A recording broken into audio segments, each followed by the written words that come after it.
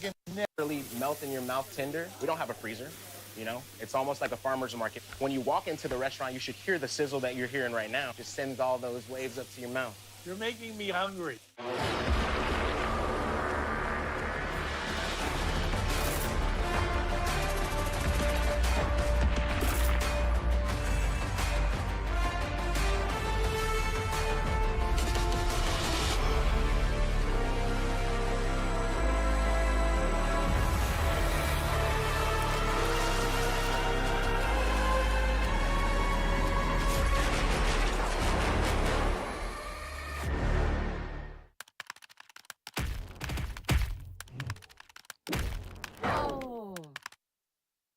Red Bull gives you wings.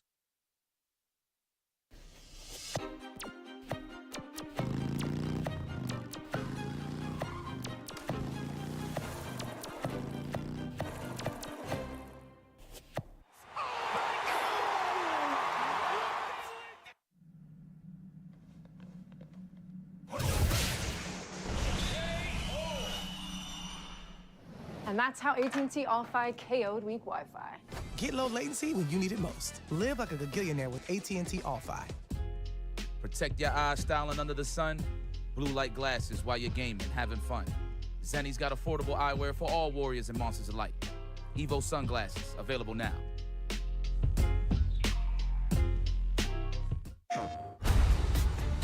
This crew will go anywhere.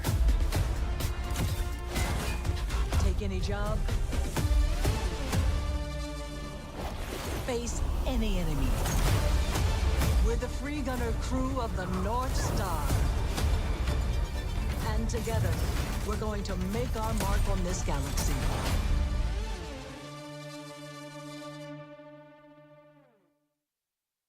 PlayStation.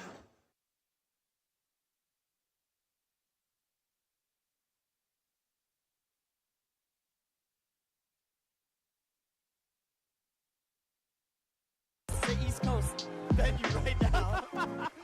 My name is Michael Mendoza, but I'm known in the world of the FGC as IFC Yipes, and I am a commentator slash hype man slash host slash I kick your ass slash.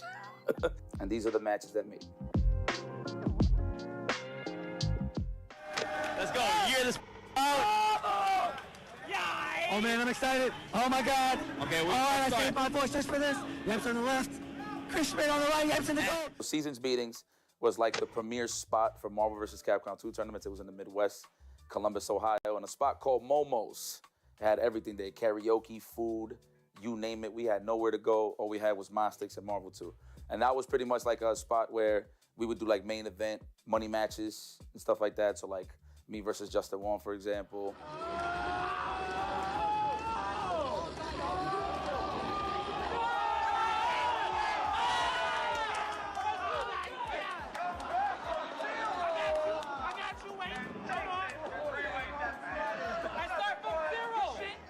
So Chris Schmidt is a godlike Marvel 2 player at the time. So you know how it was heavy back in the day with like East Coast versus West Coast? He was one of those guys we had to worry about on the West Side every single time.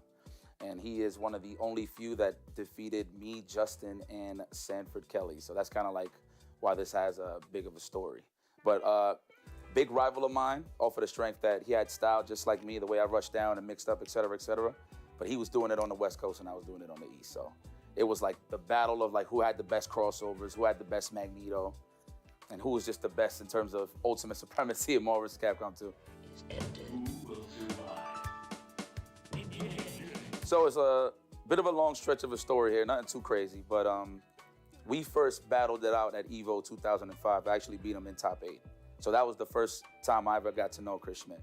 Now in between time, like he was getting stronger and stronger, better and better, leading into Seasons Beatings 2008. And he was just like the talk of the town. I remember he won Evo West as well. Like he was just like really strong throughout that whole season. So coming up to Season Beatings 2008, I had a big money match with Justin Wong and he whooped my ass. It was like 10-4. Took a little bit of cash as well. So, but that actually like fueled the fire in me throughout that whole tournament. And I was just like washing everybody until I bumped into him in the finals, which is Chris Schmidt. and he whooped my ass silly, like it was pretty bad. And then what made it even worse was that he was doing it with my team, and he was kind of doing like the same tactics that I was doing, so.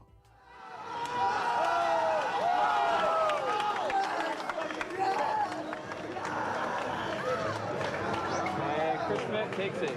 He's known as a bit of an ex-copier from what people was telling me on the West Coast, so it was kind of crazy that I'm getting hit with like my own mix-ups. I'm like, shit, is that cheap? I didn't know, yeah. So it was like that one. But yeah, he whooped my ass, and I had to hold that L for like 2 years. It was one of the harshest L's, I will say that. It's generally because, you know, the East Coast, West Coast beef was like so serious in terms of the rivalry. And the fact that they took that championship home and like I had to hear about it back home, it was pretty, it was hitting my pride a little bit, I ain't gonna hold you. So that just gave me motivation to stay sharp until I bumped into him again, pretty much. So I need reasons like that, because like people was doubting me like, man, you won't beat this guy when you see him next time. And that actually gave me like that hype, that put that battery on my back to whoop his ass next time I saw him. So like that was 2008, then 2009 came along, Caesar's Beatings. He didn't show up, so I didn't enter the tournament. And then he came back in 2010, and that's when I got my redemption. And that's what led to this particular match. Chris Smith on the right, Epps in the goal. Chris Smith with the jump. First blood. Oh, Gold Storm, Gold Magneto. Proud of the East Coast for sure. Around the corner, Marvel 3 was around the corner, so like we all knew we was gonna take a backseat on Marvel 2 for a while. So it was one of those things where like I had to make it count. So, and it was like the biggest Caesar's Beatings too, like in terms of the crowd and stuff like that. There was like a lot of sick events going on, so like the crowd was just so serious. And that's 4 games. 4-1 for Yanks. 4 games to 1. Chris can't be happy about it. It was his game. It was his time, and he let it go. He's making short work. This is a statement, you know? I'm the best in the world. But, you know, and even though we was in the Midwest, like you had some of the guys on West Coast there, but it was kind of East Coast heavy. If you go and watch the footage, like you're gonna see people like cheering for me and stuff like that. But that pressure of everybody counting on me to win is what made that event even more special, because I had to show out or else I had to hold that L forever. Just didn't work out, but he got the sidelock. Can he stop him? Michael Mendoza takes it. Crowd is on their feet. You gotta look at this crowd. Michael fucking Mendoza. Oh, I gotta say something, yipe.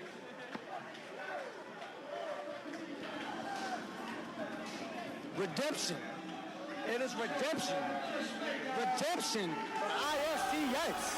I am Magneto. My words of wisdom, and I will not repeat it. Okay, so now on the first player side, we have Eduardo Perez playing Balrog. On the second player side, we have IFC Yipes playing Abel.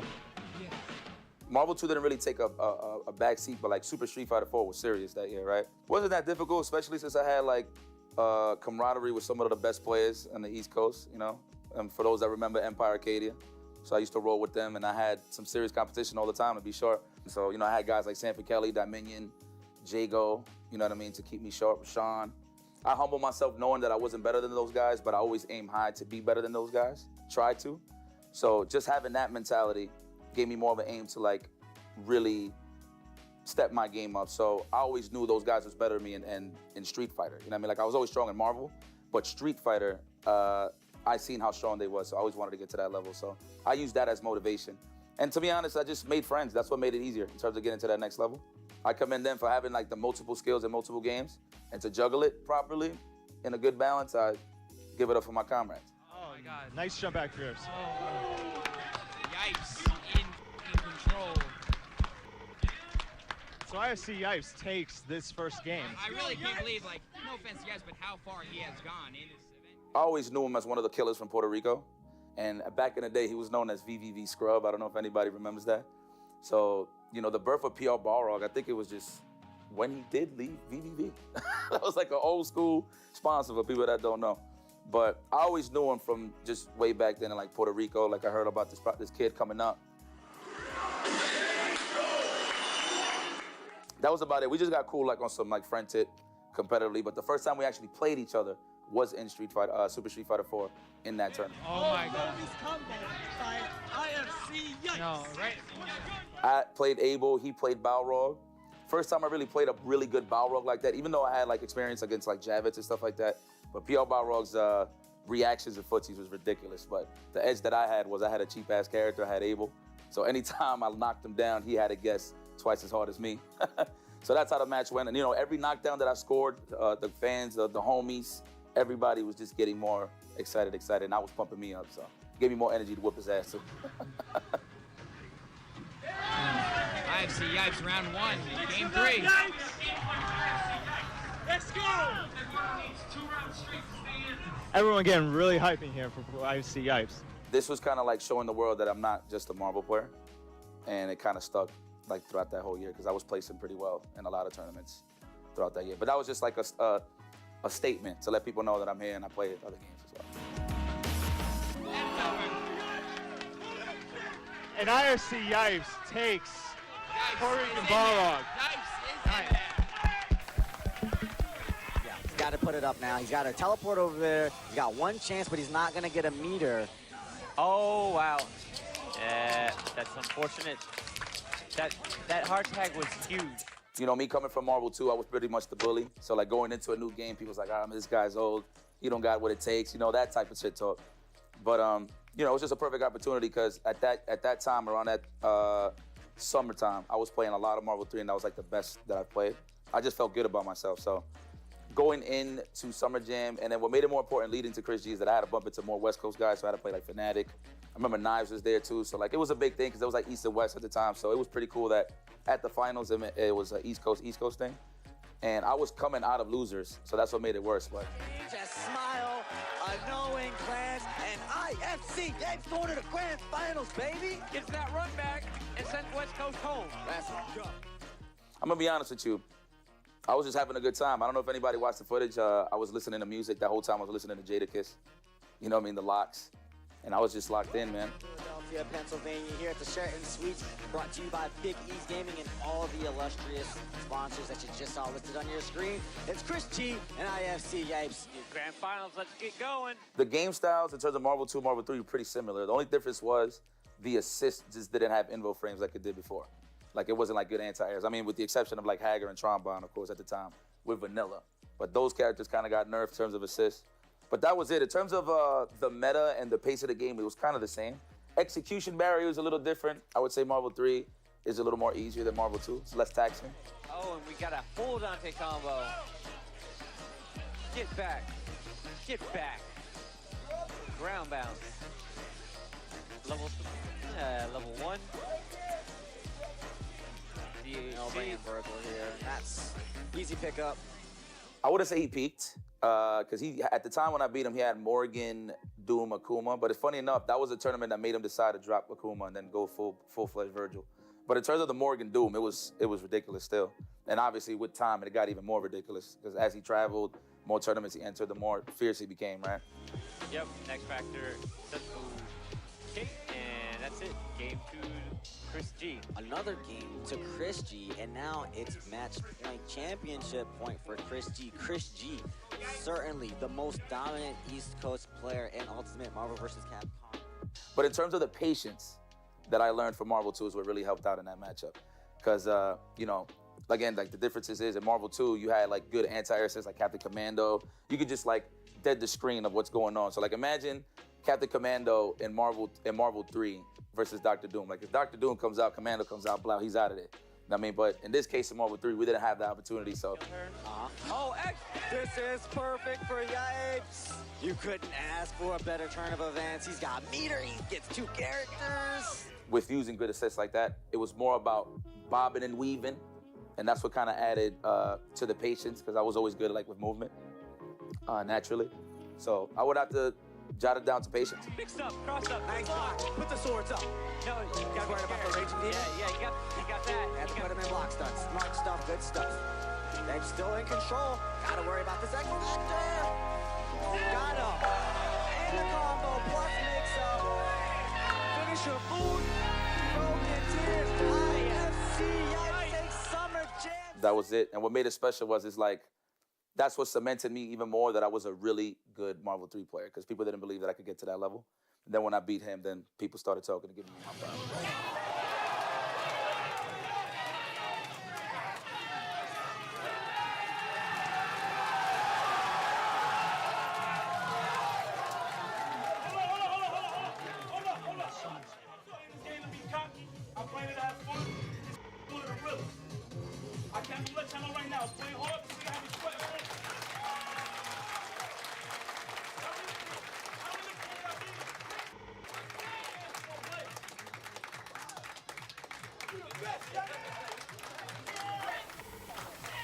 So, you know, as you may have heard, you know, Chap is always saying how he believes that Yipes is now a commentator, no longer a player.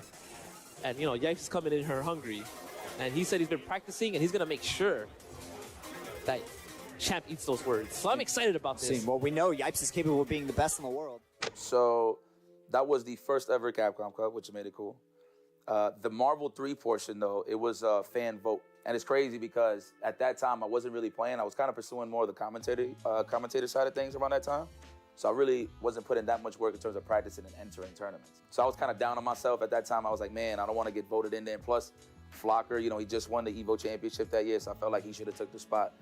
But no, people was actually rooting for me, man. It was like, hey, we want you in here, no matter what. Like, we know you guys, you haven't been playing, but you're one of my favorite players. And I'm getting this, like, great reaction from, like, all the supporters out there saying that they want me in there. And I got voted in. I think I got, like, 4th in voting, but that's what locked it in. And of course, you know, Combo Fiend was running things at the time, so, you know, he wanted to see the drama. And Champ been talking shit throughout the whole freaking year.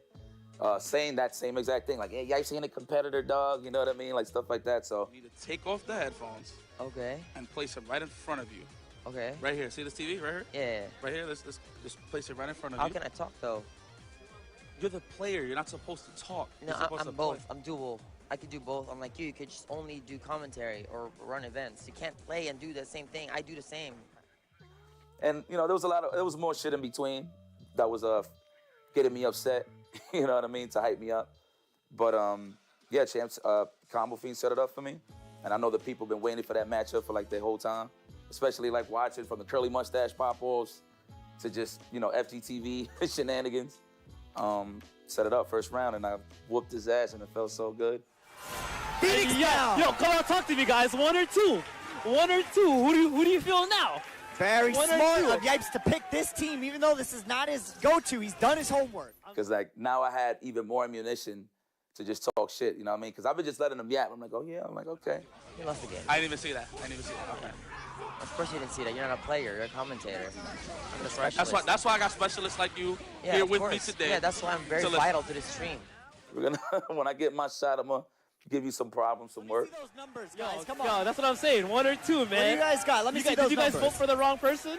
Uh-oh. Oh, look, the votes are swaying in favor of... Because all of the people that was involved in Marvel at the time, I felt like they just deserved it more than me. Like, they was putting in work, they was traveling more than me. So I just felt like at the time, they definitely was well-suited way more than me. But just the fact that the fans wanted me in there, you know, it kind of made me feel like, all right, I still can do this. I can still compete and kick their ass, you know.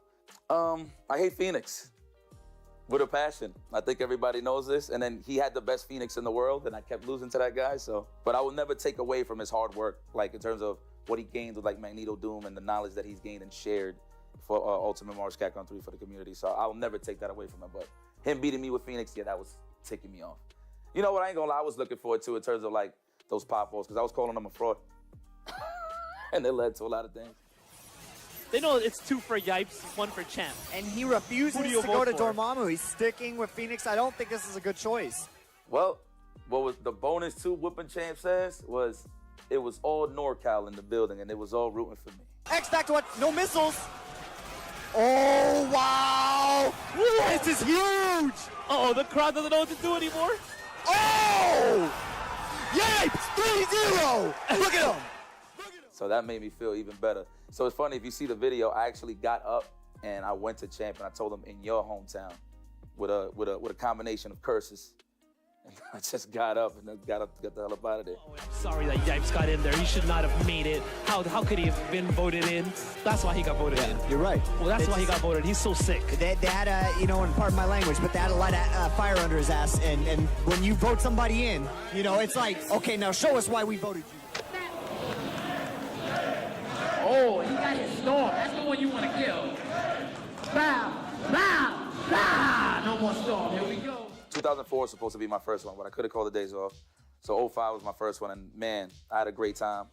You know, first time I'm really meeting some of the West Coast cats, whatever the case may be. So I'm just in that mind frame of me just relaxing and chilling, I had no idea that I was gonna make it far into that tournament. Maybe, could you maybe tell us a little bit why you like to play marbles so much? Travel, meet new people, new friends. A lot of crack, man, a lot of marbles. You know what I'm saying? Money, there's money involved, so why not? Like, I was just chilling, no worries. I had no expectations. I'm just a young kid in Vegas, you know what I mean? Just vibing with homies that I was talking with in IRC and SRK, right? I kept making farther and farther in the tournament, and Candace was like, okay, you're done for today. You will play tomorrow, Sunday. You're gonna play in the top 8. And I was like, okay, cool. You know, I'm running through the bracket, and I bump into Justin Wong. And mind you, this is, I'm very innocent to the tournament scene at the time. I didn't really know about brackets and stuff like that. I remember when they put it on top of the projection screen, you just see the bracket, and you see it like lining up, and I'm like, okay, wow, I'm about to play Justin. Get on the stage, first time I ever played this guy in tournament. Now, mind you, in Chinatown Fair, he's been kicking my ass for like the whole 2 years that I was there, because I originally got to CF, Chinatown Fair Arcade, in 2003. So all that in between time, I had all that training or whatever. And then first time I ever seen him in tournament was in 05, and I beat him.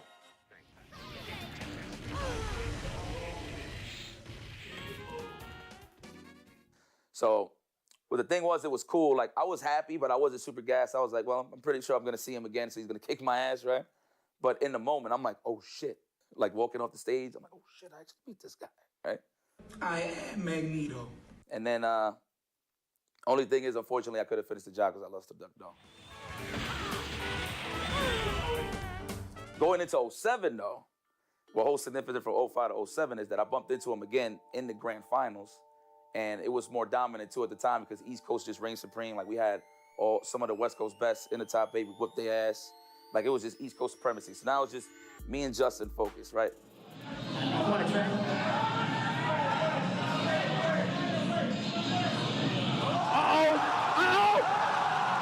Justin Wong! Oh my God! I'm gonna be honest, it was just an execution error that he got that comeback off. But I mean, I wasn't blocking shit, so that's my fault. I mean, if you watch the video, I ran into that uppercut like every single time. But there was a point in time in the video where I hit him with Psylocke, and I did the uppercut, and I didn't get the super at all. So if that super would have came up, we never would have had that moment. But it is what it is. It happened. But in the back of my mind, I was just like, it's just a couple of errors. That was it. You know, I wasn't really nervous. I was shocked. I was hyped. Like, I'm pretty sure there's photos that James Chen took of me just like really excited, like looking back, like, oh shit, he actually did it. And I was having so much fun at the time, so there was no real nerves there. Bump into Justin Wong once again. Again, I don't really have no expectations, but I see all the homies very happy for me, right? So I'm like, you know what, I'm gonna try to make the homies happy. Rest in peace to my man Remix. He was like hyping me up the whole time. Like, yo, you can do this, man, you can do this. IFC takes first game. It's all on me. Like, as long as I feel like I don't have nothing to prove to nobody but myself, that's when I get into that zone where, you know, I won't get nervous, because then I could just look back at the win or the loss and be like, okay, I could have done much better. You know what I'm saying? Or even if I did win, I'd be like, I could have won in a more, you know, dominating fashion or whatever the case may be. But it's just more so as long as I'm proving it to me that I can still do it and I can hang, then that's when the fun factor comes in, because I'm playing at my best. So if the guy's kicking my ass, I'm not gonna feel a certain way or anything, or be nervous or anything like that. And it happened. Beat him, very, very happy with that. And then what made it even more icing on the cake is that Justin Wong congratulated me again. Yo, congratulations.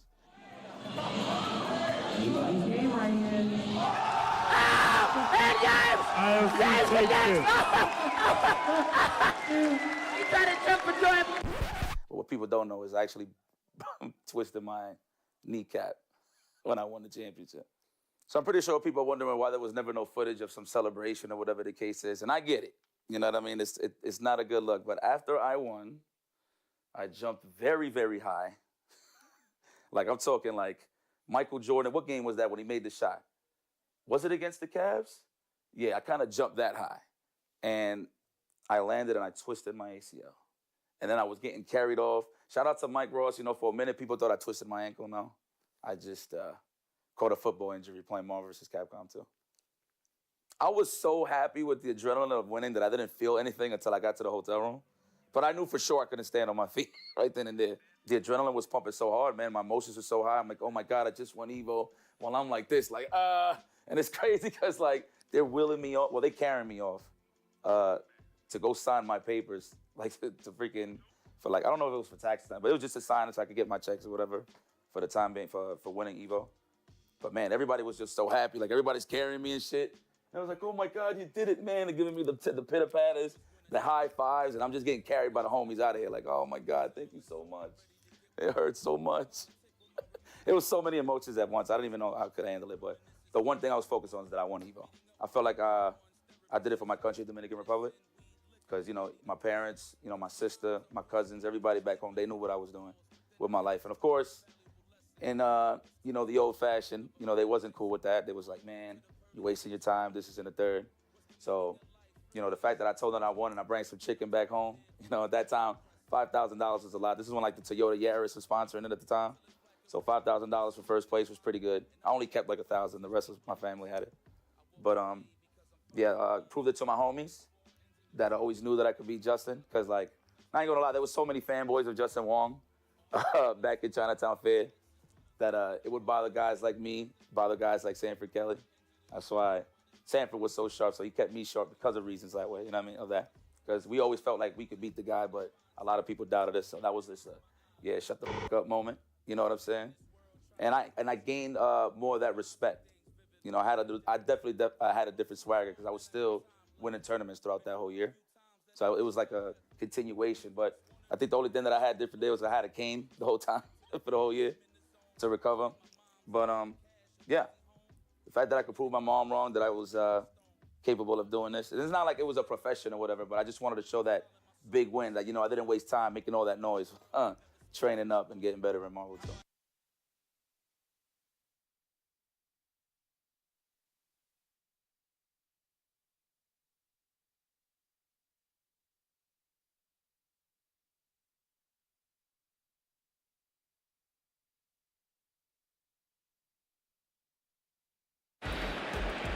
Hey, what's up, everybody? Welcome to Evolution 2024. Sajam and Yipes kicking off the morning block. A little sleepy, but happy to be here, of course. We got some good matches all weekend long. We're kicking things off. We're hanging out. We're having a good time. I think you and I are very busy. Oh, we got man. some commentary. We got some side quests, and we have players up on the stage ready to play some Street Fighter. Day one, I'm excited. 19th year for you is 10th, right? That's kind of crazy considering how fast time flies. But man, we're here. Day one, season 2 officially for Street Fighter 6. Fresh characters as well. Well, I mean, one introduction character with Bison, of course. But, and Bibson. And Bibson. Hopefully we see a Puthora of Shadowloo's finest be represented here. Hopefully it's the first match, please Bison. That'd be hot. I'm down to watch some Bison bright and early. Character's fun. Looks like Lucas, maybe? People, Simbas, locking the Luke. Man, I was saying, all I hope all weekend long is that we have audio. Like, listen, man, just don't... Run it back. I'm with it, though. Don't kill the audio on us. If so, it's Callisto's fault. But yeah, it's cool. We got a new season, new changes, new stuff out there. And man, it's Mena up on stage. Both sides? No, it's not. But it's Luke versus Blanca. I saw that they were taking selfies up on the stage because I think they were like, we're the first people playing 10 a.m. Evo bright and early. This could be all of you at home. What's up, everybody? Hopefully your weekend is a good time. You got snacks, drinks, ready to watch some Street Fighter action all weekend. Looks like they're button checking. I'm here, man. We had the best seats in the house. Mm-hmm. Love it. Hopefully, imagine there's somebody here watching the stream. I've seen those type of guys, man. Yeah, I've definitely seen that too. Oh man, I cannot. Yo, so obviously, we had 7,000 last year. We have 5,000 now, but that's not a big jump, to be honest with you. It's like I feel like the competition is more condensed. People are more confident, right? Mm-hmm. It's about to be serious. I can't call it in terms of a top 6, but if I had a favorite to be in the top 3 officially, it would be Punk the God. He's looking amazing. What I'm saying. Everybody I've asked has said they think Punk's going to go really far this weekend, actually. I can see the top 6 for sure. Top 3. I feel like when we like his farthest reach, but in terms of a final in the title, I feel like he's going to be there. Yeah, that's an interesting one. Is you in the chat right now, post who you think is going to win Evo. Who's your bet? You can post a couple names. I'll give you 2 or 3 if you want to hedge your bet a little bit. I'm curious because, yeah, I'm kind of thinking the same way. Punk's pretty hot right now, right? Yes. He obviously just won CEO. He played really well there. And I think with Mena having his characters nerfed, he naturally was a big block for Punk, right? Especially on Blanca, and Punk has beaten his Blanca now this season, which is something he really struggled with last season. I think a bit more too is Mena was a bit allergic to DJ, even with the nerfs, right? So he was just looking for that other character to like back up that matchup. But he's been having a lot of fun with Zangief, so we'll see if he actually rolls with that throughout the whole tournament. Yeah, Geef is sick in this version of the game. He's really strong. He's really fun. I mean, everybody watched Kobayan destroy Topanga League, and everybody, all the tweets were like, "Man, I'm so happy he's not coming to Evo. I'm so glad Kobayan is not here." You know, hopefully Itabashi and the other Zangief players can hold it down, but here we go. First match, round 1 pools. Banapple versus Havoc with an I. And a command grab right away. Are you going to light the... Yeah. There we go. Light it up. Man, so I mean, I feel like Bison's pretty... Blanca's pretty much the same, dude. I mean, obviously with the... I think it's not custom mode, but back Blanca ball, right? So you can get a free check, whatever the case may be. But I mean, the game plan's still there, man. Ain't nothing changed. Yeah, he's basically the same. I feel like both these characters, right? Like Luke and Blanca both got some slight nerfs for both of them. The game plan is relatively the same. It's just slightly lower power level than they were before. 2 command grabs in 1 round. That was punish counter too, so tap parry maybe or something from Banapple. 100%. Everybody gets hit with that at the beginning, I swear. Yeah. It's 10 a.m., man. 10 a.m. pools, you got to do stuff like that. Just looks like a jump, man, every single time. And you just sit there, like ready to anti-air, but no, it's a scoop. Oh. Psych.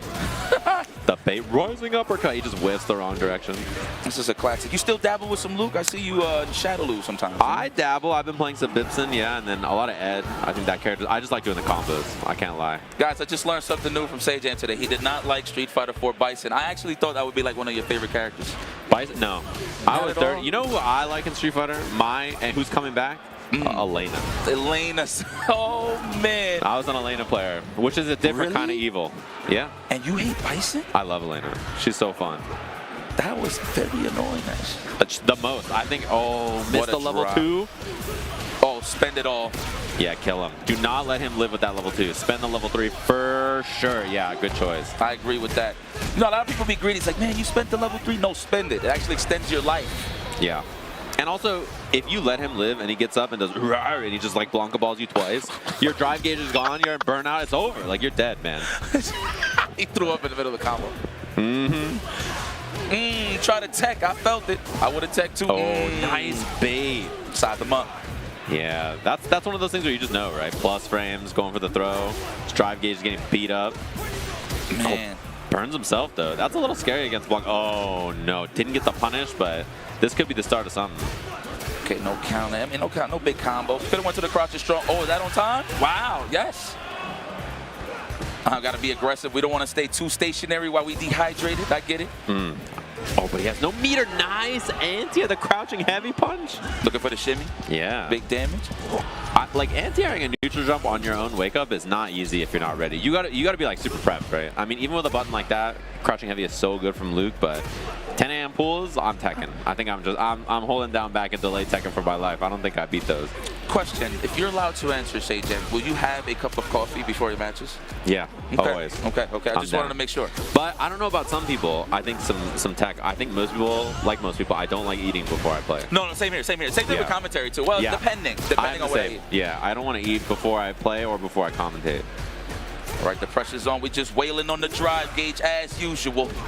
Oh yeah, hit confirm, easy peasy combo, no drops here. Looking good for Banapple so far. Banapple.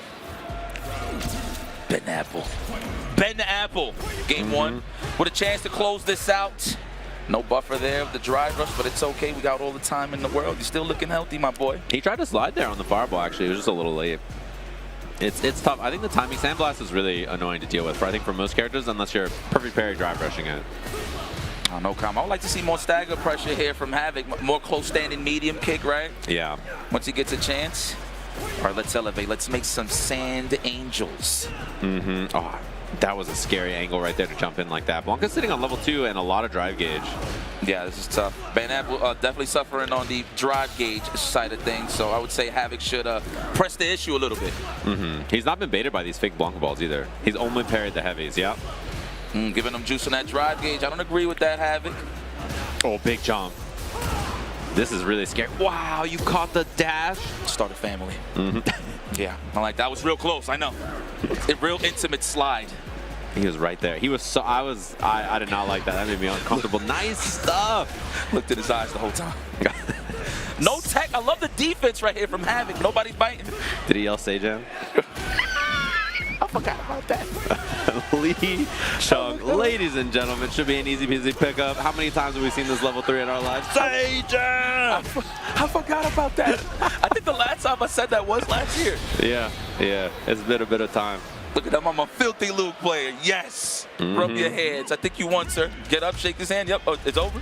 It's first to 2. GG's. Wow, I beat you? I didn't even realize it was 2, man. Oh, wow, good try. Trust me, I was trying to give you another chance. I love the mics that have this attached when you play on stage, because I just imagine they're talking to him and someone home's like, Roger, I'm going for the drive rush. Like, they just crack me up, like on stage.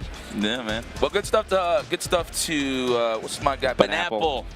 For winning that from Canada, huh? You know, anybody from Canada that needs some water, just holler at your boy, man. I'll gladly go get you a pack of water. I know I seen Safe on Twitter talking about to help our Canadians. You know what I'm saying? Apparently, it's too hot out here for them, or whatever the case may be. The water is pretty expensive.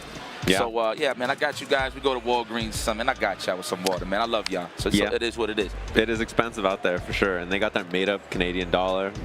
It's not so good these days, you know, against the USD. Coming over here, I heard. Yeah, there's the famous tweet about, you know, if you see a Japanese player, buy them snacks because the yen is really bad. If you see a Canadian player, they're probably melting in their hoodie. Although, when I went to Canada, they were like, oh, just where's you don't have any cold weather clothes, like blah, blah, to me. And I was actually freezing to death. So, you know. Was that DreamHack Montreal? Yeah, I went to DreamHack Montreal, and I was freezing. We was there for that one. Yeah, I'm that's pretty sure. Yeah, that's the you can't escape that. Oh my God, I forgot that you remember that. I forgot about that until you mentioned Canada. Oh man. But yeah, for sure, we were saying this earlier. Punk the God, one of the favorites. Hopefully, Angry Bird gets back on that grand stage. I would love to see Big Bird up there, looking real comfortable. Rashid now, fully committing, right? Yeah. I saw him coming in this morning. I think he's probably playing right now, is my guess. He was coming in bright and early. Either that, or he's playing in the next set, or he's got some kind of obligation. He's a professional after all. Maybe he's got something going on. This is Vicious Anchovy versus Velthor. You like anchovies on your pizza? It's fine. Yeah, I mean, yeah. You know, I wouldn't order it, but if someone else gets it, it's fine. Velthor. Oh, I thought it was the name of the dragon from House of Dragons. I've actually been watching a lot of House of Dragons with my lady lately. I heard it's really good. I ain't gonna hold you. I ain't going front, man. Everybody's been like, I don't know what you think about Game of Thrones ending, but you gotta watch House of Dragons. That's what everybody said. They've said you gotta watch it. It's pretty good. Yeah. I ain't gonna hold you. Valerian steel getting heated up. People dying, I'm saying, like they in the microwave. I'm just saying. I like they're in the microwave. I'm telling you, it's pretty bad out here for certain kings. No spoilers. Yeah, I gotta watch. Have you seen season 1 of it? No, so I was gonna watch season 1 to catch up, but then I'm busy with all the Evo stuff, and then somebody was like, "Oh, I'm gonna let you know season 2 is good," and they're like, "You have to watch now." So season 1 and season 2. Yes. Oh, so you good. You good. You know what's crazy? If you pay attention to Game of Thrones, my girl actually told me this. There's a major spoiler that actually lets you know the ending of House of Dragons in Game of Thrones. Oh yeah, I mean that makes sense. Yeah, right? yeah. So I don't want to see it. I don't want to remember, but something's telling me to go look. Don't go back. You can't do it. No. It's like skipping to the end of the book. Like you gotta just wait. Man, who reads books nowadays? Huh? Yeah. I watch TV. Actually, who watches TV? I actually look at my phone. Yeah. That's crazy. The times. Yeah, everything's changed. Dusty folks in here. Yeah. Your 19th Evo appearance. That's crazy. I don't even sound right anymore. No. You know, the first 5 years, like, yeah, man, I've been here for a while. You 10, you're right there. Yeah, 10 is a lot. That's a lot. This is my 10th year coming to Evo, which feels like way too many. I feel like I haven't been to that many. You know, we got to do like a side-by-side of like all of our freaking like faces on commentary. So like hairstyles changing during the years. That would be pretty sick, man. Yeah. Me, it'd just be fat, skinny, fat, skinny, fat, skinny, fat, skinny. The different yipes, the different eras. Seriously. And the longer hair. Braids now. Yo, the fuzzy hair game was so crazy. You know, I definitely looked abandoned. Like I was the abandoned child that left me at the arcade that forgot about me. I'm talking about my hair, though, just that. Yeah. They'll be all freaking frizzed up everywhere. But I was just so focused on the games, man. I really didn't care how I looked. But I had the most baggiest stuff on the world, though. Yeah. Yeah. But you also lost a ton of weight and got in super good shape. Thank you, man. I appreciate that. So that goes a long way, too. Yeah, man. A lot of... working out, intimate cardio. You got to hit the gym with John Ding and Big Bird. Have you seen them? Yeah. They've been on Twitter talking about it. That's all they talk about is going to the gym together. Yeah.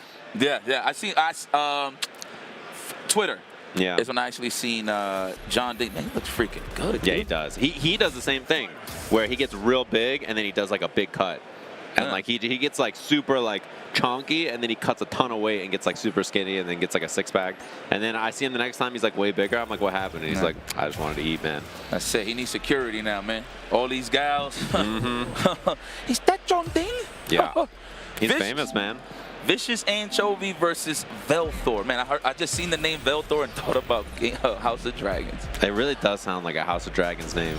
Yeah, it's the Grandma Dragon. I forgot her name. She's ridiculous, bro. All I heard is survivalist, and it took me out of it. Hungry as a tiger is. Oh, man. I'm loving it. Yeah. Oh, we also have a list. They gave us a list of all the players playing in this. Are these all people in 10 a.m.? There's so many people. Is that Fudo? I actually wonder if that's today's 10 a.m. that's happening. And then 11 a.m. I see there's Filipino Man, Yamaguchi, Knuckle Dude. There's like 5 million pools, so a lot of players coming up. Okay, well, that is Fudo. Yeah, Semich and Fudo. That's cool. Semich of NRS fame. Looks like a button check. Are we going to see Zangief? The big body. The AKA, once you block the headbutt, you must guess. Yeah. That's the name of the game with Zangief. You know, it's one of those things where you always want to walk back away from him, but somehow he just always sticks. Yeah. And the worst part is when you block headbutt, it takes so much drive gauge damage that I'm like, I got to parry. Like, I got to try to tap parry, because if I don't, I'm going to be burnt. And then you want me to parry against Zangief? And then he gets the punish counter SPD on my perfect parry, and I'm like, I lost. All right, well, it's a good round. It's that the aura cutoff on the sound of the parry. Yeah. It'd be like, and then you just see the punish counter to zoom in. Yeah. That's how I know I'm dead. Let's go, Rashid. Here, I got some bits for you, buddy. The stream is live. That's crazy. Imagine if I being talk like that. I mean, I can see it on a commercial side of things. Now, you know what? No. Yeah. No. I want the old natural Say Jam. Yeah, I can't do all that. You sound really good in these Chipotle ads, man. I must admit. Thanks. You look freaking good. Fantastic. I know you eat. You like guac, right? Oh, yeah. Okay. My guy. You know, Steve doesn't, and that's maybe the worst character trait about him. That's like maybe the only bad thing I can say about Tasty Steve. He hates green peas, too, actually. Yeah. You like green peas? Yeah. My man. See? What's wrong with green peas? I don't understand. I'm like, Steve, you never got to that I don't eat vegetables phase in your life, or what? Like, what happened? He's a weirdo, man. It's Steve. Yeah. Just look at him. See how his thumb bend? He plays too many games. That is true. He does have weird thumbs. He does have weird thumbs. He's got real long thumbs. That's how you know. He was a pad player. I feel like he did play Tekken on pad. But anyway, Velthor looking comfortable. Appreciate Vicious being a little more aggressive when he was in the burnout side of things. Or was that Velthor? I lost track of the match. That was Vicious Anchovy. Actually, it almost came back, honestly. Oh, gotta be a punish on that. If you don't know what to do against Lariat, the best thing usually is you just crouch and then DI it. That's like the easy, like you always get a punish. You don't have to worry about anything. It makes life easy for you. Or you can be Dusty and Sweet. Yeah, that's good too. Anything low, honestly, stand blocking is the worst thing you can do. It makes it safer, and you block it like 6 times, you take a ton of drive gauge damage. Oh! He said, I got him, put his hands up there, I got him. Definitely not dead, obviously, but even it out. Yeah, that always hurts to get hit by. And drive rush knee is so scary in this version of the game. Okay. Oh, no punish? Oh, just a little punish. Oh, that's a big jump back. Oh, could have killed, but the reset SPD will do it. Let me tuck him in. Casual walk up. And that was light SPD too and killed. It was like point blank light SPD. Still did enough to kill. So the scariest part about fighting Zangief, if you're worried about the stand fierce, you're just so worried looking for it so you can whiff punish it, then all of a sudden you're getting walked down to the corner easy. Yeah, or you're like, I'm going to hit a low to beat the stand heavy punch, right? And then he does the knee, and then it counter hits your low, and you're like, it's over. Combo or guess. Yeah. So then you don't want to hit anything, and you're just like, I died. Not a fan of Ric Flair, says Velthor. I like the combo choice here. Spends a couple of meters. Oh, empty throw. Nice. I'm seeing that a lot more now in Street Fighter 6. A lot of empty throws, empty jump throws. Yeah. Wow, suddenly you're just almost dead from that SPD. The slide out level. Oh, could have level 3. I thought it was going to be enough. Are you going to get out this corner? Oh, my God. Try to hold up forward. No! Oh, got too thirsty. You was okay. Could have sniped out with a jump back jab or something, jump SPD. Yeah. Everybody's scared of being in the corner against Zangief, 100%. Oh, yeah. And that mixer on block, I thought that was going to be a level 3. I was like, here it comes. The big churn. Damn, there's the stand fierce represented, though, but you got to deal with the wind shot. Command throw? No? Yeah, there is plus frames on that knee also. It's always plus in drive rush. Correct. Found a way out of there. Okay, the command jump. Oh, wow, that was a weird hitting mixer. That comboed? On punish counter, also. Yeah, that was weird. I love his drive impact line. He says, time to go crazy. That's how I feel fighting every Rashid player online. Do you, every time you get knocked down, do you look at the bar? Yeah. Rashid's bar? Okay. Yeah, because I know it's coming. I'm right there with you. Yeah. I just have to look if I'm going to lose neutral yet or not. Velthor gets some space. That should be enough. And he was in burnout. That was definitely a chip out. Yeah, no matter what. No matter what. As soon as I get to level 2, I'm like, well, it was fun playing. I will see you next round. Hey, Velthor, but you know what, though? This is how you fight a Zangief. You just got to be stick and move, man. Stick and move all day. Acquire more ground just so you have more time to think. Oh, the empty jump throw. Probably anticipating a parry. We'll take the drive impact, though. Yeah. Oh, these DIs in the corner have been deaf. Check the 8. How old is Vicious Anchovy? That's what I'm saying. You know, that's the joke of the town. I see a lot on social media. It's like, yeah, if they're over 30, just hit drive impact, see what happens. Every time I get hit by it on stream, I just say, damn it, I'm old. I'm getting old, guys. You 30? Yeah, I just turned 30. Or I say somewhere James Chen is screaming. In my house, when we play casuals, if you get hit by DI, we scream James Chen. No way. That's not a joke. Don't say that. Don't say that too loud. I'm not joking. Don't say that too loud. Did you see that long thread on Twitter? That's why you know, low-key, I felt so bad. Yeah, yeah. I was like, if I play James, I'm going to mash a I'm going to do so many DIs on him, yeah. Love you, James. Come on, guys. It's not fair.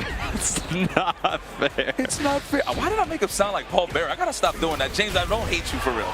Oh, no. Try to drive impact back, but had no money, no energy, no energia. Help. Help. Nobody knows they win. That should be 2-0. I said, what's that? What's that? It's I'm over? a winner? No shot, right? Yeah. He's like, I kicked his ass? I won. I did it. Well.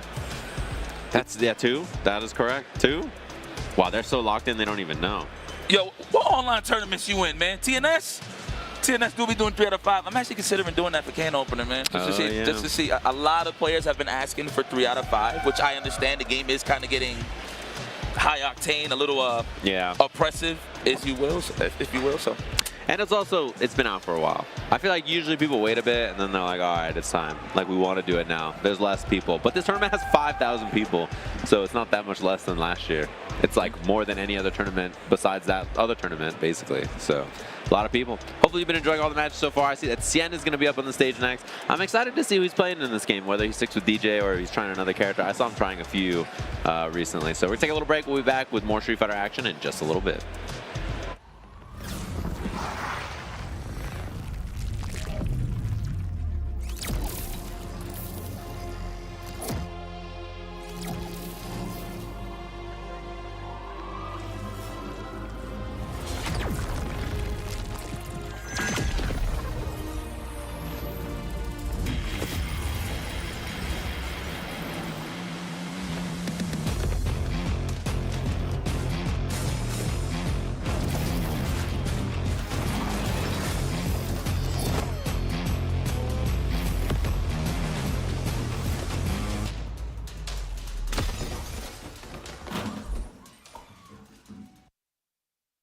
Get ready for the next battle with Tekken Coins, exclusively from Chipotle. Use promo code EWGF623 when you order any entree in the Chipotle app and get 500 Tekken Coins. Visit chipotle.com/Tekken8 for details.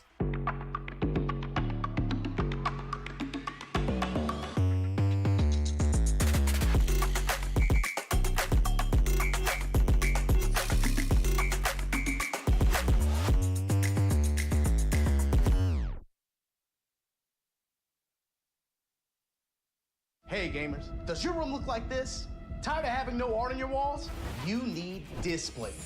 Made with high quality metal and customized finishes, with Displate, you can transform your room or office from lifeless walls into a stylish space. Check out the new texture finish.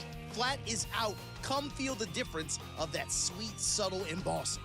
Say goodbye to hammers and nails with Displate's magnet lock technology. It never fails. It's as simple as snap and hang. Bang, bang, bang.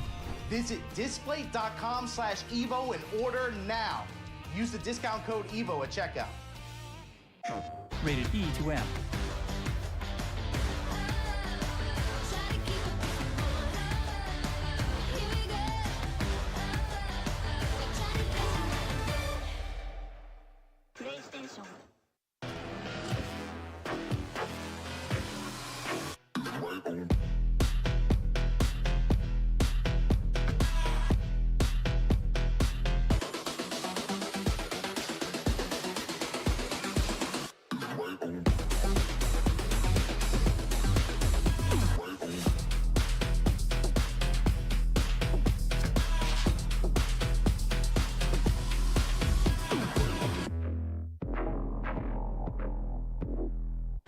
Welcome back, ladies and gentlemen. EVO 2024. Sheesh. Day 1. Street Fighter 6. A lot on the line here. Pride, a lot of salt. I'm just here to see it happen all over again, and I'm not even saying that to troll. I really do want to see who's going to be in the top of the mountaintop this time around. So. It's always one of those things too, where like second year, you know, first year game was just out and everything, right? We were like only a couple months into the game, I think, when we had EVO last year. So now, game's been out a while. It's like, all right, who is the EVO champ now, right? Who's gonna pull up and be the one? Is it gonna be a repeat? Or are we gonna see some new faces up there? Always excited to see. Excited to see Cien still playing the game. DJ, yeah, there on you go. The DJ, okay. Just answered you. You did mention he was playing a lot of characters. I did see him dabble with Ed Bison, but I feel like that was just for content DLC purposes, right? But this is the character he wants to ride with, man. Yeah. I'm a believer that if you're fighting in tournaments all the time, you should like trial the new characters just to see what they do, you know. I hear you, Callisto. Keep it down, Callisto. I freaking hear you guys. What the hell is wrong with you, man? I'm just joking. You know, I've heard him say way more wild things in my ear during commentary than what I just heard. Yeah, you know that Yipes guy and just mutes it. It just starts. Why, yada? Just starts talking trash. Cien, he is the ultimate neutral monster, and what I mean by that is he knows how to set up his whiff punishes. One thing about Cien, though, that I do miss is the constant vortex. I feel like he's a little more straightforward in this game, so I'm pretty sure he's waiting for that one character that actually brings it out of him. Oh, yeah. I used to always make fun of him that he was crouching medium punch buffer at the game. He just like, all he does is sit there in Street Fighter 4, Street Fighter 5, crouch medium punch buffer, I hit you, time to mix. And he would just mix you to death with whatever character he was playing. It's pretty similar though, right? Considering he'll stay out of like throw range, and if you try to counterpoke with a jab, he'll immediately counterpoke with a crouch strong. Yeah. Maybe with a drive rush, just commit just to see how if he gets the punish or not. Oh, that level 1 burns him actually. Oh, I like the idea, the run overhead, try to take some space. It's actually pretty good when your opponent's in burnout, but Cien with the wake up fireball. The walk-up stuff. You want to get swept or you want the plus frames? You got to make a choice, right? Yeah. Make a decision. Yeah, forward medium kick from DJ is one of those moves that it really does stop you from just like swinging from far away against them. And then you try to like be preemptive. Oh, no DI back, but still he's good to go here. He has level 2. The wise choice just to get the drive hit. That was the purpose of the parry? Ding! The perfect for Cien. Looking good. Doesn't miss anything. Got the rhythm. Easy peasy on that. As long as you don't do the heavy punch one, the medium one and the light one are really easy. I mean, the light one doesn't even have the rhythm. Look at Cien. Still looking young, but at the same time looking like somebody's grandfather. That's my favorite thing is like when him and Mike do videos, he talks about how old he is now. He's like, Mike, I'm so old. He'd be like, okay, Mike. It's like, okay, Mike, you're pretty good, Mike. Damn, I almost went Filipino chant for a second. Let me chill. But it's just about, right? It's about. Try to hold up forward. I understand you're close to the wall. You're trying to get out of it. Oh, my God. I can't believe that worked. Thank God it combo, but you're kind of axed out right here. Oh, nice crossover. You know, they nerfed the DJ low sway like in the other little patch a while ago and made it leave you closer, right? But that's a buff for him when you're in burnout like that, right? Because it makes it so that he's always plus and he's always point blank on you. So applies the mix in burnout. That is correct. Look at that. See, already blocked the crouch jab that goes for the counter poke. I swear, it's a bit, you know, not to compare games, but in terms of the counter poke game, you see it in all fighting games, but it is very reminiscent to NRS, dude. Yeah. Oh, that's an unfortunate drop. Let's get it. Damn, he did so much damage on that. Didn't even spend any super. He has level 2 now also. Next hit wins here for Cien. What a neutral jump call out into the level 2. This is close to killing. It might be enough, actually. Survey says. Yeah, that did a chunk. 2-0. Singapore's finest. Very nicely done. We have another player from that region coming out pretty quick here. Somebody who I think we are going to get to see it. Oh, Hot Dog 29. Talon Glizzy. Have you watched his Bison? Yeah, it's pretty good. It's pretty good. So good. I don't know if this, I think he's the best Bison. You think so right now? I think he might be the best Bison. So in terms of aggro play, I like Nemo. Yeah. In terms of defensive, really gets you like, like, man, I want to get out this corner. It's too much scissor kicks. And then get like good air-to-airs and defensive choices. Kakadu. Man, you're probably so happy, by the way, that Nemo's on Bison, huh? Yeah, because he's the most belligerent like player ever. Like, he's just super aggressive for no reason. Yeah. He does a lot of fake stuff, but he doesn't believe in your checks, right? He's that type of guy. Yeah. Unless you make him believe that you can stop the stuff, he's not going to stop. So that's the type of player Nemo is. I'm glad you said that, because the way I describe Nemo is he plays like he hates you. Yeah. He hates the game. He hates everything that you've ever done in your life. He doesn't think that you're good, and he doesn't think the game's good. He thinks you're ass. fast. That's how he plays. That's a fact. So I said that, and people were like, "Why is he being mean to Nemo?" And I'm like, "That's a compliment." Nah, I got you. That you know what I mean? That is the highest praise that I could give someone, because to express that in your play, means that you're good. Yeah. If you blindfold me and then like I take my blindfold off and I just see two Bisons play or whatever, I'll know who Nemo is. Oh yeah, 100%. So yeah. It's been like that. Man, ain't nothing wrong with that. That's what I'm saying. Wow, that is an old arcade stick. Well, the art on it anyway. I kind of hear the intro right now in my head just looking at that. The Super Street Fighter, Super Street Fighter 4, right? No? Yeah, I got you. Yo, is this something with Bison players in the hitbox? No, excuse me. How do we call this? Leverless. The sorry. leverless. Sorry. Leverless. The leverless. Yo, Talon Glizzy. Oh, 29. I love watching Hot Dog stream. He streams for me at the perfect time, like right before I go to bed. Hot Dog boots up, and I'm like, perfect. I'm just in bed. I turn this on. All I hear, whoa! And he's just doing scissor kicks in the back row while I'm trying to sleep. I'm like, yep. His Bison is so good. Yeah, him, Kakadu, and Nemo are the three Bisons I've been seeing. Oh, and Problem X too. Woo! Yeah, Problem X. Oh man, Problem is so good. He's just hard to watch from my time zone. I always have to catch the archives. I always see the ending walker, you know, versus Problem X. What happened? Dog, I am so late. What? He comes in on the horse. Dude, you didn't know he has a horse? No. I knew he had one. I knew he had one. Oh. No, I knew he had one. I just always play online, so I don't get to see that intro. Yeah. I think the horse is the coolest thing about Bison in this game. The coolest thing is those legs are very strong. Doesn't even hold the horse with his hands. Yeah, he doesn't need to. He just saddles in and he's good to go. Bomb pops, overhead setup. Yes, the back fist. Yeah. That is so good. One of my favorite things to do with Bison is I land the back fist and then I get close, like back roundhouse, drive rush, back roundhouse, cross jab, cross strong, then back fist again. Yeah. Just for the plus frames. Pretty scummy. +6. He's +6. I'm like, word? They gave him +6 off that air to air. That's how you know he's a real Bison player. When the frame 1 hell attack, yeah, he plays Bison. Good timing too on the drive rush for the target combo. Sometimes if you do it too fast, you like dash right under them. Yeah, exactly. You have to delay a little bit to get the medium into forward heavy. Yep. I'm with you. I've done it. Punish. Yeah, if he ever cancels light scissor kick, you should be punishing. Yeah. There is a string though that you do from that. You do like jab, wait, walk back.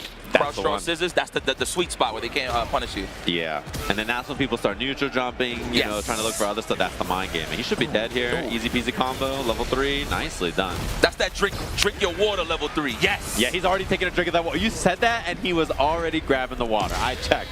I could see him grabbing it. Look at that, he's already finished. Before the level 3 was even over, he already had a sip. Yeah, you got your guys that level 3 just to get the sip of water. Then you got those guys that just trying to get it over with. That's Phenom. Like, he could do the level 3 just because, but he'll do a level 1 knowing it's going to kill. Yeah. He's that guy. Are you like, if you know the level 1 or level 2 will kill, do you do it to save time? On any round, does it matter? Yeah, any round. Yes. Yeah. 100%, depending, especially on my stream. Yeah. Oh, yeah, big damage. Woo! I can't believe y'all gave this to him. Keep it in the game, y'all. Ooh. Oh, you are exploding. Look at the damage on this. This man looking like he getting draped like some curtains when he put him in the hand and in the stomach.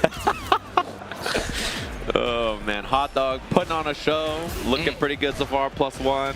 Steals the frame. Evil knee. From the corner streets of New York City, Talon Glizzy, 29, putting on a clinic with Bison. I hate this outfit. I'm not going to lie. Me too. But he's a classic Bison player. I'll give it to him.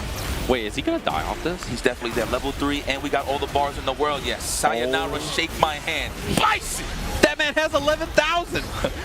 What's that? I was like 700. Punish counter, right? 7,000, excuse me. That's an 11,000 life character. Look at Hot Dogs. He's like, yeah, that was a tough one. You can't really take Can't be teching there, yeah. He's like, you know, gotta eat the throw, buddy. I love the stand strong down roundhouse target combo because it actually sets a lot of counter poke situations as well. It's -3, correct? Right? Yeah. Both of them are -3. Yes. And the best thing about that means they're both plus and burnout.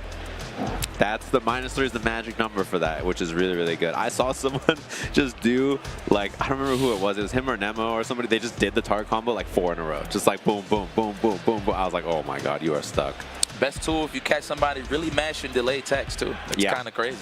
Really good. And medium punch is not plus, right? So if you're doing stand medium punch and they start to try to check you after, then yeah, the down heavy kick you mentioned, you can frame trap with it. Really good. Stuff. Man, you like Bison. I do play some Bibson in this game. He's fun. Guys, before the show even started, he was like, hey, man, you like Bison? And he didn't even talk nothing about the characters. Like, I hated that character in Street Fighter 4. And I'm like, wow. Come on, Sage. Thanks. I did.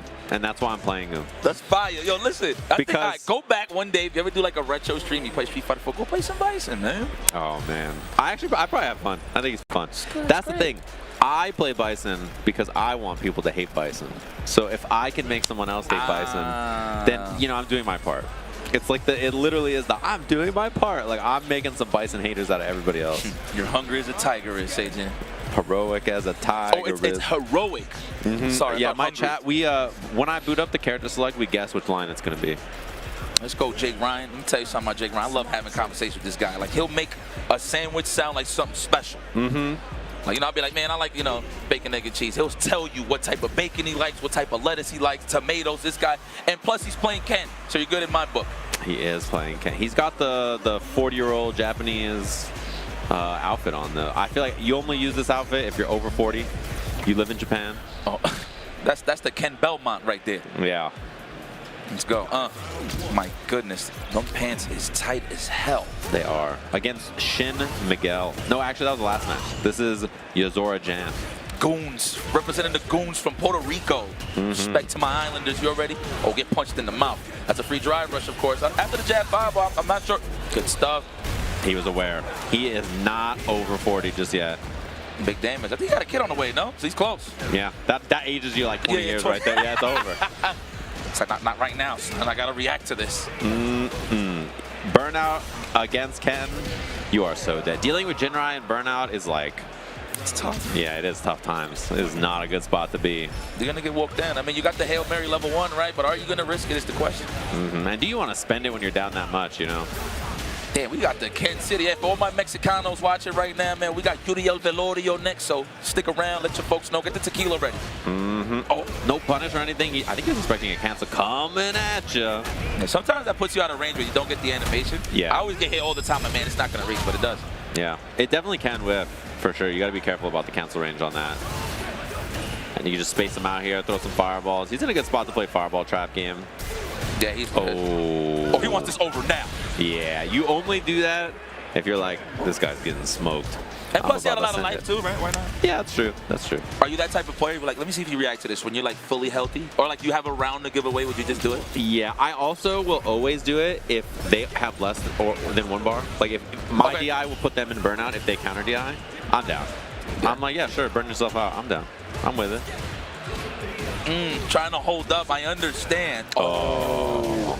Man, you should have done run touch. So I would have loved that, boy. Oh, that was sneaky, too. If he got the throw right there on that bait, that would have been a perfect round from Jake. Get the counter, yep.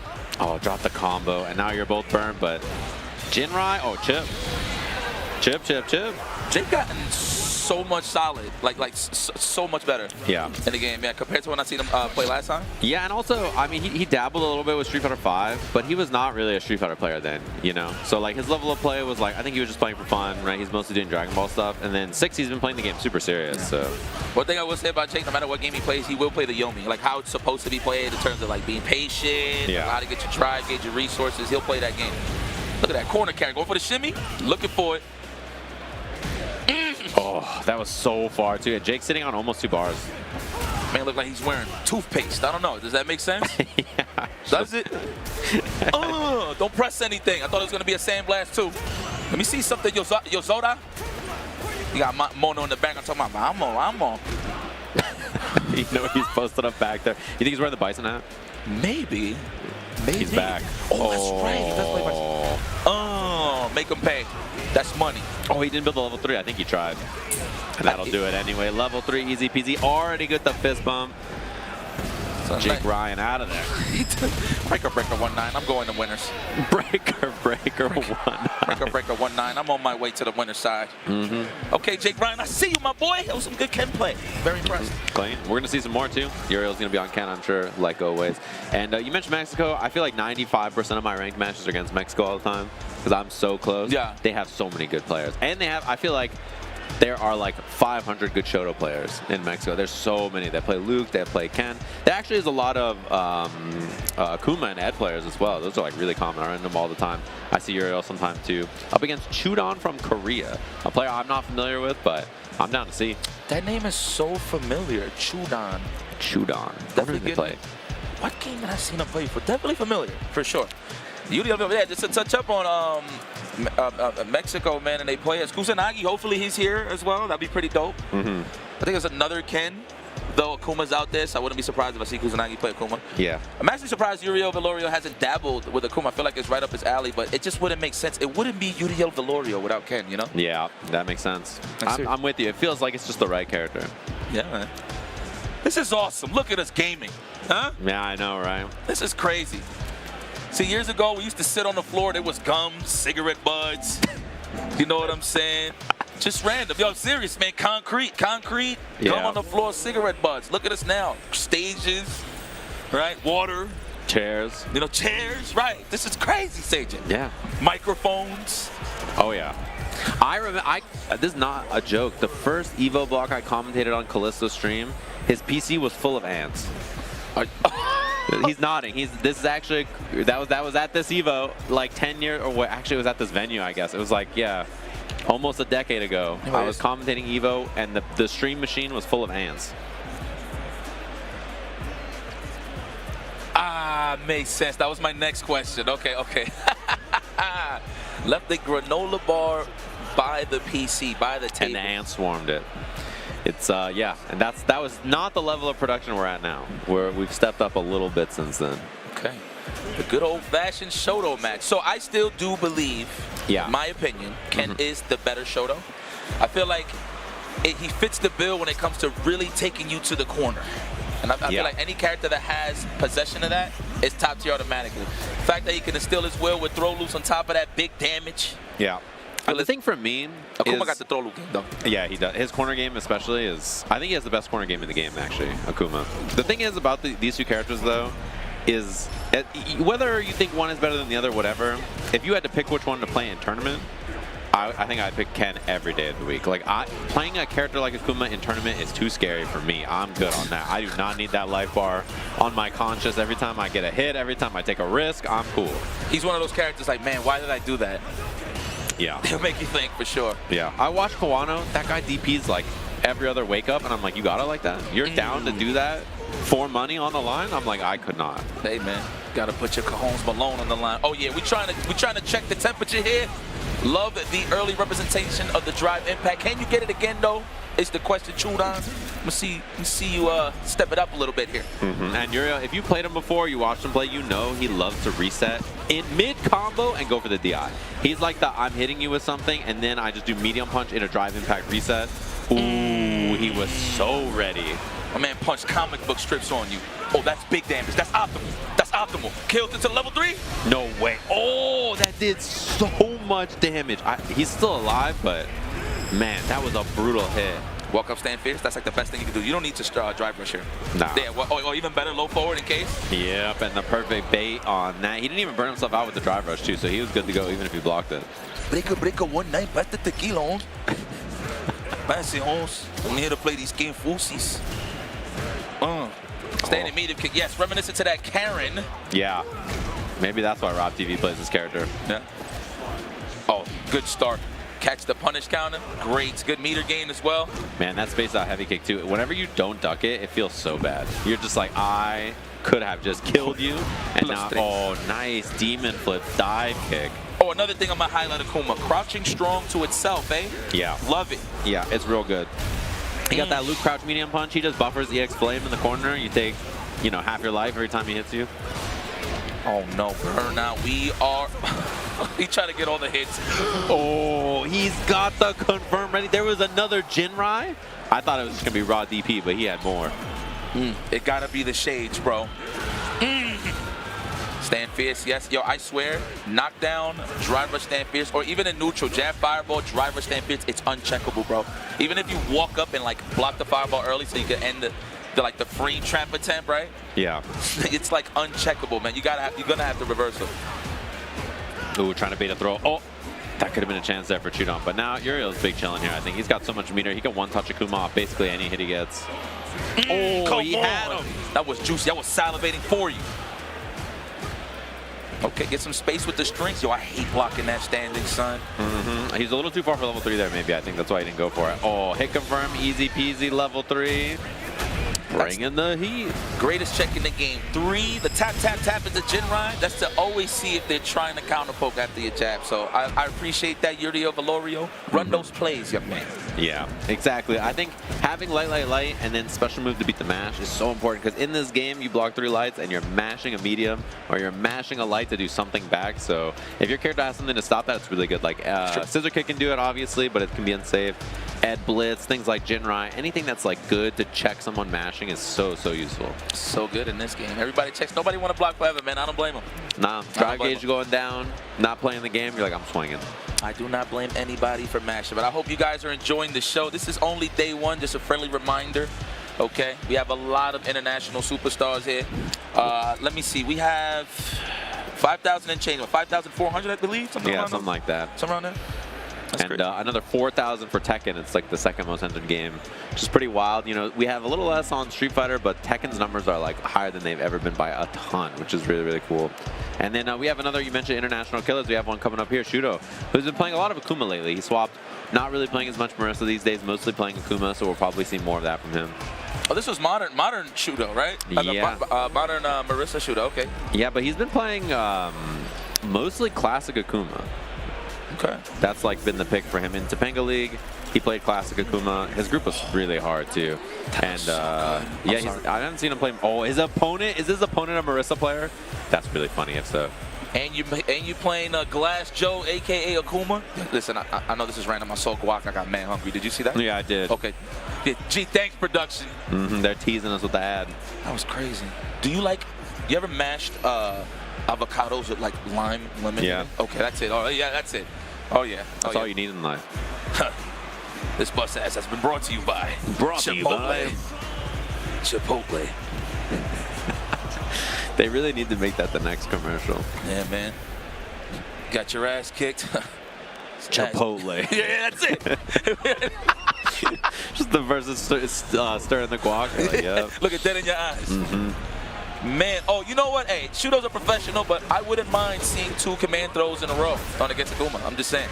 Oh, yeah. Yeah, he's basically dead. That'll basically do it if you get hit by 2 command grabs. Yo, dog, am I tripping? Is that Tatsu unscaled? I feel like it takes a little more extra damage than usual. Yeah, it does a ton. That's the thing. Oh, meaty overhead. It actually did get blocked by Bowser Mouth. That was a good block. It's not easy to see those, but yeah, Shudo, very clean first round. Obviously, used to be his main. He still plays some Marissa in some matchups, I think. But he just plays her less than he used to. I wonder who he chooses against Gaio specifically. Oh, that's a good question. Oh my God, the Riot Shield's commando. Wait, you want a 2? You want a 2? Oh, he went for it. Bro, he's locked in. Oh, that would have worked. He should have just let the drop rush run. Ooh, good catch. If you would have made something happen off of that, that would have been incredible, Shudo. I think he could have maybe done like heavy punch into like medium Tatsu and then maybe got something like that. Back throw. About to break. I love that. How dare you? On your character? How do you know? And he was buffering too. You know he was just ready. Is he playing on leverless too? Let me see. Maybe. Yeah, Shudo is for sure. I don't know about opponent. Opponent, it's hard to see. Oh, the sweep, the double dash. No, you actually spend cash. Interesting. Oh, now burn. Yeah, this round is a wrap. You're gonna have to eat these DIs until you die. Spend it on the level 3 here. Ow. Should be easy peasy Tatsu. DP level 3. Oh, missed the DP. Kill him.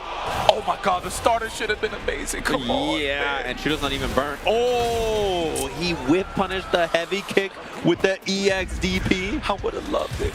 Even back throw there as a punish. I would have taken over that. Kuma picked her up like, you had it. And then just throw it back down. You had it. It was yours. That's it. You had it. Just Weakness. walk off. Damn, Akuma's a bit narcissistic, huh? It's like, man, you're wasting my time. Look at all this. Nice. What a conversion with the low forward, though, on top of that. Yeah. This character's juggles, it really does seem like they make no sense. Like, he just gets the world. Oh. That was so meaty. Oh, my God, that was so meaty. Yeah. Hit the kneecap. That one, I don't even know how plus it was. I don't even want to know. Nice. Good interruption there from Shudo. He's looking really sharp. Yeah, not me, he says. Oh, we do it again. I thought he actually was going to recover, do something. Hey, man, anytime I see those, like, class situations, I always feel like you could torn one out of it, but you can't. Yeah, I know what you mean. This is scary, too. Oh, perfect parry. Gets the drive gauge back. Good starter. Wow, that's some nice damage for a perfect parry. Yeah. Sheesh, burnout. Close. I forgot. The nerf.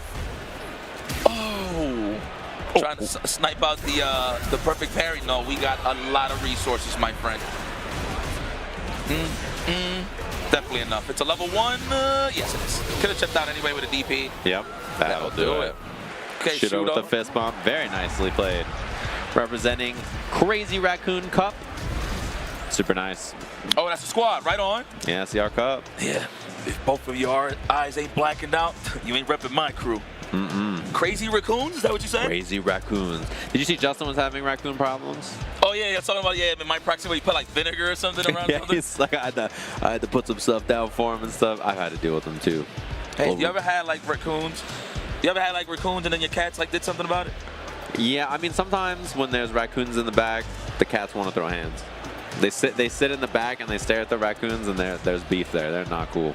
Not the same team. Possums, cool. Raccoons, no. Okay. Not the same team. Well, guys, listen, just kick back, relax. We're gonna hit up some ads for you guys, so we'll see you in a bit. Making all of this by hand. Oh yeah, the avocados are hand mashed, the chips are hand tossed, and everything is made fresh. You make it fresh every day. Yes, every day. The Chipotle way is we make it fresh every day. Sounds delicious. Dude, why'd you put your new rig in the basement? Didn't you hear? Bill's a gagillionaire now. Basically, my new connection is so strong I can game anywhere. Check it out. We've got gamer rocker, gamer floaty, gamer couch. Whoa. It's got wheels. Gamer bench, gamer throne, and gamer mower. What's that? It's hard to game while walking downstairs. I get it. That's smart. Live like a gagillionaire with low latency everywhere. AT&T Fiber with All-Fi. Do you want okay FGC merchandise by okay FGC artists? Well, you're in the wrong ad if so, because here at 10-0, all we got's the best FGC merchandise by the best FGC artists. Just look at all this great merch. You can make this your whole wardrobe. I should know. I have. Our 10-0 merch booth will be open all 3 days at EVO 2024. If you're not here in person, visit us online at merch.10-0.gg. Stuff this cool won't be around for long.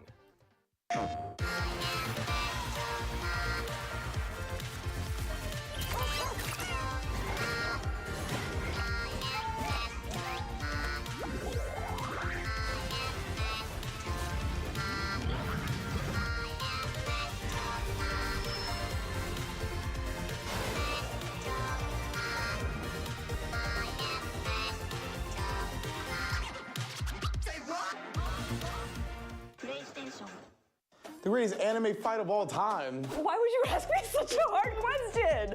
I'll do Aizen and Ichigo. Ken versus Raud to the North Star. Drumroll. Gaara versus Rock Lee, Naruto. Don't turn your head. I saw what you just did there. Here's the deal.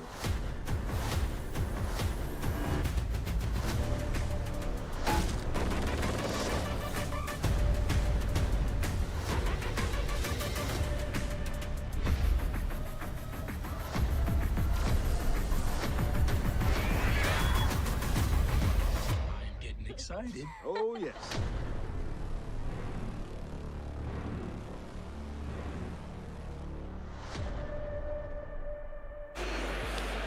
Welcome back, everybody. Hopefully you've been enjoying EVO so far. We have another beast from across the pond up here to do some gaming. Of course, Street Fighter's been really fun to watch so far. We have Fudo up on stage. You guys probably just watched him in the Topanga League Finals, which just occurred over the last weekend. He's been on that Ed. Been playing a lot of Ed lately. A lot of people have been swapping to this character.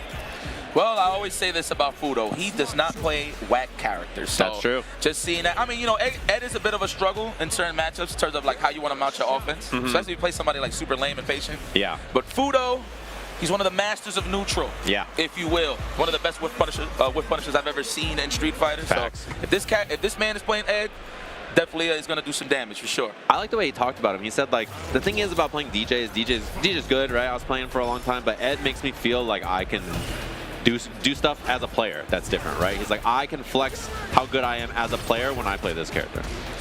Man, Ed, a.k.a. I will force the issue. This is the Nooch character, I think, in this game. If you like playing Nooch, I think this is the character. Let's go, Ed. I'm never soft. I love the squeaky shoe on the level 3. That's my favorite part about him. You know what I'm talking about? When he level 3s in the background, when he dances around you. Oh, yeah. Squeak, squeak. That is my favorite thing about the character. Oh, is this the Ed song?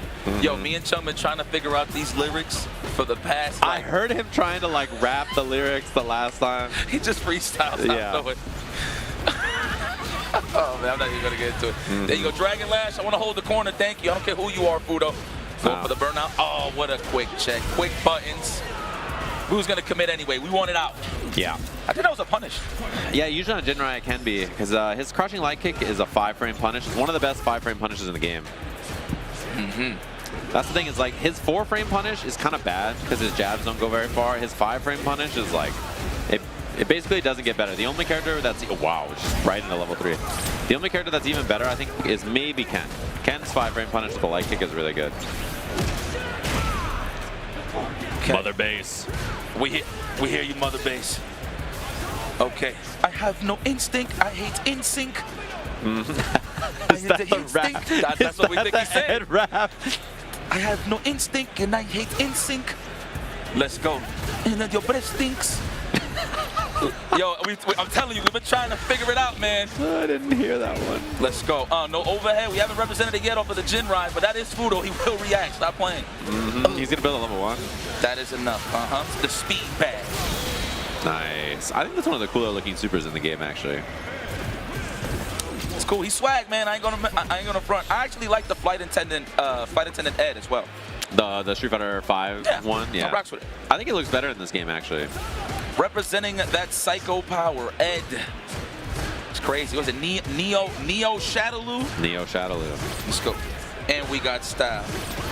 And we got style. We're going for the burnout, forcing the issues, what I like to call that. It's crazy that's not even called the snatcher anymore, bro. No, the flicker. That's not flicker, right? Yeah, yeah. Well, it's weird because before flicker was the punch, and now the punch is blitz. And then they call that flicker, but then it's like, you want to call it snatcher? They like changed all the move names on us. They messed up. That is enough. Into the level 1. Efficient play, as always, Fudo. Not slowing down. It's like once he knows that you're feeling uncomfortable, he is going to bully you. That's just what he does. Yeah, it's really difficult too, especially because in mid-range, basically what you want to do in this matchup is threaten options that beat flicker. Like you need to jump, you need to EX Fireball, you need a DI. Right? EX Fireball especially is very, very good against Ed because he's usually doing stuff that loses to it. Facts. Like there you go. Yeah. Just talking about it. You got to force like that. Otherwise, Ed just gets to sit there and beat you in mid-range and you can never get in. So no, he's definitely one of those characters you don't want to sleep on the wheel against either. Yeah. We'll see if there's any level 2 combos also. Fudo, he can hit the dream combo. Level 2? The world's favorite, huh? Yeah. It's only the dream. Oh, he's going to hit the level 2? Let's say swag out. Are you going to get the whole combo? Oh, the easy combo here because I think it's going to be more than enough to kill level 1 after. Easy peasy. Fudo getting the game and the set 2-0. He's a little too close to the corner to do the cool combo, I think. I love it when they keep it nice and simple and it still hurts. You know why? It gives me the combo fiend vibes. That's what he does. Yeah, yeah. He is that way. He's efficient. Simplistic yet efficient. Yes, yeah, Fudo. That's how he is. Good to see you, man. All the way from Virtual Fighter. Look at him now. Married man, still allowed to play video games. Yeah. Which is great. Still traveling. Little baby. He's got a little boy as well. Yeah.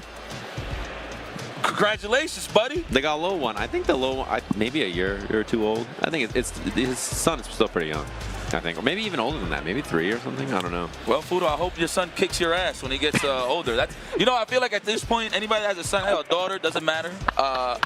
Definitely want them to be better than their dad. You know, that's the thing, right, with parents. You're like, I want them to be better than me. Yeah, you know? Right. Well, let's apply that to video games, too, man. There you go. That's true.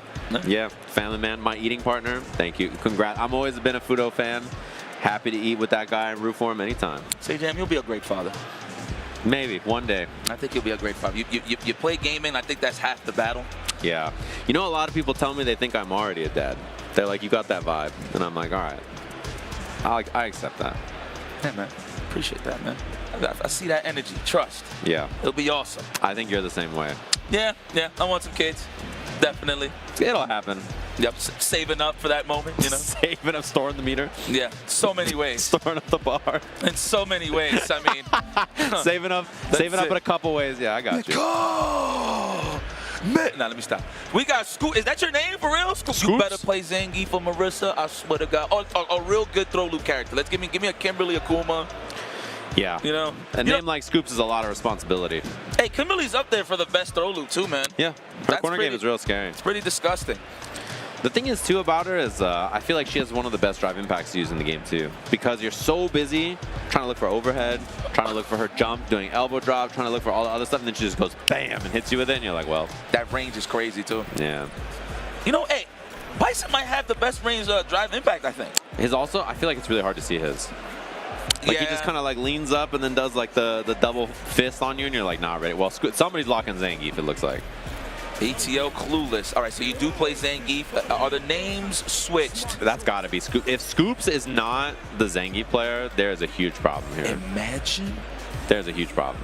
There's no way Scoops plays Ken, right? I swear that word is just so funny.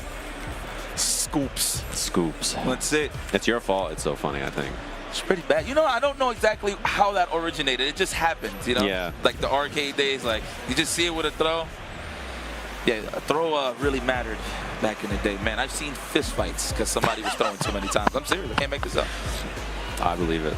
Great, man. Look at this age of esports, guys. Come along to the FGC, guys. There's nothing to be afraid of anymore. I promise you. This was years ago, by the way, like in the 90s. All right? We're past that. Man, just give him the long hair already, dude. Stop playing with me. Wow, Scoops is really the Ken player. There's no way, guys. There's no way. Can we confirm this? That is unreal. Hey, Jammers. I see you, my boy. Yo, that braids is fresh, my guy. I see you. He's locked and loaded? Yeah. I'm an enthusiast of great hair. He knows every move name. Yes, he does. Yes, he does, actually. That's his job. He's the move name man. I'm like, yeah, he did 4 medium punch. He's like, you mean hammer down? I'm like, yeah, I'm sure. All right, that's the one. that's the one. I'm like, yep. Fist bump. Damn, I just realized I gotta play Justin at Marvel 2 in a bit. Yeah, when is that? At 12:45. Oh, it's literally right after this. You gotta play Justin. Huh? At 12, I got like a 45-minute break. He's got the ultimate OS. All he says is, "Oh yeah, I'm a content creator, man. I don't play serious anymore." I'm a commentator, guys. Yeah, see, you guys gotta just double OS on him. I'm like, yeah, whatever. This is just for the people. This ain't for us. Imagine. You gotta beat his ass. I'm definitely gonna do my best, for sure. All right, Scoops versus Clueless. The most disappointing names I've ever seen. Man, I'm clueless right now. Splash. Hit him with nothing but taco meat on the jump in. There it is. SPD, capital letters. Wait, I think the Zangief player is good. From what I just saw, I'm a believer. I think the Zangief player looks real scary. Anti-airs already forced to DP. When you force somebody to DP, your Zangief is good. Yeah. Oh, the punish on the one-hit Jinrai, no cancel. Okay, Clueless, I'm a little worried for your opponents. You look like you're real solid. What type of world we're in right now? I know he's saying to himself, I'm the one getting scooped, huh? If your name is Scoops and you fight Zangief and Braggett, that's just bad luck. Oh, no. Yes, early condition. You got a lot of life. Why not? Dry rush and commit. The headbutt, the hell snap. Damn! The spaced out SPD got the punish counter on the whip. Don't hold up, man. Listen, you got to hold up. Stop jumping. You seen it the first time, Scoop, and he went for it again. I think he sees the name, and he just wants to do it. He's enabling it. What kind of sick joke is this, man? It is messed up. I don't like anything about this. He said, I'm coming. I hate that. I'm coming for you. I'm like, please don't. Please stay over there, bro. Oh, sure, you can. It's all right, baby. Slow it down. Slow it down. Get money. You know what? I like 3-piece of Duke. And why not? It sets up the whip punish. Yep. Oh, no punish. Splashed. And the tick grab. He's been doing that a lot. Crouch medium punch and a light SPD. Whoa, double dash. My first jump in, got away. All right, that's the string. I'm stealing that. Jab, jab, wait, fireball. That's my joint. Stop jumping, Scoops. It's okay. Oh, close your eyes. Close your eyes. It's almost over. It's almost. You're almost home. This Zangief player is scary. Scoops, it's not your fault. Well, maybe the name's your fault, but everything else, this is a tough opponent. I swear, if I was just a bystander walking around, am I seeing this right? Yes, you are. Do it again. Sweep. The overhead this time, I like the parry. No punish, though, just got the jab. It's the jab, bro. It's something about the jab. Oh, the unnecessary roughness. Do you DI? Oh, come on now. You didn't have to do all that. Did he try to get the DP? I wonder, yeah. That was unnecessary roughness. Well, Scoop got scooped by Clueless. That was definitely something weird to see. Yeah. Wait, the next person coming up, their name is Pando Ken. If they don't play Ken, I'm going to flip this table. Imagine versus Chocolate J. Okay, nothing abnormal about that one. Chocolate J. I could get there. I don't want to. That was pretty good. I could get there. I could get there. Who do you think Chocolate J plays? I don't want to be that guy. I was going to name the obvious character, but I don't want to be that guy. Let's just say, who's the palest character in Street Fighter? Chocolate J will play Ed? Luke? Yeah, it's pretty pale, huh? Manan? I was going to guess Lily. Okay. Based on the name. Chocolate J. Imagine it. Well, let's go, man. Versus Pando Ken. I swear to God, if you don't play Ken. Right, right. One of us is going to get up and run and drop kick you off the stage. I'll be just mashing it sometimes. I'm about to heat up. I was just going to say, about to heat up. That's it. All I hear, all I picture is a microwave. I'm about to heat up. You don't use the oven? Survivalist. Oh, Blanca? All right, we do have the Ken. It is confirmed. Wow, we was incorrect. Blanca. Yo, this man got no neck. Yo, go back to the other one. Yes, no neck Blanca. Look at that. Just straight body. This outfit's gross, man. Highlights. I know a guy that looks like Blanca. I kid you not. What? Same beard and everything. I kid you not. No neck. Wait, he has a beard? Yeah. Wait, how? Where's his beard? That's not a beard. It's chest hair. No? Yeah. Okay. That's my fault. Okay. I was like, wait, Blanca has a beard? I was like, since when? Yo, I'll be mashing on lyrics sometimes. Yeah. I do that to some of my favorite songs, too. Let's go. Well, that's your favorite song? You like the rap on the character select guys? That's it. That guy. That's it. That's it. It's mine. That's it.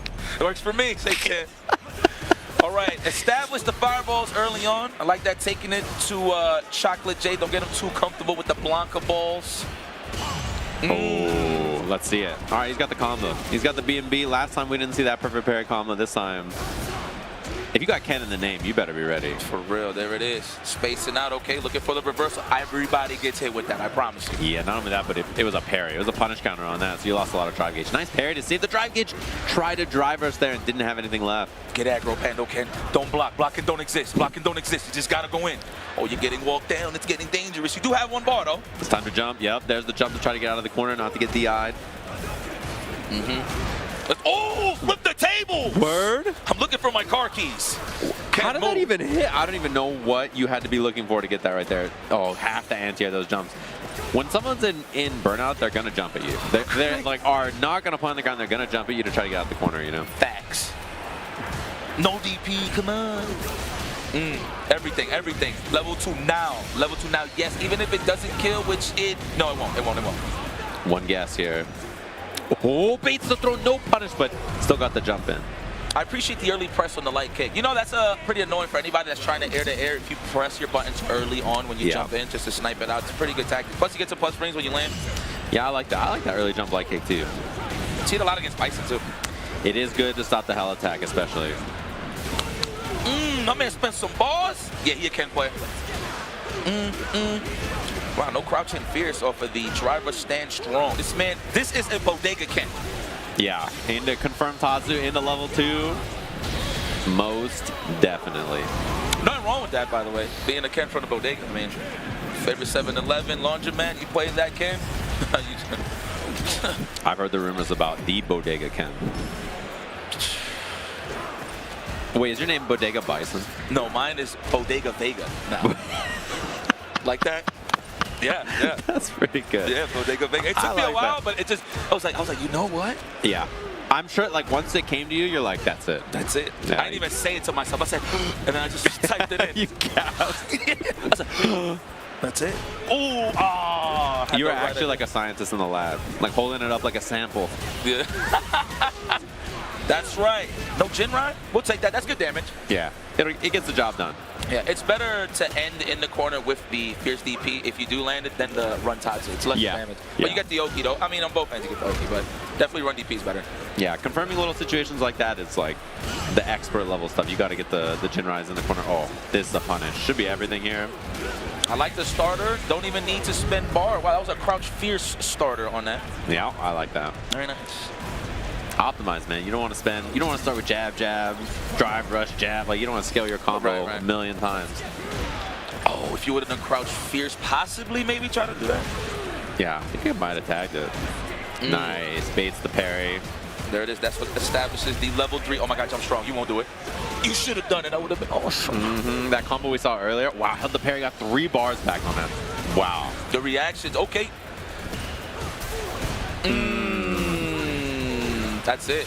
Watch the show. Shake my hand, por favor. GG's out of there. Oh, are we getting another? It looks like we got an off-stream match that's actually happening. Thanks to our Chipotle overlords. Are we going to get to watch this? Oh, they do have another feed. I don't know if you all know about this, but there is a second feed on a bunch of the streams that you can watch gameplay on that we're going to be cutting to all weekend. Okay. That is officially brought to us by Chipotle. That's not a joke. Wow. If you want to smudge some guacamole in your face, please go on over to Chipotle, your nearest Chipotle. Guys, listen, I don't know if y'all watching, you know, but please just have a commercial with Sage and just smudge, just guac all over his face. I'll pay for it. Yeah, I'm down. I do the commercial for the coins or whatever. I am the VO for that. So it's like when you want to get the Tekken coins, it's there. But I don't have guac on my face. That you know about. You can't see it. Sure. You don't want to know what I'm doing. I got to get one of these hoodies just in green, with just guac just all over it. Oh, man. We're some freaking children, man. Mm-hmm. I freaking love it. But no, seriously, though, man. Chipotle, yeah. This bus has been brought to you by those guys. And we're here enjoying the show. We got a winners qualifier match stepping up. We got Inside. Okay. Well, Maryland's finest in the building. I would have to guess Inside probably plays the artist formerly known as Unknown, for those that are unfamiliar. Okay, that makes sense. I think, well, dabbled with Cammy and Viper in the past, so I'm just going to guess and say that he plays Cammy and Kimberly, possibly. I'm just throwing it out there. Okay. Versus chiming in this tournament to see who's here. Winners qualifier. It's a lot of killers here, man. 5,000 plus entries. You don't know who you're going to bump into. That's what I'm saying. It could be anybody. And the thing is, the game's been out long enough now that somebody could just be a demon. And you could just run into them. You never heard about them. Turns out they're just like really, really good. They played older Street Fighters. They're just solid for whatever reason. And you just get beat up. That's why I love these big high-octane tournaments, man. You know how many dark horses is in those fools? Guys you never heard of that just never left the basement or their room or whatever the case may be. Could possibly be a top 6 qualifier this weekend. Who knows? That's the thing about fighting is, right, even though you're a killer, I always say this, man, there can only be one. Yeah. Nobody to blame but yourself and your nutsack. Just anything. There's there's going to be 5,400 people this weekend who lost or something. And then there's one person who won in Street Fighter. That's just how it goes. Street Fighter 6. Man, we are in the 6th. Shit. Yeah. We made there's a lot of Street Fighter games. Yeah. Sorry if I'm cursing a little too much here. I'm just having fun. I love being comfortable. It's how you know I love video games. Yeah, it's true. We're just chilling. Not a gamer, final curse from time to time, man. Yeah. You don't got nothing on your wall? What a disgrace. Get a display. Dude, that Obama like commercial. That's gotta be on there. Him popping up from under like a Muppet character. Like he just appeared from under the frame. Bro, I'm dying. I don't even know where he came from. So let's see. Okay, jury. Oh, no, wait. Oh, no, we're doing butt check. I was about to say. This has been a long time on this character select. It's the music, man. Heat up. Oh, this is my life. That's right. This Blood, is your sweat, life. and tears. Cammy, there you go. Okay. All right, you're right. That's a style of character. Tries to stay in your face. Fast-paced footsies. That walk speed is just incredible, man. The crouch and fierce is everything. The multiple jabs is everything. Sets you at that nice sweet spot where you can buffer that crouch and strong. Yep. Her crouching medium punch is so good. Punk has checked 5 million drive rushes in this game with that button. It's pretty fast, too. Yeah, it's a good move. Stand jab, crouch medium, or just crouch medium by itself. Yeah. Stuff the drive rush. Can't do it. Listen, it's a skill issue, but that don't mean you can't step it up. All right, here we go. Oh, that move also is really good. Her heavy punch is incredibly solid. Yeah. Oh, got the lucky back there. We'll take it. I'm trying to clean it up. Here's the fill-out round. What's your favorite color? Oh, again with the stand fist. Okay. Optimal whiff punishes. Okay, I see you, Chime. Hope I'm saying your name right.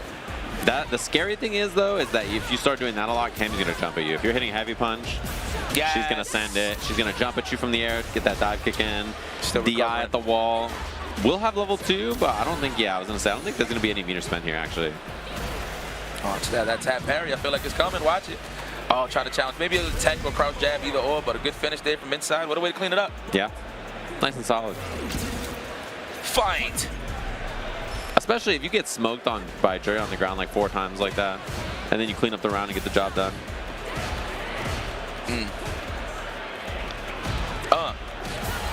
Coming at you, she says. It's definitely close. All right, we stocked up. Spaced out. Can't reach for the punish. That was nice. Love when jurors do that. Yeah. Oh, burnt out again, though. Commit? I think we should. Yeah. Keep him in the corner. You got all the room to play with to get your drive gauge back on the green. I agree with this. Yeah, just don't get back thrown, basically. Yep. As long as you're not in the corner, you're chilling. Just spaced out heavy punch, fireball game, stuff like that. Oh, no, and a cross up. You're in trouble. No bars. We're going to make that count. Are we going to wear him down a little bit before we go for the drive? That escape is huge now.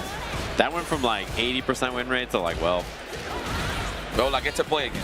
Yeah, and the drive rush overhead was a good little check right there. Just got the meter back. Very nicely done. It's just good gameplay. Man, everybody's gotten so good. Yeah, the fundamental basic stuff, like basically everybody does it now, right? That level has raised a lot. Okay, quick knockdown, regular throw shenanigans. No, not yet. Oh, there it is. Said regular throw like she got a command throw or something. Imagine. Might as well. That's how I think. When I'm getting throw looped in the corner, nice reaction, and we got enough drive gauge for it. I was going to say level 2? No level 2 combo there. Oh, try to bait something, but you're going to get burnt out now because of it. Nice DP, though. We survived. Yeah, actually. Avoided the burnout. Uh-oh. Man, you can tell Inside's so thirsty to put him in burnout, right? Yeah, level 3 here. And Chime is like so thirsty to not get into burnout, right? Holding up, got clipped by that crouching fist. Yeah, you had to get away.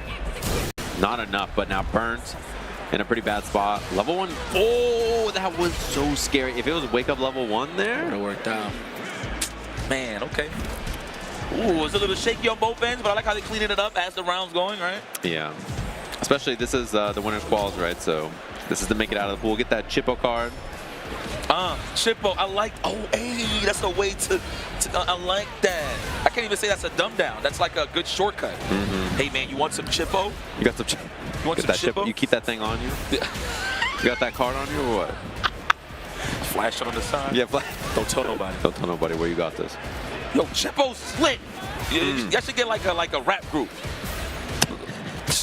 Represented Chipotle tonight, the Chippos. The Chippos.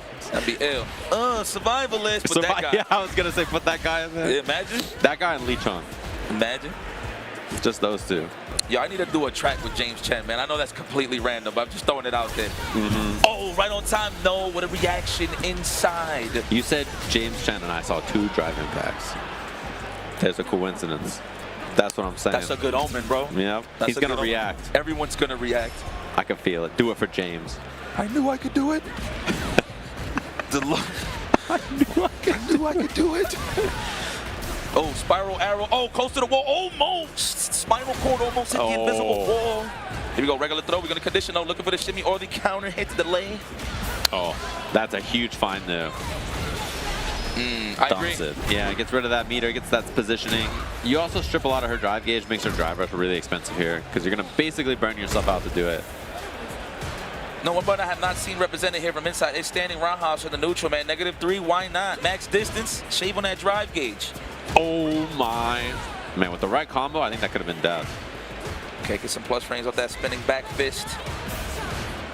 Spin knuckle. Oh, dancing on him. 1, it'll do it here. 2. Oh, no. That's it. No more throws. You got to guess here. Yeah, that's the hardest guess in the game. When a throw kills you and the throw bait kills you, that spot is real bad. There you go. Inside, congratulations. Qualifying from his pools. A255 to be exact. Good stuff there. So I guess everyone qualifying play tonight, or is it like a tomorrow thing? There's mad bodies. I think it's tomorrow. I think all day today is pools. I could be wrong though. I think for that. So yeah, should be a good time. We're gonna take a little break here, have some more Street Fighter action right after this. How would you describe the chicken to someone who had never tasted it? Literally melt in your mouth tender. We don't have a freezer, you know? It's almost like a farmer's market. When you walk into the restaurant, you should hear the sizzle that you're hearing right now. Just sends all those waves up to your mouth. You're making me hungry. Sunglasses in the day, blue light glasses for the gaming at night. Zenny's got affordable eyewear for everyone. Vibe in style while protecting your eyes. Evo sunglasses, available now.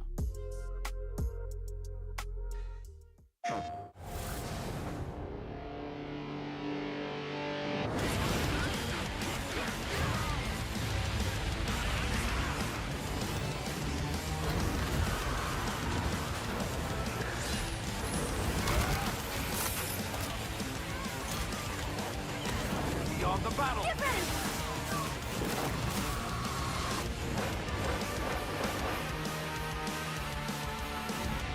PlayStation.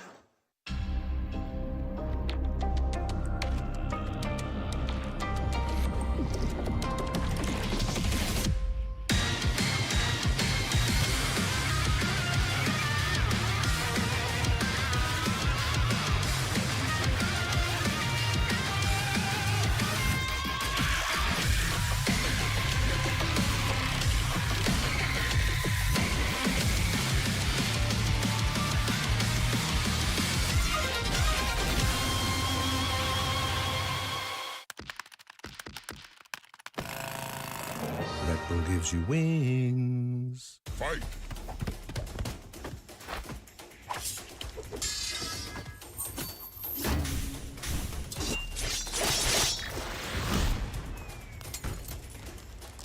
Fatality.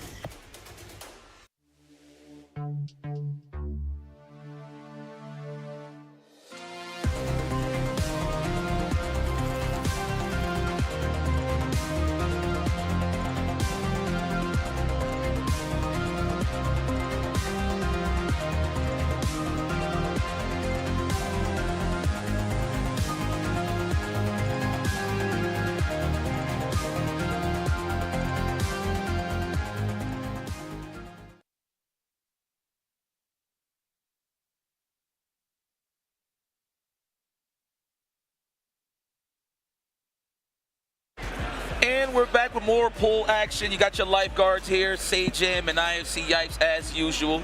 It's good to kick it off with you, my brother, and good to chill with you guys, all my warriors and monsters. So please let the world know that we are live and well, enjoying some video games. Yeah, we got some good Street Fighter matches up close. This one is going to be good. I think this will be a juicy match, actually. We have Campaign you mentioned. We were talking about this during the break, up against UTJ. UTJ, from my memory in other games, was a sim player. I don't know if that's who he still plays in this game or not. This is a, okay. He was hiding it. He was on the DJ the whole time until right before. And then Aki on the other side for Campaign. So I've seen UTJ play a bunch before. And mostly, honestly, in Street Fighter 4 and 5, I haven't really seen UTJ play Street Fighter 6 much. Yeah. But Campaign, just to highlight him. Well, first off, I'm putting a face to the name, finally. He's pretty consistent in the can openers, man, in top 8. Definitely one of our, prime Aki representatives in NA, for sure. Yeah, that's where I've seen Campaign play, too, is watching can opener. Yeah, man. Nice cut. That'll be $50. That looks clean. Let's get it. Cuticles are beautiful. You know, I'm learning her move list. I'm getting my jammers on. What's it called? Snake stance? Like that. But that's as far as I go. Okay. That's it. And then just purple stuff. Poison stuff and snake stance. That's the one. Lash? Lash. I like that. Think about it. Well, you know what I love about Aki, though? She does play a heavy rock, paper, scissors game, especially after, a snake stance into those kicks, which is -3. But everybody counter pokes, right? They're going to get either perfect parry or they're going to get thrown, right? Yeah, and that's the mix that you want to play. Oh, UTJ, he's got some stuff. Anybody who's old, who's played Street Fighter for a while, who's played Dhalsim for many, many years, you know they got some fight in them. It's one of those things where you know they're going to have some teeth. Everybody has a different style sim. You got the aggressive drill kickers. You got the aggressive just all mix or just straight runaway. Yeah. What we're going to get from UTJ is the question. Nice parry. And the punish here with the drive rush. All right, pack a punch with that damage poison. Okay, make that count. She does so much damage, man. When you talk about a snowball character, this is it right here. This finals. She really is that kind of like hit and run style, right? She's the two-step. She's got to hit you with the poison, and the next hit nukes you. So it is very, very spooky. Oh, one man. Wow, no punish. Still recovering time? Yeah, I'm surprised she didn't get punished by the float fierce. Yo, I'm tired. Yo, I'm tired. Jay, I'm back. Man, I wonder if Ryan is here, dude. I hope so. It's a good question, actually. I'm not sure. We'll see. Nice. Get the punish on the slide. That was smooth campaign. The drive reversal, okay. That is one of the better options to deal with Aki, for sure. Yeah. On the stabby stab move. Yep. On the stabby stab. I like that. I think the move name is actually Cruel Fate. Is this going to reach? Oh, okay. Sometimes that doesn't hit the level 3 from Dalton. It's a little funky. That's right. No need for Rogaine, says Sim. In here. I mean, he's got it. He's got the beard. This outfit, too. Oh, natural. I cannot wait to grow a beard if I can ever grow one. Oh, no punish. Oh, my God. And we in the corner, too. Oh, we have burnout though. Campaign side. Good catch on the throw. This is very scary. He dies in one good hit. He is dead in one hit. Dog, it don't look like a command throw. It don't look like one. I get hit with it all the time. Oh, he's out of burnout now, too. Oh! What? Was he anticipating the drive rush? I guess, or the walk up into the stance again. I'm not sure, but damn, that is a big drop. He had such a huge lead there. He was RPS hard and was wrong 3 times in a row. That sucks. Yeah. I forgot about that one. First overhead represented here in the set. Campaign. Oh, the delayed stuff. Well, that's big to get out of the corner there from UTJ, though. Oh, whiffs the grab. This is actually huge. That's her jump fierce, right? Where she like turns around with her nails? Yeah, so she has jumping heavy that looks just like that, and then jump down heavy is the crossover version. I see. There's one that it like completely whiffs. Like, I hate that. Try to parry it, it completely whiffs, and I get thrown. It's when she's doing this round. You're dead, by the way. Yeah, there's not much you could do right there. It's if she does down heavy, it's a cross up, but it never hits in front. I see. So that's why it whiffs. Yeah. So sneaky. Yeah, it is. It's one of those things. Sometimes she does it on purpose. Sometimes she does it on accident. Man, hit you with the Twizzlers. Yeah. The pull and peel. Yes. The licorice anti-air. Beautiful. Big buttons for the delay. I agree. And the reset into the throw. Poison's still on, too. Oh, it just went away. Counter hit confirm off that crouching medium kick. Is this going to be... Oh, there's going to be a level 3 at the end of this. Oh, built the meter. That was optimal as hell. I cannot believe she made it to 3 bars there from 2. There's no way. I think he's dead. Oh. Are you serious? That was messed up. He had like 2.5 meters and he built like a whole bar with the double drive rush. Campaign, don't act strange. Vote for me. That's him right there. That's it. That's the guy. Oh, I cannot believe he knew he was going to build a meter and kill right there. That was a lot of bar. Plays a lot. Yeah. For sure. That's good awareness. Up next is SSF, Dr. Dre. Versus Smash Ace. I smell the chronic from here. Is that the Dr. Dre we're representing here? It is legal in Vegas. It is. That's why I mentioned it. I like that you caught that. Yeah. Smash Ace, huh? Sounds like a Marvel player, man, for some reason. I don't know. I could be wrong. I like that. I like your read on that. Yeah. Sounds like a Marvel player to me, too. Anybody with the word Ace, right? With the name Ace? Yeah. Kind of reminds me of that. Played Viper or something. Yeah. Right. Yeah, I like that. That sounds right to me. Oh, yeah, Jace. I just caught that. Almost went over my head. I got it. Oh, yeah. Jace, the Ace. I wonder if he's here. He's I think so. Good. Okay, yeah, sweet. I think so. Man, that was mad random that we ran into him in Singapore last year. That was random. We're just like sitting there, all of a sudden, Jace the Ace appears. We're like, what? Where have you been? He was like, man, can I stay with you? I was like, hell yeah, Jace, you play Ken. I forgot about that. We got a controller. Is that an SGF? I don't know which one that is. Advertisement. This guy's so sneaky. I thought he was going to say hi, Mom, but he's pushing his equipment. Man, that is the best way. Hey, you know, that is some of the best ways to advertise yourself, you know? Yeah, obviously, granted, like on streams, you don't want to like talk about certain things. But you know what? If it's something custom for yourself, especially if you win. Right. Now you got to win. You showed it off. Like, if you lose with that controller, it's going to be like, well, buy this if you want to lose. Hit him with the, excuse me, what was he using? I do need to dabble on leverless again. Will I ever like play hardcore with it? No, but I just want to be a combo guy, you know? I was the same way. I just want to learn how to use it. Just to see, you should try SPD on it. Oh, I never even thought of that. It took me a while to learn how to get consistent SPDs on it. It's hard. Actually, I think I'm pretty good at SPD now. I literally cannot 720 for the life of me. You ever seen an anime called Monster? That sounds familiar. It's the guy, he was like a, damn, not a doctor. Was he a doctor? No. I don't even remember. That's crazy. I just remember that one character, like when he downloads data, he's a detective. He like downloads data, like he asks a question, something like, hey, such and such and such. And then when the guy's explaining it to him, like answering him, he's like typing on the side like this. Yeah, that's the leverless? Yeah, so yeah, that's the first thing I thought of. It's him. With Blanca versus Ryu. Oh my God, you too close to the camera, Yeah, homie. why does he take up the whole screen? God damn. It's like 80% of the damn screen is his face. This man is a walking Pepto-Bismol bottle. Jesus Christ, my stomach hurts looking at him. Let's go. You can't tell me, right, you ain't Latino in this outfit. Yeah, that guy's Latino. I don't care what you say. Wait, you're so right, actually. Because every time I play a Ryu player who's from Mexico, they have this outfit. Sweep. Yo. Oh yeah, that's Hispanic sweeps. Let me see something. What's in it? Smash face. Okay. All right. Oh man. Hadouken Batu. Oh, if you would have DP'd that and you dungeon. Oh. Actually, don't do anything with a DP, right? I wish it did. No. That'd be funny if it did. Well, DI into the corner. Wrong juggle, but still on a big old lead. Sweep anti-air. Stop it. Bodega style. You've been playing Ryu for 20 years. I'm telling you, man. I smell the pizzeria right now. I'm telling you, that's him. Fresh clothing. Your clothes are done. Sweep. I love that. And that's Dr. Oh, no, Dr. Dre's playing Blanca. Okay. Would have made a lot of sense if it was a Ryu. But you know what? Dr. Dre. Man, we just going to let him rock? Oh, get that.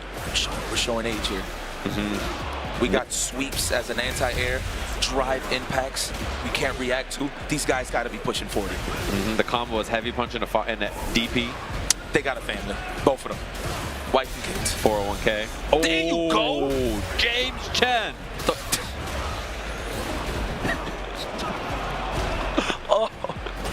No anti-air though, just a pair. Should have never put it out there, man. Don't worry. I won't do it as much. Don't say as much. I won't do it as much. I'm going to do it. That's it. Man. Can't even tell Blanca's really saying something. No, not with this outfit. They really let this outfit rock. Oh yeah, I noticed that the setup has all the outfits. I just thought about that. It's got all the outfits and all the colors. What a punish. I would have done that. That was great. Good combo. What a way to save bar. Punish that. Oh no, now you in burnout against Ryu. He's going to sweep you, and you're going to try to punish, and he's going to sweep you again. Oh, empty jump. In time, it hit. Let's go smash face. All part of the plan. Who the hell does this guy think he is? Sandals in my face. Oh yeah, run with the juguetes. That's toys in Spanish. Just throw that out there. That's the MVP game move right there. He gonna do it right now, low health. Do it again. Now you gotta DI him. Do it for James. That's crazy. Put that out. I'll never put that. I'll never admit that. James, you got more heart than me, and I love you, buddy. I thought that was parry animation, but he hit that. Yeah, I was gonna say the timing on that. Let's go. We out here. 401k club right here. Yes. Trying to have a secure future. I respect that. Feel me? Blanca ball. Oh my. I thought he might get a punish after he landed, but that's the move. Take a throw tag. Man, you look good. I'll see you. Logan in the building. Thanks for setting up for the next block. Looking forward to that. Nice. That drive impact. That is the MVP of this set. I don't mind it. Yeah, it has hit so many times. And also, you got to just do it. If your opponent's not going to react to it, let him do it. Let him just do it over and over and over. Oh, speaking of which, sneaky stuff. Cross up. Oh, in the front. Oh, we are mixing now. Took it to a cross up afterwards. I'm going to say you called it out. Yeah, that was nasty. The light kick into the hop. Wow, so that's stomach hair, huh? I thought that was a beard, bro, the whole time. I'm slacking. You know, with some people, it might as well be. That's it. Yeah. That's it. Some hairy chest. Oh, that man did Mexican uppercut. The crouch heavy? Yeah, guys, that's an actual thing. People, we used to call that. There you go. You know, sometimes I feel like they don't react. It just so happened to be at the right time. It's just like we both wanted to DI the other person. Not taking no credit away from you, Smash Ace. I'm just saying, it happens. It does. It's like, these guys are so right, CJ. These guys, they understand me. I do it all the time too. Oh, level 2. Straight roll like that? All out. Uh-oh. The level 1 now is real scary because it goes full screen also. Chunk calls that a Funko Pop. Oh, I never seen that combo in my life. Oh. That was great. What you got now? Level 1, bang. Oh, didn't make it in time. Oh, no. Oh, with the up ball, ready for it. That was gnarly. 10-man say hooray. Turned into a fist bump. It was like a celebration. Wasn't planned fist bump. Yeah, it was a celebration, but also Gigi's man. I see you. Blanca wins. Speaking of family, man, looks like our next person coming up to the stage, Knuckle Do Dang. Do Dang. Do Dangers. Do Dangers. He's coming up. I'm excited to see him play. You know, I know he's been playing some other characters also. He hasn't been only on the Guile. He's been messing with like DJ and messing with more Cammy and, you know, just trying some other stuff out, which I like to see. I think he dabbled with Akuma. I'm not sure how confident he is with the character yet, but that's definitely a staple Knuckle Do character from the past. Yeah. Especially in like Cross Tekken and like Street Fighter 4. Yeah, the other characters I always see him on besides Guile is every game he always plays Cammy. Yeah. And every game he dabbles with some Akuma as well. I always see him on those characters. Damn, he played a whack team in Cross Tekken. Wait, he like Guile Zangief, I think it was? That team was ass. He made it work, though. I like the way you said it. A whack team. That was a whack team. Look at him right here. My goodness, this guy was 9 years old yesterday, and look at him now. 2 kids. Yeah. House, 2 kids, and a wife that will kick his ass. Yes. Probably on twitch.tv/KnuckleDo right now. The chair is watching. Yes, I confirmed it's real leather. Yeah. Damn. That's it. That's how you know he got it like that. Woo, that shit is fire. I was going to say the shirt. Woo! Man, the new art for the Marvel collection is really sick. Tried it, bro. It's pretty good. Can't front. Oh yeah, solid. It's a good version. You know, and you know when you go to certain convention center, you know what I'm saying, or tournaments like that where they have like the display, you always like, man, I hope the monitor ain't laggy. Yeah. They actually cared. Oh, the nice monitor? Yes, it's good monitors. I was able to do refly combos. And I could do a refly combo, that's what I know. Yeah, I'm with you because like the first like 4 or 5 times I got to play this game, I definitely knew I was on like a laggy monitor, yeah. right? But it was just like random show floor stuff, and then once I played it on like a nice monitor, I was like, oh god. Yeah, this is it. I could see it. I could feel it. No, that's nice that they got good monitors though. Let's go. No many more highlights. No many more to my mind. We gotta find out who this guy is. Was it DJ Logan Sama? Is that who's rapping right now? Imagine. I think that's the guy that does the character select rap, right? It's DJ Logan Sama, just uncredited. So if you guys want to know, Ghost Rider. Oh my God, you ghost wrote this? It's him. Oh my goodness, I knew it. Yeah, I knew it. The way he's looking at us right now, I can tell he did it. I stopped messing up the bag. Let's go. He said it was on Tuesday, innit? Guile Belmont. Listen, I don't disrespect anybody that write rhymes. I'm just bored like that, okay? Don't ever take it as a disrespect. Imagine if this guy writes like a diss track to us. That would be sick. He's like, say to him, yes. And I'm writing my lines. That would be high. I'm so down. It's been confirmed. We got a Ghost Rider. Okay, Guile, talk of the town a bit. I think it's safe to say he's definitely in that range of top 5. Oh yeah, really solid. And he's a really gnarly character to fight in tournament, I think. Fighting this in tournament, just you want to jump the boom. You're so annoyed trying to get in. Mentally taxing. Yeah. Seriously, man. You know, like the general consensus from everyone, a good high percentage, everybody hates Guile. Oh yeah. And if you ask, I feel like if you ask most people, what's your character's worst matchup? A lot of them would say Guile. It's Guile. Yeah. It is for a lot of characters, I think, actually. I hate this matchup. Though I do appreciate with every version, Bison does better and better against Guile. I mean, with the engine now, with the parry, it helps out a lot more in the match, but man. Yeah. One thing that is scary for Guile in this version is good Zangief. He actually doesn't do as well against Zangief as a lot of the other zoners. So Geef Guile is very, very playable for Zangief in this version, which is, I think, spooky for him. Knuckle Do versus Twan Solo. Twan Solo, that's good. Fire. Name. Okay. Man, this is a good draw for Knuckle Do, right? So considering the fact he plays Cammy, so pretty familiar on the approach. Yeah. Perfect. Good sweep. All right. Trying to anticipate maybe the Sobot. Or standing medium kick, if you will. Oh, caught the spin knuckle. Not going to kill here on the level 3, but he does dump it. I would say it's over just considering the fact he has all of that screen and it's Guile. Yeah, and she's not quite on level 3. Parry the Sonic boom to get the level 3. Parry it. Get the level 3, man. Oh, the whip punish. I love that backdash from Knuckle Dude to set up the spacing. Yeah. What's his Knuckle Dude? Dang. He's looking clinical. He's definitely another favorite that could go very far. I think he just, he was outside of top 6 last year, like top 8. Yeah, top he was 6. not far off, I think. And in this game, generally, his results are usually pretty good. Consistent. Definitely, if you had to take a seat in the NA side of things, definitely number 2. I mean, you got Mena, but I don't really count him as NA fully. Yeah. You know what I'm saying? But if we would have to count it, they would be like the top 3 for sure. Yeah. It depends on what you think of Mena, because he's North America, but he's not from the U.S. Right? Is like the vibe. Oh, that is a heartbreaker. Yeah, safe to say what? Punk, Knuckle Dude, Mena. Yeah, look at it. If we're counting NA with Mena, yeah. Those are the 3 most consistent for sure. Is he going to build a level 3 here? Yes, he will. Oh my God, Knuckle Dude, the combo? Yeah, you know what I love about Knuckle Dude? Man, I don't want to sound corny when I say this, but he does go for the combo. I was going to say he'd do the combo. Let me stop. Yeah. Sorry, I just couldn't do it myself. You know Knuckle Dude, when he writes business emails, when he says, do you want to do that, he puts DU. No shot. That's not a joke. Like, when he's, like, asking, like, official business stuff, he does do that. Oh, it's for real? No, that's not a joke. Oh, wow. He's like, I'll see what I can do. Oh my. DU. I can't take it. And he's a dad on top of that. That is a dad joke thing to do. That is crazy. And he just laughs. Oh, you know that joke? That's the do laugh. He thinks he's so funny. Wow, what a slugfest. Twan Solo can't find his swing of things here. Wow, what a reset. Just everything works out. Good stuff, man. Yeah, he said, good games, man. Good stuff, man. I love the next match we have.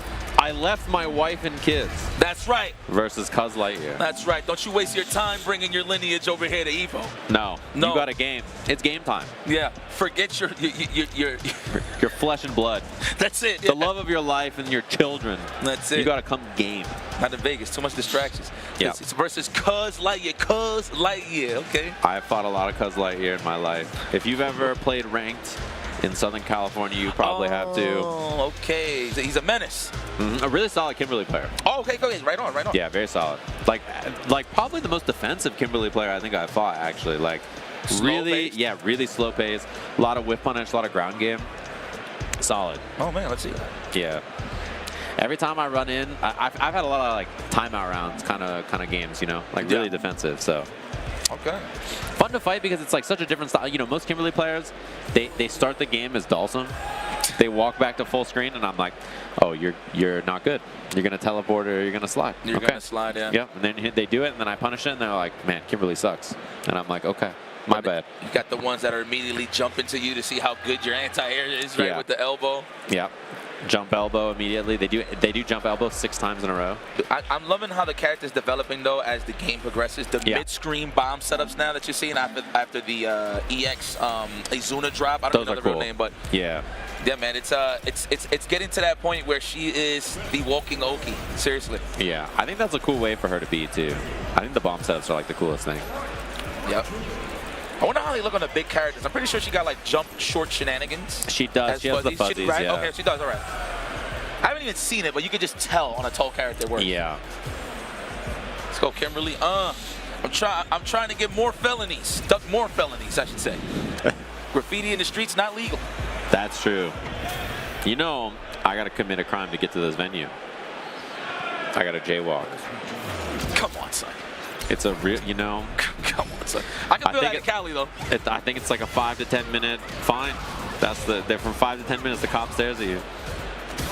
Bro, I remember I jaywalked in California for the first time, and Justin and them was freaking out. Really? He's like, yo, dude, don't do that around here. This is when he like first moved out. Oh my God. He's like, don't do that around here, man. You get fined. I'm like, really? What? I mean, that is the proper way to get fined, right? But if anybody finds you for jaywalking, they don't like you, man. Imagine. Yeah, I don't think it's that serious. Yeah, we just sound crazy. Like, you're not supposed to jaywalk anyway. All right. Walk across the street when there's no cars. You can figure it out.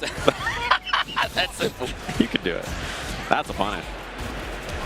Wait, I left my wife and kids plays Ryu. And he got no wife and kids. No. Solo dolo. He doesn't need anybody else. I'm celibate. He just needs the fight. Oh, no cross cut? Oh, just recovering from the standing media kick. Makes sense. Oh, no. I'm in there. Yeah, slow paced. I'm filling it out. I see. The dance. And then the jump. Doesn't do anything off of it. That elbow might have caused the drive rush, though. Okay, gotta be a little scarce here with the drive gauge. No, we're gonna represent the drive impact, but we wake up with the drive reversal. I love that addition to the game, I ain't gonna lie. Yeah, I think it's a good choice. A lot of people kind of thought it wouldn't be very good, but I think it's actually really solid. The most solid option that we need to see in order to stop a little more flowchart offense is just hold parry. Yeah. It's long-winded strings and then drive reversal me too. Yep. As your parry. So good. Get your cash back and you got a defensive option. Yeah. And wake up drive reversal is really nice. Like, Yes. even if you do have a DP, sometimes you want to wake up drive reversal to be safer, or if your opponent's in burnout, it's completely safe, right? So. Does this happen to you? You try to drive reversal and you wake up drive impact by mistake? Yeah. Yeah, that happens to me a lot. I've definitely gotten that on accident before too. For sure. Oh, space out elbow too. I like that. Look at that medium kick to harassment. It's pretty good. Nice. Perfection parry. Seeing the green parry in between. That was clean. I like that. Oh, the drive reversal. He was out of there though. He blocked the overhead. It was the end of the pressure. Low forward is everything with Kimberly. I haven't really seen it too much. It's more standing medium kick than anything. Yeah, Low forward up drive rush. Bro, he hit stand medium kick 7 times or something right there. That was so many of them. I think it is such a good button because her walk speed is so good. I would have done it too. Yeah. Spends level 3. Get some of that drive gauge back for a little bit. Get some damage. Kind of stop the bleeding. Yep. Jab fireball just to set the tone? No. Oh, the problem is if she makes you block, push you to the corner, this drive impact is going to be a problem. Oh my God, we almost there. Oh no, we close. Yes, we are. Try to hold up. I don't blame you. Yeah, no choice, no bar. I think trying to do the easy peasy combo and missed it. Everything. Come in. Yeah, you might get the bar here. No. Chip him up. Ah, he's going to run slide. Come on, how you not ready for that? That would have been an emphatic neutral. The ball would have been hopping, son. Yeah. That's a good call right there. You know he has to go for the chip, right? So, yeah. I wonder what the drop he just did. He tried to do an easy combo. He tried to do medium heavy level 3 or something. Medium heavy elbow level 3 maybe. I don't know. Yeah. Damn, I wonder what he could have done just to get the slab of meter for the level 1. Yeah. Maybe there was a slightly different confirm, like medium instead of heavy. Yeah. Oh no. Oh, the double can into the teleport, still gets a combo off it. The mix! Oh, didn't get the link though with the crouch jab. I think he still could have got the air throw, man, off of that trade. Yeah. A little tight though. Runs for the plus frame, stagger low, caught it anyway. One hit'll do it. Damn, that was a far throw break. Oh, nice stuff. That was a lot of sequencing right there. That's I've done some training mode. Exactly. I've done some training mode in my life. I know what to do right here. I know this dance is familiar. So, hey, Tech, I gotta see the date on the slide, but Tech with Kimberly slide, is that safe? Like sim? It depends on if you walk up or not, I think. And or like what walk she back does. a little bit and then do it? Yeah. Gotta look at that. Oh, the mystery setup. can. We was just talking about this. Oh, I like that. Oh, the overhead into it. Set him up again. More dynamite, more acme. Oh, actually, matter of fact, let's preserve some drive gauge. I agree. Yeah, I like it. Gives you your drive gauge back. You don't have cans anymore, so you get the damage buff here too. Pretty nice stuff. Oh no, throw Lou City. She does have a scary thrower. Look how fast she gets to you. She is so quick. Oh, and finds the counter hit. Easy peasy confirm. Cuz Lightyear moving on that winner's side. Love the locks, my boy. Big yeah, aficionado. look at that beard too. That is shaped up. That's great. That's clean. That's great DNA in there. Yeah. Yeah, right yeah. on. Good the stuff. hair, the beard. You gotta be lucky to get that. Yeah. No stress. Yeah. Yeah. That's it. You gotta be chilling. Is that the secret? I try, man. Listen, my forehead getting peeled with every freaking braid, son. I'm definitely trying to survive. Oh yeah. Don't worry. Like I said this all the time on stream. If I ever end up bald, I'm gonna be rocking the Billy Kane. Yes. Oh, okay. Yes. I like that.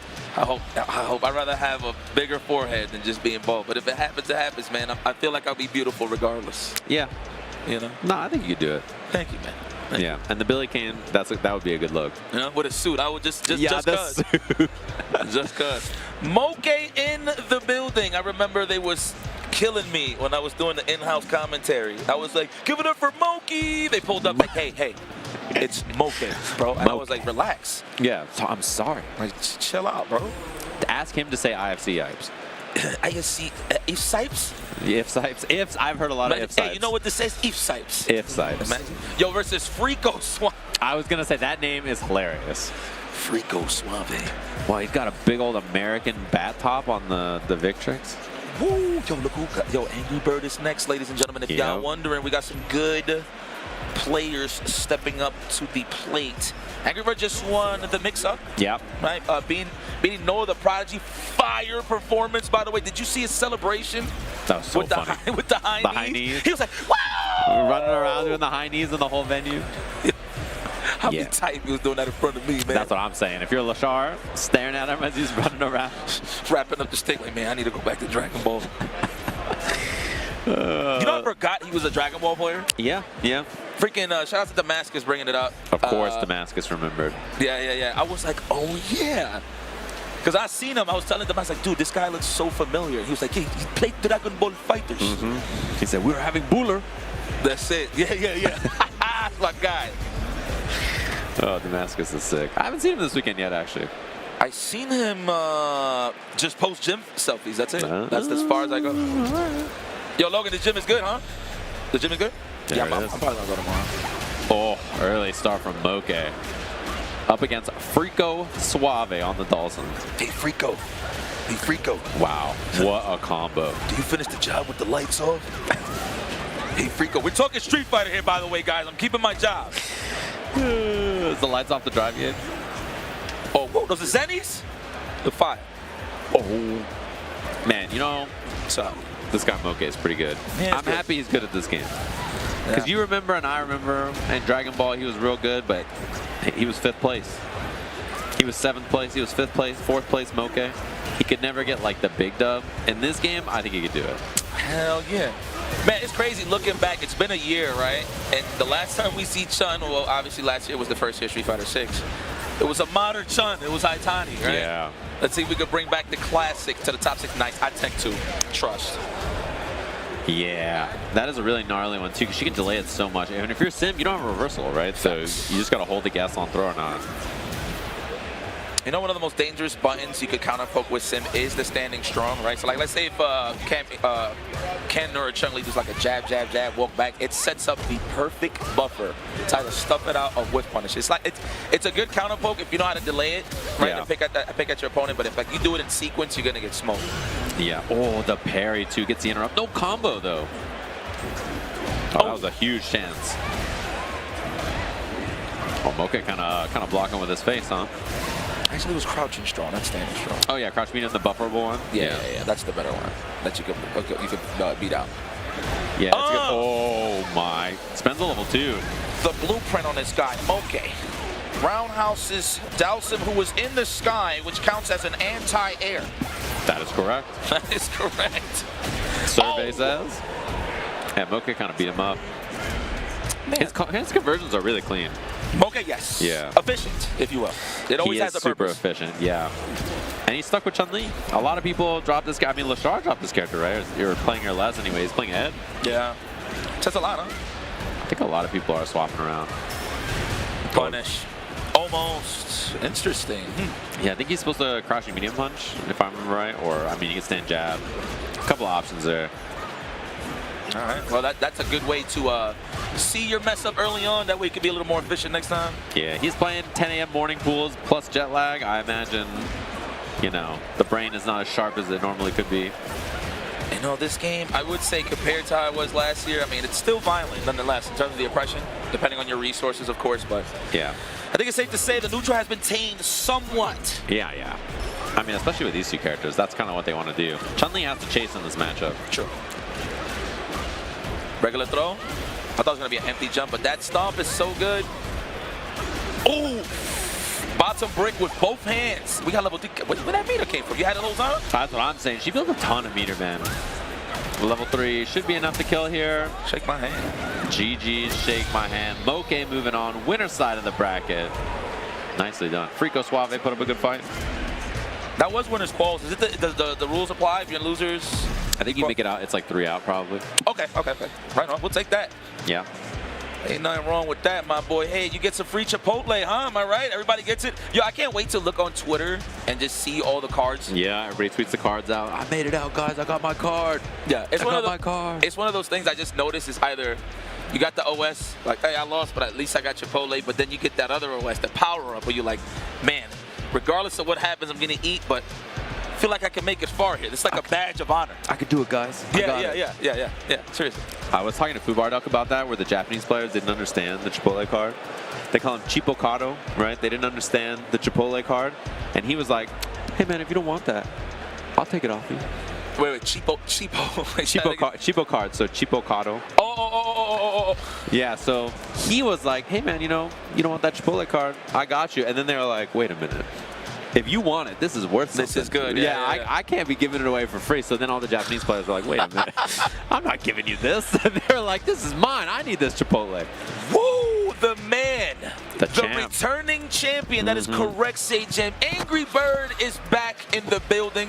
He had an amazing, phenomenal performance last year, and he's here to defend his title. Now, I wonder if this guy actually has pressure on his back, but I'm going to be honest with you. This guy looks cool, calm, steady, and ready to whoop everybody's ass that's in front of him. This guy is the most efficient Ken I have seen. A lot of people agree that this might be the best Ken. I mean, I know he's been off a little bit in the season due to like personal things and stuff like that, health-wise. Yeah. I'm glad that he is back in the mix, but he looked like he hasn't missed a beat, man. So good to see him here. Yeah, and he's playing to make it out of his pool and winners. I agree. I mean, the other thing too is his Ken is so good, right? In a sea of really, really strong Ken players, there's a lot all over the world. And the other thing that I really like watching about him, and he's the same way in Street Fighter 5, he is down to swing. He's down to scrap, right? He's not a player who's like, oh, I'm just going to do a whole lot of nothing, kind of wait it out. Like, he's going to pull up on you and be like, what are you going to do about this? It's funny that you say that. So it's a thing where he does, it's like he's super defensive, but not really. It's like with a mix of offense. Well, he'll walk back when he has a lead just to force you into those whip punish situations. Yeah. But he'll never be like a possum or anything like that. He's always active. So I agree with you on that. Yeah, that's what I like about it. He used to play Zeku and wake up jab like 24/7. I was like, you don't even have a DP right now. He had the greatest stagger game I've seen with Zeku, dude. Yeah. That was scary. Kind of represents the same way here with Ken, really, to be honest. Yeah. First guy I really seen represent drive, rush, stand, jab in an efficient manner. Yeah, definitely. And his routing and punishes is perfect. Like, he does everything correct all the time, always. He's just really, really efficient about everything. Like, situations like this, any kind of hit he gets, he's going to spend EX Gen right. He's going to spend the right combo choice basically every time.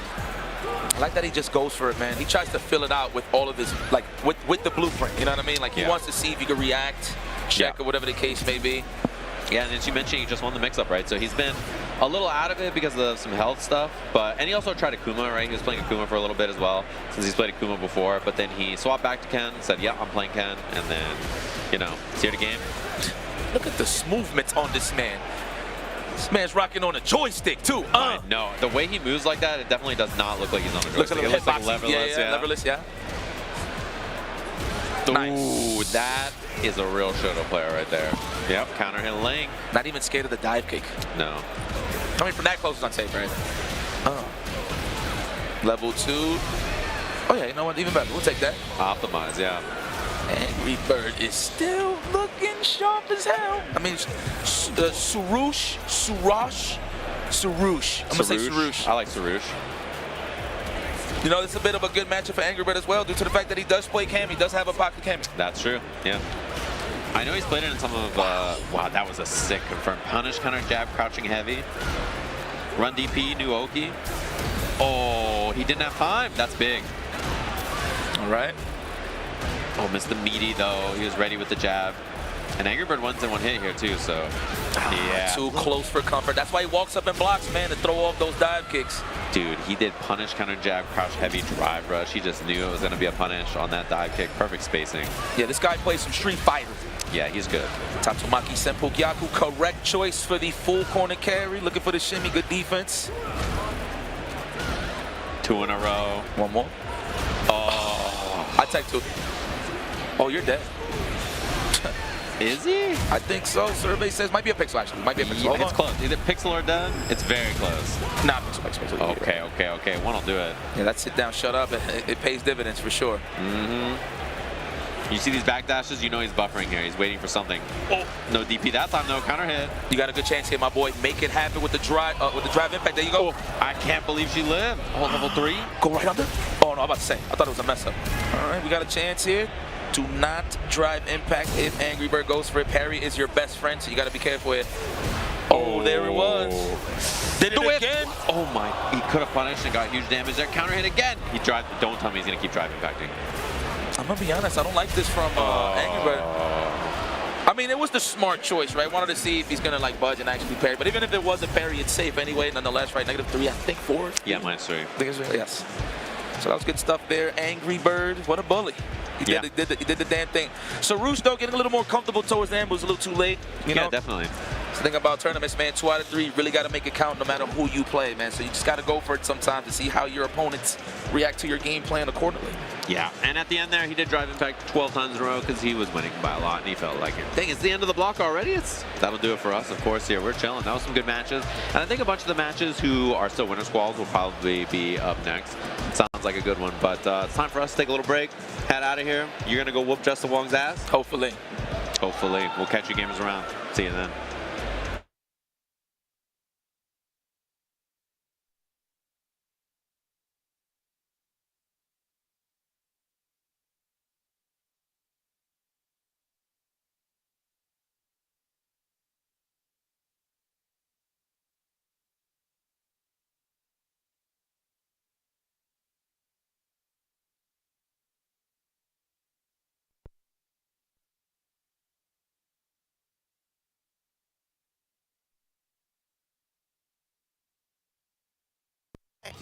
Mortal Kombat, and more. Say goodbye to hammers and nails with Displate's magnet lock technology. It never fails. It's as simple as snap and hang. Bang, bang, bang. Visit displate.com/Evo and order now. Use the discount code EVO at checkout. Damkina! Go ahead, take a picture. Don't stare, darling. I love a good soirée.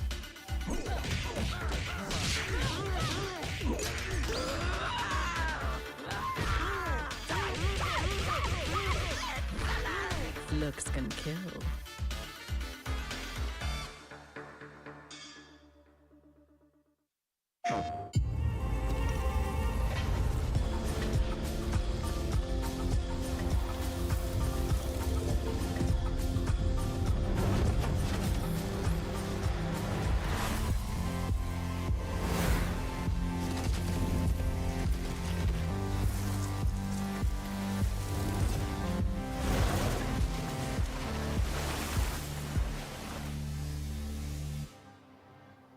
PlayStation.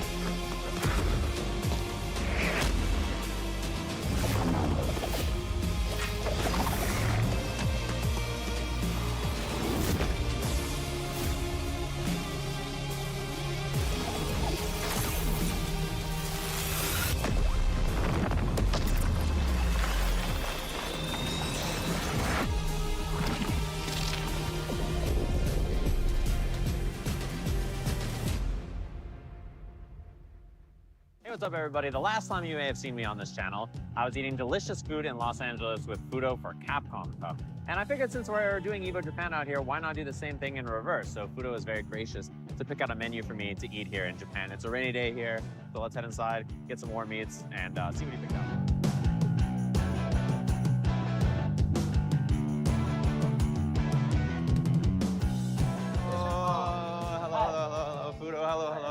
Long time no see. Hello. Capcom Cup champion in my heart. He's a champion in my heart. Hello, hello, hello. How's everybody? ちょっとお口に合うかわかんないんですけど、自分が好きなよく食べてるご飯、納豆とか梅干しとかを最初にちょっと食べてもらいたいなと思ってます。I think some people are weird about fermented, because this is fermented soybean, right? So I think some people are like worried about fermented foods, but I never have had that problem. ストリートファイターでいうと、ガイルは竜に食べさせられた納豆が嫌いな食べ物なんです。だから自分がサージェムさんに食べさせたいなと思ってます。ガイルの嫌いな食べ物。Okay. 乾杯。乾杯。Ooh, that is sweet and really good.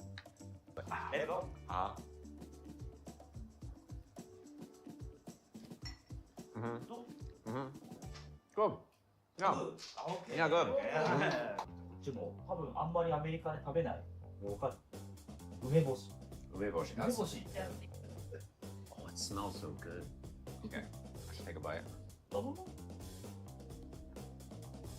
Ooh, the flavor is so like tart. It's like not what I expected at all. 次はもう油揚げ。 I like tofu. もうジャパンポピュラー。 Okay. かけて召し上がって。 What's the? This is like a spicy taste. 全然 OK。 Okay. Wow. It's very like dense, but it's like fluffy at the same time. It's like a weird flavor. ありがとうございます。結構箸うまいですね。箸使う。箸の使い。箸うまい。 And using a joystick, you learn. インディッシュはブリしゃぶ。ブリしゃぶ。しゃぶしゃぶのフィッシュ。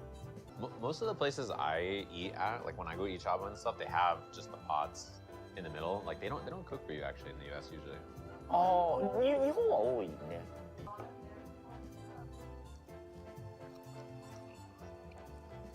ブリしゃぶのやっぱいいところは2種類の食べ物を味わえるのがいい。That is so tasty. けどね、今日買ったんだけど、日本好きな食べ物が水羊羹なんですけど。 なんだろうって多分アメリカの人思うんで、その水羊羹を今日持ってきます。すごい京都とかね、すごい愛されてる食べ物ですね。これももう一個羊羹。What is that? Oh, it's so wow! It's a unit. Look at this. It's not as soft as you would expect. It's got so much texture to it. Wow. Ooh. 小豆ですよね。小豆。It's way thicker than I'd imagine. かしこまった時に 会社に持っていくとか、なんか謝る時に持っていくとかそういうなんか。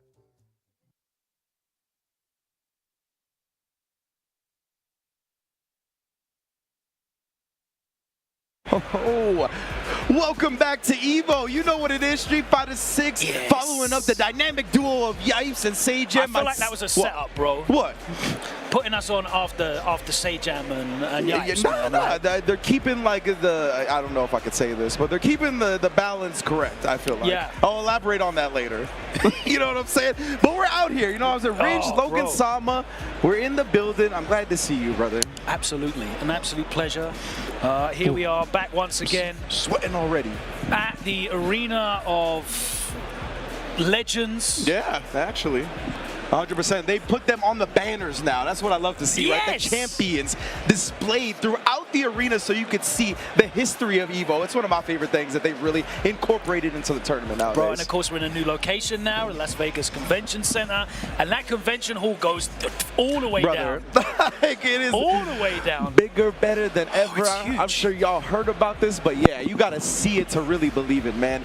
You know, I was talking to one of the guys from Zeddy who actually went to Evo when it was at Cal Poly Pomona. Yeah. And I'm like, dog, like, does it trip you out that it's gotten to this stage now? We're at the whole convention center. Are there 10,000 people even at Cal Poly? Yeah, exactly. We've got 10,000 players registered, signed up for tournaments here at Evo. 5,600 for Street Fighter 6. Some of the absolute very best in the world.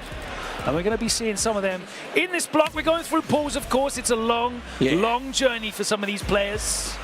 We're going to kick it off with our first matchup of the day. We've got Velvet Lazuli from Chile and Unluck from the USA. It's a Cammy White Mirror. I was going to say, you know, Cammy, the appeal spans across the globe, apparently, from Chile to USA. We got this character, Rock, and she's quite good for sure. I feel like she's been sneaking up slowly but surely on everybody's tier list. Bro, there's 3 characters that you're always good to play in Street Fighter. Cammy, Okuma, Guile. They're always good, bro. The kids just carry themselves, right? I mean, she's got tremendous walk speed, so many good things in this game. And even beyond her just always being good in like every Street Fighter, I think the way the block string meta is played in this game, dive kick is such an asset. Yeah, I was talking to Angry Bird at Mix Up. He actually thinks she's the best character in the game. That's a very bold statement, and I'm not sure I'm convinced right now, but she's very, very strong. Yeah, she's up there for sure. The walk speed is ridiculous, right? That is only -3 now, so +1 in the drive roundhouse rush. is crazy. Yeah, bro. Like, I can't believe it. Just and she always kept that crouching strong as well. Yo, I seen you and Sengon on Twitter. Like, yo, can we talk about this crouching strong? The sword normal. I've been calling it like that since season 1. It is 100% a sword normal. One of the best drive rush check tools in the game. It seems to always extend to the counter hit jab range that you needed to off of that. Like, yeah, definitely a big fan of that button. Unluck putting the work in right now with the loops in the corner. Oh, yeah. Oh, yeah, it took the loop to get here. Now we're watching loops on stream. Oh, no. That could have been the game. But that's okay. It's all right. And that's one of the best things about dive kick in this game is the punish counter state, right? So many times you hit a dive kick on a whiff button or a whiffed option, and because of that, that allows her to get combos so easily. And in other situations where even when you hit high, you wouldn't normally get combos in the past. Yeah, it makes it really risky for certain characters to press buttons with slightly more lengthy recovery and neutral to try and stop her from walking in and utilizing some of that walk speed. I was that's like 5 or 6 jabs, I believe. Like 3 obviously to break the DI, and then comboing all the way through. Unluck continuing to roll over. Oh no, wasn't blocking after the parry. Double hooligan. Damn, okay. We spinning, dog. We spinning. Trades as well. Yeah. Set point here for Unluck. Already looking good.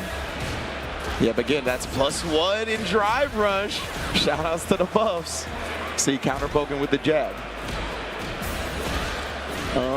It's caught pressing buttons, cashes out with the 2. And that level 2 real quick. We whipping, we trying to make deals. Nobody's agreeing on it. Super, just completely dodged, chased down with the spiral arrow. Frame kill, spiral arrow. You know what I'm saying? Perfect KO. Closes it out. Velvet Leslie cannot believe herself. Oh, man. How could you do that to me?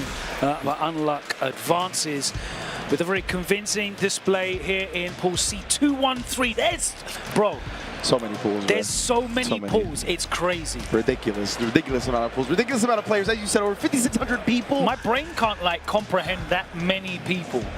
Bro, I used to talk about how the endurance of EVO was something to really be considered and taken into account, right? Even when it was a 1,000-man tournament, even when it was a 500-man tournament. Now we got 5,000 people. Can you believe the amount of mental, even physical endurance it takes to go through a bracket like this? It's crazy, especially with the games, how they're built now. Like the execution barrier has really been taken down. Access to, maximum damage, O-key setups, the entry level has really been brought down. So the number of dangerous opponents, you take it back in the day. Street Fighter 4 is probably the last time when your execution could really lock people out of a match. But now it's so much mental taxation to just deal with all of these players, the diamond ranks, the lower MR master ranks that are all here. Everyone has showdown. Yeah, exactly right. Every dangerous fella you don't want to run into on the block, they are here, right? They're here to ruin your day, ruin your bracket, and that's what we like to see. That's one of the beautiful things about open tournaments, right? Open bracket, the tradition of the fighting game community. We got that all the way here with EVO, the biggest open brackets in the history of any competitive esport. All right, next up, it looks like on my screen we're going to be seeing Zhen. He's got CN under his name. That could either be China or Canada. True, yeah. It's a coin flip. That's a good point. Which is all good, like it conveniently works out for him. He's going up against TTF Pimpbot 9000. I haven't seen the upgrade. I haven't seen TTF Pimpbot 9000 in quite some time. I believe they're from San Diego. Okay. So if I'm not mistaken, the TTF crew, Tank Top Fridays out there in San Diego, that was one of the, it's Tank Top Fridays. That's one of the original crews that I really got familiar with when I first got into the scene. So they're out here still showing out. You can see Veteran in the building. Looks like he's been playing fighting games for some time. Literally. So, you know what I'm saying? Like, it all takes its toll on us. Zhen, on the other hand, very young competitor still, right? Still new to the scene. Obviously bursted onto the scene in the last year of Street Fighter V. We saw him win the LCQ at Capcom Cup, go on to take 2nd place in the entire tournament. Also, he qualified for Capcom Cup last year, right, in Street Fighter 6? Yeah, that's correct. Yeah. So he's back-to-back Capcom Cup qualifier years, riding that momentum since coming onto the scene, and he really hasn't let up, man. I know him and Mena got a little rivalry brewing because he was able to double Jeopardy Mena over at one of the Dream Hacks. So it's lovely to see new players with a new crop of generational talent come into play. I also see him inadvertently get a little bit of a Twitter rivalry with Punk the other day as well. Oh, yeah. Caught some stray fire from that interaction. But yeah, Zhen, We all know how impressive it was when he showed up at Capcom Cup with that Bison and just played to a level. It was the level at which he was able to compete on the day. And I think since then, he has struggled to find the same level of consistency. Obviously, agreed. With the DJ initially in Street Fighter 6, that character was crazy strong. Still very strong now. But I don't think, DJ's not one of those characters that you really saw opening up and winning a bunch of events, right? Maybe a couple of onlines and some World Warriors. We saw some DJ victories, but like Fudo, I think, was probably the closest. Yeah, I agree with that. Like, DJ is definitely has had his W's, right? But it feels like more of him overcoming something or overcoming other characters than like the DJ constantly being at the forefront of the result. I remember at I forgot, one of the Japan World Warrior qualifiers or something from last year. It was the double DJ Grand Finals. And Yamaguchi, yeah, that was like the peak of DJ, right? That was like the peak of everybody hating the character. And at the same time, Sien was like rinsing through everybody in events in Asia East as well. Yeah, so. But for all that attention that DJ's had, the results haven't really come in for the character. And of course, he's suffered for it this season in balance patches. Even though I feel like the Funky Slicer nerf ends up inadvertently being a buff in some instances. Oh yeah. You're talking about the fact that it's left closer, right? Yeah, definitely in Burnout, super good. And just in general, man, like, it is a very strange meta to play. It's an uncomfortable meta to play. It's Speaking uncomfortable of strange meta, man, Lily, where does she sit right now? Because she's she's a horrendous matchup for Geef, for example. Yeah, that's a lot of people are giving Lily a little bit more attention to look at right now as maybe as a secondary option, but the Lily mains are also having a good time. Not a good time there when that's -6. And that is all that DJ needs to get the party started. Exactly, that crouch medium punch, a very nice starter for him. Jen trying to lock down the Lily as we get a taste of all this matchup for the first time today. Yeah, plus frames, bruh. Tried to take his turn, after the sunrise heal. But Pinball, when it comes to Lily, yeah, I think the character's got extremely good normals, like always annoying to play against, honestly. And then if she can get the win stock, then you can really start draining your opponent's resources, whether it be the drive meter, whether it be their life. And if you get a read, obviously she got a command grab. Yeah, I think if you're in a situation when you can start playing the Winstock fake game, really start utilizing the range of those normals without whiffing, because she's really susceptible. I watched, literally on the flight here, Iperu versus Punk in TNS. And Punk was just whiff punishing that man unto death. Yeah. It was horrendous. The medium punch, he was ready for everything with Cammy. But I think that character, when you're able to really impose her game plan, she can be scary. She can utilize the mechanics that she has to give the drive gauge lead, but she still she does no damage, man.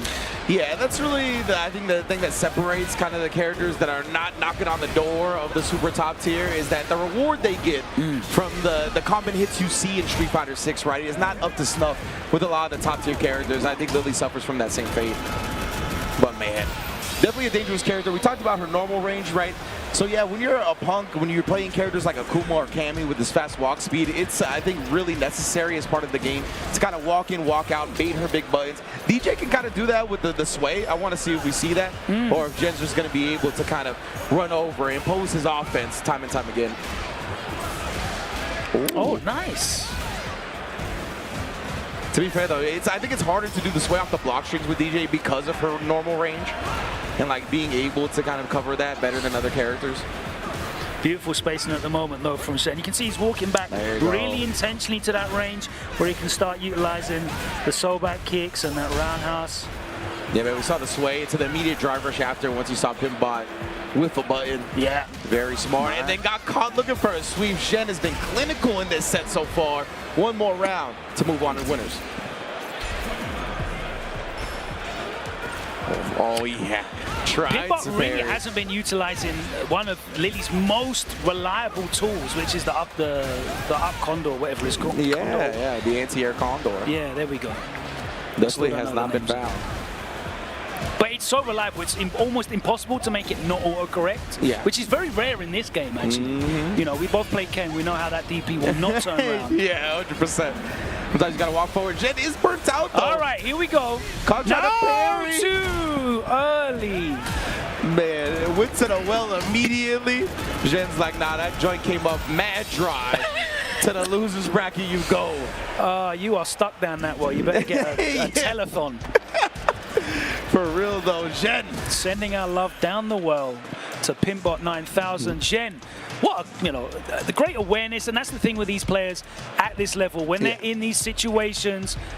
But we all know DJ in the corner, unless he's got level 3, it's a real hard situation for him because, either the lack of invincibility or the charge time that he needs. He's really susceptible to that drive impact. And Pimbot going for it immediately, it was way too telegraphed. 100%. To kind of build on that point, I want to talk about the fact that when you first finally get a hit on somebody that has been kind of washing you the whole match, it's really psychological. 100%, right? Yeah. You want to go in, you're like, I finally got a hit. I got to make something happen right now. And so you swing for the fences, and usually the player is ready, right? They've been composed, they've been calm and collected this whole time. They've been in control, so they're just ready to counter your option. And that goes back to kind of the threat of an option being as powerful as the option itself, right? Yeah. You really just want to make them kind of worry about the drive impact constantly. But yeah, man, go into it a little bit too early. You see how ready these players tools is the most important thing. Exactly. You have to show them now and then, but make people aware that those tools are there, bro. And that's how you can start forcing plays. Exactly, man. You see plenty of people just doing normal into nothing, and then the reversal super comes out because the defender is mad nervous at the wall, right? There's plenty of instances like that. So in this game, against a guy like Zhen, going for it immediately, it's just going to come up empty. But here, we got another champion gracing our stage, Shopify Rebellion Zone, Knuckle Doo. Okay, we're going back into the B blocks as well. So Knuckle Doo, winners qualifiers out of B block 131. That's what I'm talking up about. Against AVTU Jeffro. Let's see. I always like the names, man. There were some wild names on the St. Jam Ice block, too. El Chipotle coming up soon, most likely. There's some more Lily action on the stream. Oh, he's got the Hangman Page guy. Oh, no, you just teased me with it? Okay, Knuckle Doo, I remember that. Damn. Against Kimberly, ooh. It's a fun one. I can't remember if Doo usually plays Guile against Shine. I think he does from time to time, but I feel like I've seen the Cammy as well. But we are going to go with the Guile because, as you said, never go wrong with that pick, especially in pools of a big tournament. You really want this character. So stable. Usually makes the opponent come to them, and it's tough to get past what he's putting up. I don't think she's super reliable in terms of getting past Guile's projectile game. Yeah. Oh, and actually caught him committing to the hard read. I like the hard read at that range, to be fair, showing it nice and early as well. Absolutely. It's not in a critical moment, but you're representing it.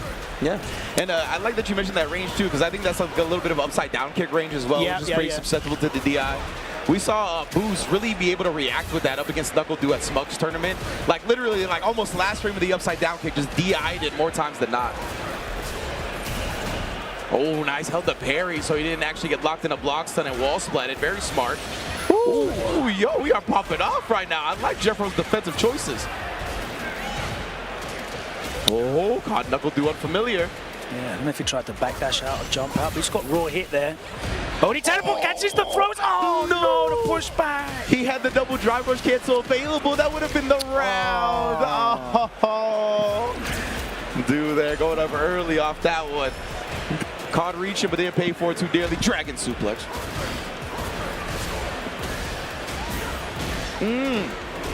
To the wall we go already. Wow, and just the calm, cool, collected crouch medium punch stuff in the run. Actually got past that boom, but didn't manage to capitalize on it, did he? There's the punish counter throw on the tap parry. And another one. Man, Doo looking for the blue stuff. You got that charge though. Ooh. Yeah, that's the medium kick too from Kimberly. Very dangerous button. Kimberly players don't like to talk about it, but it's true. Oh, nice check on the teleport. Again, Jeffro, though, he's so low on his own drive meter that it's tough, right? He doesn't really want to commit to anything big. He spent that whole time Knuckle Doo was in burnout, just trying to navigate from half screen away. Yeah, wasn't able to get in at all. Oh, man. And the level 2, bro, just erases your drive meter so quickly. And that's what we talked about, right? You can see the kind of difference between what Pimbot did and what Knuckle Doo did right there, right? He could have gone in for some type of chip sequence, done something like that, but he knew that his opponent Jeffro was going to be panicky at the corner, was going to try some type of option to get out of the situation. So just walk in, walk out, be very careful, and then react to the whiff. Yeah, and realistically throughout that set as well, in that first game, he was able to control the neutral at that range, so there was no reason to like get out of it. You know, he wasn't losing neutral against Jeffro at that range, so he could afford to just sit there and carry on playing the game. Exactly. There was no reason to The risk of going in and getting level 3'd and ended up actually losing was significant. Always ready with that trade combo into the medium punch. Every Kimberly player, they have to learn it day one, I think. You know, you talked about the level 3, like risking that going in and getting hit by it. That really, I think, separates a lot of the top tier players, is the fact that they manage risk reward so well. 100%, bro. This game has so much variance in it. It's got so much danger on both offense and defense. Being consistent in this game, especially in first to two, incredibly difficult. We know it's a big talking point at the moment, but the players that are able to regularly get these results in the first to two format, certainly very, very impressive. But what was impressive was that corner pressure from Jeffro, the overheads. He was going for the neck hunter. He was coming for the neck. That's how it goes down, just back to back with the next second one. I like that dragon suplex, real stiff, out of the dojo. I got a golf clap in Kraken Hall. Oh, whipped on that one. Couldn't quite get there in time for the whip punish. Wasn't ready there, though. Yeah, caught Duke committed to something. You saw the counter hit come out. Maybe throw, maybe jab. Wasn't punish counter at the very least. I like spending level 3 there. You're 1 round up. You're going to carry over this buff now. You've leveled it up. Oh, but there you see the risk associated. Oh, going in both times. The momentum, and you can hear the crowd in the arena. Oh, but Jeffro dropping the combo, and he's back in the corner now. There was so much blue. Oh, everybody winced as that throw whiffed. Unfortunately, again, Jeffro's so close multiple times. Yeah. But again, that's the real sign of quality, man. Dude does not lose his composure. Never. If he makes the wrong decision, he knows there's more decisions to be made later down the line in the set. Oh, and look at that, baby. Clean That is the composed answer to any teleport. Force knockdown, juggle with the level 3 off the jab check. Yeah. Oh, he tried to base something out. Oh, the DI, actually. Oh, the Sonic Blade blew it up. Oh, the conversions. Knuckle do. Oh, my goodness. First, there was blue everywhere. I thought Nipsey was going to play. Then there was red everywhere. I thought we were at the Kendrick concert.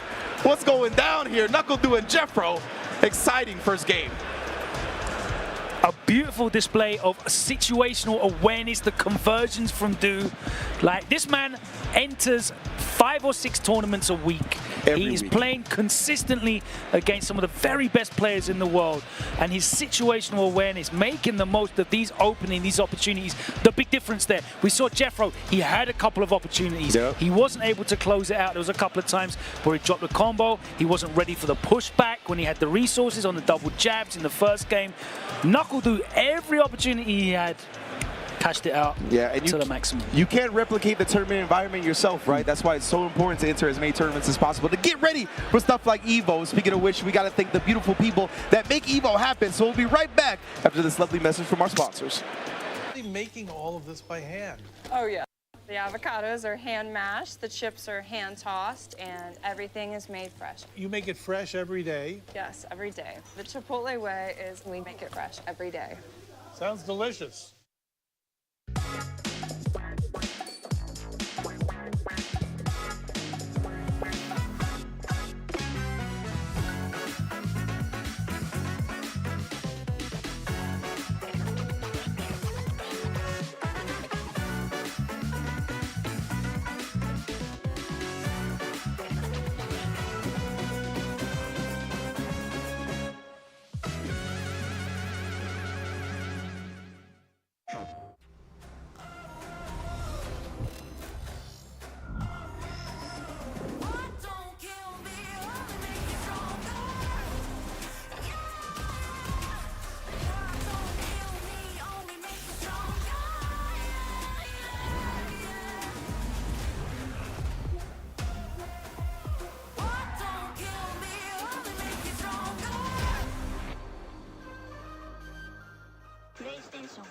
Fighting game playing style and an anime character. Damn, Bleach, we're gonna go Ichimaru again. Yeah, fast speed. So personally, I would say I'm some type of Uchiha clan, you know what I'm saying? Sasuke, Itachi, somebody with a Sharingan. I would probably be like the most evil character you could think of. Probably be somebody in Hunter x Hunter.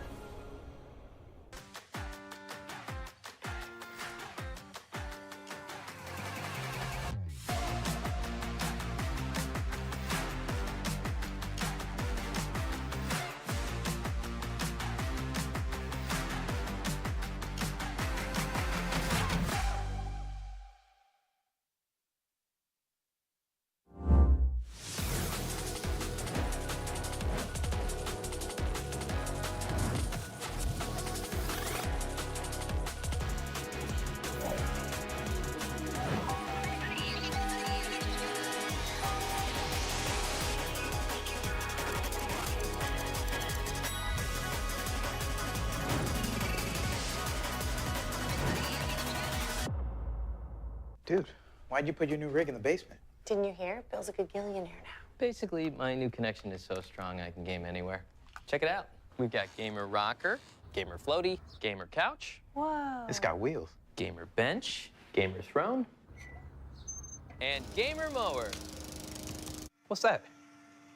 It's hard to game while walking downstairs. I get it. That's smart. Live like a gagillionaire with low latency everywhere. AT&T Fiber with All-Fi.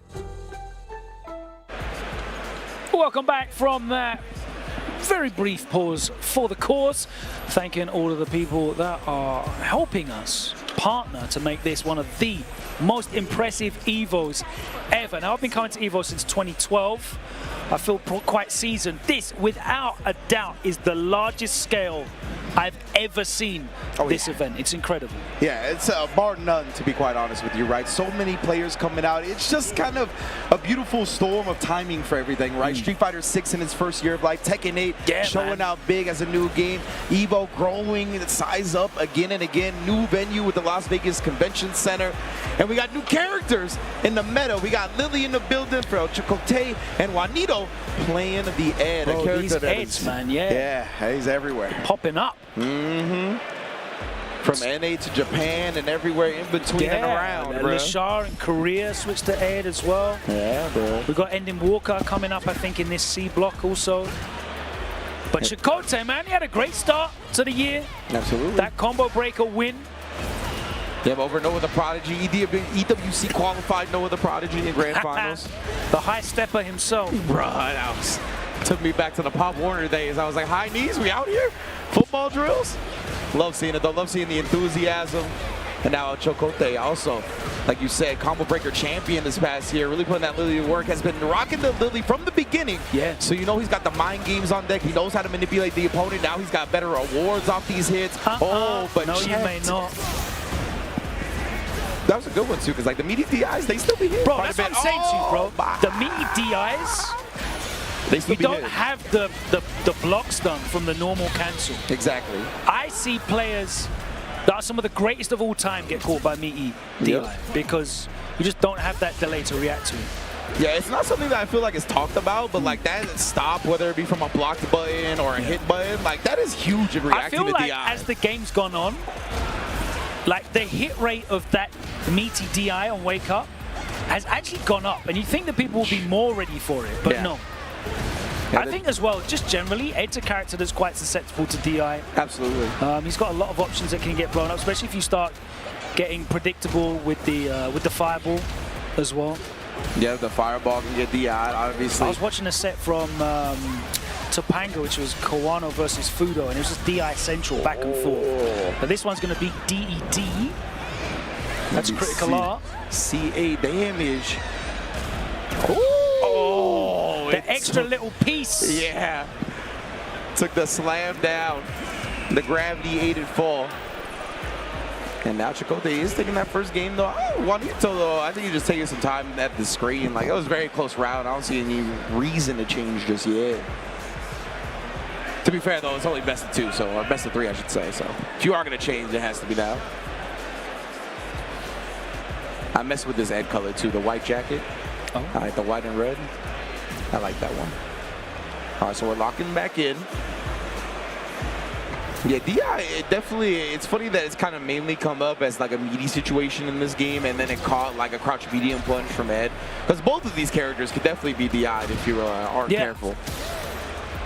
So I want to see, the wind stop, perfectly spaced right there. Actually, the whiff punish to the crouch medium punch. Yeah, throwing out the DI in both of these characters is, preemptively is something that you want to make your opponent at least think about and consider. Of course, the wind stocks, that's going to hurt a lot.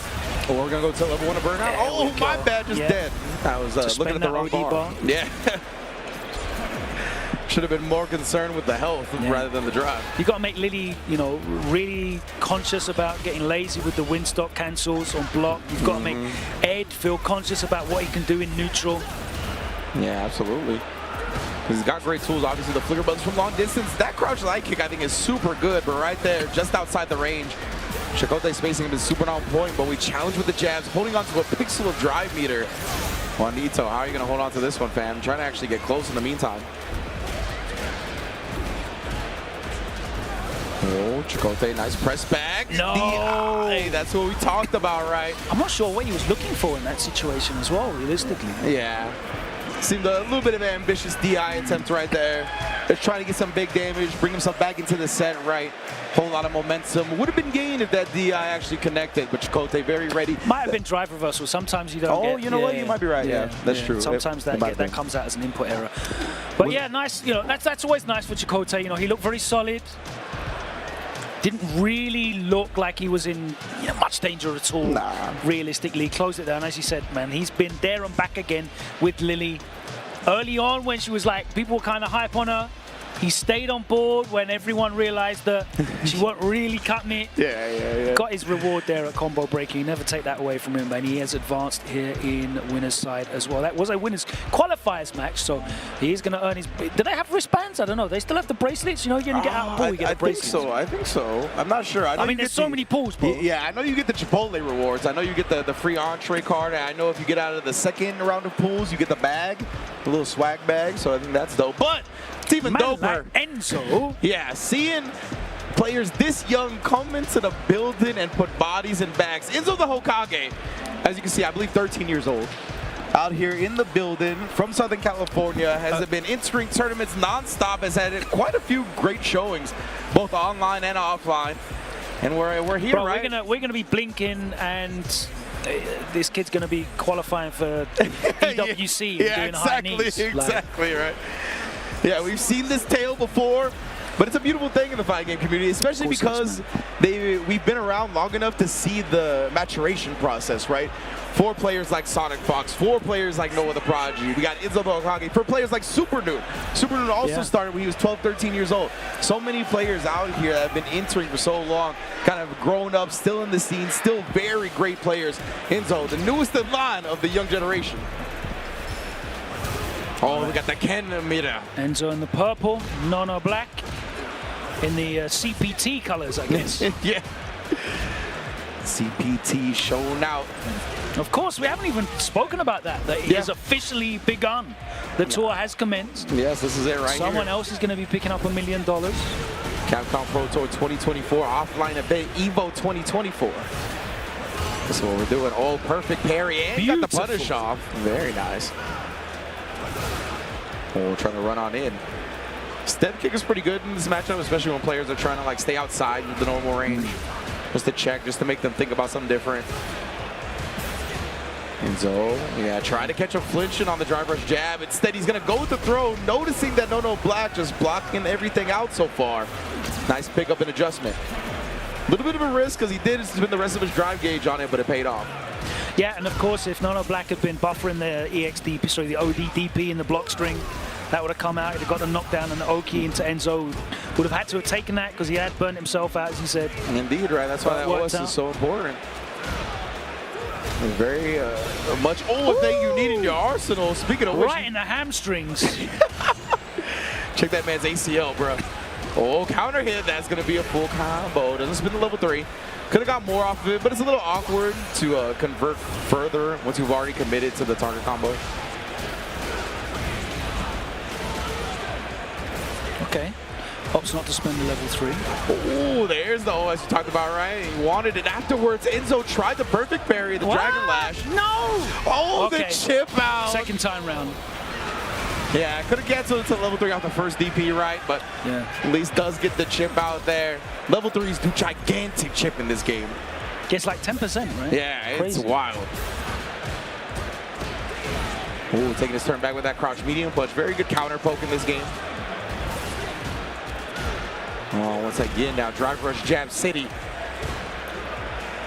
Poking away, wall back fireball. Oh, that was way too close. Yeah.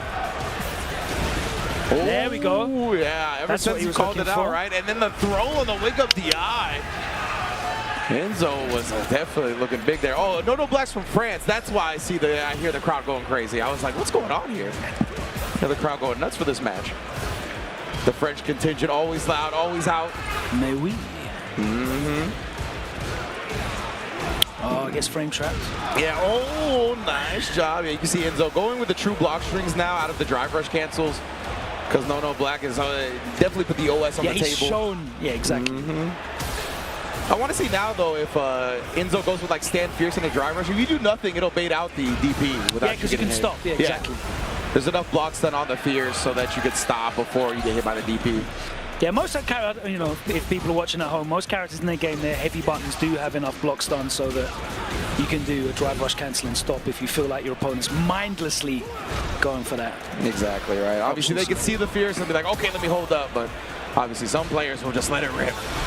Nice. Speaking of letting it rip, we got the punish on the too close. Excuse me, stand heavy kick. Easy punish with the stand light into the level 3. I don't know, Black back in this game, but he's got no meter. And the positional advantage still in Enzo's favor. Yeah, Enzo got a lot of resources as well. I'm not going to be able to, well, he will now if he gets a significant early touch, anything other than a low forward.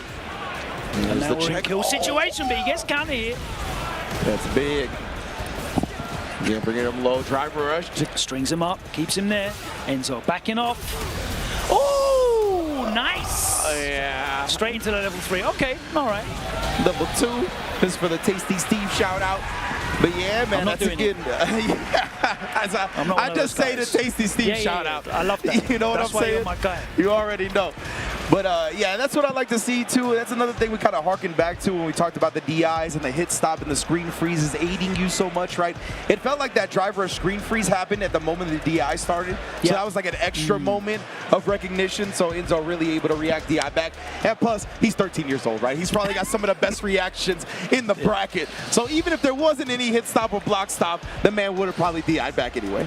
It's true, it's true. He's got those Roblox Fortnite reactions. Can't mess with him. Oh, man. Bro, do you know that there's like a Street Fighter WWE Supercard collab? No. Yeah, apparently they made Xavier Woods, Ken Masters. We'll comment on that later. Yeah, we'll comment on that later. But hopefully we get to see Xavier here at EVO. I know he likes to stop by, along with some of the other wrestling luminaries, Kenny Omega, of course. I know a lot of them busy nowadays, so I don't know if we'll see them this year. Get well soon, Kenny. Yes, indeed. But it's always been a beautiful thing when we got to see them. Ooh! And we got another guest gracing the stage right now that I always like to see playing your boy. It's Talk time. to him, Logan. Talk to him. Playing that boy. But it's time for some entirely unbiased, non-partisan, fair and balanced commentary. I thought when you said that boy, you were talking about Ed, but then I saw his opponent was literally named that boy. Oh, he coming. That's what I'm talking about, bro.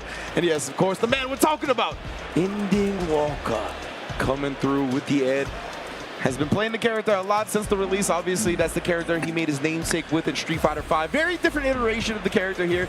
But what's cool about Ending Walker is that it feels like he plays so many characters and so many, like, he's willing to adapt to different styles and kind of learn what the characters are good at. So he doesn't feel like a one-trick pony to me. He's still in a position where, like, he's looking to really refine his playstyle with the character. Obviously, he's very good. You watch his replays online, you watch his tournament performances online, he performs very well, likes of Salt Mine, etc. But when it comes to these big offline tournaments, for example, he's been chasing that EWC qualification. Yeah. He hasn't managed to find it yet. He hasn't had the results that have put him in the position where he's qualified for those, in those spots. He's had some great matches, but he hasn't been able to put together that definitive tournament run with this character yet. And I think he's still trying to find the rhythm, trying to find the right groove with this character, really trying to gel with him. Oh my. But you're going to see some mad situational specific stuff. He is very, very good with Ed. Just waiting for that one big result. And what a start to this, bro. He ODDP'd the first Sand Blast. He perfect parries and punishes the second one. He's the one on classic controls. His opponent's on modern. Ridiculous already from Ending Walker. Oh, and I think when you talked about his refinement for consistency with the character, I definitely think that's the case. And I think it kind of harkens back to his play style, right? Transferring from 5 to 6 and him being still such a new fighting game player, I feel like that's all part of the journey. And he's definitely going to put it together sooner rather than later. Yeah, one of the great things with his Street Fighter V play with Ed is he was so good at making you answer questions, you know, like it was activating into the super, it was blocking the charged fears, it was the, you know, the EX moves as well, putting you at frame disadvantage and getting in, the corner carry. He would make you have to answer questions. And if you answer wrong, you're going to explode. Yeah. And he's starting to find that play style with Ed now as well, where he's able to put you in situations where you got to answer a lot of questions. Obviously, we've got the corner setups that everyone saw as soon as Ed came out after the throws with the snatchers, etc. But he's really good at just maintaining the spacing game. Doesn't really rely on the fireballs. It's very forward moving. Like he's not playing like the Floyd Mayweather boxer style. He's getting in your face is the correct phrase to use. Peekaboo style, right? Getting close. CQC. Oh, and look at it's a that lot more Mike spacing. Tyson than it is Floyd Mayweather. 100%. I love that spacing that we saw. And look at this again, very aware. That would have been all manner of heavy flickers. Oh, man, that would have been a sick punish to see. Unfortunately, dropped a little bit, but boy, he could not find any reprieve here from the offense of Ending Walker. I'm so surprised that roundhouse whiffed. Yeah, it was right up close to him. Never mind. Yeah, to hit a grounded opponent, like you said, you got to be real close. And I thought he was close enough, but a little bit of a funky situation. My man, Ending Walker, he's looking for it, right? That crouch slide kick, the crouch heavy kick, these flicker buttons, they annoy the opponent so much. Forward fierce again now, just trying to push them towards the corner. Oh no, the reversal level 1. Panic buttoned a little bit. Yeah, when you only have to press one direction. And indeed, there was no answer right there. I would have made a One Direction song reference if I knew one. Are they the one that do apologies? No apologies, no? Bro, you're talking to the wrong guy. Let me tell you that. What's that Timberland joint? You remember that one? Nope. It's too late for apologies? I don't know. We'll think about it another time. Either way, too late to apologize. Is that them? Is that one? I can't remember, bro. I thought they had like one in their name. It was too late. Definitely too late when he got caught in the corner in burnout with no super meter left. Are you actually pulling it up? Oh, it's One Republic. One Republic. My bad. That's very different. I knew it was one something. Zane was definitely not in One Republic. But yeah, we are out here, of course, live in full effect. EVO 2024, you know what it is. Pools action. It's been beautiful. We've already seen some star-studded players in the building. Knuckle Dew is here. Ending Walker is here. We got a cameo from Tank Top Fridays in the building. San Diego in the building. UK in the building. We saw Chile. A bunch of places represented. And there's hella players still to come as well, like in this wave of pools that started at 12. So as we get towards the end of our block, you know, we're hoping to see, we've got some really incredible international players here as well. DCQ might be coming up. We might see Naruo and Jamie. Who else have we got here? I love DCQ. I think we've got Yamaguchi in this block as well. The struggle. What is that? That looks like a Hugo. Fujimura. Nice. Haitani. Safe is in this block. Jack. Oh, snap. Safe, too. I would love to call a safe match. One of Canada's finest on the Ken. I'm trying to figure out what this struggle shirt is. I meat like... on meat right now. Oh, no, please. Give us the hoss fight. It was so funny. Me and Tyron were at, I think it was CEO, and we got like 6 matches with a Zangief in a row. Yeah. Yeah, like this character is outside. And now me and you might get the Zangief mirror. They know when the wrestling fans are on the mic. Look at the way he flexes, bro. Strongman stuff. Let's get it, brother. Zangief mirror for winners qualifiers. Ludi Lou? Yeah, I'm gonna go Ludi Lou versus, another TTF representative, Deluxe. San Diego, stand up. TTF are out here. Look at these fellas. Oh, Biggie is somewhere smiling and he don't know why. Love to Biggie. Hope you're doing well, sir. And that's another one, yeah, definitely. Oh, already an SPD before we got the 90-second mark. Wheel kick. So you got answers for your own tools, Zangief. Let me see it. But this character, that was cold. Oh, that was cold. Nothing after the whole stab, but it's okay. But this character's another one. Oh, nice SPD. I think ground, like button for button, he's super good footsie-wise. Yeah, like, but medium kick got really nerfed, bro. Yeah, that's, I don't know even what to say about that. I know you're being sarcastic, but I know some of the Zangief players thought that the sky was falling when they did the slight changes to the stand medium kick. Yeah, he doesn't matter to worry anyway. He just does knee hop instead. So that's his footsies. 100%. But yeah, I think he doesn't get as big of a reward as like these crouch medium kick driverish characters, right, off of his footsie buttons. But button for button, this character is a problem. Yeah, he just OD SBDs you for 40%. So exactly. That's where the balance comes into play. Oh, there's the knee we talked about. Wow, that hit mad low. It did. Surprised. Yeah, usually that slow-ass jump out from Keith. Usually kind of sneak in a very low hit move. Oh, spine buster, plus 30. That OD lariat change where it like reliably hits twice now is probably one of the best changes that he's had as well. Yeah, I agree. The consistency, the different type of routes you get, the setups you could actually get from that. Where before I think he would have to spend a lot of drive rush and not get a lot of Oki. Oh, bro, that's unfortunate. It do be. He made the hard read. All right, it's okay though. Ludi Lu's got 3 levels on deck. I mean, he could have got the kill off that drop kick if it landed. He had the level 3 there. Yeah, that's true. Catches him low. Forward fierce as well, man. What a button that is. Yeah, that headbutt. Oh, I got my own armor. Uh-oh. Who's next? Jackhammer. For the side switch. Nice reaction with the parry right there. Oh, speaking of parry, the blue, that was not the time to do it. Wrong neighborhood.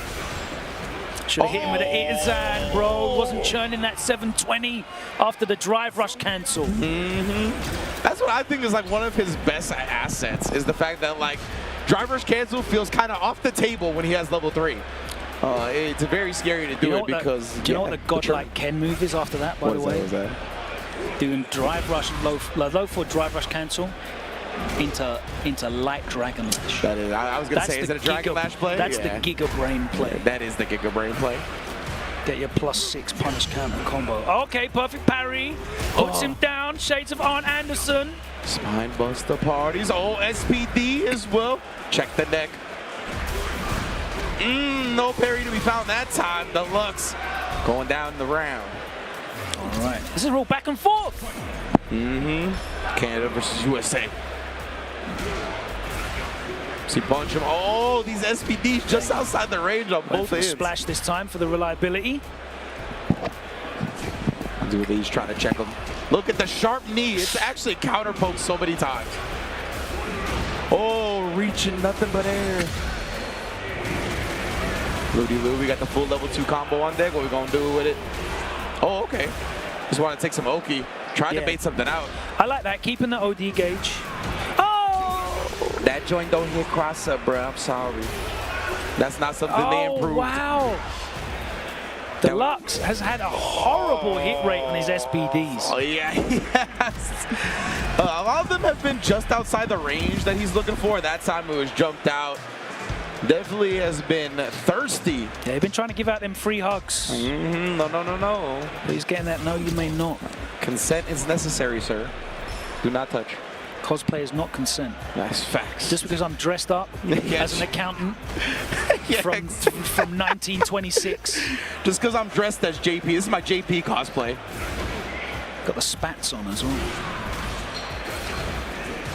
Oh, the headbutts. Give me the drive gauge. Oh, Big Fierce is just outside the range. Nice air-to-air. Interesting choice. Ludi Lu playing this controlling style. Wake up. Eats the Sentinel. Eats the Sentinel. I've been watching a lot of Marvel 2 lately. That one hit home. All right. Drive rushes in. Cuts it short. The chop. Oh, actually. What? Okay. It was too far for the target combo to naturally connect, but Deluxe swung into the 3rd hit. And then, speaking of swinging, DI had enough health to survive. This is huge here. Gonna side switch into the level 1 combo. Okay, I like that. Ludi Lu, though, he's got level 2, so you can't DI for free. Try to bait something out. I don't know. Tried to anti-air. Not gonna find it. Ludi Lu now. Set point. Is that stance like safe to wake up level 2 then? Yeah, It must be a bait for that. That's what I figured. Oh! Level 3 after you're getting jumping parried. I like that a lot. Big chunk of damage. And Deluxe does not have a lot of super meter to work with to make this comeback, especially not now. Nah, you can tell he's it's going to have to be a perfect round. Oh, and he gets beaten to the punch with the drive impact. 100%. Ludi Lu.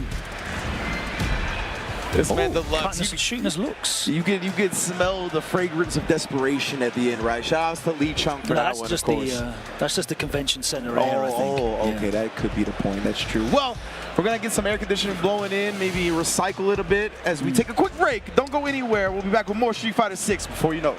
So how would you describe the chicken to someone who had never tasted it? Literally melt in your mouth tender. We don't have a freezer, you know? It's almost like a farmer's market. When you walk into the restaurant, you should hear the sizzle that you're hearing right now. Just sends all those waves up to your mouth. You're making me hungry.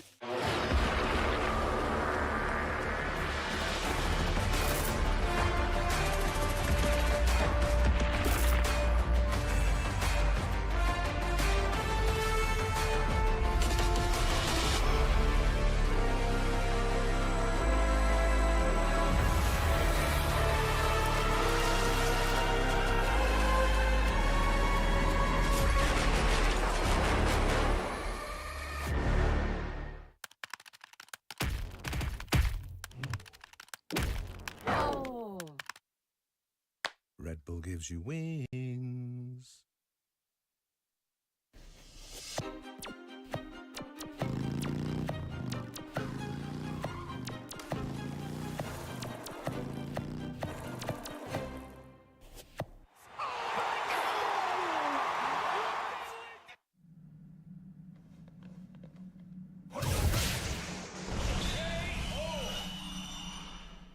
And that's how AT&T All-Fi KO'd weak Wi-Fi. Get low latency when you need it most. Live like a gagillionaire with AT&T All-Fi. Protect your eyes styling under the sun. Blue light glasses while you're gaming, having fun. Zenny's got affordable eyewear for all warriors and monsters alike. Evo sunglasses, available now.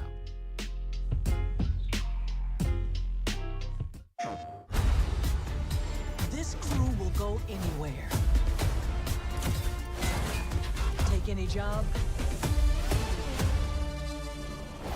Face any enemy. We're the free gunner crew of the North Star. And together, we're going to make our mark on this galaxy.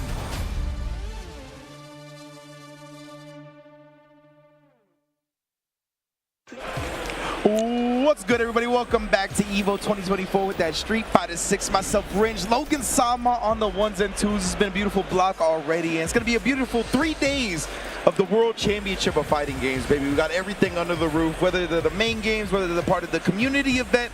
If you love fighting games, you're in for a treat. If you've never been to EVO, bro, there's no better time than next year, because it's getting bigger, it's getting better. It's an unbelievable spectacle. If you have never been, you have to see it to believe it. You have to experience it if you have any love for fighting games, both new and old. There's so much here for you. Speaking of old fighting games, Haitani has been around the block a few times and has now arrived here at EVO. I feel like we could have put Haitani under the commentator representatives now. Okay. I feel like he's spent enough time commentating that we have adopted him. He represents us now. Show him, Haitani. Show him that the commentators can still do it. Do you know what's funny as well? That reminds me, I saw Justin talking about how easy it was to get his badge at EVO. Yeah. I said, welcome to the privileged club, sir. Yes. You pick up that talent badge, there's 5 people in the line. Everyone knows you personally anyway, it's fine. Shout outs to the lady that gave me my badge, thinking the junior on my ID meant Jeremy. We won't talk about that any further. Haitani and Robin Legacy, though, and a bunch of mirrors on stream today. Chun-Li as well, a character that I feel is like falling off a little bit in terms of what people, or how much people play her. You know what I mean? Yeah, With I the mean, nerves. let me try and think about this. From a European perspective, God bless you, Valmaster, but I don't know another player in Europe that complains about their character and the game as much as Valmaster. Oh, yeah, I saw him, you know, he still made top 8 at mix-up. He was still using Chun-Li. I still see Moke putting a lot of work in with Chun-Li as well. I think he was playing earlier on, the last block. So they're still out there. And I think she's still a very, very good character. I couldn't agree more. Great job from Robin Legacy right there. Knowing Haitani would be looking to snipe with the DI because of the burnout state. It really highlights like how important in this game perception is, because you know, if a character's perceived to be not a winning choice, then you won't get the representation from the players that you need to be playing that character in order to get the results. And I think that kind of falls in with like Ryu. Ryu's mad strong as well, Agreed. but just not really perceived as a character that you're going to get the wins with. Yeah, exactly. And then Is Haitani about to make the comeback of the millennium right now? I think so. Especially with the CA, and he commits to the drive rush. Haitani, ski mask on. You drop the bag, I'll run away with it. 1-0. Yeah, that was good stuff from Haitani right there, shutting it down. But yeah, that's one of her nerfs, right? Like the hit confirmability of the forward or back medium punch. Like you kind of have to commit to options now. So we saw Haitani just go with the drive rush. Had enough meter to not burn out off of it. Set him up for the victory perfectly. Back walk speed, I believe, also got nerfed a bit. Overhead, though, we all holding forward right now. It don't matter. I mean, she doesn't need to walk back, because just walk forward and press that jab, bro. Yeah, exactly. So good at kind of making the opponent have to consistently stop during their offensive Having that pressure. walk speed and a 7-frame low forward, and a jab that good, just walk forwards, man. The range and speed, I can't believe that combo on her crouch medium kick. Like, ooh, and there's the stand fierce, was also got both. But yeah, with the crouch medium kick, I feel like all the buttons with that range are 8 frames rather than 7, but she's got the 7. She's got the 7. Yeah, she's got the 7, man, and the range of the 8. It's kind of wild. Yeah, and, you know, it was unreasonable when Ken had it. Yeah, right, exactly. But Jury and Chun-Li are just out here existing, you know? Oh, man, it's quite the tale, quite the narrative, you know what I'm saying? I know who was in Grand Finals at Capcom Cup last season. Yeah. And it was 2 of those 3 characters I just mentioned. Yeah. Now Haitani, we're going to close out this set. Jabbed. Oh, and stayed just outside the range, bro. That was setting up the whiff punish if I've ever seen it. Getting whiff punished on low forward with Chun-Li. We are all the way back in the 90s. Oh, man. Well, maybe like mid-noughties, I guess. So something like that, Yeah, that's about right. The crouch medium kick, though, of Chun-Li. Obviously very dangerous in that game. You'll be sure to see it all day today as well, because third strike concludes today, right? Is Am I it? tripping? One day? I thought third strike was tonight, but it might be another day. Mother Base, what was that one moment in time? No. Oh, all right. So next up, we got DCQ and Low Flow, but it's the Chipotle Extra match. They got set up, sponsored by Chipotle out here.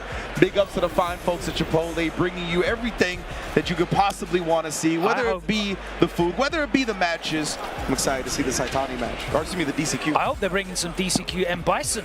Oh, that's what I want to see. Is that what you think it's going to be? I hope so. I hope so, because DCQ's been going hard with the Bison in the last couple of days. But it looks like it's going to be the JP. It looks like the JP. I feel like it makes sense right now. JP is very much a pools character to me. Like, he's got a great kit to kind of put up obstacles for the opponent to get through.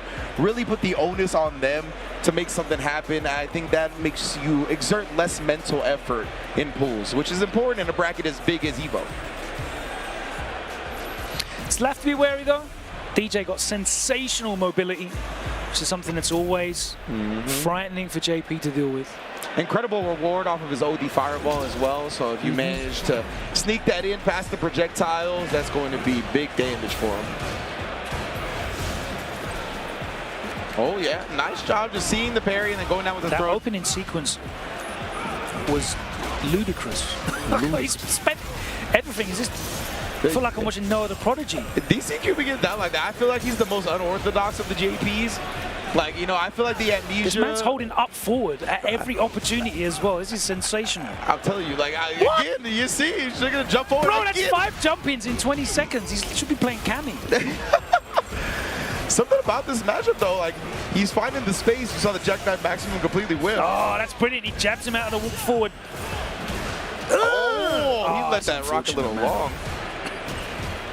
Indeed, unfortunate that some damage was left on the table. Yeah, I mean, come on. When DJ drive rushes at you, you can get, like, you're not 100%. Checking it, right? Yeah, exactly. Unless you've got Death Wish. So that's why you kind of get the privilege to let the drive rush rock a little bit longer, get closer with your button, put them in a true strike throw. Sunrise. Oh, I love that. Knew that there was plus frames there, challenged it with the parry. Classic strat in this game. Nice pickup. Level 3 or not? No, saves it. I respect it. Shouts to JP, aka Juggle Points.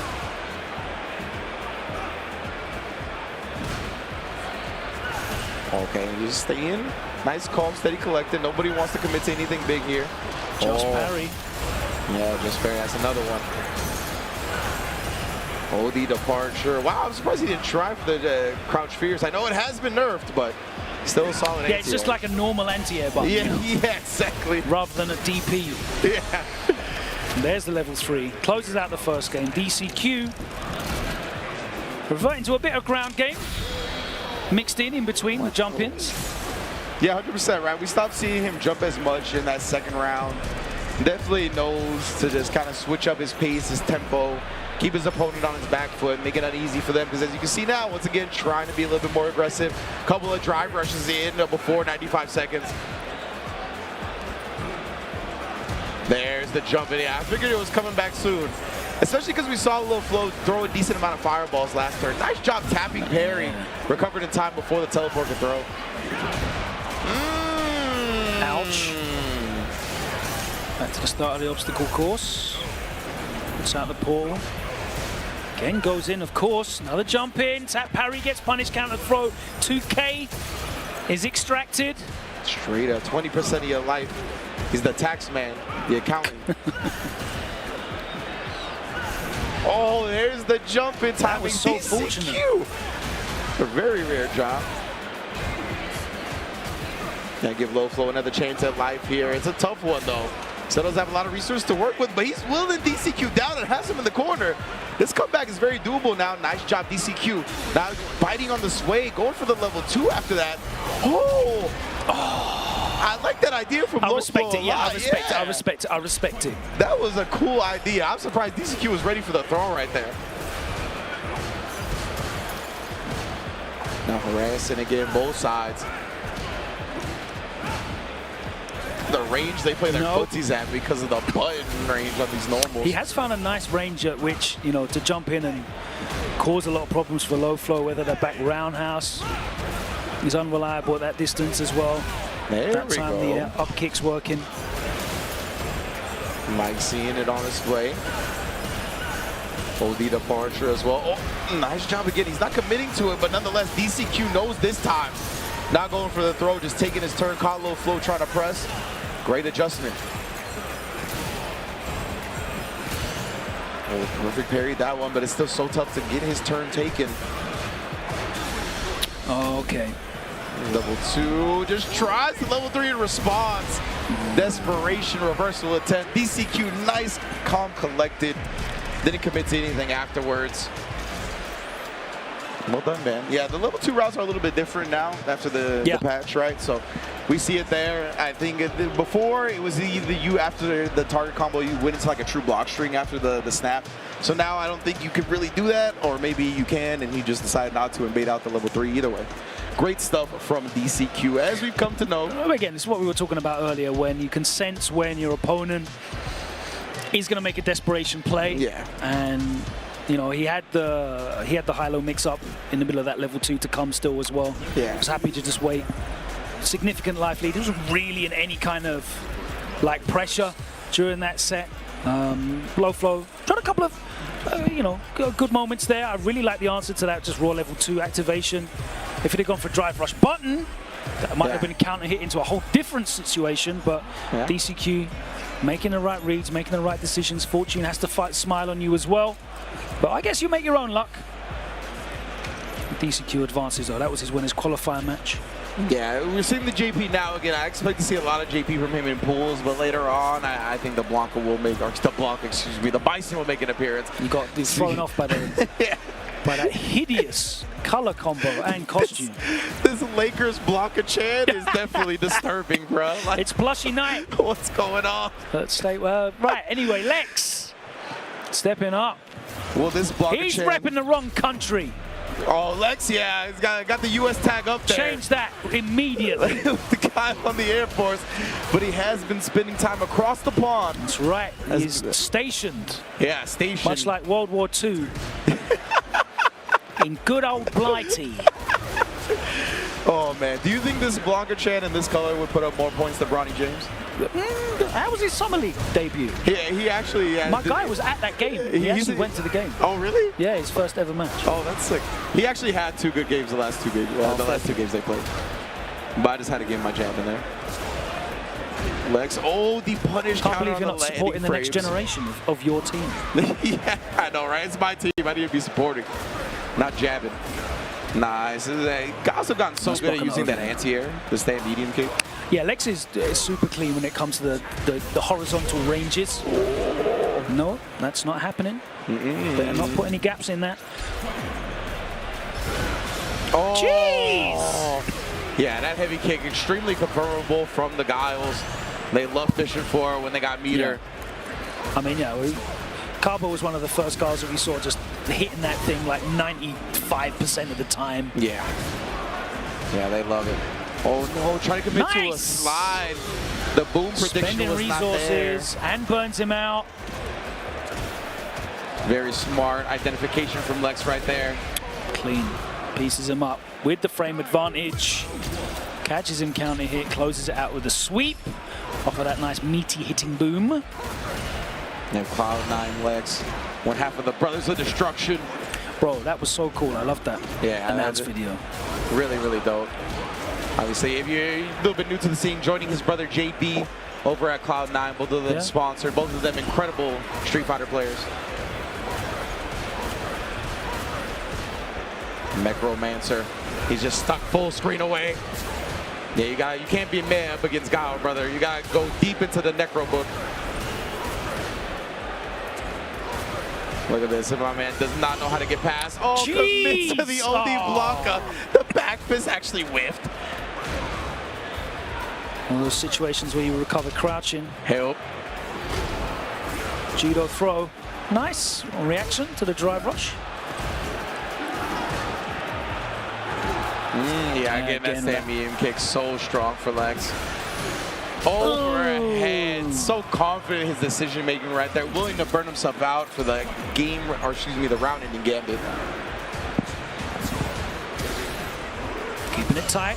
Another perfect parry that time. Wow, another missed punish. So Lex maybe not as familiar with the perfect parry Blanca ball punishes as you would expect. Brother, the Blanca chant is just floating. Tried the parry again. You gonna activate it now? Oh, not even choosing to activate it. I thought he would have lightninged after the throw. Instead, choosing to try to bait a flash kick out that did not come. Oh, the stagger. And a little hezzy on the crouch medium Hella push. counter hits on the screen right now. They're both swinging it out. For the One more touch though from Lex. We'll get the job done. Watch for the heavy kick. Dragon suplex. Just going for the plus frames. Oh, I like that level 2 instead. It's gonna burn him out. Yeah, time to get bun out. Oh, he wasn't ready. Yeah, Necromancer, he could have responded with the level 3. Lex tested him though. He's gonna have his drive meter back now, but he got caught reaching.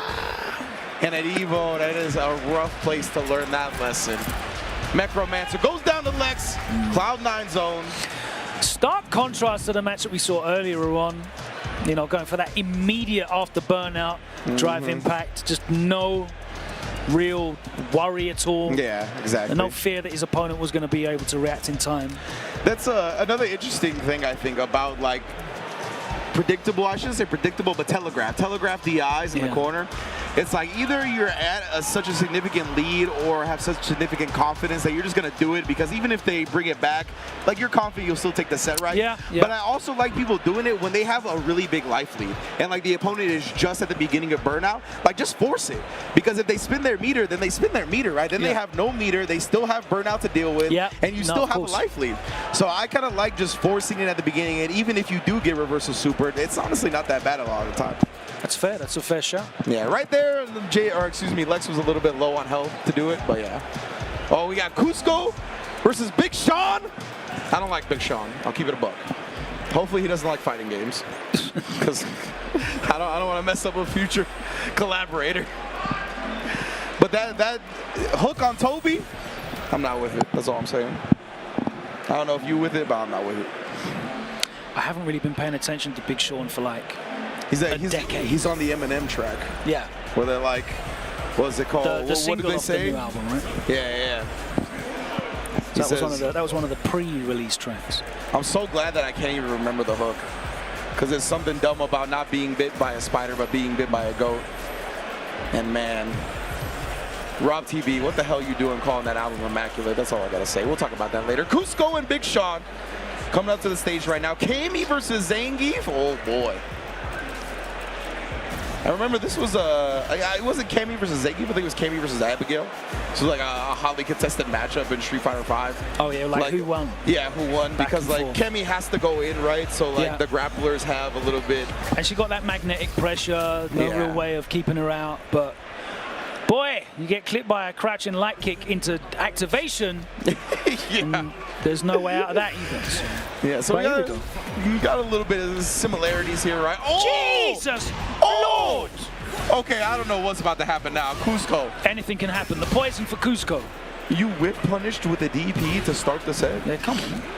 You like whip punished the light He with it whipped too. up- That was ridiculous. He just scooped the normal as well. Okay, On both of start. these players. Ow. Pieces him up and catches it out. Spend the ball. You ain't going Spend it, spend nowhere. it, spend it, spend it. Oh, Okay. Oh, okay. All right. You've risked the tick throw. Yeah, That was definitely- brave. Definitely a risk, as you said. There's obviously lights in this game minus, so going from that button to a throw is a negative situation. But you condition the opponent with chain lights, right? Yeah, kind of course. Yeah. What lets people get those tick throws off. Big Sean, let me see you. Take up that mid-screen presence. This is what we talked about. Like, Zangief actually can go toe-to-toe with a lot of characters on the ground. It's just the reward is not the same. Cusco press it back and then another SPD mash out. I'm gonna grab these extended hurt boxes. All Don't right, think Cusco I won't. sitting down. Oh, stay sitting. Triple platinum with the SPDs. My goodness. And we saw that Cammy licking off the DPs earlier for whip punishes, but no wake-up DPs, just holding that pressure. Oh, nice. Another DP. Speaking of which, look at this, though. You gotta keep Can't it do tight. That. At least do like wake-up OD. Yeah. Okay, you knew. Yeah. It's like, please, let me get the OD hooligans. The dive kicks come through. Oh, again, trying to walk away. Your walk speed got a little bit, be a little bit faster, but yo. Wake up low forward is certainly a choice. That's going to be the level 3. That's going to be game. Cusco really recognizing the fact that, no, the drive rush leaves Zangief pretty far away. And if he wasn't going to commit to that crouch medium kick, might have done a good job sniping. All right, run it back. Oh, bro, just see who's up next. Oh, yeah, indeed, bro. Another one of our favorites to call. We'll get to them in a moment. Oh, we're ready with a meaty drive impact that time. That's what I'm talking about. Side switch combo. Cusco, I was going to say, doesn't got a lot of drive meter. Attacked with the headbutt. Shibata in the building. Trying to get out. No. Yeah, we got the jump back lariat combo. I love it. OD lariat. No follow-up, though. Instead catches Cusco reaching, but you're giving them that's another a huge chance. drop from Sean. Oh, the dive kick didn't come out. The dive kick was on a milk carton, bro. Have you seen this dive kick? Cusco's looking for it. Damn, what a whiff punish with the heavy. Already committed. That would have been a big jump in if Sean had pressed the button. Yeah, Cusco, the medium kick came out. I'm not sure if that was supposed to be DP or not. Yeah, I think he'd already committed to pressing it in, like, to stop the walk forward. I think you're right. Planted again. Save the environment. Yeah, a lot of the Planting time. trees. Zangief's all about that life. Quick candy tree in the process. That's what he's scheming on. Oh, the dive kick again and the reversal timing. Counter hit. Oh my god. I'm so scared for Cusco every time they get close though. Oh, the chop! Jeez. Actually just outraging the button on Cammy. And yeah, the full Taro combo is a nice little chunk of damage. So one up here for Cusco and Big Sean. I'm sad because that chop target combo is just a bit too slow for me to call it a Kojima. Like, Yeah. It's not quite the it's machine gun certainly not chops. machine. It's definitely like bolt action chops. It's not machine gun chops. That's perfectly described, honestly. Oh, the second hit. Big Sean wasn't looking for it. That's like flintlock chops. Yeah, old Push a gunpowder in there. Revolutionary War chops. Oh, Not there ready. it is. Level 1 was. Hey, he only had level 1, right? So this man Got Geef. counter hit. I don't know if he tried to do it. It didn't come out. Of course, it is one up here. Cusco on set point. Big Sean did put a W on the board in the last game, but the level 1 come out. There's that sword normal we talked about before with Cammy, that crouch strong. Disjointed hitbox all day, every day. Great buffer button. Oh, that was clean footsies. Counter pokes. This man sniped that spacing. Get back in the corner. And just harassing the ankles. Oh, speaking of which, Cusco's turn. Just wants for the side switch. Yo, that was certainly a ambitious SPD. And Cusco closes it out with the level 3. Big Sean kept it entertaining for us at least. Indeed. The SPD counter was ticking over, but it wasn't enough, and Cusco was able to close out the victory there. That is another winners qualification match. So Cusco will be going into round 2 in winner's side. Congratulations to you. And we have got a big one coming up next. This. Indeed. Now, he didn't win Topanga. No. But I had a hell of an enjoyable time watching Kakaru play some M. Bison. Ooh, Kakaru on the M. Bison. He's played Akuma a bit too, right, when the character first came out. He used Akuma as well in Topanga, right? In Topanga also. So, you know, he said, I'm only interested in purple stuff and top tiers. That's what I'm talking about. That's all you need, brother. Kakaru, I love actually watching this player, obviously from JP as well, right? So the purple stuff in top tier. Even from then, he's got a type, to say the least. We shall see what he picks here. One of 3 characters, I'm sure. I definitely have not seen his JP in a little while. Definitely, as you alluded to, is more the Bison, more the Akuma. We'll see what he's looking for with pools, because Akuma could be a bit of a dangerous character in pools, right? Yeah. You don't know what you're going to run into. You only got a 2 out of 3 shot. He's got lower health. As you mentioned, with execution barriers being lower, you can run into anybody that's going to give you a 50% combo at the drop of a hat. So with Akuma, it can be a little scary. I want to see what he brings to the table to start the pool.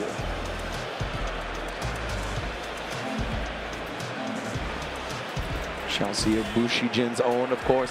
You know, Kakaru watches Japanese battle rap on his stream. Okay. Yeah. I think I see a tweet there. Yeah, he's got a great personality. He knows what's up. Glad to see it, especially, I mean, even after Gamers 8 last year, he won Gamers 8 last year, and then, like, afterwards, just was playing everybody the next day still, right? Not just resting on his laurels. Yeah, of course. So it's a not looking thing. to cash that check. He was looking to level up, improve. He continued to travel as well, because he was not part of SFL that year. Yeah, that's right. I think Ibushkin had a team that season. So he just traveled. Like, he was at Blink. He won Blink, of course. That's right. That was you know, really he was out. He came to UFA, got food poisoning at UFA. Oh, wow. Unfortunately. But yeah, he was out here last year, really just trying to level up his game. It's cool. And improve after that, you know, obviously the impressive performances at EVO and then the big win. And now with SFL, I think clashing with less tournaments, right, for the Japan side of things. I think he's now in the SFL coming up this year for Japan. So going to be great to see him go and kind of be in that realm. Obviously, we got to introduce him in Topanga just a little while ago. So it's nice to see Kakaru really bathed in the different type of Japanese tournaments that make these top-level players. And it is going to be the Akuma to start. Yeah, it's interesting because M. Bison does still suffer from some of the same issues that he did in 5, in not having a reversal. Cammy having that magnetic pressure, that looping offense. Excuse me? You're going to start with Odie's power arrow? Gets hit by the drive rush meaty medium punch into the corner, looking to bait something out. Punish counter there, though. I was going to say, this man is making a decision on defense every time. DI was there as well after the double hit stop on the crouch jab. Yeah, I would not let this man breathe on wake up. If I'm going to eat the ODDP, then I'm going to eat the ODDP. Oh, here we go again. Gray Spectre waking up with something, getting hit by the fireball, waking up with something, getting punished for it. This man is and again, it's like an action replay of last round. Yeah, like, we got trade combos. Oh, this man, he's one of those people that sets an alarm for every 5 minutes to wake up, you know what I mean? Like, it's like, I make sure I can't sleep through my wake up. He's not hitting snooze either. He's got multiple alarms, individual ones. 8 o'clock, 8:01, 8:02, 8:03. Like, we waking up. And Kakaru is just like, what have I got myself into? Keeping his space. This man's neutral is active. Yeah, he is outside, brother. Oh, look at that, trying to check at the dive kick. It's on a milk cart once again. Counter hit City. Conqueror. Is that air reset? Oh my god, it's again. He's doing the same thing in the situation over. I feel like I'm in a Matrix deja vu. Where's the cat walking across the screen? This man, the Groundhog's Day. We've woken up to Cammy pressing buttons again. Got hit by the second medium punch after the drive rush that time. Oh, and another bad spiral arrow. If the Cammy could see her shadow, winter is over. Level 2. Renzo Punxsutawney Cammy. Oh, the OD spiral arrow. Once again, went to that well. Cockadoo. It feels a little confused. Looked a little confused after the set. Just give the fist bump to the camera, knowing that he survived another roll smash. I wanted to see more Kakaroo, but I'm sure we're going to see plenty of him throughout the tournament. He had a fantastic showing last season. But that was a very workmanlike performance as he cruises through in his winners qualifier. We're going to take a very short break, and we'll be back with more action as we progress through the C block of pools here at EVO 2024 Street Fighter 6. Myself and Ringe will be here after this. We'll see you then.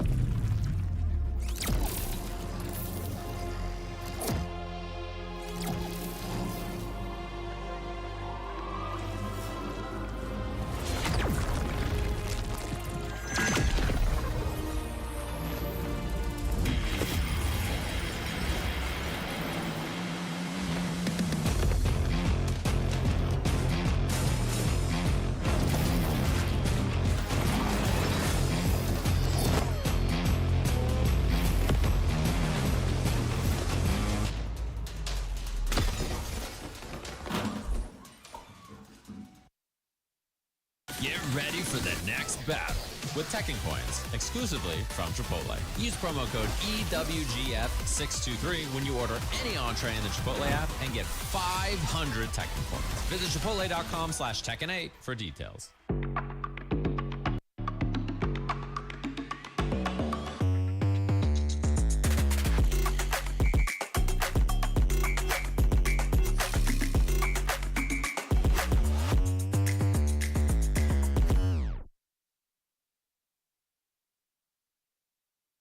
Hey gamers, does your room look like this?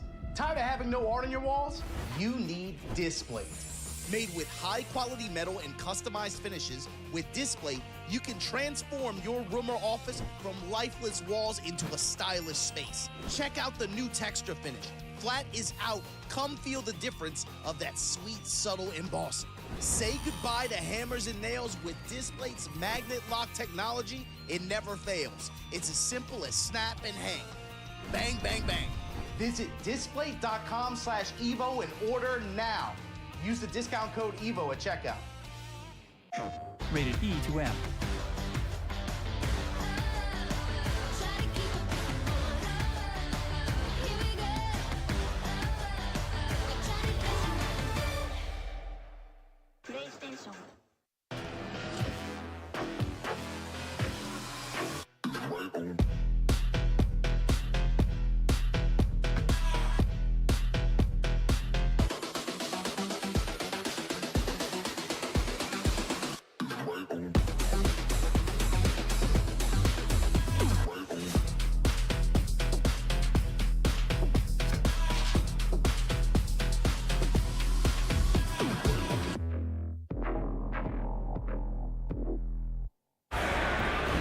Welcome back to EVO 2024 Street Fighter 6. We're kicking it off, myself and Ringe, as we progress through pools play here on day one.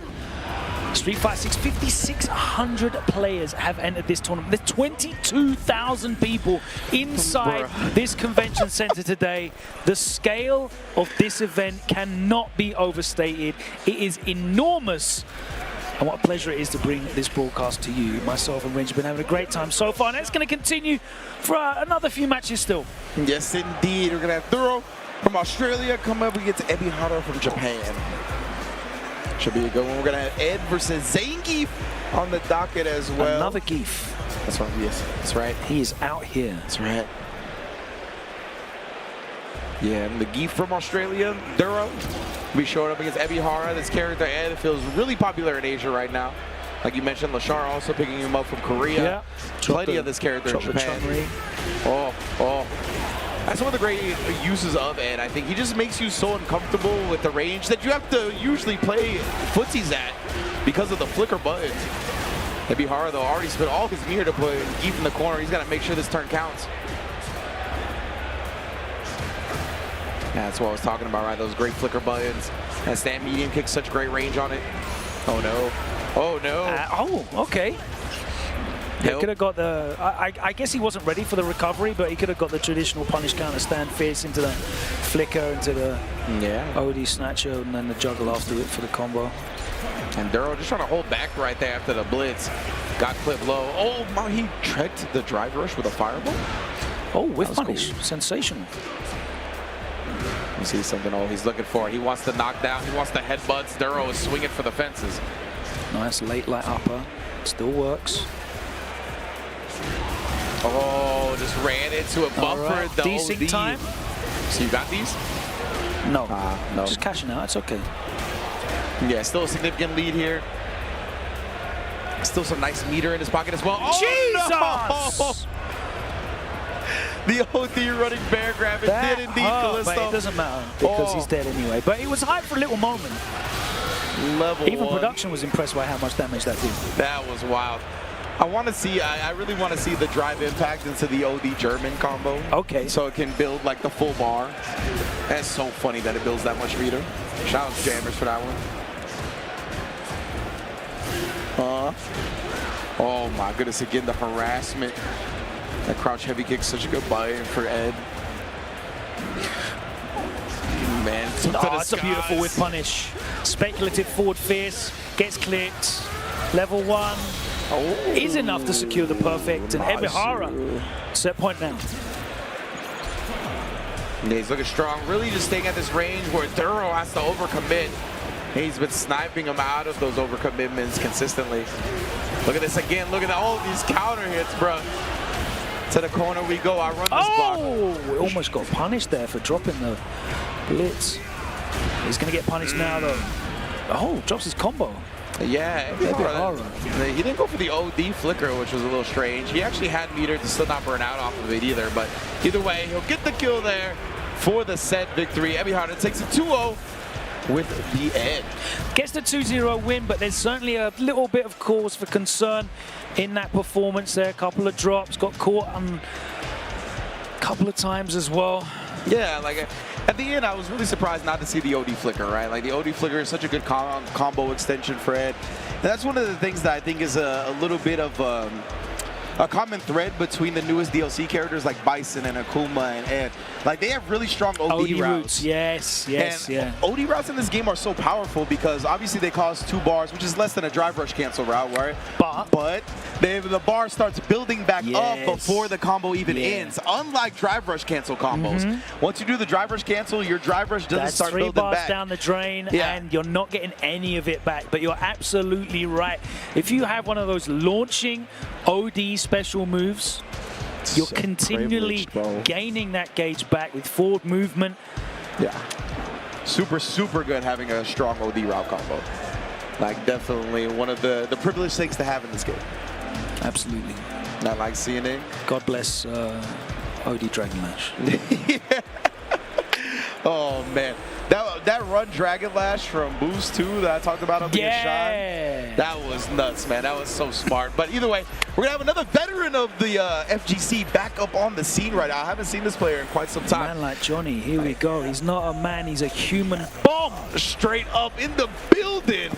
And what an explosive performance he had when I saw him playing in the CPT offline premiere in France last year. He looked real strong there. He made top 8. Man, these names that keep coming up here, throwbacks right now. We got Human Bomb here going to be his 13th Warrior. I see queued up. We got Dan Slip. Dan Slip going to be in the building as well. Can't wait to see that. But before we do, we got Lily versus Ken. Ooh, interesting one. See if the 13th Warrior can present some problems, because I think Lily can do pretty decent on the ground up against Ken. Yeah, she can be quite awkward. She does pretty well against all the Shotos, I think. Yeah. Already a win stock to the name as well. Yo, Dragon Lash beat to the punch by my own forward advancing hitbox. This 13th Warrior is active. Oh, Human Bomb, even there, right? Catching the walk back. Human Bomb had slide. enough. Yeah. Oh, no. Thought he was going to come down. Tried the roundhouse because I thought it was just going to be a neutral jump. Yeah, you can see him pumping on that DP, trying to do it as late as possible. Yeah. One pumping on it there with the... Oh, I thought there was going to be another one ready right there. Maybe a parry attempt at the very least. But right now, 13th Warrior commits to the OD. He's mashing out there. Yeah, Human Bomb. Somehow, some way. But he still got it done. He still got it done, but that was certainly... Like, crouch medium punch into OD DP is mashing out. Yeah, exactly. We've all been there. We know what that input is. It's wiggling from side to side. 100%. Pressing light and medium together. Lands and gets the damage. Okay, Human Bomb with the side switch. Okay, interesting. He carried him out of the corner and then did the side switch. You normally see people continue just with the run into the tattoo in that situation. Yeah, because like you said, with that side switch, when you carry them that far out, you kind of just hit a mid-screen again. Yeah, so it's kind of almost pointless. ODDP, Human Bomb. Lets it rip again, and it works. Yeah, right before he would get burnt out as well, so it was important. He did the reversal now. Jumps the DI response. Are we going to be able to do enough damage here? I think that is enough. Taking some chunks off the yellow before the level 3. Human Bomb wrapping up game 1. Very nice stuff. He's got to be very... It's kind of what we saw similar to the Kakadu match, right? Where the opponent is active all the time. Really try to present to you different things that you have to worry about constantly. So you just got to maintain your game plan. Find your space where you can react to things consistently.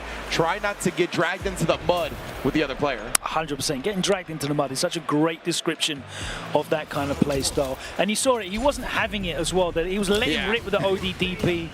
Just letting him know, like, let's go back to neutral. Let's play some of this neutral. I don't want to swing it out with you up close.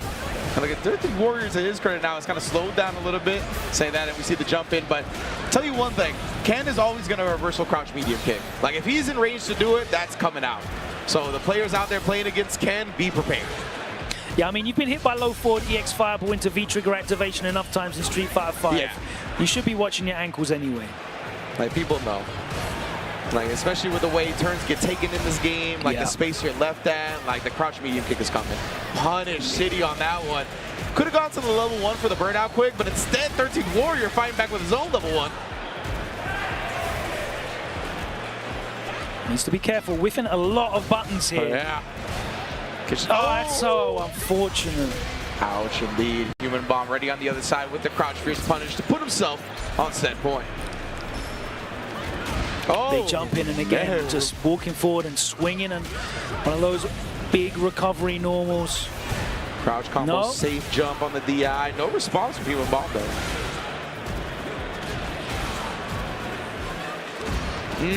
Reaching again. We've seen a lot of jumping out from Human Bomb. Ready for burn out, but very close. Oh, the empty jump, wow, was in range. That's downtown. I was going to say, I don't blame him for not jumping there. I would not have expected to get hit by that. Yeah, got to be careful. Too predictable. Like we said. The number of times that I saw Human Bomb punish with a neutral jump in that set, only a first or two. There was a lot of neutral jumps that got him a big, like even just before that, the one that worked out and it was at like max range as well. Like, he was showing you that he was neutral jumping a lot. 100%. And he was still going back to that well that we saw the last Lily drown in. Yeah, 100%. She's still down there. Begging for help, somebody to get him out. Yeah, but that's one of the things, right? Certain players of characters, like, they just like hitting certain things, or they like doing certain things a lot, right? I remember jammers used to talk about how Chun-Li's would die because they threw Hazanshu too much, right? Or the fireball. Not the Hazanshu, but the fireball. So another one of those things with Lily, like, they just get a little bit too thirsty for the command grab at full distance. We see it get called out time and time again. And I think this was something that Trunks FGC, shouts to Trunks, been doing some nice content on YouTube, kind of talked about. Well, before I get to that point, what is this shirt? Who is that? Is that him? Is this the face that's on the shirt? No. No, it's not. Okay. All right, I got no idea. Stream chat, you're going to have to let us know, because that reference is fully lost on me. We don't know what's going on here. Is that a Twitch emote? Either way. But yeah, so a point that Trunks has been bringing up and like talking about people's ranked jerseys and whatnot, I think it applies to pools as well. is the concept of coming up with a very basic game plan and ranges to stand at, and then making your opponent get past that, right? To not exert more energy, to not think that everything is possible. Oh, absolutely. We saw a lot of that from Human Bomb. And when Human Bomb got into command throw range, he neutral jumped. He didn't try to switch it up. He wasn't trying to do anything different. When he was in that range, he neutral jumped, and he made the opponent switch up their game plan. If they never did, we see what happens. And that applies in any competitive endeavor at all. You need a strategy going into the match. This is my plan A. I'm going to do this, this, this, and this. How are you going to deal with it? Exactly. However you respond to me doing this, this, and this, which I'm always going to open up with, then dictates how I then adapt. Absolutely. I think it's as you mentioned, it's a concept that applies to anything competitive, right? And I think we as a community need to do a bit better of a job speaking about it in terms that people that haven't gotten to that level can understand. You know what I mean? Because I think you're really coming up with a game plan to make your opponent defeat it first is really how you start rising in the ranks. But nonetheless, Ugly Win versus Dan Slip. I like that Dan Slip got the EC in his name too. He's not the US, he's the East Coast, Dan Slip. And of course, longtime Cammy player as well. Yeah. Next level veteran. This man always rocking this character. And as you mentioned before, at least 3 games deep now. That's exactly. Decades in the making. And as you mentioned, right, Cammy always a good choice. That is for sure. Unless you say that with James Chen on the mic, then it's a different story. She's still a good choice. So that's just James Chen on the mic. Oh, he's repping Ecuador. Excuse me, my bad. I thought Dan Slip was straight repping East Coast. I thought you were trolling. No, I didn't see the Ecuador, bro. Oh, okay. Dan Slip, I mean, he's very East Coast, though. Thank you, production. You should have let it rock. It worked as a clever joke. Yeah. I'm glad to know that. I want to get it out there. If he's repping Ecuador on the country, I want to make sure we get it right.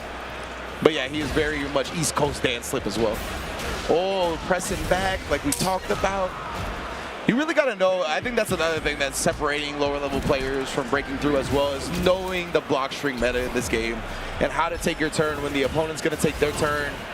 It's very much a huge part of success. I think like reaching a level where you know what to expect a matchup to look like is very important. For sure.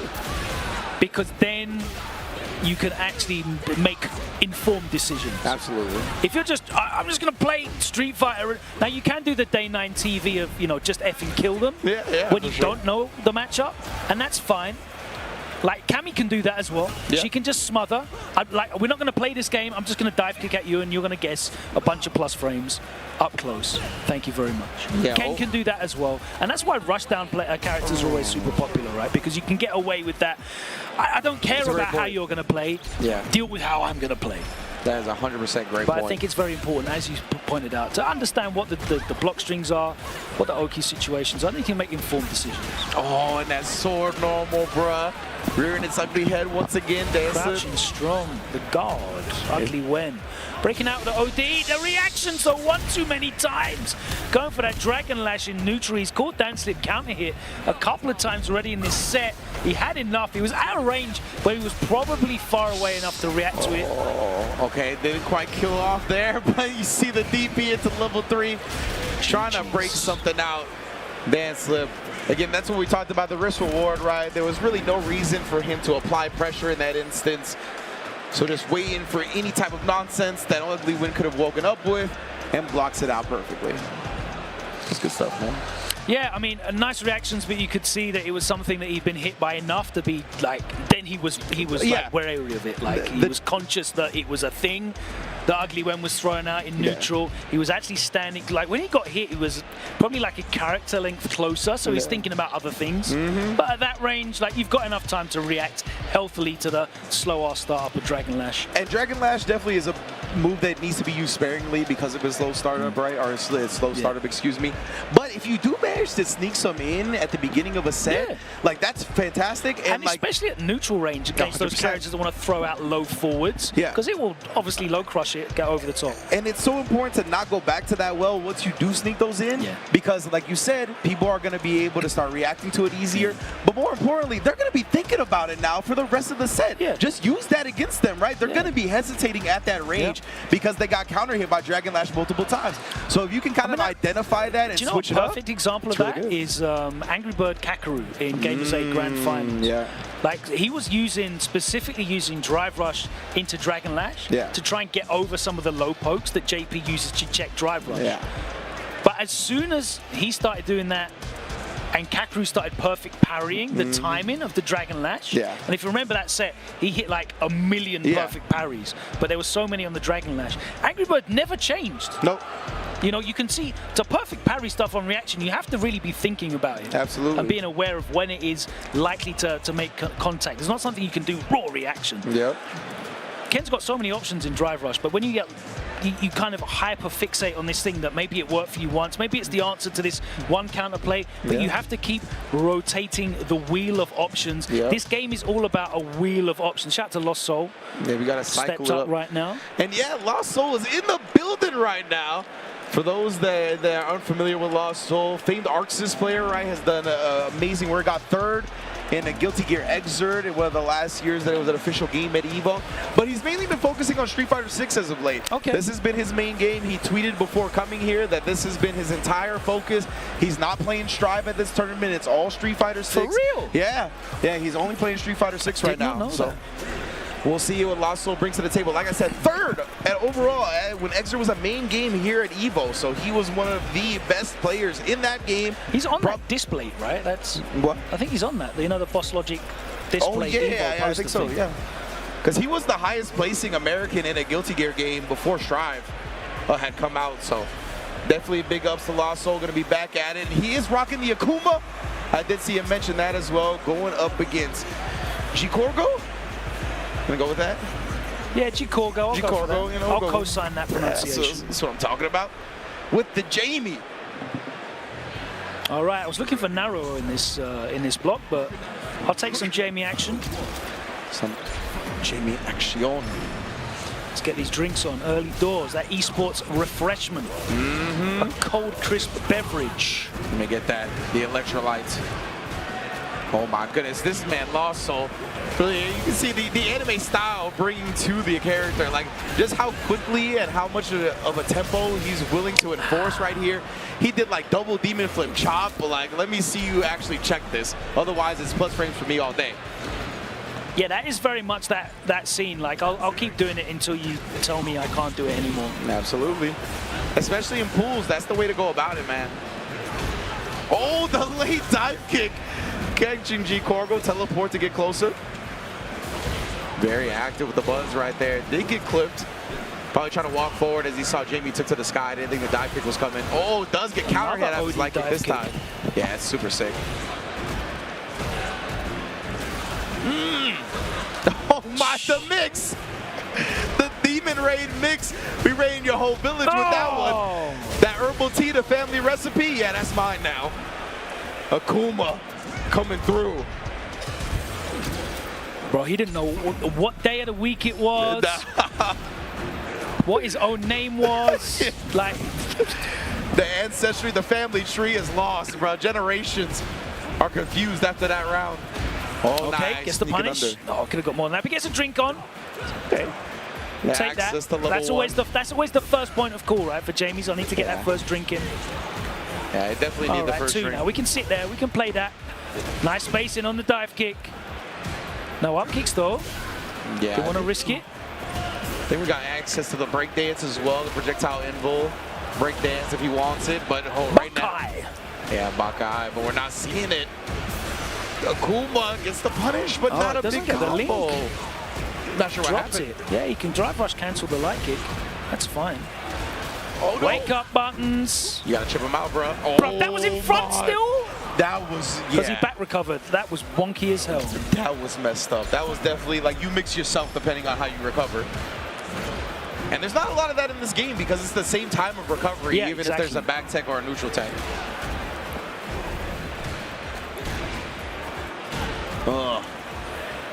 Kicking him to the side. Gets the one drink in. Again, yeah, Lasso has not been responding to these dive kicks very well. You can tell a little bit forward, tries to parry. The aerial mix-up has definitely been the defining feature of this matchup on both opponents. Yeah, it's true. Press the button. He did indeed. Reversal level 1, gotta take him to the corner, both very low on drive meter, but we are fully loaded on the drinks. Okay. 4 drinks. He's got some, oh no, he actually commits to the palm instead. CA is lost soul, no. Wanted the fireball. You gotta punish, double drivers cancel. You could save the meter too. Oh man, very unfortunate for G-Cargo. Only with the OD meter spent, that was sensational stuff. Yeah, very, very smart from Lost Soul right there. Let's him go into this set point position with 3 bars. Love to see it. G-Cargo also fully loaded on resources. Shame that the drinks are gone now. At least has 1 back on the board. Lost Soul here. Wants to get that second, take that fireball out of play. Oh, wow, what a trade. Oh, just sneaks it in. Did get a little bit of a drink, gets anti-air for the roundhouse now. What's Lost Soul gonna spin here? Tried the Racco high kick. Where's F-word at? Frame traps. Indeed. Getting counter hit all over the place. Lost Soul. Tap parry, that's a big chunk of damage, and burnout, but immediately holds up forward. Oh, Bokai is chased down. Oh my God! And mashing. Mega Showdown level 3 comes out. You gotta keep this nice and tight, bruh. 1 up just like that. He says, okay, though, it's okay. I really wanted when he was skating by with the Super or whatever it was he dodged it with, I wanted the Demon. Because the Demon would have chased it down. That would have been OD. For the crowd, he should have popped the fans. Exactly, it would have popped the hell out the fans, bro. The chase down Demon punish, ridiculous. But right now, G-Cargo showing signs of life, right? Back up tying the set. Lost Soul, though, has just been harassing with the fireballs now. Trying to go for the low. Oh, still throwing you out your option. Meaty with the back fears. Oops. Yeah, that corner pressure was going to be continuing regardless. Again, he gets clipped by that late air fireball, and we're going towards the corner. Heavy Tatsu knockdown. Frame kill with a medium kick.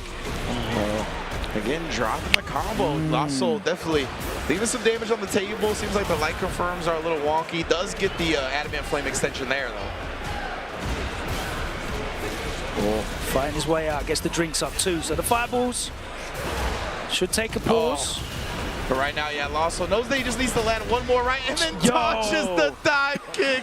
Hitboxes and hurt boxes colliding. Anything can happen. Lost Soul advances. And Lost Soul always talking, always cutting promos to the camera. We don't need to be mic'd up. Either way, glad to see him move on in winner's bracket. Glad to see him back here at EVO again. One of the legendary competitors here at EVO. 3rd place when no American was making any type of top 8s in Guilty Gear. So big ups to that man, holding it down once again, bringing his talents to Street Fighter. Hope to see him more and more as we get closer to the end of this block. It's been a hell of a ride so far. We've got glimpses of Akuma, Jamie, some Lily, JP, no Bison.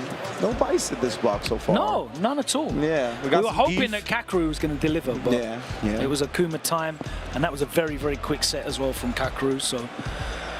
Yeah, that was extremely quick from Kakeru. See players, right, trying to overwhelm their opponent, as you mentioned, suffocate them, not really worry about the matchup, just try to impose their offense.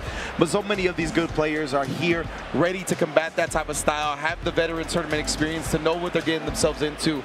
But next up, we got, I'm gonna go Yo-Yo Zaimon going up against Nago.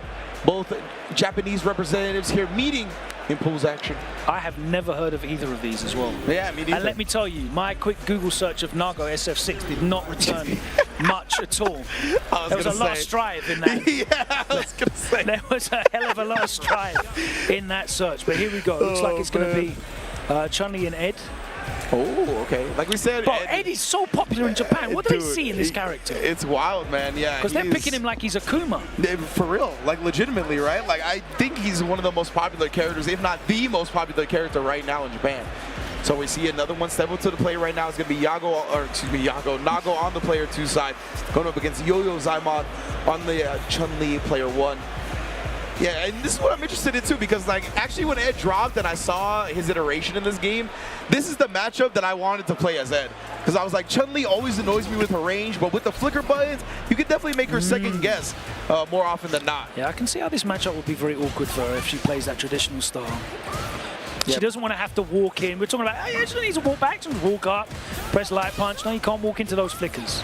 Exactly. So a little bit, yeah, I think we're going to rely a lot on the fireball to kind of establish that game beforehand. We've already seen a lot from Yo-Yo Zaimon. Ooh, but the drive rush after is trying to get in there. I thought maybe Nago would come in. Change after the low forward. Yeah. No anti-air. Uh-oh. Man, just bullying him down and then getting the neutral shimmy right there while you reaching. Yeah, taking advantage of that burnout flush frames. Still doing it. Oh, no anti-airs from either side. Skies are open for business. Yo-Yo Zaimon really trying to overextend. Even though Nago was burnt out, trying to walk in, using up multiple frames. Yeah, seeing the flicker and the snatcher doing business. Yeah, unfortunately, that drive rush was just a little bit too early. Almost drove rush right past the flicker attempt. No reaching that time, but still caught Nago moving at the wrong instant. No commitment behind it, but the fireball will be committed the second time for the round in. Nago playing very patient, but not really seeing much for it. Yeah, for sure. Want to see some flickers, want to see a little bit more activity. Yo-Yo Zaimon, another snipe. Yo-Yo Zaimon really identifying as well that Nago is just walking backwards and forwards, not really crouch blocking. Yeah. They're doing a lot of good job. That's a lovely conversion. That should be enough to get the kill with a double drive rush. Yes, there we go. Yeah, so what Yo-Yo Zaimon has done a lot of to kind of nullify that range that Ed can make her second guess walking in on is just putting a fireball out there, right? She's like, I'll put a fireball out there. If I walk behind that, you can't really press these flicker normals for free. You can flicker special and nullify the fireball, but even then, that means I'm still at an advantage. So I like the way Yo-Yo's playing so far. Nago looking to, bring up the tempo a little bit, it seems like. Yeah, cut off the screen space, not allow her to walk back anymore. But blitz. Nowhere to be found, brother. You got to go to the free arcade cab spot. Blitz 99. That's the only way he's finding blitz right now. Nice check. Not anything off of it though. And Nago playing a lot more offensively, as you correctly identified. Yeah, but now they're the one in the corner trying to reach with the crouch medium punch. Yo-Yo Zaimon perfectly spaced out that. Yeah, that back walk speed nerf doesn't really look like it's making much of a difference here. Just saying, it still seems like her back walk speed is pretty good. Punish, and we're gonna go to a set point here. Yo-Yo Zaimon, completely in control. I love seeing the landing frame punishes, honestly. Ooh, committing to the OD legs, extendos on extendos right now. Really playing very impressively where Nago's trying to walk into space and preemptively put buttons out. It's causing Nago to whiff a lot. Yo-Yo Zaimon just walking back, throwing out those quick medium buttons, getting the whiff punishes in. And her walk forward speed is still so fast, right? That like you trying to identify when she's going to be in that range, like a button's already coming out by the time you think she's there. Another good grounded punish as well. It wasn't punish counter, but beat him to the punch. Try to press something on landing. Now there we go. Hands and arms inside the vehicle, young man. Yo-Yo Zaimon taking it 2-0 over Nago. Double pad playing Japanese players, by the way. Wow. A rare sight. This is a new age we are in. I tell you what, straight up Street Fighter. That is, I don't think that's approved. You know? Moving swiftly on. Indeed, we are here, EVO 2024. Y'all know what it is. This is going to be the Street Fighter 6 stream for a whole lot of the day. We got all kinds of Street Fighter 6 action today, tomorrow, of course, Sunday, finals day as well. That's where you'll find Street Fighter 6. We got Third Strike in the building, Tekken, Guilty Gear, everything you could want under the sun. It's here at EVO. Exhibitions as well, brand new games, brand new panels, Hunter, on the community stage. Cool stuff, man. It's all going off. We've got like, I think it's like 250 pools to play as well. So you better buckle up, because this ride right through pools is not stopping anytime soon. An entire day of broadcast of pools. Then tomorrow, early on as well, we've got the last set of pools before we open into round 2. And of course, Sunday will be final day for top 6. It's going to be a fantastic 3 days of action. This convention center open all 3 days as well. It's a great experience. If you're not here, we're sorry not to have you here with us. Hopefully, you can be with us here next year. But you're going to be with us here all weekend and on the broadcast, because myself, Ringe, and our colleagues are going to be happy to bring you all this action. Indeed, man. Couldn't have said it better myself. We're going to take a bit of an extended break here on the Street Fighter channel. Don't go anywhere. We'll be right back with more 6 action. We'll see you soon. You're really making all of this by hand. Oh, yeah. The avocados are hand mashed, the chips are hand tossed, and everything is made fresh. You make it fresh every day. Yes, every day. The Chipotle way is we make it fresh every day. Sounds delicious. Dude, why'd you put your new rig in the basement? Didn't you hear? Bill's a gagillionaire now. Basically, my new connection is so strong I can game anywhere. Check it out. We've got Gamer Rocker, Gamer Floaty, Gamer Couch. Whoa. It's got wheels. Gamer Bench, Gamer Throne, and Gamer Mower. What's that? It's hard to game while walking downstairs. I get it. That's smart. Live like a gagillionaire with low latency everywhere. AT&T Fiber with Wi-Fi. Do you want okay FGC merchandise by okay FGC artists? Well, you're in the wrong ad if so, because here at 10-0, all we got's the best FGC merchandise by the best FGC artists. Just look at all this great merch. You can make this your whole wardrobe. I should know. I have. Our 10-0 merch booth will be open all 3 days at EVO 2024. If you're not here in person, visit us online at merch.10-0.gg. Stuff this cool won't be around for long.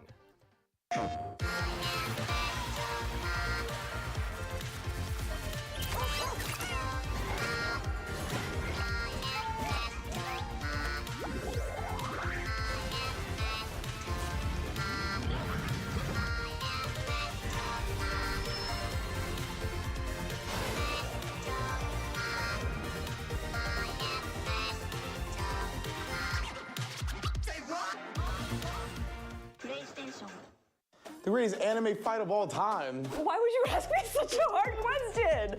I'll do Aizen and Ichigo. Ken versus Raud to the North Star. Drumroll.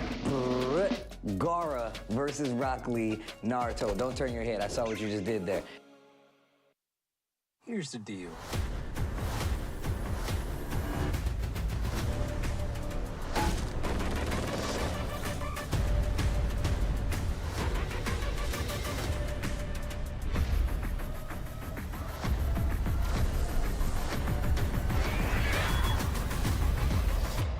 Excited. Oh, yes.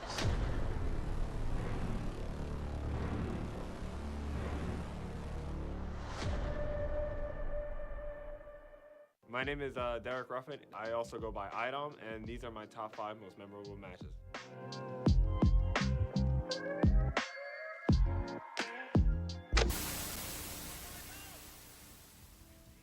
Oh, Capcom Cup champions, 6-digit boys. After taxes, don't matter. We still good out here. Still 6 digits after taxes. For sure. So going into CEO, people always talked about like pressure and like being nervous and stuff, but I never really felt that way playing. I was always just like, if I play good, great. If I don't, you know, obviously just get better. Not really any pressure or like felt like there was a bullseye on my back. I felt like a lot of people knew I was really good or like I was one of the favorites to win the tournament, but never any like pressure or like nerves. And to be fair to IDOM, he's in winner's side. He can afford to make those hard reads. But Mena, yeah, swinging those chains in the crowd. Going into that event, like I said, when you're the favorite, everyone's always going to be, you know, cheering against you. It's kind of just like life at this point. No, everyone's always rooting for the underdog. But when everyone's rooting for Mena, and like I said, the momentum was switching during the match, it's just like, okay, you know, I understand the assignment. I just have to be better. Okay, the Bazooka Joe, we in there. Damn. I took a lot. And thanks to the fire damage. Yeah, when Meadow won a few, yeah, you can feel the momentum. I feel like the momentum, the crowd's back into it, everyone's cheering. Even at Capcom Cup 2019, when I was down 0-2 versus Punk, getting the one game, it was just like momentum, the crowd starts cheering. This definitely looks like a bit of a checkmate here. Oh, plus frames. No V reversal available neither, so that was a guaranteed guess there. Had to hold that, and we are looking at tournament point for IDOM. Oh no. No. Oh, and that is gonna be it. And there you have it, ladies and gentlemen. Your CEO 2022 Street Fighter V Championship Edition champion, Ivan Domination, ladies and gentlemen. Having a CEO belt is, I will always say this, that CEO belt, favorite trophy. That's my favorite trophy. I love ECT. I love everyone's trophy. I love all the trophies I've gotten. Huge wrestling fan going up. That's part of the reason why. But I love the CEO belt, and like I said, seeing like all the Justin Wongs, the Chris G's, all these other like FGC legends holding up the belt, and now to say that I even have a belt for myself is, you know, it feels really good. A little bit of the same thing with Combo Breaker. Like I said, I've been in the FGC for mad long. I remember watching my first CEO, and you know, to be able to take CEOs and like tournaments that I used to watch when I was younger means a lot. When I look back at my career, I think, like I said, the most proud thing I can say is definitely the Capcom Cup 2019 win. You know, I'm always happy, try to support locals, New York scene. Just so much going is, I'm glad I was able to do all the stuff that I was able to do. Simple as that. I love the New York scene. I love the fighting game community. I love Street Fighter. I love all fighting games. Everything's just perfect about the community.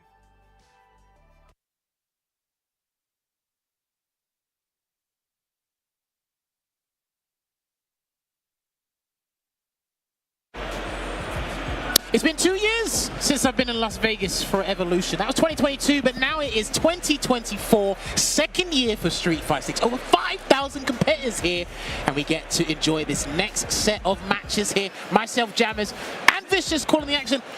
When was the last time? Was it Capcom Cup? Was it the Cup? It was legit Capcom Cup. I've been keeping up with you via like DMs and talking to see how you're doing, because I'm watching most of the stuff that you're doing. Actually, let's share the camera a little bit, because I felt like I was pushing you off a little bit. Oh, did you want to send us? Oh, okay. I needed you closer. That's all. That's all it was. That was my fault. But no, I gotta say, man, it's been since then, and you know what? I still feel the buzz around it with the considerable changes that have happened up until this point. It's still like anyone's game. Also, it's the big reset here for the big event. Okay, yeah, speaking of which, you make a very good point. Up next, ladies and gentlemen, just to let you guys know, there's been tons of action happening on the stream. As he's showing us Jamie, what is happening? Luke. Those are two characters I can't tell who they are. There's a third one in the background. It looks like a bunch of backup dancers. I don't know who they are. There's characters from other games. I have no idea who they are. I definitely saw like. Are they from them MMOs? Perhaps. Maybe that was a new costume for Terry. Maybe it could have been like a spunk, like maybe a character mascot from Zenless. I don't know. They look like a bunch of backup dancers. All I know who Jamie and Luke. That's it. Speaking of which, we got Luke on the screen right now. He's going to be going up against Akuma. Yes, and I'm glad too, because I recognize the walkout stage, right? That's like one of the big identifiers, but it's so cool. I'm glad they give like the special attention to detail. Now, let's take a look about the details coming in between this matchup. This is actually something that we get to see quite often, I feel like, nowadays. More so Akuma than Luke, right? Well, here's the thing. Akuma came out when the balance patch came out, and a lot of people have been saying the talk of the town, Akuma is the new version of Luke. He did get neutered a fair bit, but his functionality, the core gameplay, is still there. Generally but Akuma, the Oki's there. He's got monstrous damage. I mean, he's got a bottomless pit of strengths I can go through, but Luke, he can still cause some terror here. Yeah, I think it's one of the better parts of the way that it's been balanced out. But right now, Rhapsody now on the receiving end from this Luke from Atma. There are some opportunities for these big whip punishes, but being in burnout this early could be a little bit significant. But I like this momentum. Yeah, and that's the big problem, right? There was going to be a moment where that drive impact was going to hit random. Oh, okay, a little bit shaky with that meat set from the side positioning, but he can get the chip out here. He can get the chip, but I think he's worried. Yeah, he's worried. That's going to beat it. Yeah, the Empyrean's end is going to beat it, and that's going to take the round. Oh, no, it didn't, but it's fine. Now he's in burnout. You could get the chip damage. You got to play it carefully, though. Charging it up, and that's so smart, too. You put a little hezzy on the charge fireball, drive rush forward as soon as you see the neutral jump. They had the neutral jump regardless, but if he had like stocked up for level 1 and waited, I think Atma would have been able to catch the drive rush. Too right you are. There you go, another throw. They're going to close the gap. Drive rush with throw. I'm not sure if he wanted to bait out a Shoryuken there, but he's in the corner. He did do a DI before and he's in burnout, making him look comfortable. Going to get the conversion into the heavy adamant flame and close the gap. Akuma's Oki game is brilliant. So It's most of the time, good. yeah, most of the time you just go for the screen carry. You can mix things up a little bit. We see a lot of the Japanese Akuma players doing that. This should be the round if he wants to spend the level 1. Bam! More than enough damage regardless of what super he decided to use. But I do like that, coming into 2 bars for this final round of game 1 between the two. And it's been pretty hotly contested here on the ground for the most part, right? I think up until the point where Rhapsody decides to go for the Demon Flip, I like the response from Atma. He has to shoot damage too. Drive rush forward into it. And look at that, the burnout as well. So brilliantly played so far from Atma.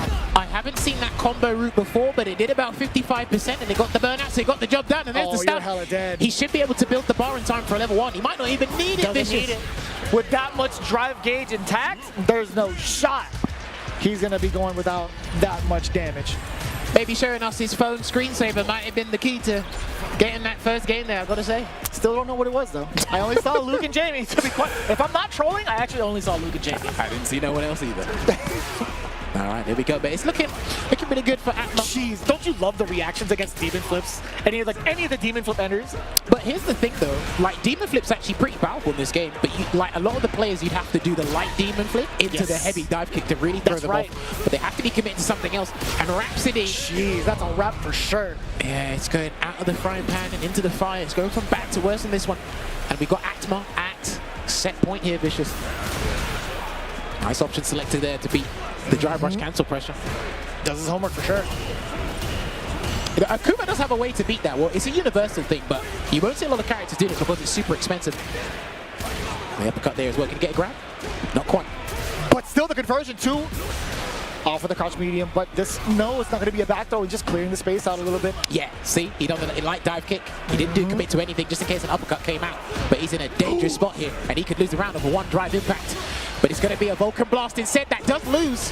But it's still the God button coming in. You thought it was nerfed. You thought the range wasn't that great. It's still just as strong as ever. Man, he's pointing that at the cameras. Come on now. Damn, all right. This guy's come here to play. He said, what button was toned down? I mean, look.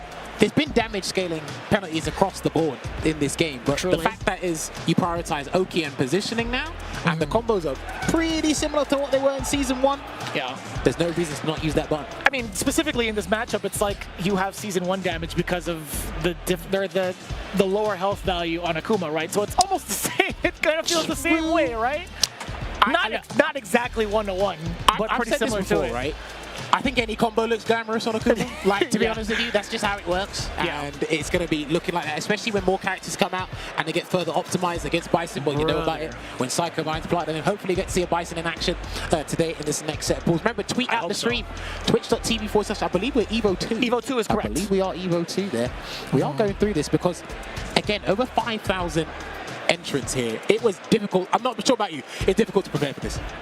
In a certain way, it's very difficult I mean, like, to be fair, I almost didn't even make it to Street Fighter 6, but then once I was asked to, I was looking at like the entirety of the pools. I'm like, yeah, there's no shot I'd be able to like get every single one ready. You know? Yeah. But I think that's the beauty of it, right? Being able to prepare for the characters themselves keeps the element of surprise still for the matchups at hand between the players. And I think that's really, really neat because there's a lot of like a huge amount of resurgence of players that are like starting to pick it up again because it's a new season, but also the appeal of so many people that have been tuning in from Season 1 are like, now I really want to try to focus into playing this game seriously. 100% there, and it was already looking good for Atma. And up next, we should be having a special one for you guys. He made it to the Topanga Championship 5 finals. He should be here on screen. And there it is, ladies and gentlemen. We have Kakeru up on stream. He's going to be going up against Namda, if I'm pronouncing that correctly here. I will co-sign that. If you're wrong, we're wrong together. Well, thank you. A lot of people let me crash the ship my own. But yes, Kakeru's here. Now, he's got 3 characters he's pretty sufficient with. JP, Akuma, and the Bison. That's right. We saw Akuma and Bison in his Topanga matches a fair bit, and they pretty equal, no? Between the two, like the two character choices, right? I don't even know how many times we've seen a JP pick from his performance over at Topanga League. He picked it against Itabashi, but that was short-lived because that was very short-lived. Yeah. So there wasn't a full set at all. Yeah. Oh my! And speaking of which, he's actually going up against a Zangief player. So I don't think we're gonna see. I don't think he's going to use JP. No. He was actually pretty confident in this Akuma pick here, despite the health values being low. On paper, when Akuma came out, and obviously the changes, the substantial buffs that Zangief got, I was purely convinced that Zangief just destroys Akuma. Oh yeah. You know how much, like, so not even just from like a damage output perspective, but also like from the amount of drive gauge you could drain from Akuma trying to play the long game. Yeah, and Akuma's a very versatile character. Versatile character, the drive system is good, but Akuma with low vitality and low drive gauge is not good for him. Yes. And this is probably the prime example of how someone can really take advantage of that. The fireball's a good spacing forward meeting kick. We're in for a treat, Jammer. Do you see how patient this man Namdar was? He was creeping. Well, he must be hungry for some Akuma there. Good to lay tech. That gives Kakeru the correct information he needs before he uses Demon Guillotine or something later. You know, you are a genius. You are a bona fide genius. Bro, I haven't even been you here. study this game. I haven't been here for 5 minutes. And it's the guillotine that comes out. And he already did the Demon Guillotine. Yeah. You know, it's one of the things that's expected, right? Like, why not do it? Dude, it's a very powerful move. I underestimated how strong the guillotine was. I'm not gonna lie to you. No, most people do until they actually have to like really face off against it and find a counter to it. But also just watching people like find the counters to prevent it or stop like afterwards, like what to do afterwards, it's very difficult. And that was gonna be so much damage no matter what. Dude, the Japanese players are phenomenal. And when you have one stock of drive gauge left, they will do anything through hell, rain, or snow to get rid of it. They will do anything. Yeah, and it starts with crouching heavy punch, OD fireball into like more harassment. Yeah. That's a character-specific combo against Zangief and like 3 other characters there. That light Tatsu into the heavy Tatsu mid-screen there from Kakeru with punish there on the sweep as well. Namdar can turn this around. That's going to be a good meter build, but I don't agree with this because he could have got the side switch without spending that meter and had him much closer to the corner. That's true. Could have been one of the special throws that he could have done, but at the moment, Kakeru, easily finding his way out of the corner. Namdar, and it's got to say goodnight for the first game. Unfortunate there for Namdar because he had a very good position set up for him with that perfect parry in the corner. He went for the Russian suplex, which again, one of the buffs it got, which it builds an absurd amount of meter in my opinion. But the screen positioning is what he needed, and he didn't give himself that justice. So he's gonna have to try and make amends here, Vicious. Oh, and he was ready for that too. You thought the knee hop was coming through. Kakeru drive rushing forward, exposed to the legs down below. Extension of the combo. Frame kill on the medium kick. Just in time to get that throw as well. But important tech from Namdar. He's still doing it out pretty well. Like, he's still trying to find his spots against Kakeru. The thing is, despite Zangief's drive gauge damage being incredible, the people that are going up against him at this level, their spacing to make sure that never happens is being meticulous as hell. And you see that his drive gauge is slowly replenishing over time before the big damage comes in. Try to perfect parry a guillotine again. Not really working out here. He's really trying to get a perfect parry and turn this around. He's going to have to try and anti-air him with a lariat or try something else a little bit more risque. Charge up, He's trying to go with the drive gauge, but the Kakeru's not biting. Yeah, majority of the time it's Kakeru kind of measuring the space with that forward medium kick too, but this is the big opener. Yeah, more than enough damage as well. Crouching heavy punch just in case. There was going to be a couple of Tatsus to finish it out regardless. Looking at match point already for Kakeru, but still Namdar, he's getting out-zoned for the most part, sure, but I do commend him for his patience of like trying to walk Kakeru down. That's just mad unfortunate. And you know what? He was ready with the heavy adamant flame, so it's going to be an unscaled combo, but he dropped the part because it looked like a very weird positioning Vicious in the corner. Yeah. All right, he's going to connect adamant flame, and he's done. There you go. And that's going to be the game. Whole thing. Yeah, it doesn't matter what super he ends up with, to be honest with you. Kakeru taking it down 2-0, but Namdar, either way, being able to face off against a top 6 finalist, one of the best in Japan, that luxury goes a long way, win or lose. For some people, he is one of the favorites to make it back to finals day, Kakeru, and he's got more firepower. Obviously, JP in and itself, maybe JP by himself would have beaten all 3 of his characters this season, perhaps combined the previous version, but he is one of the top contenders. Can he do it? It's difficult to say because there's a lot more players now that have the threshold of understanding has increased, so it might be a little bit more difficult. He's shown us some good knowledge there and good understanding, but only time will tell to see what happens later down the line. So that means he should be out of that first wave of pulls. It should have been. Yeah, that was definitely around. If I could possibly production look up this, maybe I think they took it down already. Either way, I was looking at to see whether or not it was like winners qualifier side. Oh yeah, winners qualifiers. Yeah. Okay. Yeah, that's the lineup we're going for right now. But looking at it right now, it was indeed winners qualifiers. Cool. We got the big confirmed. Thank you, mothership. Coming up next, PR Rog versus NCA Mega Man is what it is. So it's good to see PR Rog still actively playing. He's actually been pretty vocal about the game. I don't know if he's still playing Blanca and Jury or either or. So from looking at the past couple of tweets and like Instagram posts, I think he's still playing Blanca. Okay. From when he was practicing with the, I think he was in the PR room also, but also playing with the Dominican Republic team too. Well, he was part of Street Fighter League. You had the courtesy of commentating a lot of his matches in Street Fighter League last year. Him with his Jury, yeah, that's the thing. Like since then he's switched over to Blanca and has had so much more fun. Like you could see how much more lively he is with a lot of his tweets in regards to his experience with the game. But here's the thing, right? I think it's now going to be like character specific. I think I talked to Mono PR about that too. Whether or not he chooses Jury or Blanca is up to his discretion. Now, he's going up against a Jamie. Now, there has been a couple of Jamies on the stream today. He got a cascade of buffs as well. I'm not sure about his positioning because, to be honest with you, he's the character I've studied the least. That's surprising for me to say, to be honest with how much I look at this game. There's so many different variables to look at when it comes to Jamie, just based off of the gym system alone. And so it's just hard to understand. In some cases, for me anyway. And for the most part, outside of a few, Bolt Strike being one of those players, shouts to Bolt Strike, a lot of them aren't showcasing what's good about him in this version of the game, I feel. Yeah. And even he has a hard time trying to decipher whether or not this is the most optimal thing because there's so many slight nuances that you need to consider. And it's Jamie I think out of any character right now, Jamie could probably do it all. It's just a matter of trying to optimize it at that moment in time. There's easier ways to optimize it. Even the the character that could be suboptimal could be stronger than him. That's the tricky part about tournament play with a character like Jamie. He's got that is fair.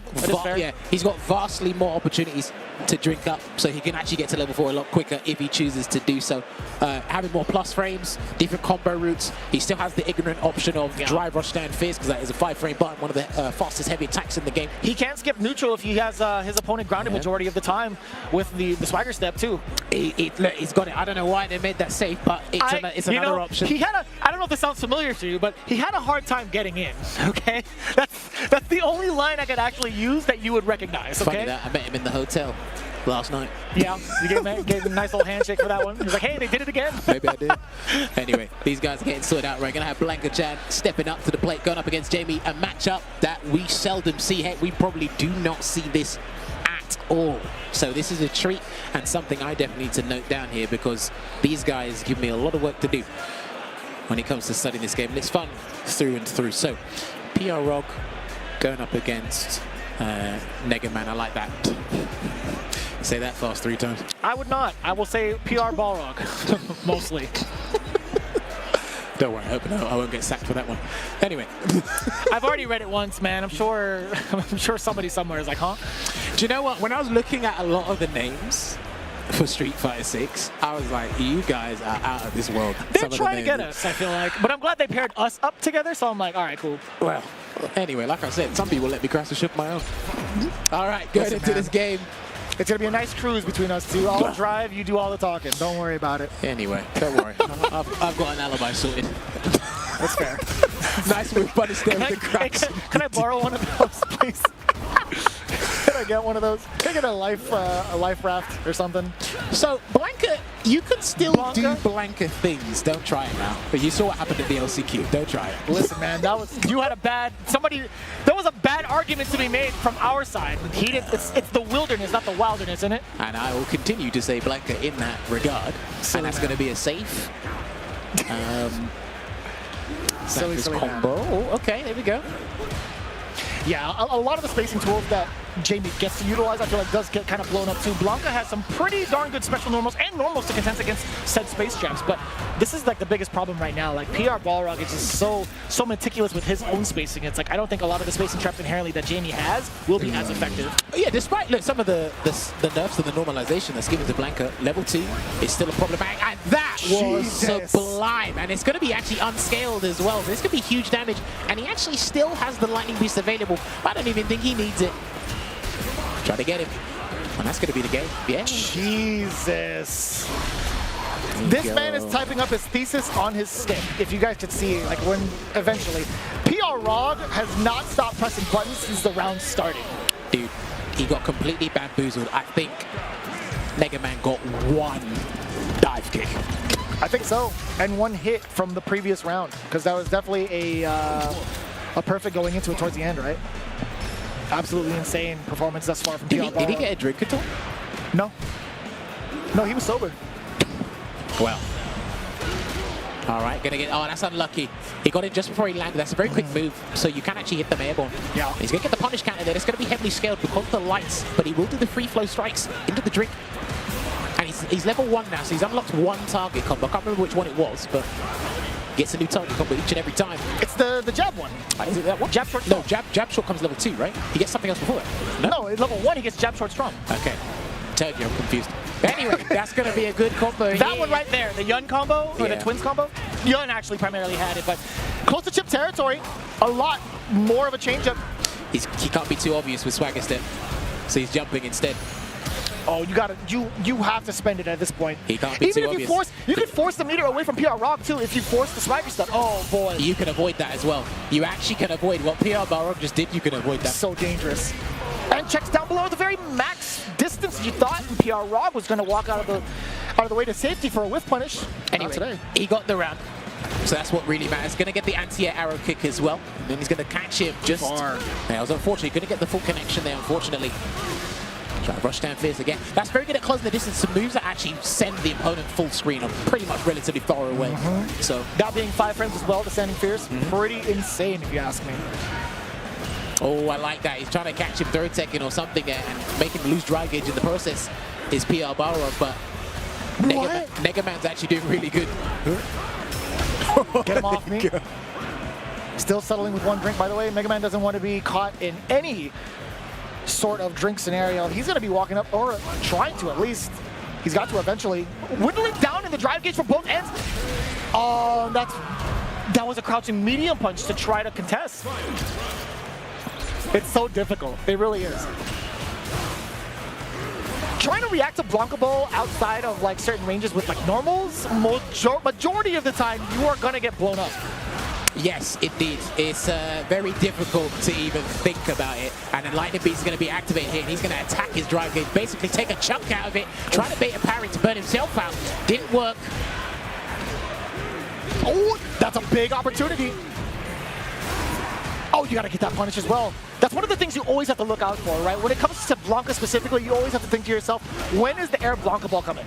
Very true. And despite it being toned down, it's still pretty powerful too, and that is going to be it. Shout to Earth. He's going to take it there for PR Balrog. Solid 2-0. He advances deeper into the Evolution 2024 tournament there with that Blanca. Like we said, we didn't really talk about Blanca's changes as a whole, but again, on the surface, there are a number of characters that look like there's not much that has changed. That's why you have to go He's one of them, right? Yeah. That's why you have to really dig into the nitty-gritty stuff and really understand. The changes generally were, to kind of like summarize it, Air Blanca Ball wasn't as belligerent. The damage scaling wasn't as severe, right? Yeah. That's like the whole thing in a nutshell. Shout outs to the production team. They actually shifted us to another game immediately. So props to those guys in the back. We're already getting into another game here. Danslip versus Jace. Okay, so Danslip still causing trouble with Cammy. This is what I like to see. Very good, yeah. Although it says Ecuador, he's primarily been a part of the East Coast and a very big name for a very long time in Street Fighter V at least. Nice buffer there as well. Now, Cammy's actually still good, despite her spin knuckle being one of the strongest changes that happened to her nerf to her. She's getting new combo routes as well. Dive kick is still pretty powerful, despite that being easy to whiff punish. She's got some good stuff, man, and some people would actually rate her extremely highly like they did in the previous version of the game. So. Wouldn't you say like she has a very similar history to the way she was performing in terms of Season 1 and Season 2 of Street Fighter 5? Like, she's been very difficult to try to make adjustments to, but like in terms of her volatility against the meta, she's been so good for it. Yeah, and the thing is as well, people have been talking about it slowly but surely, but I know some of the guys in London, shout out to the London scene, they were talking about Cammy's crouching medium punch for a very long time.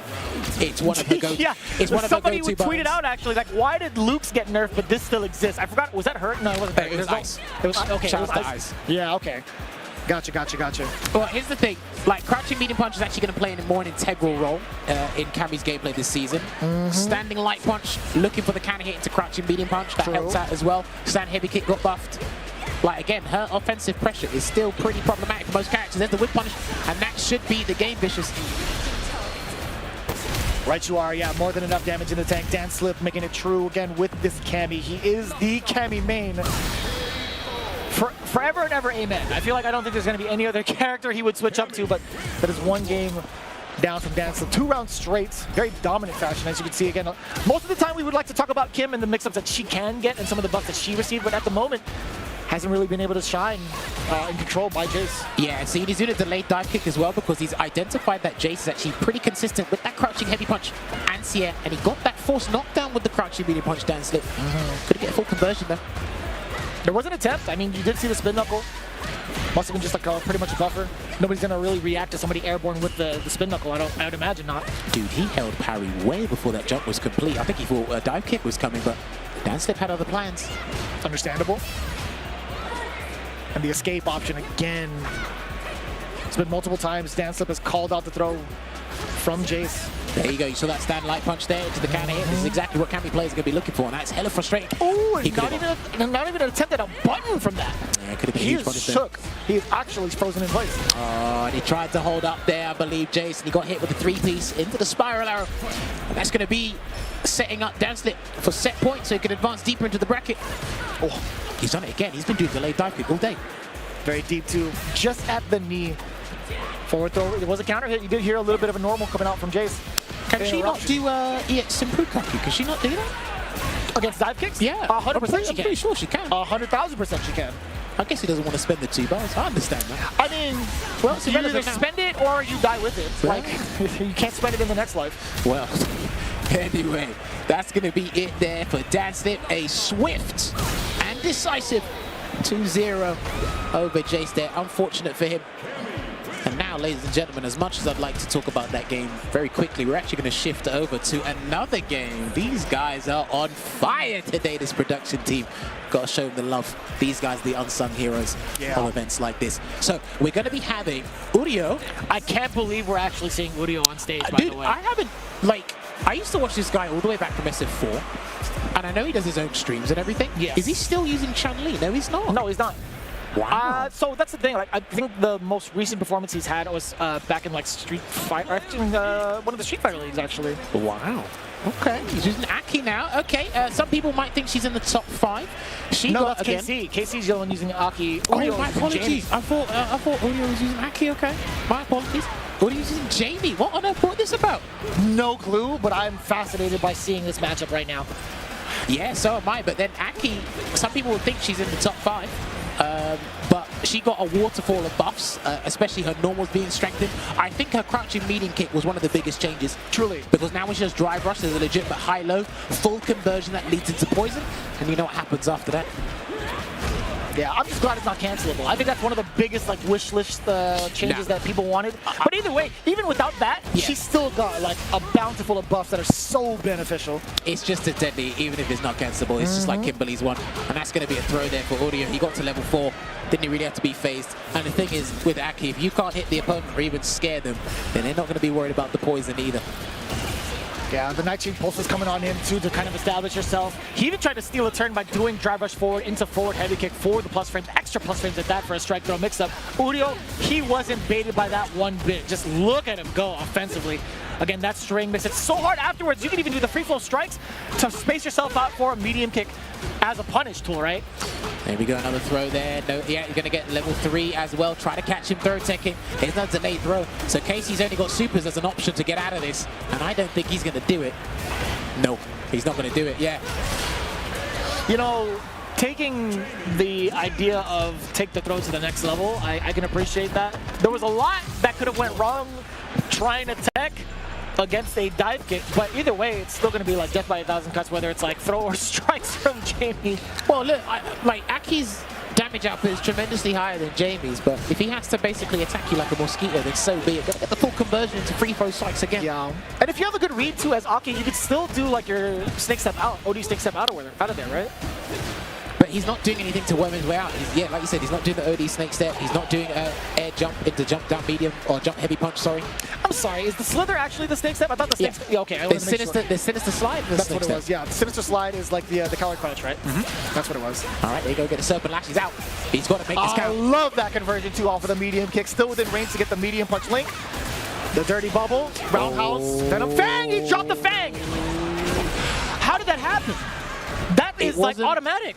It wasn't too low. He might have done it too late, but I don't agree with the raw drive rush conversion anyway because it put him in burnout. So it wasn't looking good for him regardless. All right, he's gonna try and throw him. We'll get some fat combo, drink up, arrow kick it with a safe jump. Oh, that could have been so huge for KC as well. That's fine. Does get the hit. Crouching jab, standing light kick into the heavy lash. Okay, trying to catch it with the frame traps there. This is huge. And is he going to go into it? Yeah, he will go into the Super Art 3. And this should burn him out. Let's find out. There we go. So he's going to have to reset into the DI. He's going for a different route instead. Yeah, I wouldn't go for the DI just because of the CA looming down below from KC. It just makes sense. Udio going for the knockdown and for the W. And he actually fought the mix-up IRL and got the handshake in. What a beast. There you go. It's good to see Urio back out and traveling as well, because like I said, he's been very technical at these games for a very long time, and it's very unusual for me to see him on Jamie. Watching it makes sense, but I've seen the Chun-Li. I think he's dabbled with some of the DLC characters as well, but just sitting on the Jamie, that's something I'm going to have to delve into a little bit. And if he's going to take Jamie all the way full-time, because I believe, is he not going to be part of Street Fighter League Japan? I actually haven't seen the full roster just yet. I've seen the teams. I've seen the graphic already, but I have to like go through the list again off the top of the dome. But actually, I do have some time to possibly do that, as we do have to take a break. But before then, we got to continue through the rest of Street Fighter 6 here at Evolution 2024. An insane amount of people, an insane amount of talent in these brackets. You do not want to miss it. When we come back, we got more of that action coming right up. How would you describe the chicken to someone who had never tasted it? Literally melt in your mouth tender. We don't have a freezer. You know, it's almost like a farmer's market. When you walk into the restaurant, you should hear the sizzle that you're hearing right now. Just sends all those waves up to your mouth. You're making me hungry. Sunglasses in the day, blue light glasses for the gaming at night. Zenny's got affordable eyewear for everyone. Vibe and style while protecting your eyes. Evo sunglasses, available now.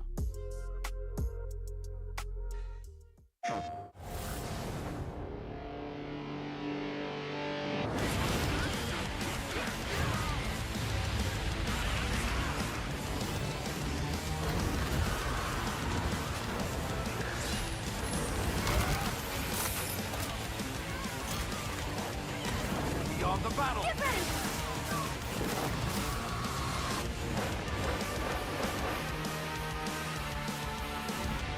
PlayStation.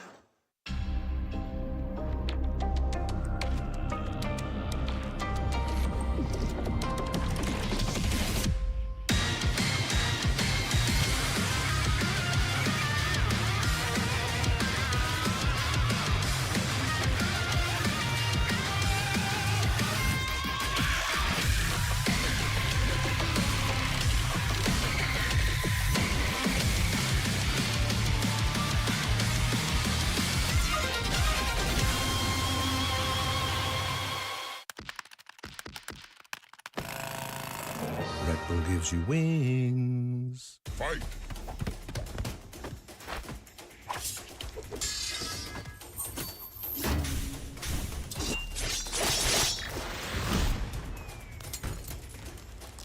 Fatality.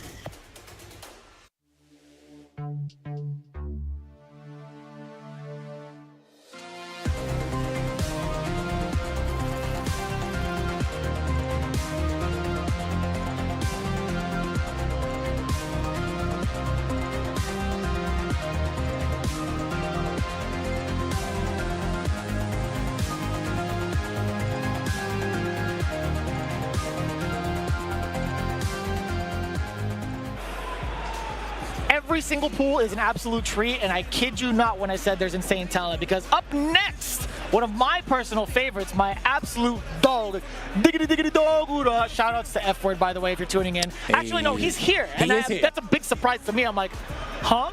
And you haven't said hi yet, but this is going to be a pretty big one, right? It's going to be Dogura going up against Killer White Shark. Wow. All right. Well, okay. Brother man. Damn. All right. Looks like someone goes to whale hunting in their spare time. Look at that. What a beast. Come with the shades and everything. Damn, he looks like, oh, what's the game? I know exactly what you're talking about. Oh, damn, what's the game called?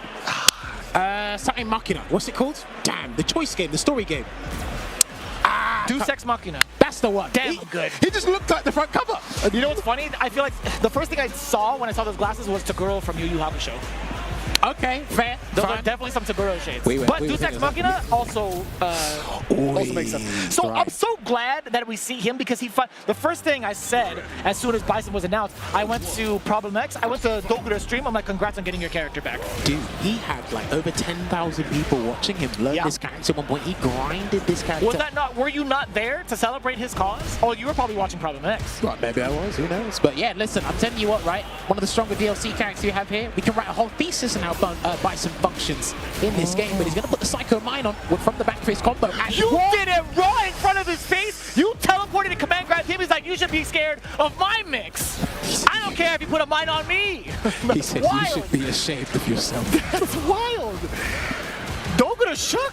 He's actually shook. He's never swam the waters in the lakes of Las Vegas. I don't know if you know. He's got the first round, but here's the thing. Some of the Bison players have actually spoken about this being an uncomfortable matchup in the neutral aspect. They have said this. That's fair. That is fair.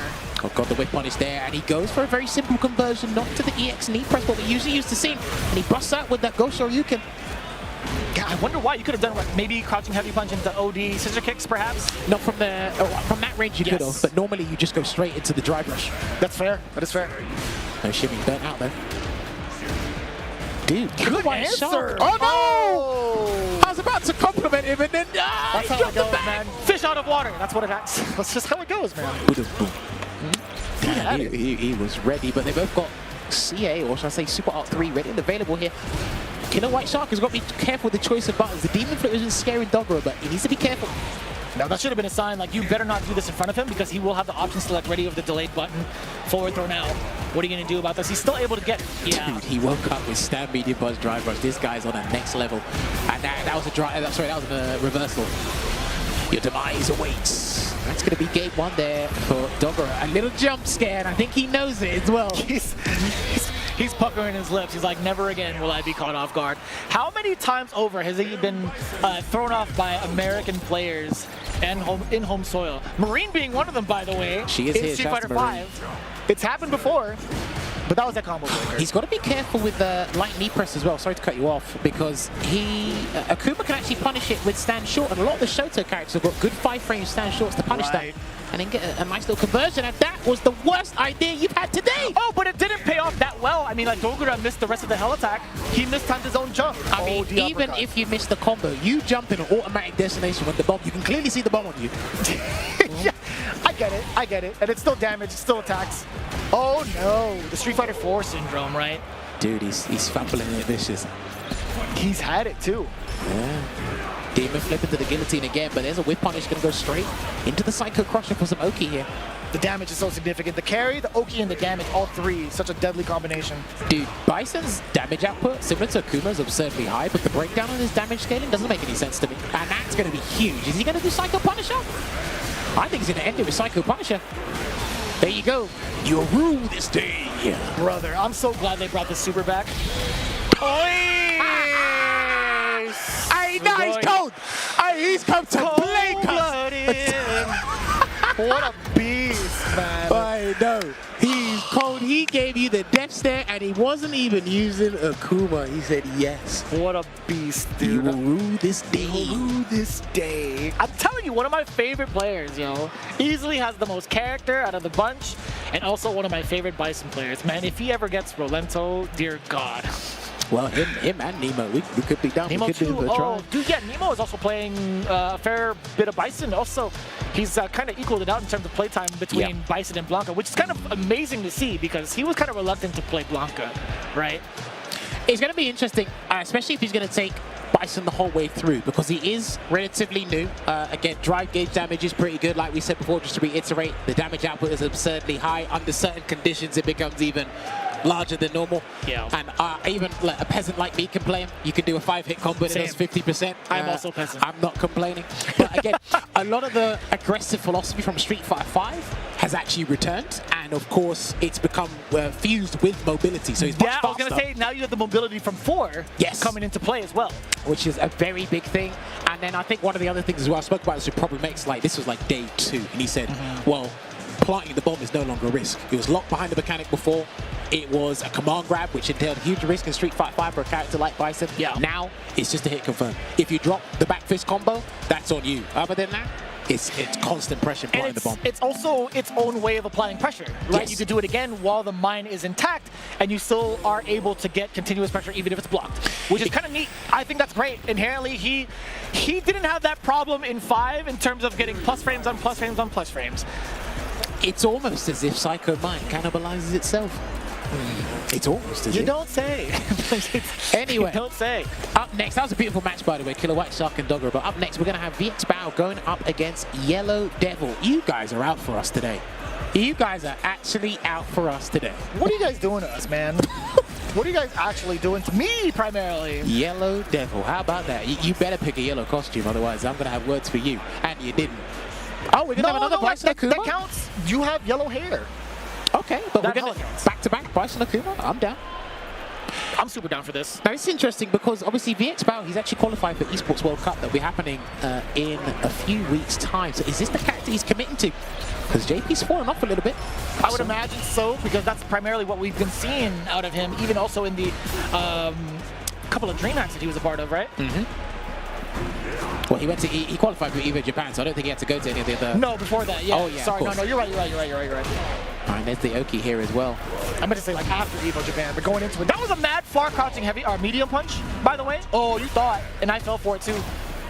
All right, that's actually plus some blocks. So these target combos, I think they both end in -3, so burnout, there'll be +1. So he's completely fine committing to them. But there is a gap in between both of them, so you can match the super. Isn't it? I thought the overhead one has a bigger gap in comparison to the down roundhouse one. But you could super through both of them, but he's got the bomb on him as well. Watch out for the overhead. Oh no, this is even worse! Oh, he's done! Well, he wasn't even done with the combo yet either. That's the craziest part. Dude, ideally you want that mine to automatically detonate, and the world is your oyster. So good, man. Both characters are so good on the screen. A lot of people have been more skeptical about Akuma's gameplay over time than it has been Bison, but Bison hasn't been out for long. Nor is Akuma, but... Yeah, it's just one of those things where it's like the newer character will be in the spotlight in terms of like everybody having the rose-tinted glasses, right? Yes, of course. There you go. He's trying to catch him there. There could have been whip punished those standing heavy punches from Yellow Devil, but he's going to attack his dry gauge instead. And Bison's dry gauge damage is absolutely hellish.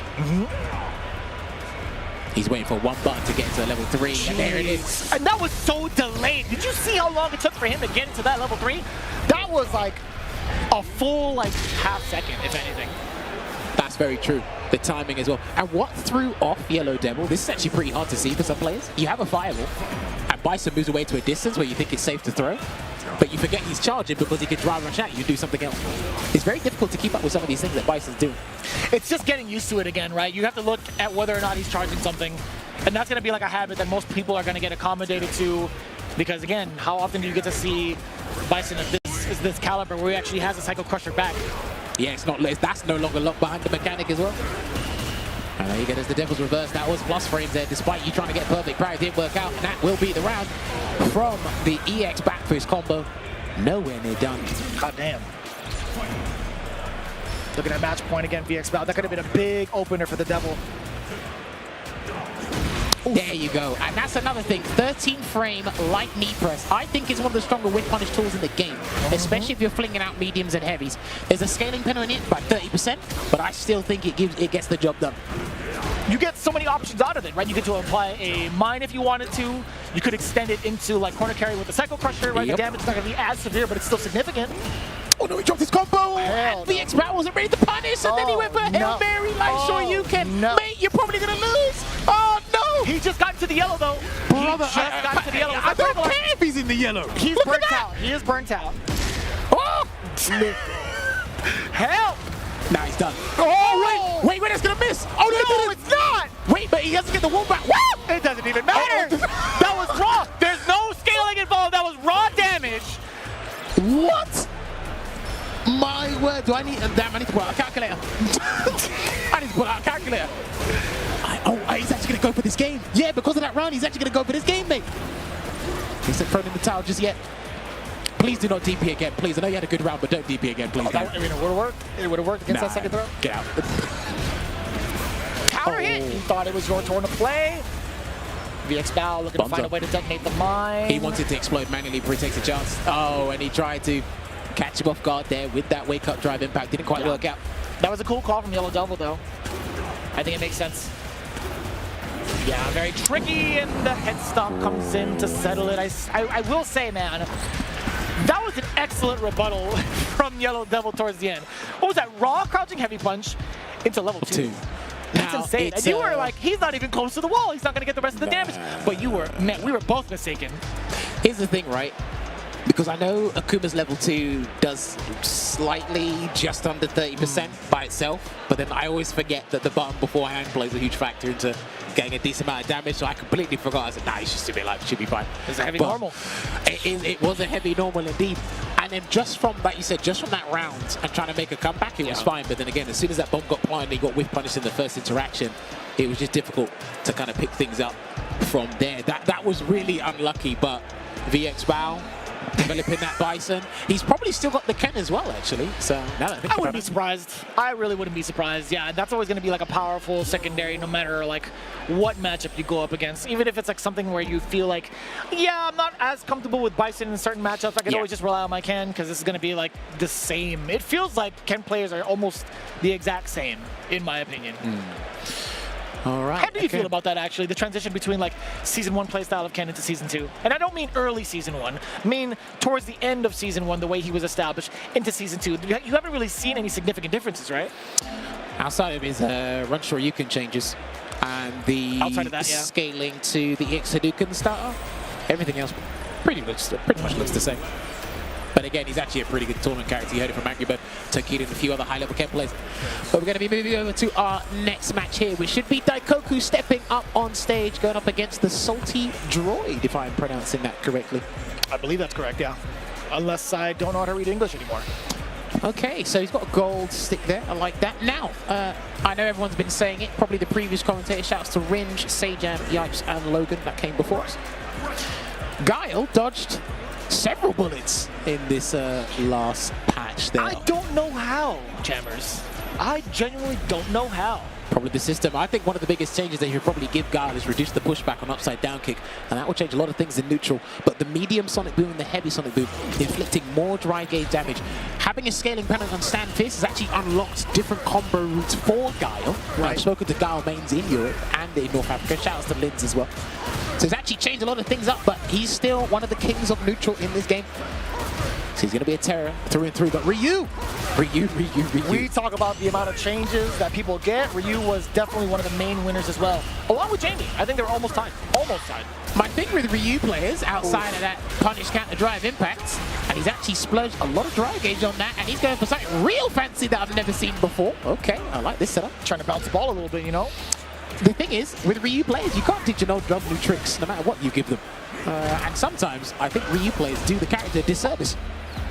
Because he actually got a huge amount of buffs, especially that Denjin store. That might have been his biggest change. But this is going to be the round, unfortunately.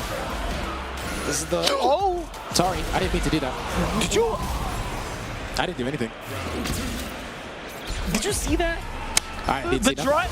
The Salty Droid tried to fist bump Daikoku for a sick combo, and Daikoku was just like, no. Nah. He was like, he smiled, and then he immediately went to like stern face. Oh, what a jump in there from the Salty Droid. Oh, but not a pickup. think he wasn't sure about the distance. I think it's guaranteed every single time, but wake up drive reversal does work there. What a side note, too. I wasn't sure of the distance, but you think it's guaranteed every time because you're right. He might have been not sure, but I'm pretty sure every time you get that certain juggle, you can just drive I hear what you're saying. I definitely hear what you're saying. But what a turnaround, too, from the droid. There have been so many jump-ins that Daikoku has been really, really, like, annoyed about. If you could only see like the player cam, anytime he's gotten jumped in on, he's been looking so dearly upset. And it's been from sharp angles too. The thing is, for a lot of the players, not just the Japanese players, the first wave of pulls is probably the scariest part, or one of the scariest parts of it. You have no idea who you're going up against. And when they land that jump into a full B&B, or do something like this, you're like, what is going on? Burn himself out, no level 1 at all. Oh wow, that's huge. That's huge. Significant damage to the drive gauge at that. Being able to establish the life lead. You could even charge a Denjin if you wanted to from the distance. All he has to do is wait here. And he's not going to do that. Not, yeah. Maybe I was the one overzealous, but Salty Droid. There's his throw. He's got to take another grab and he's out. He should have taken the other throw. Ooh. Because now, I think, if I'm not mistaken, if he's close enough, he might be able to get a button into DI and throw him off. Drive rush forward. He got it with the perfect time. He literally just got that back. What a video game. I thought he had some time left. Oh my god, and he's burnt himself out already. Daikoku with the snipe out.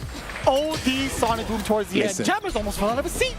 Do you know what? I love players like this because they're so good at spending money they don't have. They are so good at doing that. Brother, how many times has the droid faked out Daikoku in the angles where he thought he could flash kick? Dude, this guy... He is getting upsetty spaghetti. Yo, Daikoku is pissed. He's actually upset. Do you know what? The Salty Droid, he might be my new favorite player. He's living out. He's in Vegas, so he is gambling the whole way through and through, and he doesn't care if he goes into the ring. He's actually got pretty good patience and good perception of when to jump, almost, as we do that. I mean, even if he does get called out, he rebuttals pretty well, and that's a perfect parry, and exactly draining the drive gauge. Now in this burnout state, can you get it? Yes, you can. I thought the Salty Droid would have been pumping up a level 1 as he did prior, but not this time. Oh, you thought you had it, but you know, so I couldn't tell if that was intentional, but looking at the player cam, Daikoku accidentally dropped it. That was actually an accident. It seems that Salty Droid as well, he seems super comfortable just doing crouch midi kick drive rush, actually ignoring what Daikoku's defensive answers are, and he's actually going to be put into burnout from the crossfire somersault here. And I wonder how haphazard he's going to be this time. Salty Droid's got another trick up his sleeve, I reckon. Let's see what he does. I think he's going to be thinking about the stun the whole time, but Daikoku's not moving anywhere near that. Nope. He'll stay right there. I wonder if he had time to possibly punish the start of the blade, right, with a sweep. It does have an ugly large hurt box, but there you have it. Daikoku taking it over Salty Droid. I swear, some of the matches we've seen today, despite the favorites winning it as expected, there have been a little bit of sequences and certain scenarios where you just might get a glimpse of the other guy taking it. There's been a lot of like random struggles, I feel like, throughout pools. It's been very difficult to choose whether or to kind of decipher who's going to be making it out in a clean-cut fashion or who's going to actually get surprised and upset for the most part, right? It's difficult, and that's what you see here. There's a plethora of Japanese players that, well, listen, they'll have to work to get deeper into the bracket. But listen, shouts to Salty Droid and shouts to everyone else that's been featuring on the stream today. Plenty of more matches to come. But you know what we got to do? We got to pay our dues and make sure the people of Evolution 2024 are happy. We're going to take another short break, but when we come back, there'll be more Street Fighter 6 matches coming your way. See you shortly.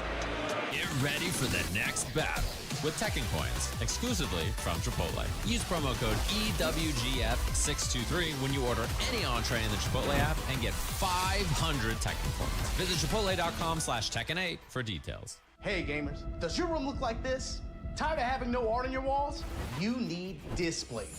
Made with high-quality metal and customized finishes, with Displate, you can transform your room or office from lifeless walls into a stylish space, featuring officially licensed posters from your favorite IPs like Street Fighter, Tekken, Mortal Kombat, and more. Say goodbye to hammers and nails with Displate's magnet lock technology. It never fails. It's as simple as snap and hang. Bang, bang, bang. Visit displate.com/Evo and order now. Use the discount code EVO at checkout. Damkina. Go ahead, take a picture. Don't stare, darling. I love a good soirée.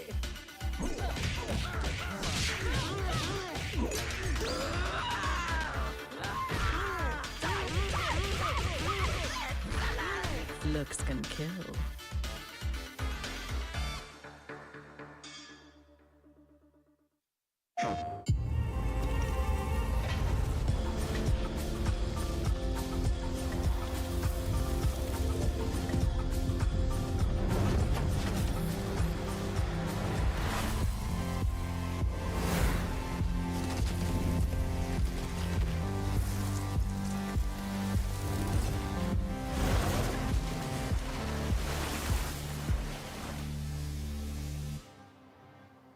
PlayStation.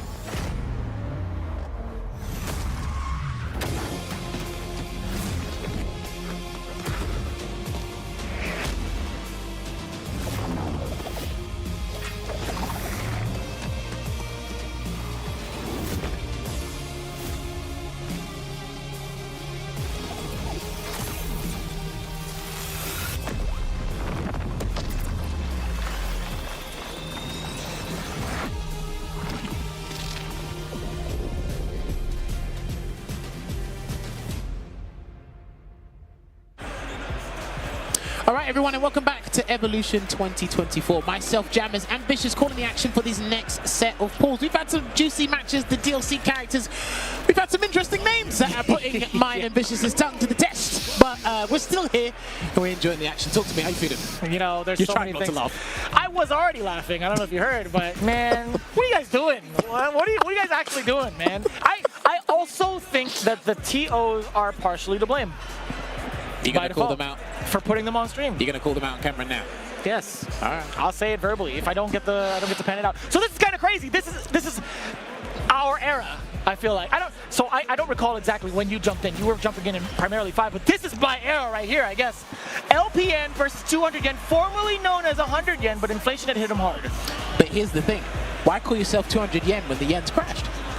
It's gone, yeah. He's gone back even further beyond than what he was originally valued at. Ooh. But this is good. Yeah, so LPN, he had made the full switch. He has his character back as well. He's made the full-on switch to Bison.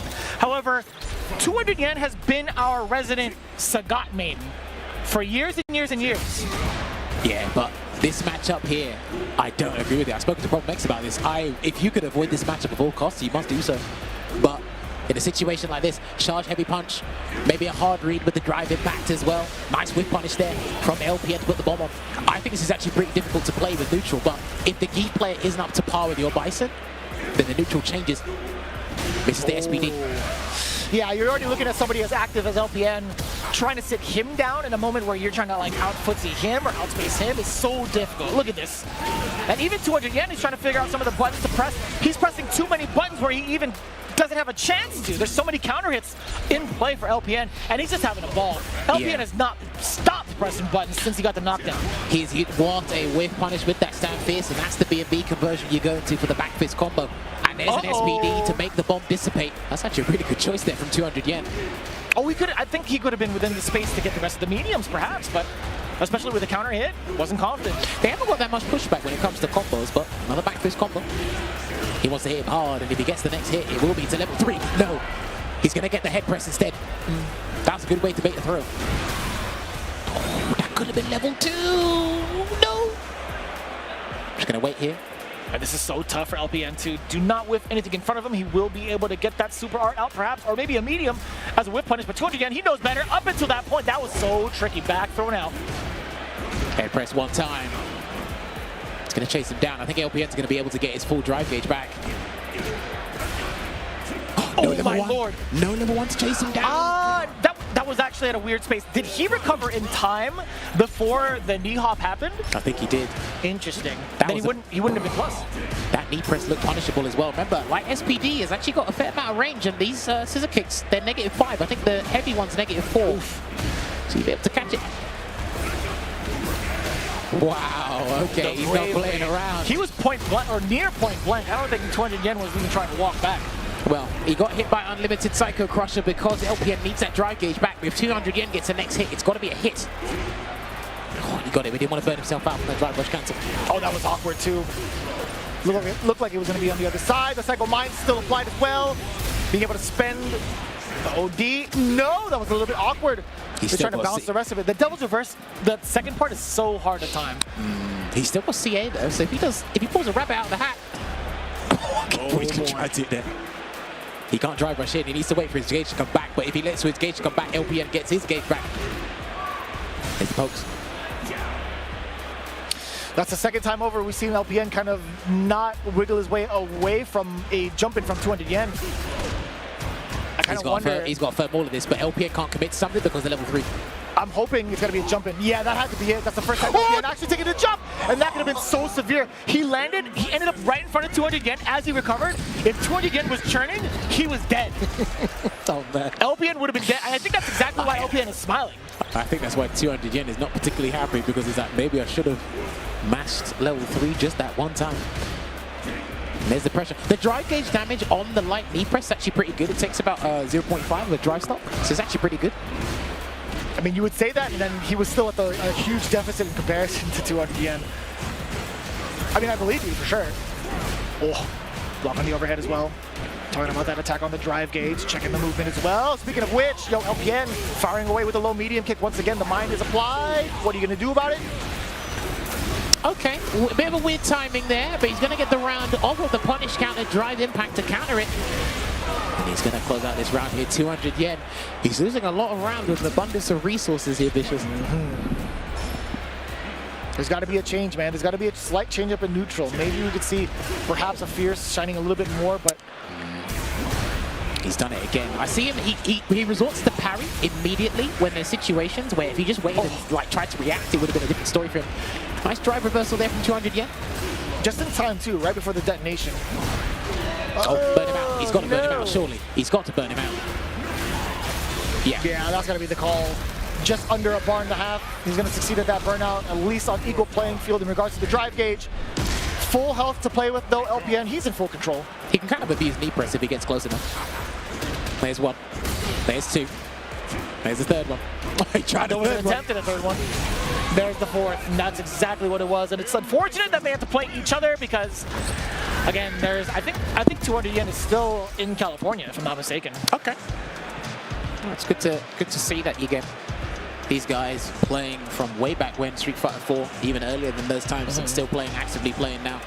And again, we're slowly but surely seeing some of the players get returning characters, seeing a bit more active with Street Fighter 6, new characters on the horizon as well for people to try out.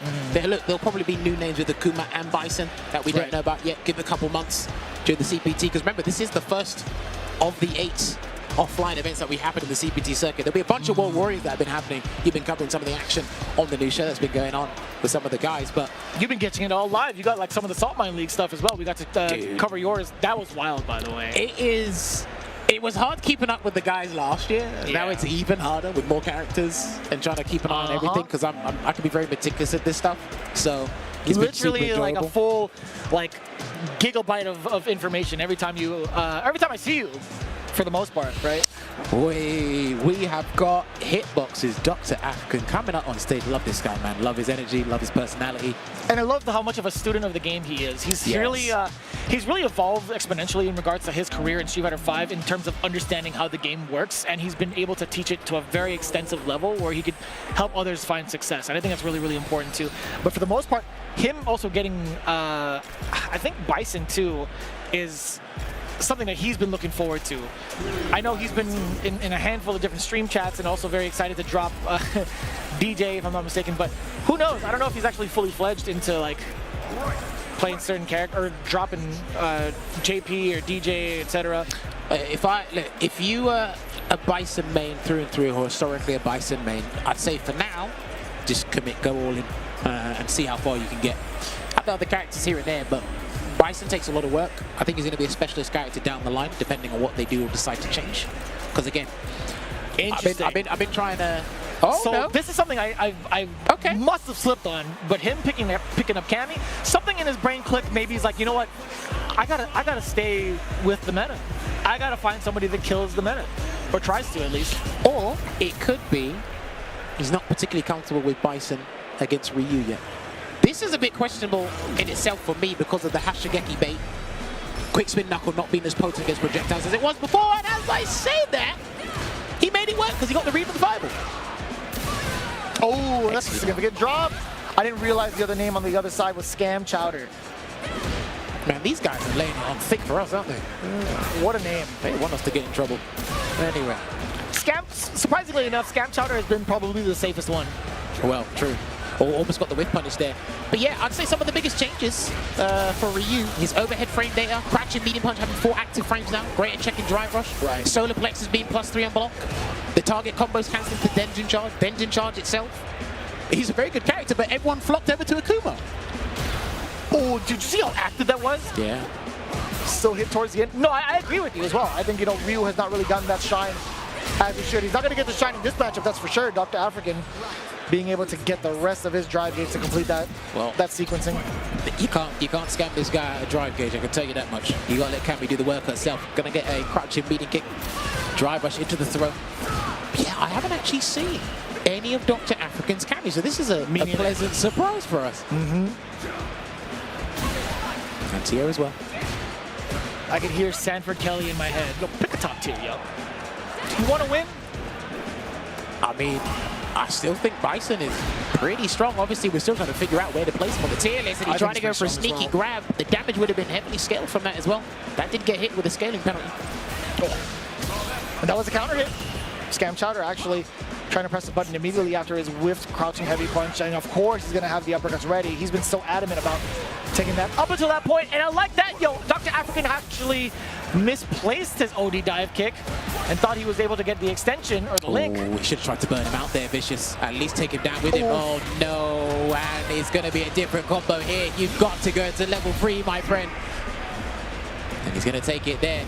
So that will be 1 round apiece in this game 1, but that's a huge benefit for Dr. African right now.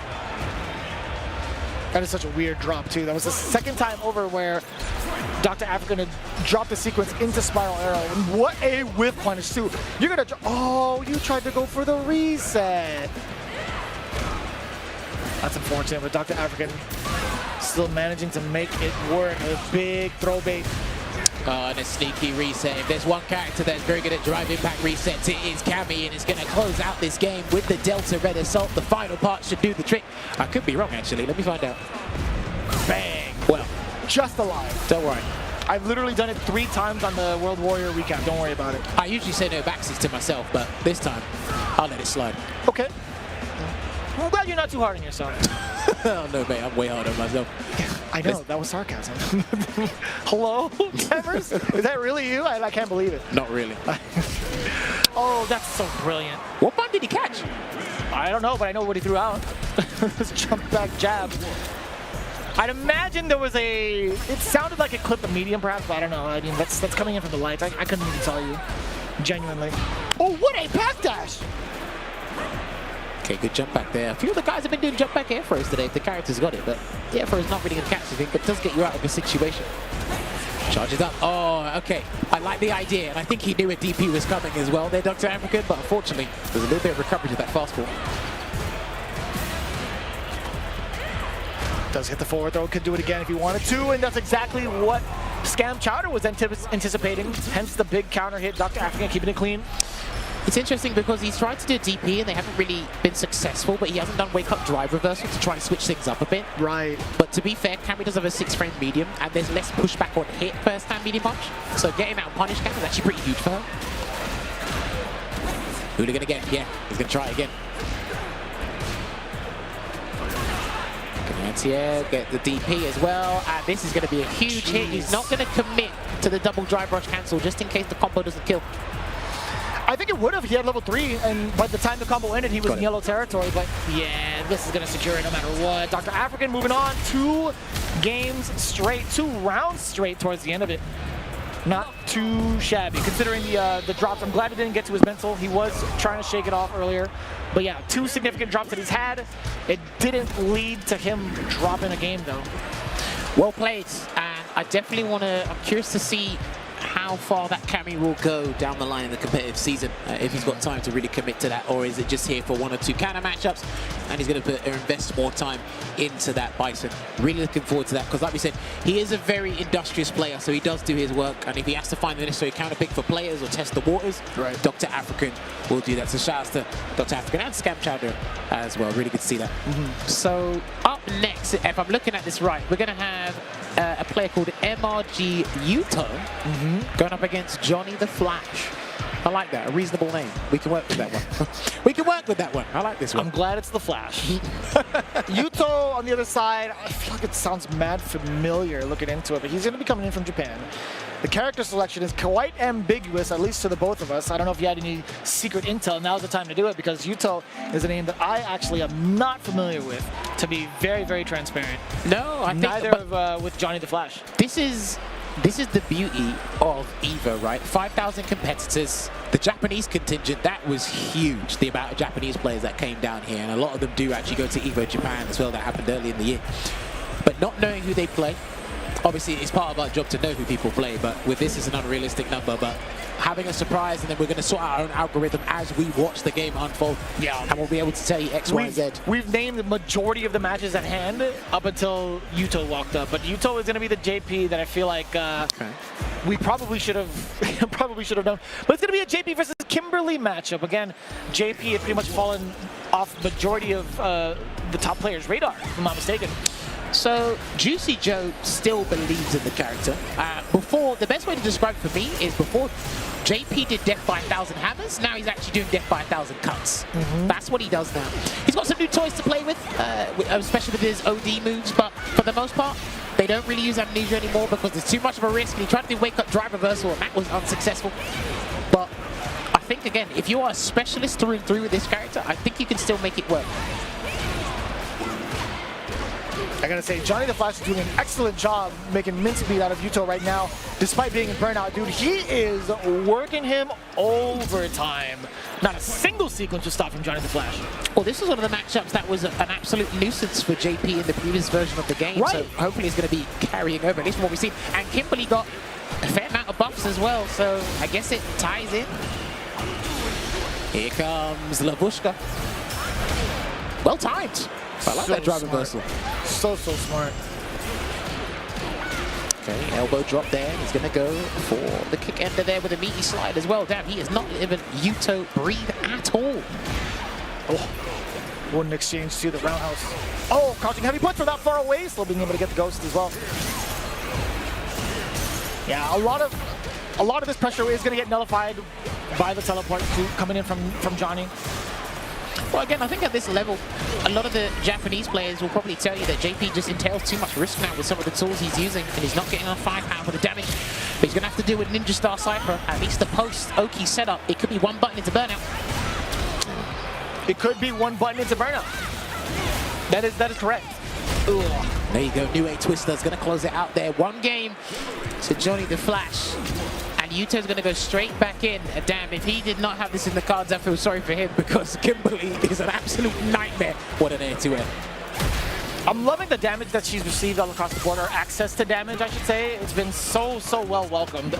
I've seen a lot more of like the Kimberly players on the stateside finding a lot more success with this character because of it. But seeing the way that Johnny's been playing right now, I think he's had a pretty firm grasp on the matchup. Oh yeah, he seems extremely comfortable there, but it's going to be a conversion into the Tourbillon, into a meaty spike as well. You couldn't tell because of the visual. Don't worry, the JP players have to know that. Misses that. That could have been with punish there. Vicious with a crouching beating punch or something. Yeah, but it's still full control from Yuto. The roundhouse too from further away. Even if you tried to cut your jump short, Yuto throwing out the perfect normals at the right respective ranges. Just trying to dash on in there, huh? Trying to get the torso splitter. Is that what that's called? I think so, yeah. I'll have to double check. Departure's above his head though, so that's the only way to slow down Kimberly until she wants to do a teleport. Well, I think it's torso cleaver is what it is. Try brush in and then gets an anti-air. That does not work, unfortunately, with the crouching heavy punch. Amnesia That on the is overhead. an excellent call against the overhead. That neck hunter is going to be nullified. Do enjoy this. Level 2. What's it called? Labushka. That's the one. Oh no, he didn't time the drive reversal this time, so he actually might lose. Yeah, I think that's going to be the round. Close it out. Bang, bang. There was so much scaling involved. And like, I was worried just for a little bit. I know it wouldn't matter. There's minimal damage scaling for the level 1 to come out, but I'm not going to say I was pretty worried.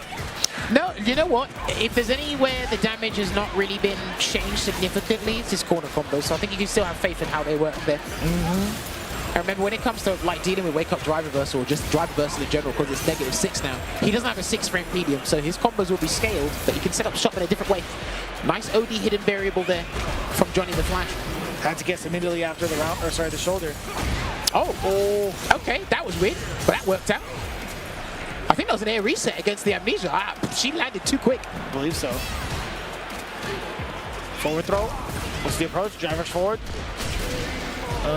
Two crouch jabs to at least put himself at match point. A big rebuttal so far from Yuto.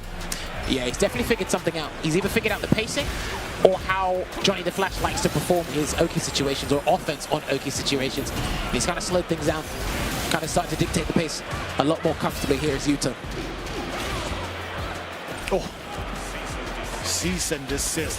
He's got another Labushka here as well. Oh, I think he tried to do the new activation, but the drive burst will beat him to the punch. And he's fine now, yeah. This is death by 1,000 cuts. We're living by the book, but he's done. That's so hard. That's so difficult. You are in. It's such a rough spot. You're completely burnt out. There's a lot of meter on the side of him. Yuto taking it all the way back from the deficit. Nice work from the young man. I'd imagine, I assume, young man. Well, I mean, listen, they all look young, to be fair. And I really got to give credit to Johnny the Flash. Hit the ground running, no pun intended. Had a really good start there, playing the matchup by the book, overwhelming Yuto. But then this is one of the key things for JP players this season. How well can they adjust? We saw DCQ try to go all the way with JP at CEO. Didn't quite work out. Lost to Punk Sakuma. Shout outs to that. But that was a complete decimation. Oh, yeah. I immediately went to that. I'm like, this is the matchup that I need to figure out. Like, this is exactly how it's going to be played, right? Yeah, no, it's just going to be difficult for JP because I still feel he can win a tournament by himself, but it's way too much legwork. It's going to be too strenuous down the line. Ooh, okay. This is a big surprise. Seeing Monsieur Crimson coming up, Papa Crimson. Congratulations to him and his partner. Yes. Shout out to his girlfriend. I'm surprised you let him out of the house. Me too, actually. That's why this is a huge surprise. That's the first thing I said. I saw him. And I said, she let you out of the house? He said, yes, she did. New father, so he's got that father power up. That's broken, by the way. It is. Not that I never want that power, but it's broken. Well, because obviously she gave birth just before DreamHack Summer. And obviously just before DreamHack Dallas, he got a sponsor. So he's actually, like, if we're talking life situation, he's actually in a very good spot, Mr. Crimson. So you're telling me the power-up is real? It's genuinely real? I think it is. I don't think he's invested much time into the game. He's been streaming, he's been doing watch parties. Yeah. He's actually been working on Akuma as well because myself, Crimson, Problem, and I think 2 other people were there as well. We're talking about Dalsim and other characters, and we're like, he might not be able to do it by himself. And Mr. Crimson, he did have a plethora of characters in Street Fighter 5, but he is known for the Dalsim. And because it is Ryu, and we do have very strong Ryu players in Europe, especially from France, shouts to all the French Ryu players, he's actually well versed in the matchup. But Battle Forge Clan, that sounds like being prepared for the matchup can only take you so far, right? Yeah. When there's somebody who's just completely unknown, that'll take you for a loop. We'll see if Battle Forge Clan is that guy to do it. We'll see. Now, Dalsim didn't get any significant changes, right? Obviously, the drive reversal being -6, he doesn't have a 6-frame medium, so that hurts. Yeah, he didn't really get affected by the light damage scaling either because his BMBs were a bit light. They weren't doing too much damage. Yoga Comet going all the way to the floor. Yoga Blast actually connecting as a proper anti-air or less scaling now, so it does more damage. He's got some good changes, quality of life changes, but they're not like substantial vicious, you know? No, it really hasn't been. But, I mean, for the most part, Mr. Crimson seems to be in full control, at least for this matchup thus far. This is where it gets a little bit dicey. We talked about the Denjin power-up. Ooh, yo, he stuffed it out right at the startup, too. Not going to be a threat any longer.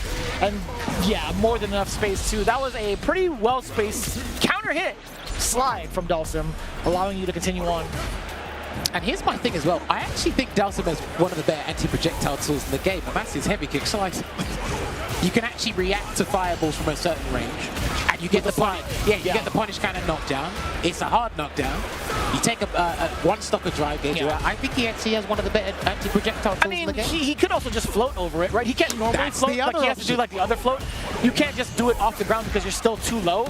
You'd have to do the other type of float, like where you kind of do it like immediately after the jump. But other than that, it's like he's still got full control in terms of the limbs, right? He's gonna throw out the fireball, the horizontal one, and then kind of play that game for the most part. You are cheeky for that. There you go. And this is the thing. If you don't have an invincible reversal, you have to pick and choose when you use your level 3 to interrupt a drive rush cancel. He had less than 40% health. Why not do it? He's going to input it there. He's let his opponent know, Battleforge Clan, that he can do that. So now you've got to think about level 3 in a different capacity.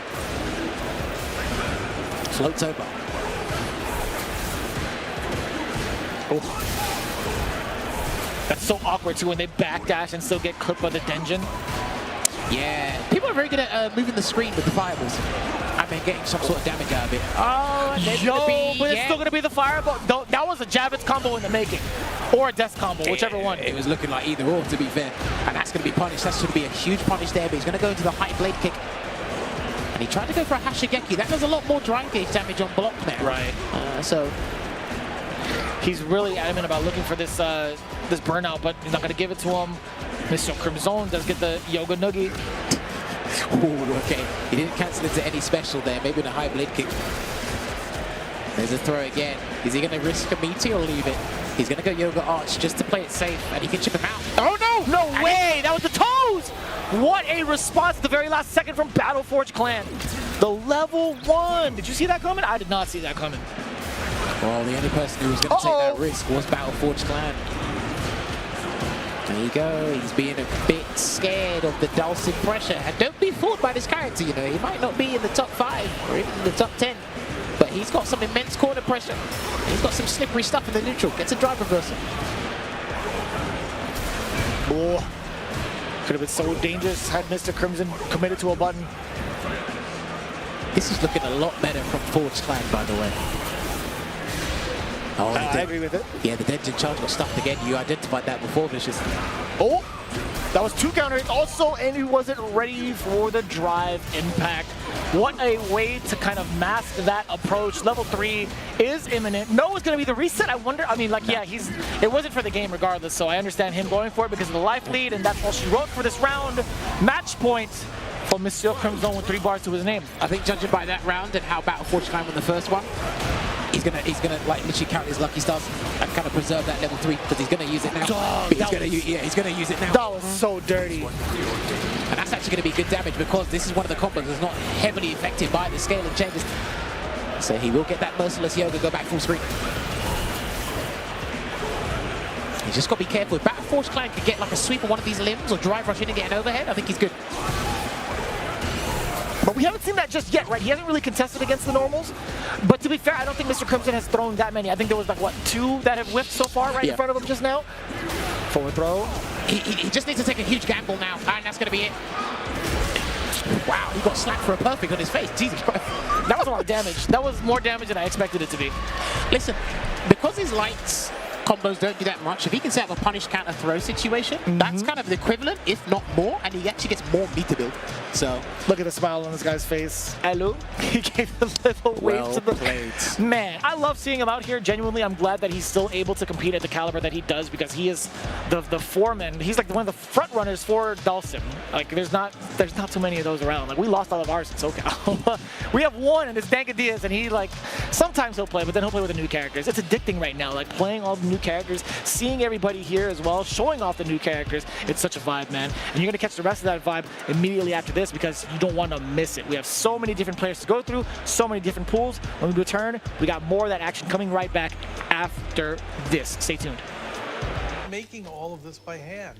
Oh yeah. The avocados are hand mashed, the chips are hand tossed, and everything is made fresh. You make it fresh every day. Yes, every day. The Chipotle way is we make it fresh every day.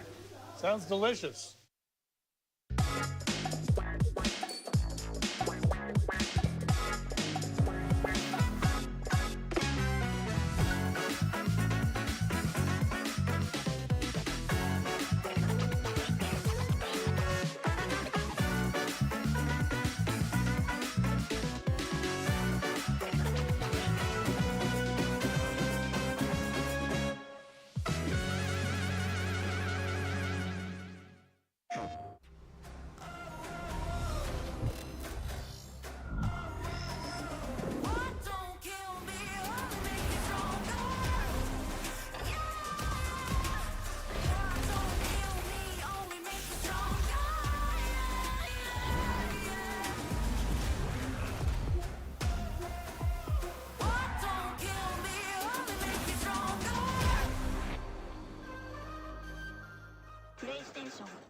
fighting game playing style and an anime character. Damn, Bleach, we're gonna go Ichimaru again. Yeah, fast speed. So personally, I would say I'm some type of Uchiha clan, you know what I'm saying? Sasuke, Itachi, somebody with a Sharingan. I would probably be like the most evil character you could think of. Probably be somebody in Hunter x Hunter.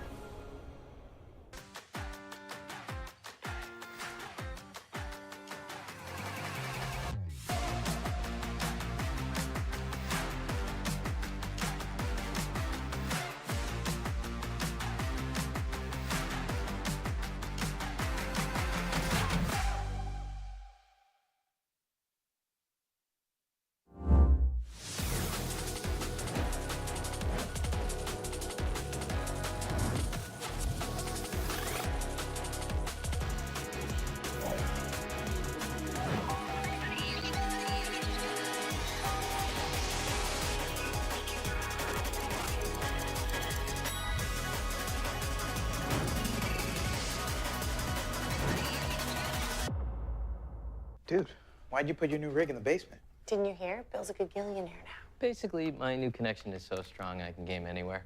Check it out. We've got gamer rocker, gamer floaty, gamer couch. Whoa. It's got wheels. Gamer bench, gamer throne, and gamer mower. What's that? It's hard to game while walking downstairs. I get it. That's smart. Live like a gagillionaire with low latency everywhere. AT&T Fiber with All-Fi.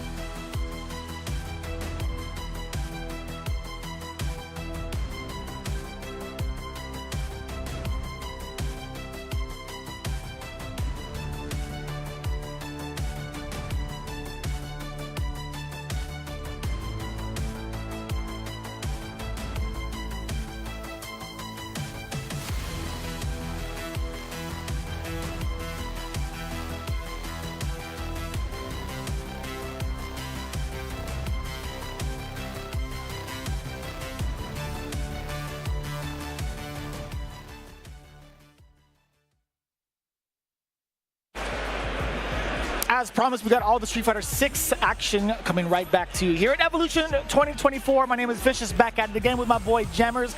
We've got a lot to go through still, and it's still just as exciting. I'm actually kind of winded because I made sure to run down the hall first to take care of business and then come back, so I'm hella winded right now, but we're saving it for a good cause. Let's make it a good cause. Again, we got so much going through with the stage. Let's take a look at who we're having for our competition right now. Let's see. We got Puff versus BioFreak coming up. Yes, we do, and this is actually really cool to see. So I did get news from the Voice of Reason, Make-A-Wish. This is a charity that FGC has done a little bit of work with in the past, so shout outs to Make-A-Wish. And Puff is here, gonna be doing some gameplay. I believe, yeah, that should be a jury, I'm seeing. Up against Kimberly. All right, damn, this is another match I ain't seen in ages either. I was literally just watching this at like one of the Salty Suites yesterday, so I got a little bit of privilege on this one because like I got to watch Just a Kid kind of play with this character still, and I don't know what it is, man. She's still one of the hardest characters to contest against on the ground. She's still one of the best characters at harassing you, jury. She won $1 million. Uma retired. Brilliant. What a play, by the way. Listen, what a Never seen him again. But her changes, they weren't like anything significant. Quality of life changes, they do help. Did the system changes really hit her that hard? No. 6-frame reading is drive reversal. Scaling from lights, not really. So she's a highly effective character in a pool of characters that are pretty dangerous in this game anyway. Do you think those changes for her were like kind of predated? They didn't think that she was gonna like win the $1 million. Like, oh, we already had these planned. Well, I love the target combo change because the second part of her target combo is actually -3. Damn! So she can actually do that. If it hits, she gets the hit confirmed, she can cancel into the super. So I think that's actually one of the biggest changes. I think getting one of the EX Fuhas off of one of her buttons now to make it easier. Right, yeah. Or easier connection, sorry. I think that's pretty good as well. But other than that, more consistency on that damage too. Yeah, like Jury's game plan is very much intact. So, all right, get the jump back there away. BioFreak doing some damage there. Did you see it just clip the elbow? Yeah, it's literally about to praise BioFreak for actually holding the ground pretty well, but got opened up there. This is looking so difficult right now for BioFreak. Even on the approach, right? I do like the idea of doing crouching heavy punch into like possibly run stop for the mix. That's primarily what Kim's go for, but at that sharp angle, or sorry, at that kind of further on angle, you'd have to commit to the Tatsu. You thought! Counter drive impact there from Pop, putting in the work there. Gonna go into the 10-cent ring, and there you go, overhead.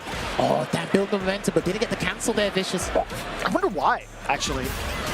Bang, good conversion there, and he's, that was there was a couple of drops from both ends now. The low forward.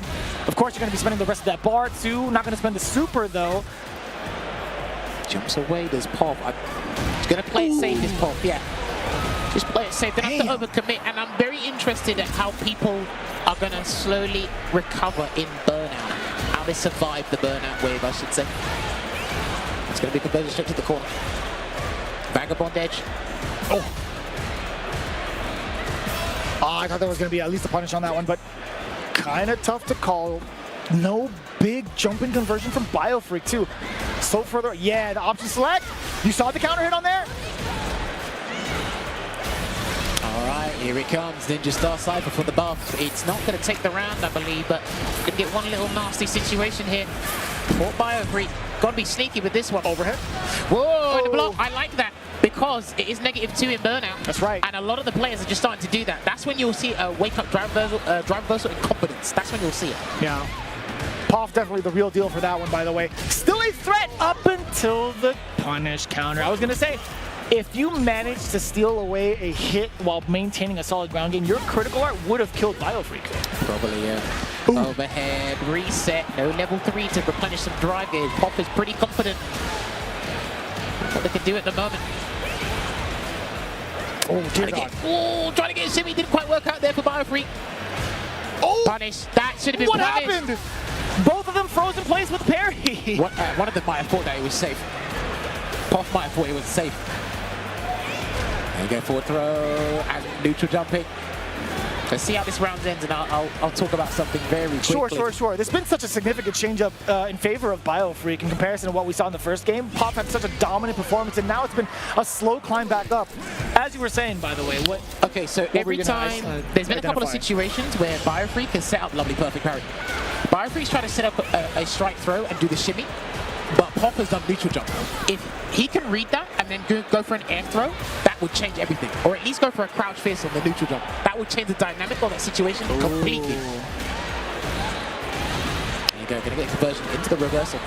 I mean, what if Pop does it again and then BioFreak falls for it again?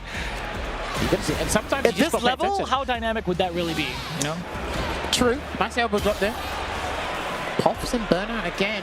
Not looking too good, but keeping BioFreak at bay. And what a lovely recovery too. Pop has just been so adamant and so on point with the offense. And just like that, the counter hit. You thought it was your time to press the button. Pop has been very, very commanding in both game 1, now in game 3. Dude, I'm telling you, like, Jury is still one of the best at being incessant and harassing you, especially in the corner. I don't know who said otherwise, but I feel like there's murmurs of that going around because we don't see him as much in like the ranked atmosphere. Yeah. Or even like some of the high competitive atmosphere, right? They got drive reversal there for BioFreak again. Pop has frequently visited burnout. Has been completely comfortable with it, especially with the real estate they've had to work with. What a conversion. Probably Noah's cousin. Well, it's going to go into Bushin Scramble, and BioFreak's not going to give up a canister because that is one of the changes now. Again, see? That's what I mean. You were not kidding.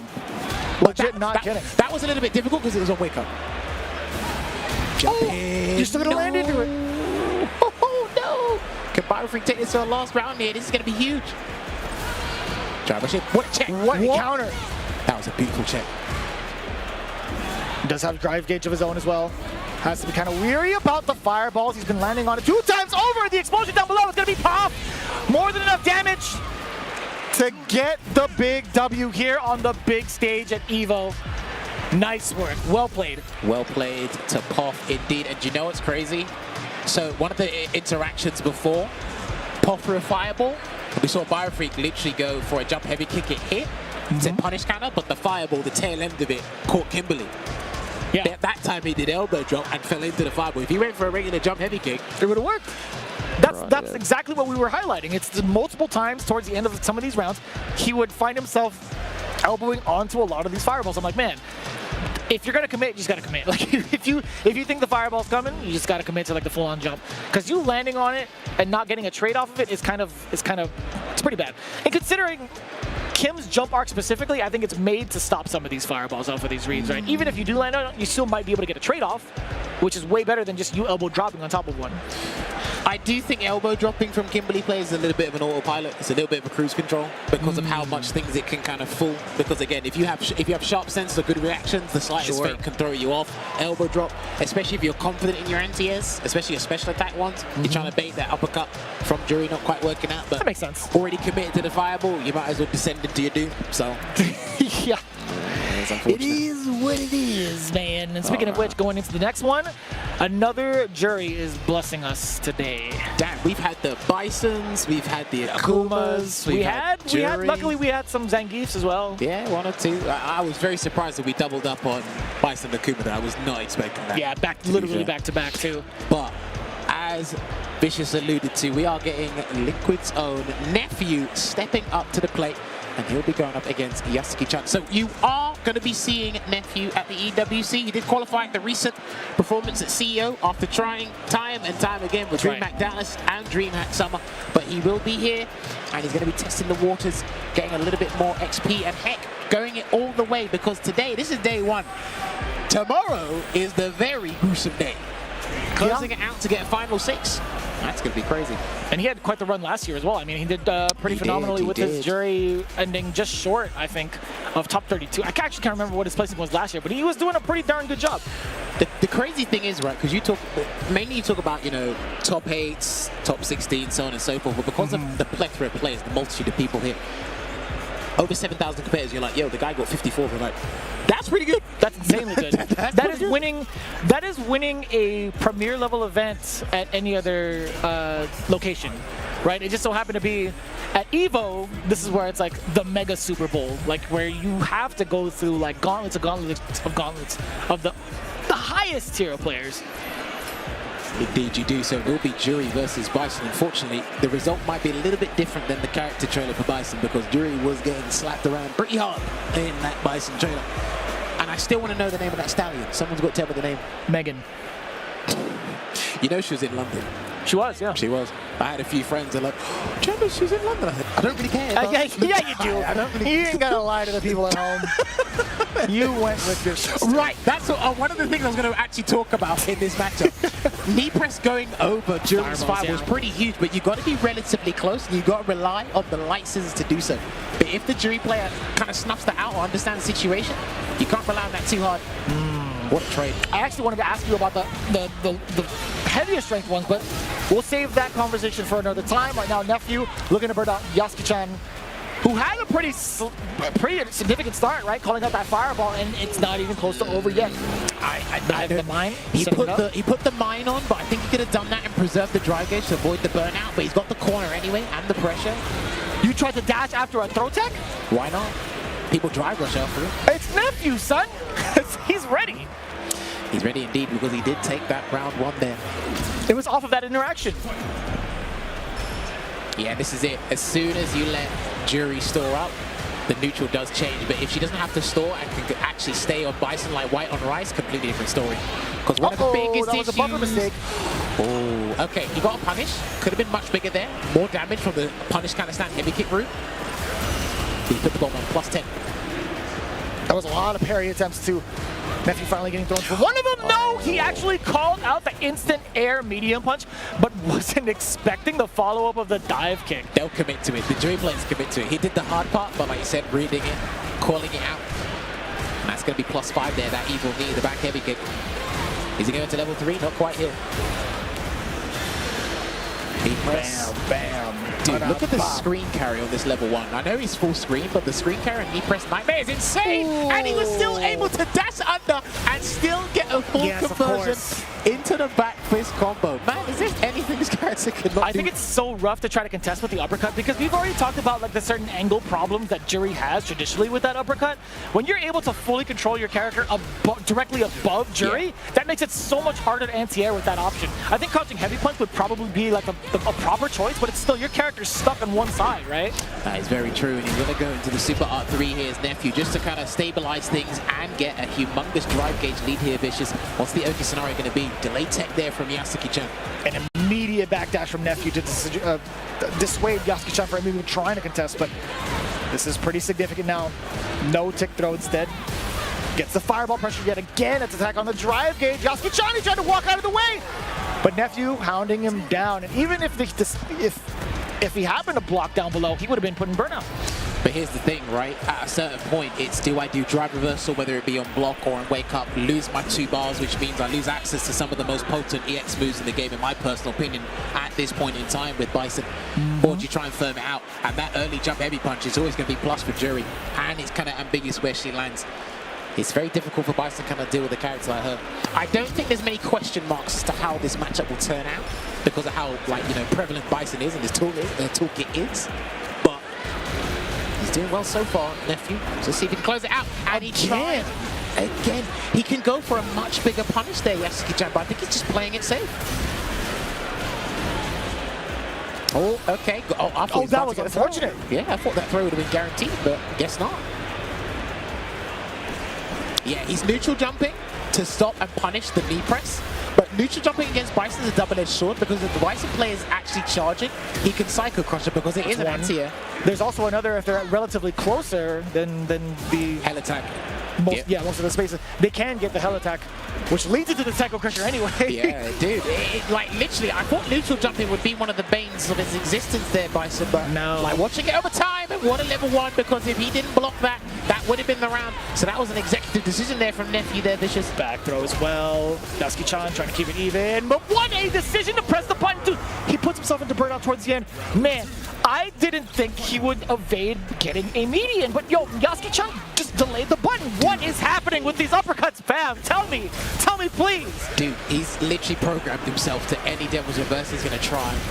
He's actually 1 game up, 1 round up, so he can afford to make the mistake now, but it's still scary. He was being stubborn with those neutral jumps, Vicious. Again and again. 2 punish counters in a row. Feng Shui engine, bring him to the corner. Look at the damage, but more importantly, man. Nah, he ain't getting out of this. No way. The damage and the Oki setup you get afterwards. No, there's no shot you're getting out of this. If you could call out maybe like a drive reversal correctly, but you wouldn't want to do that at all because he could just stop pressing buttons and he'll recover. And the overhead connects, and that's going to close it out. Got clipped for the overhead, and unfortunately, Yasuki will be sent to the loser's bracket, being hit on the dome by that Jury. And that's another thing as well. Jury probably has one of the highest success rates of landing an overhead against people because of how often you get to block. Bison's conditioning a lot of people to block and consuming a lot of drive gauge, but Jury just catches you off guard like that as well. Majority of the time, yeah. Animation-wise, like you could try to get used to it, but it's just so difficult. And then it's even more troublesome while in Feng Shui. It's like, man, how many other things do I have to really like keep looking for majority of the time? You can't get out of it with the drive reversal either. He was locked in for so long, and that's just like sometimes you just gotta hold that. But this is the thing, right? If you just watch how Yasuki was playing, it's like, okay, we use our meter for our EX moves because again, the mileage he gets to the EX moves, especially Psycho Crusher with the bomb, that is massive. Why are you going to spend 2 bars on a wake-up drive reversal if you can actually firm it out and then try and get more damage another way? Yeah, like why spend it on defense when he has such a good time playing offense with it? Like I think it's pretty important. The damage output pretty significant, but also like the corner carry that could lead into like maybe a super art for even more corner carry and extra damage. There's a lot of possibilities with the meter on offense in comparison to like what Bison would have to do on defense, which is kind of like what most people have been saying. I feel like Bison right now, his defense has been kind of weak without the meter, right? Yeah. All right, so we can actually discuss that a little bit later, but we're moving on to the next match here. Another Jury player steps up to the plate, which it will be Variel's own Margo. We had his teammate Daikoku up on the stream earlier. You will be seeing Margo in Street Fighter League Japan later on in the year. we had, these guys actually had Problem X and Ending Walker on their show, Topanga TV, not too long ago, actually back in April, when they came down for EVO Japan. These guys are going to be duking it out for Street Fighter League Japan at the, I think, midway through August, if I'm not mistaken. I think that's when the first couple of days start. I think so. And there's, 12 teams? So there's 2 phases, right? Brother, there's so many teams. There's 2. I think there's they're put into 2 different pools as well. Yes. Divided, and then they're going to have to play off differently, but there's a plethora of talent over there, but there's a plethora of talent worldwide. But Margot will be going up against a guy called Fate Legend, and is this going to be a jury mirror? No, it is not. Okay, what you got up your sleeve? Oh, okay. Yes, please. Well, 2 icon fixers. Interesting. So we're gonna what? 2 icon fixers. Yeah, but you would. I mean, like coming from your perspective, would you actually? No, I can't even handle 1. I can't even fix myself. You know, can't even tie my shoelaces. That's true. How did they let us on the mic at the same time? Aki versus Jury, what you could expect. The Serpent Lash anti-air already out the gate from Fate Legend. So this is going to be interesting because, again, like, the defensive options for Aki have actually opened up. Wake up, drive reversal. You've got to consider the snake step mixed in that. She doesn't have to rely on the parry because, again, she was highly susceptible to throws before. Right. It's a little bit different. Speaking of which, she doesn't get thrown out of a wake up parry. Oh. I think Margot snuffed out the problem because he didn't really do much in the neutral there. And Aki players got to be a little bit careful with the range they play at because they try to do a lot of things around the light serpent lash range, and if you don't do anything, they drive rush in with the button. And that's when the high-low mix-up gets really scary. Sure. Yeah, you got to force them into that scenario in the first place. Though. Sometimes you get a misplaced Serpent Lash and you get jumped in on, and it's so demoralizing. But this is a decent. Oh no! I was gonna say like medium to medium isn't like too bad of a punish counter, but the drop afterwards was pretty unfortunate. We're literally going to talk about a demoralizing situation for one player. The other one gifted it on a plat and said, you know what? I like you so much. I'm going to drop my combo just for yours. Anyway. He even like tried to help him fix his buttons before the match even started. Good guy, Margot, huh? Dude, that sucks because Fate Legend probably could have taken that to a final round in game 1 there, but Margot 1 game up. And he's already snuffed out wake up parry on Fate Legend's defense. He's going to have to switch it up. Oh. And that was an opportunity for him to get out of the corner, but it's so tough, man, to commit to the down heavy punch, the cross up if you need to be. This is not good. He's low on dry gauge here as well, Vicious. Oh. If he done jump fierce, if he done neutral jump fierce, that would have been huge. You tried to get out of the way. You were so concerned with the corner, but you weren't even there yet, and Margot was just getting the throw. I think he's generally concerned about not being overwhelmed. Not even just by Jury. I just think in general, this could literally be tournament nerves. Try to drive rush in again, no dice. Nothing behind it either, not even like a Nightshade pulse, but to be fair, that's exactly what Margot's been looking for, that and the Serpent Lash, that exact spacing to react to anything. And he didn't get the full pickup there, but yeah, you did identify that earlier before, Vicious, so good call on that one. There you go. He tried to throw my it. Lord. He tried to grab hot air, and Jury was nowhere near him, and he tried to grab hot air again. There's plenty of that outside the convention center. Don't do it here. Oh yeah, boy, take level it. 1. You know, oh, deadly implications. Whiffs completely. Do you know, I was swing and a miss. I was so convinced that animation was a sample of throw, and he backdashed. Oh man. I thought it would catch the backdash, genuinely. You literally saw the startup of deadly implications, the leg hit the animation of Jury's backdash. I thought that's what would have happened. I think they did adjust the hitbox, but I can't remember if it was horizontally or vertically. I know they did something to it. I can't quite remember what it was, but unfortunately to no avail, it just didn't work, which is very unfortunate there for Fate Legend. But yeah, I really think he tried to prioritize just not being so overwhelmed or blocking, you know? That's kind of rough. It is kind of rough. It is. It was unfortunate there. But yes, Margot progresses deeper into the bracket. Listen, these matches have been coming thick and fast. Shout out to the production team and the stage management for rolling these on and getting these through, because we got tons of people to get through. And there's plenty more action on the way here. Now, if I am not mistaken, I might have to get confirmation from the voice of reason. Are we having Yang Mian next on stream? Okay, cool. So we are going to have Yang Mian right now. Yes, confirmed. I believe we're having it right now. Yes, there we go. Cool. Oh, great! They're not kicking us off just yet. After our well, he's been playing for a while. Yeah. Hasn't made as much waves as he did in the penultimate year, the final year of Street Fighter V. What was the year he made top 8? I couldn't recall. It was that one year he came with Zeku, and he went up against Kichipo's Zangief. I can't remember what year that was. That was when everyone saw him. Dude, it's been... No, I cannot remember the year. I genuinely cannot. I mean, you have the internet still. You have I have to do some deep digging. But I'm not sure who he's playing now. I think he's tried Luke. I'm not sure if he's dabbled with Akuma. Maybe he's jumped on the Bison wave. Since, right? He might have jumped on the Bison wave. I'm not sure. He's been playing a few characters. So. How wild.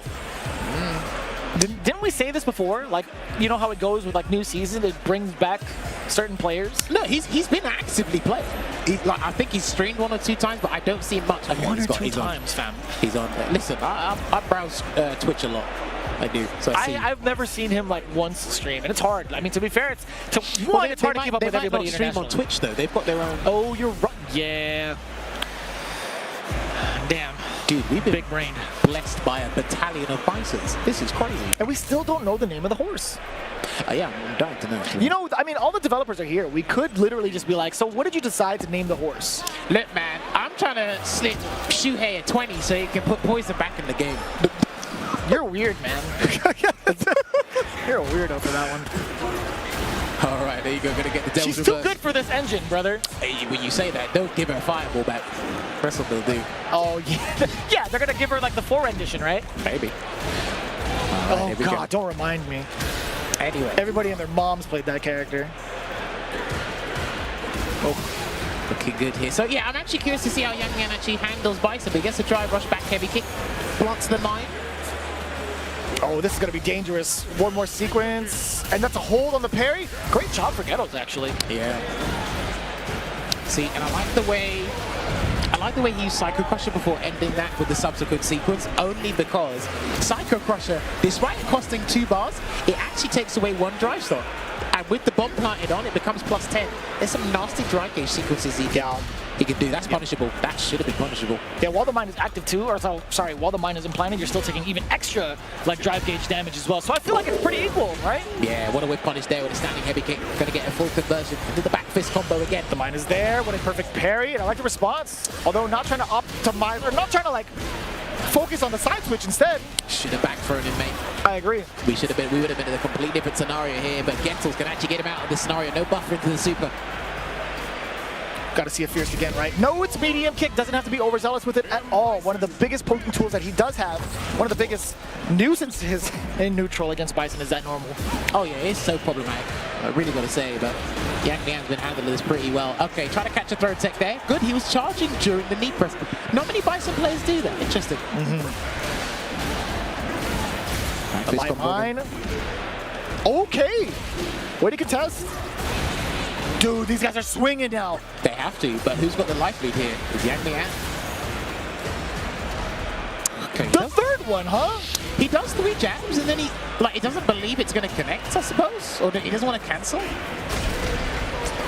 I mean, it was a counter hit. I don't know what else you're going to do like after that, perhaps. Like, you do have a fireball. You did have 2 fireballs stock. That's true. Never mind. Yeah, that's kind of tough. Well, it's set point here for Yang Mian, and he does the knee press over the fireball. Trust me, you really have to know the knowledge of that as a jury player because you don't want to give him a free punish counter combo. Especially if you can like the heavy version of scissors, because there's no real scaling penalty on that. Misses the counter hit conversion, but he gets the second sign at life, and that's going to be it. Just like that, a quick 4 rounds straight coming in from Yang Mian. Level 3, more than enough damage, Gettles. There was a couple of moments where he was able to at least contest air to air, but for the most part, on the ground, was not ready for the Bison. I love it. We love doing that in the Philippines too, man. Yang Mian doing the work. Again, at one point, I can't remember what year it was, I'll find it later, but he did make an Evo top 8. He could actually do it again. I reckon a Bison player could go the distance. I just can't tell you which one because everybody's knowledge is pretty significant of this game. Bison's incredibly powerful, so... Before we go, I know this is the end of our block. Your 2 characters in Grand Finals, who is it going to be? You said Bison won before. Or sorry, Bison already. You assume it's going to be Akuma? I think Bison can go the distance. I didn't say the finals. Okay, well, Grand Finals, 2 characters right now, go. Ken. I'm putting it out there now. Ken. I'll say Ken Kami. I was gonna say Jiri Akuma. All right, we'll put a bet on that. Cool. What we are going to do now is we're going to take another break. So that means myself and Vicious, we are done. Man. But listen, the action doesn't stop here because we've got to make sure you guys are staying entertained. When we come back, there will be more Street Fighter 6 action. Get your drinks, get your snacks, stretch out. I know the European guys are staying up late.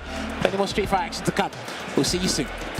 How would you describe the chicken to someone who had never tasted it? Literally melt in your mouth tender. We don't have a freezer. You know, it's almost like a farmer's market. When you walk into the restaurant, you should hear the sizzle that you're hearing right now. Just sends all those waves up to your mouth. You're making me hungry.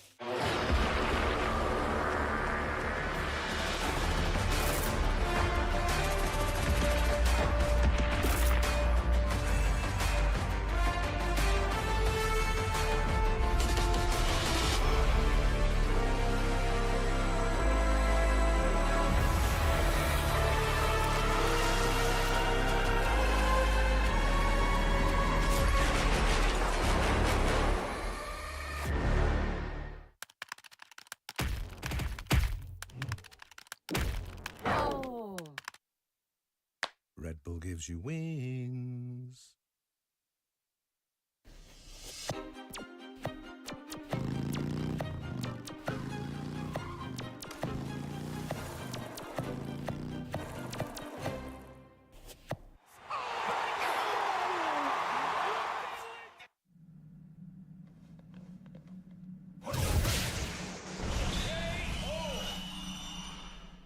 And that's how AT&T All-Fi KO'd weak Wi-Fi. Get low latency when you need it most. Live like a gagillionaire with AT&T All-Fi. Protect your eyes styling under the sun. Blue light glasses while you're gaming, having fun. Zenny's got affordable eyewear for all warriors and monsters alike. Evo sunglasses, available now.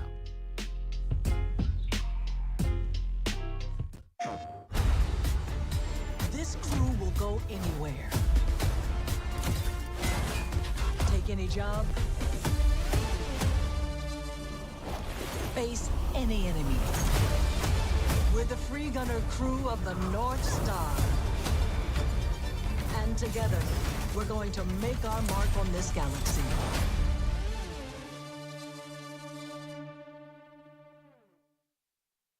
PlayStation.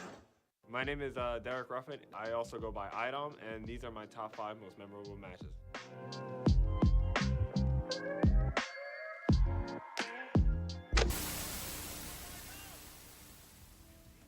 Oh, Capcom Cup champions, 6-digit boys. After taxes? Don't matter, we still good out here. Still 6 digits after taxes. For sure. So going into CEO, people always talked about like pressure and like being nervous and stuff, but I never really felt that way playing. I was always just like, if I play good, great. If I don't, you know, obviously just get better. Not really any pressure or like felt like there was a bullseye on my back. I felt like a lot of people knew I was really good or like I was one of the favorites to win the tournament, but never any like pressure or like nerves. And to be fair to IDOM, he's in winner's side. He can afford to make those hard reads. But Mena, yeah, swinging those chains in the crowd. Going into that event, like I said, when you're the favorite, everyone's always going to be, you know, cheering against you. It's kind of just like life at this point. No, everyone's always rooting for the underdog. But when everyone's rooting for Mena, and like I said, the momentum was switching during the match, it's just like, okay, you know, I understand the assignment. I just have to be better. Okay, the Bazooka Joe, we in there. Damn. I took a lot. Yeah, and thanks to the fire damage. Yeah, when Mena won a few, yeah, you can feel the momentum. I feel like the momentum, the crowd's back into it, everyone's cheering. Even at Capcom Cup 2019, when I was down 0-2 versus Punk, getting the one game, it was just like the momentum, the crowd starts cheering. This definitely looks like a bit of a checkmate here. Oh, plus frames. No V reversal available neither, so that was a guaranteed guess there. Had to hold that, and we are looking at tournament point for IDOM. Oh no. No. No, and that is gonna be it. And there you have it, ladies and gentlemen. Your CEO 2022 Street Fighter V Championship Edition champion, Ivan Domination, ladies and gentlemen. Having a CEO belt is, I will always say this, that CEO belt favorite trophy. That's my favorite trophy. I love ECT. I love everyone's trophy. I love all the trophies I've gotten. Huge wrestling fan going up. That's part of the reason why. But I love the CEO belt, and like I said, seeing like all the Justin Wongs, the Chris G's, all these other like FGC legends holding up the belt, and now to say that I even have a belt for myself is, you know, feels really good. A little bit of the same thing with Combo Breaker. Like I said, I've been in the FGC for mad long. I remember watching my first CEO, and you know, to be able to take CEOs and like tournaments that I used to watch when I was younger means a lot. When I look back at my career, I think, like I said, the most proud thing I can say is definitely the Capcom Cup 2019 win. You know, I'm always happy trying to support locals, New York scene. Just so much going I'm glad I was able to do all the stuff that I was able to do. Simple as that. I love the New York scene. I love the fighting game community. I love Street Fighter. I love all fighting games. Everything's just perfect about the community.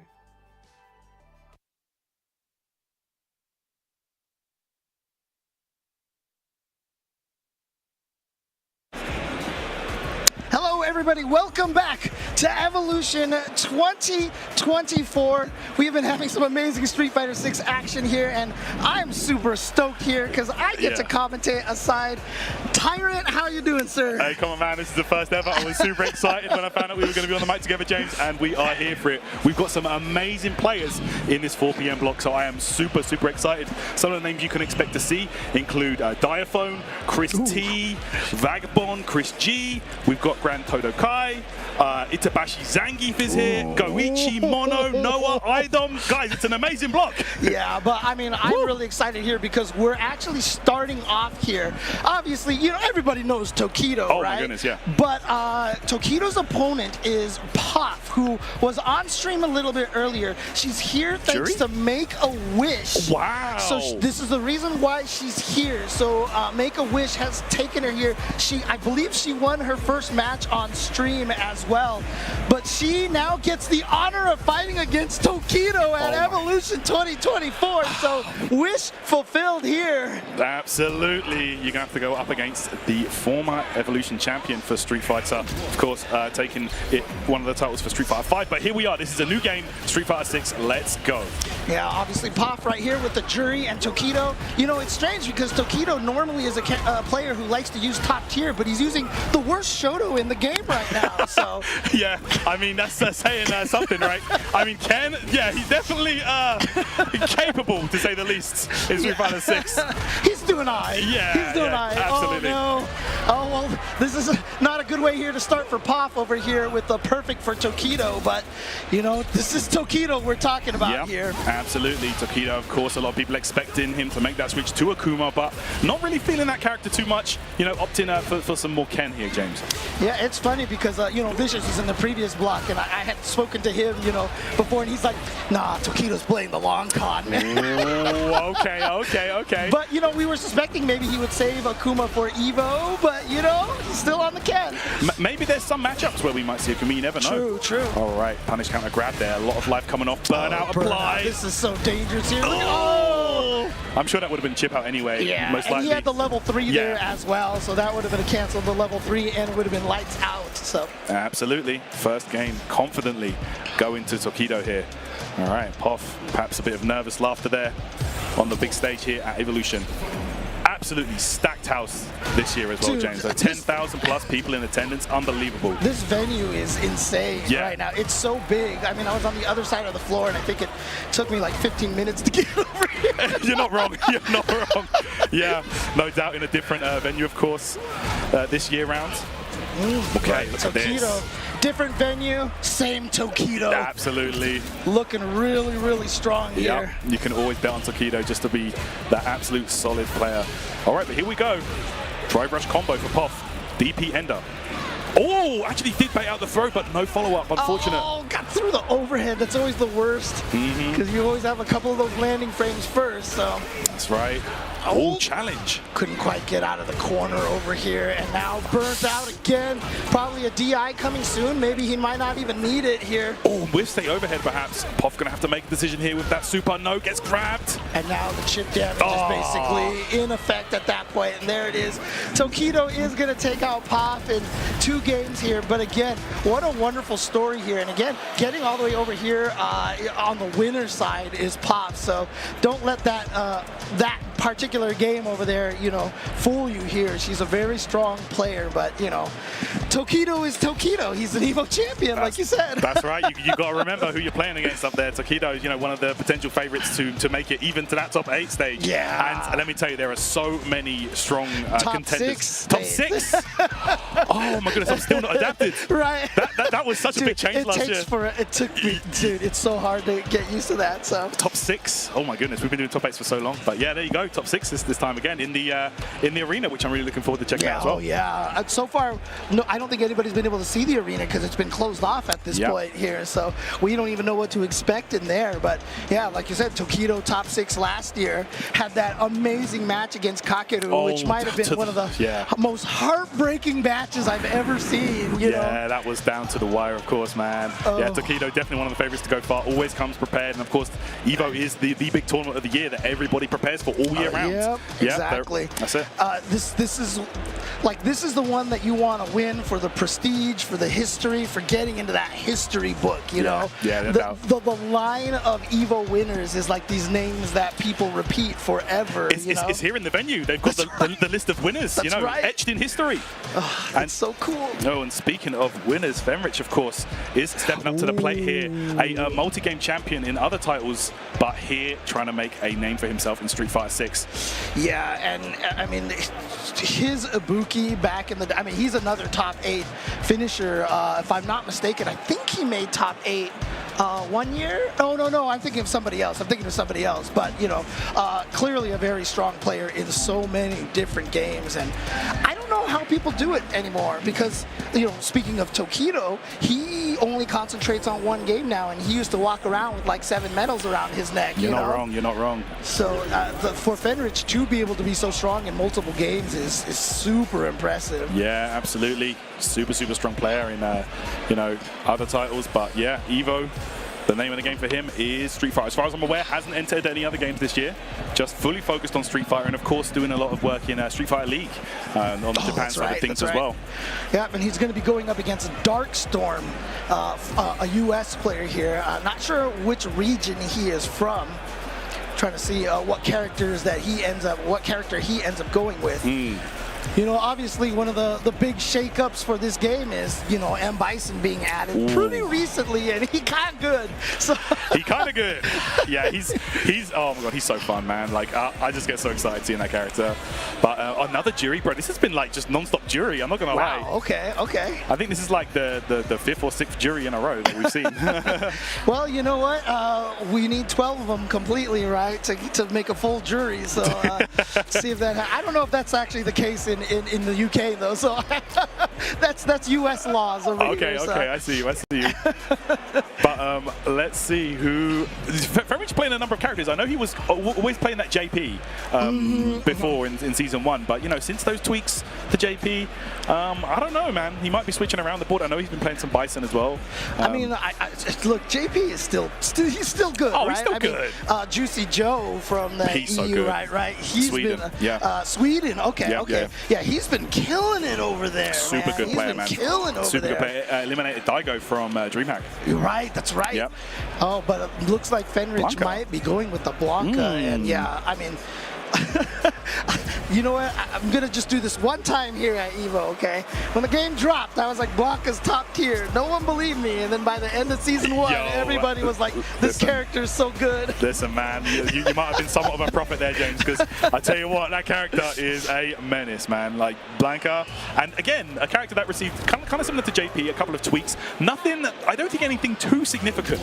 I think the one that hit him the hardest was maybe like some of the scaling like changes. Is the scaling and the air Blanca ball not being plus, but I still joke that that was a bug fix, not a balance change, because it shouldn't have been that. I agree. A jump back dive kick that's plus on block. Right. Like, come on, man. And the crazy thing is, it still can be plus if you aim for the knees. Yeah. But that's how it should always be if you got a move like that, right? Right, exactly.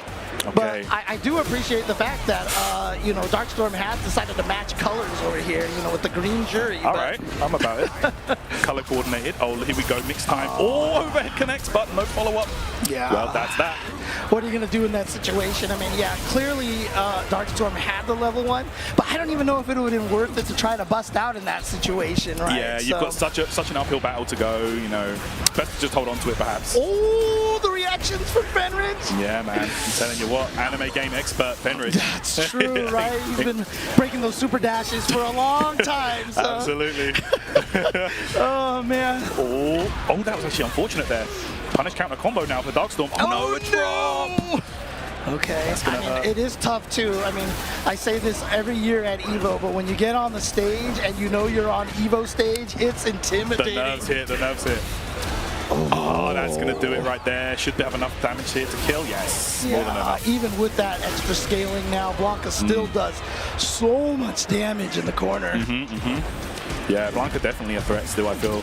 Another change that he got, perhaps one of the more significant ones, a bit more hurtbox recovery on his crash medium punch. Stays out for a little longer, you know. Again, kind of how it should have been, right? Right, exactly. Let's be honest. Oh, that's a punish, -6 there. All right, towards the corner here, yeah. And this is a place that Darkstorm has been trapped a lot. And, you know, if you're Fenrich, you're like, okay, that's cool, you DP'd, but now you burned yourself out. You don't even have any meter. You couldn't have even have level 1 if you wanted to. Yeah, that was a checkmate situation. Yeah. Look at that, man. Fenrich looking on a 4-game streak, 4-round streak, I should say here. Yeah, I feel like, you know, with Fenrich's pedigree in, you know, in Dragon Ball and a lot of other games, like, I feel like Blanka's a good character for you. It's a very good character. Yeah, Blanka's definitely an anime character. Yeah. Oh, man. Here we go. Burnout time. Darkstorm. Oh, got hit there. Set up. Oh, no. That move is still good, too. Oh, yeah, it's crazy. And you know what? Even in the mid-combo, he gets to set up a second Blanka-chan. Nah, that's nasty. Fenrich's going to take it there. And, you know, honestly, one of the things that I feel like, you know, Darkstorm, you saw every round, I think he got burned out. Yeah. And that's a tough situation. I mean, that's one of the, quote, weaknesses of Jury and a lot of characters in this game is that they are very drive gauge dependent. Yeah, you definitely have to be careful how you're spending it. And do you know what? That's one of the things I love about the drive system in this game. You have so many different ways to play. You know, if you want to go all out and just blow it all and just try and get an early advantage, you can, but then again... No, the Prodigy! Exactly. We might be seeing him. But yeah, it can be a double-edged sword, as we just saw. So there we go. Fenrich's going to take that one with ease. But coming up next, we got France's own Mr. Crimson. This guy is an absolute monster when it comes to playing some Street Fighter, man. Let me tell you. I'm still rocking Dalsim, I believe. And you know what? Not just Mr. Crimson, but now a father, Mr. Crimson. Congratulations to Mr. Crimson on the birth. Was it a daughter or a son, do you know? I'm not entirely too sure. Okay. But regardless, that's a kid power-up. You know, we've seen that happen. Who could forget the Sako Noko power-up? It happened to a number of other players as well. But yeah, Mr. Crimson now, you know, the family man out here doing some work. I think they call that the diaper power-up because those diapers are expensive, man. Yeah, man. Let me tell you. And that's a tough matchup to learn as well, boy. I bet, you know. But it looks like he's going to be going up against Gunpaw from the U.S. All right. And we'll see what character he goes with. But it definitely looks like Mr. Crimson has already settled on the Dalsim. Oh, he's a Chicago player, apparently. Is he also a Blanka player as well? Oh, okay. Blanka. Let's see, man. Dalsim, I feel like Blanka would be a character that can definitely give Dalsim some trouble. You know what? Not often we see Dalsim in Street Fighter 6, actually, surprisingly, because I think he's mad good in this game. I mean, look, when Dalsim gets on the roll, he is one of the most stressful and annoying characters to fight against. But again, you know, it's the whole defensive situation, and you know, with how strong offense is in this game, you know, I know Dalsim.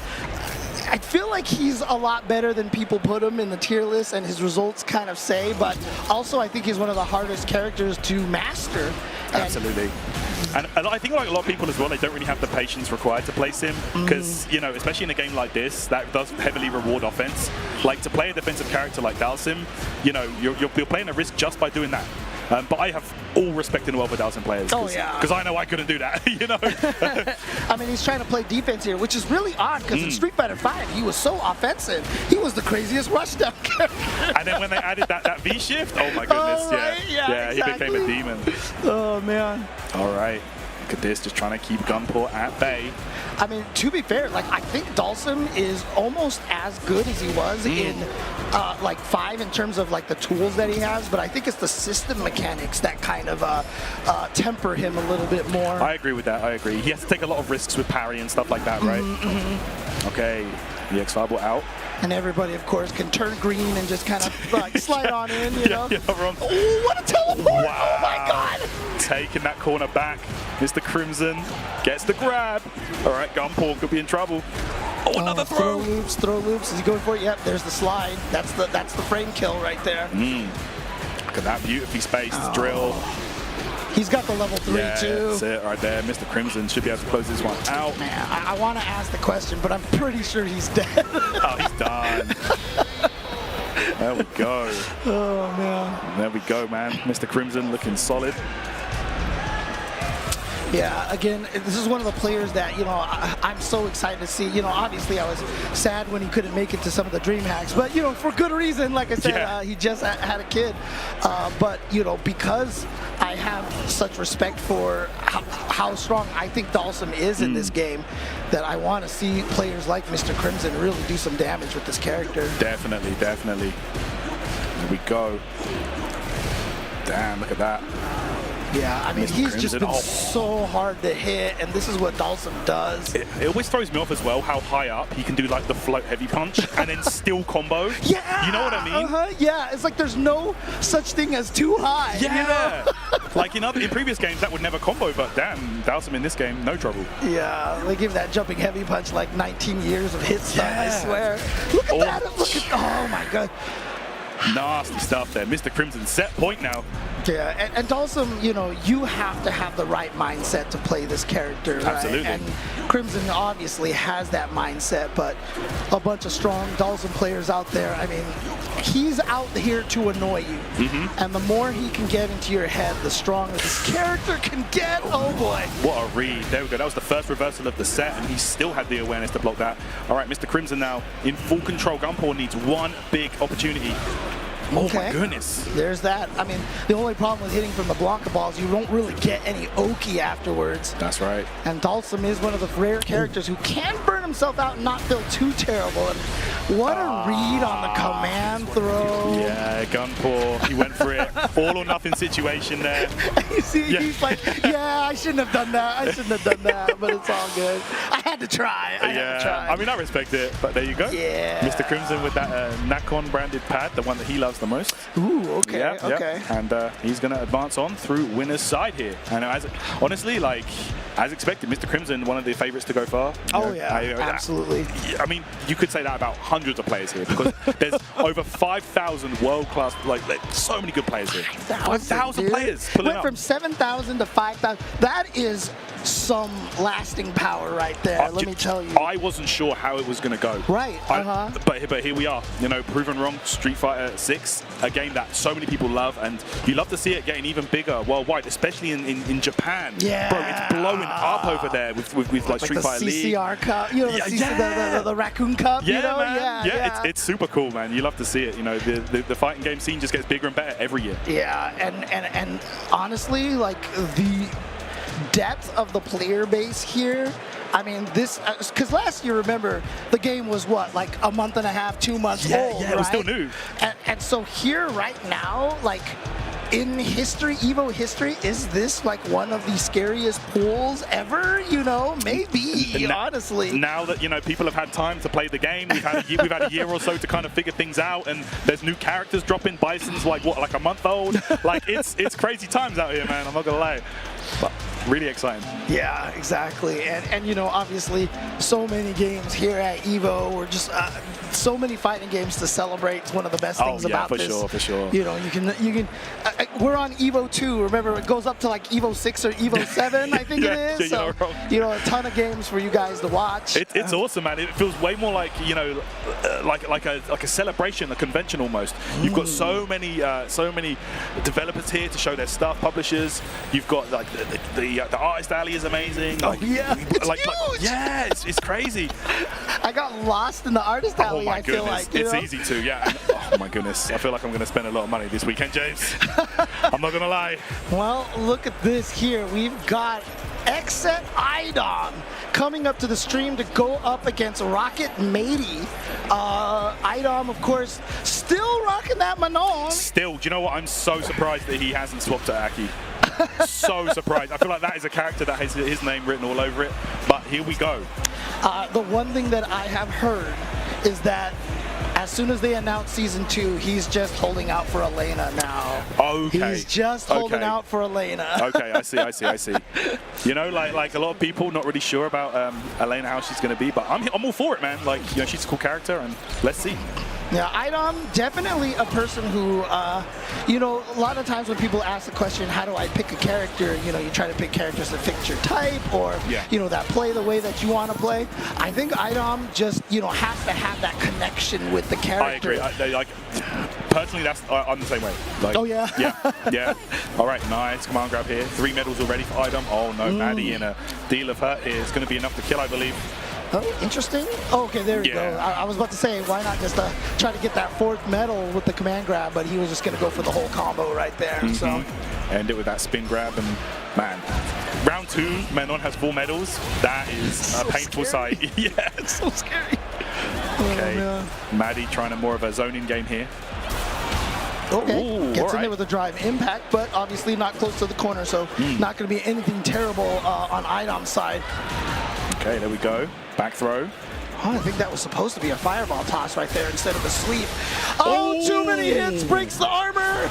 Yeah, there we go, that level 2. Keeping that corner position now, and there you have it. Maddie not using that level 1 to get out. And this should just be enough, I believe. End of level 1. No. Oh, not quite. Oh, this could be bad. Yeah, here we go. Opportunity now for Maddie. Didn't convert off of that OD fireball there, unfortunately. And so now Idom here got 1 game in on the books here. Absolutely. Yeah, if that was a drive rush, that could have been a round right there. All right. Oh, there we go. I don't even know how people react to that. How do you even think of doing that? We all know how I feel about drive impact. Oh boy. All right, nice. Yeah, gonna be able to just combo right into there. Oh, the meaties! Yeah, that was nice. Yeah, that's actually one of her better tools now. Big buff for her. Yeah. Oh. It's crazy because she got some good buffs. She and did. She's still, you know, not quite at the, I mean, people will tell you, you know, she's kind of in that bottom 3 area over there. I don't want to discourage Manon players out there, but they know already, so. Yeah, I just feel like it's her overall tool set. You know, in a meta where, you know, fast movement on the ground is so important, she just kind of doesn't really have the movement options, you know. Her drive rush is kind of sluggish. Oh, here we go. That's going to be pain. Yeah, that was a combo, so not going to cause the stun, but that will cause the stun right there. Yeah. And so Idom should be able to take it. Yeah, that's going to do it right there. Yeah, Idom. Good stuff there. You love to see it. Players of all skill levels getting up here on the stage at Evolution, and that's one of the beauty of pools, right? Yeah, and not only that, but, you know, like we saw with Poff earlier fighting against Tokido, you know, you get to fight against Idom, and that's like the beautiful part about, you know, EVO is that you come here, every other player, no matter who they are, they're the same as you. They pay the same entry fee. They're just going through the same pools. And so you can run into them in pools and have an experience of your life, Absolutely. honestly. Yeah, honestly, you know, where else can you say that? You know, you got to play against a former Capcom Cup champion like that. Exactly. So, there we go. But for now, I think we're going to have another match coming up soon. But before we do that, we are going to head to a quick break for all the people that make EVO possible. So thank all of our sponsors there, and we will be back right after this.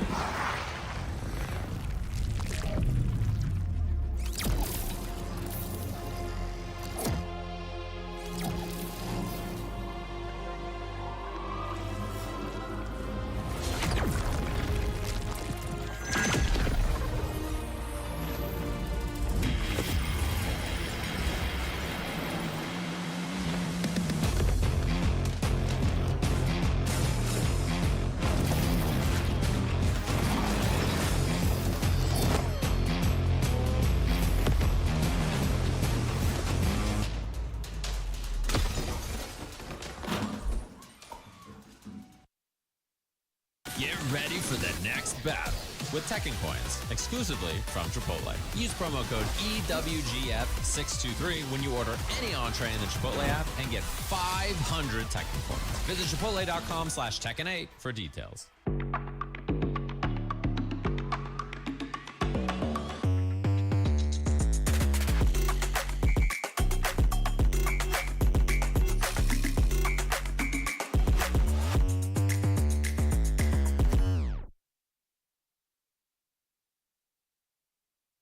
Hey gamers, does your room look like this? Tired of having no art on your walls? You need Displate. Made with high quality metal and customized finishes, with Displate, you can transform your room or office from lifeless walls into a stylish space. Check out the new texture finish. Flat is out. Come feel the difference of that sweet, subtle embossing. Say goodbye to hammers and nails with Displate's magnet lock technology. It never fails. It's as simple as snap and hang. Bang, bang, bang. Visit displate.com/Evo and order now. Use the discount code EVO at checkout. Rated E to M.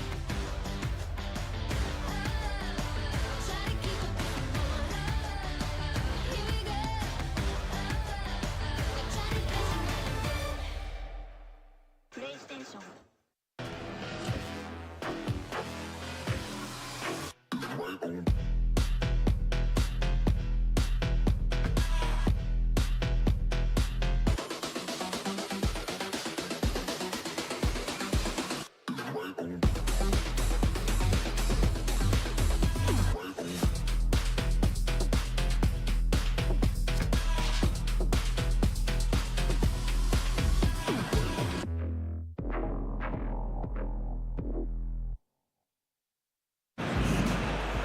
Hello guys and welcome back to Evolution 2024. Tyrant and Jameson here to take you guys through this phase of pools here. So many strong players in attendance, bro. I'm just enjoying it, man. Just enjoying the vibes, you know. Yeah, absolutely. And you know, this is where you go to test your mettle, basically. And you know, it's one of the greatest things because I mean, you know that Evo is this big, and so everybody, you know, tries to make sure they show up for this event here. Yeah. And so that's why you get players from everywhere. And we've got a Young Witch going up against Geeker. I believe Young Witch is a JP player from New York. Oh, actually, did she switch to Bison? I know she's a Bison aficionado, but let's see. Might still be on the JP. Okay, You never know. Okay. Psycho power enthusiut, you could say. You're right. Yeah. All right. Oh man. There we go. JP it is. Okay, so she's going to stick with the JP.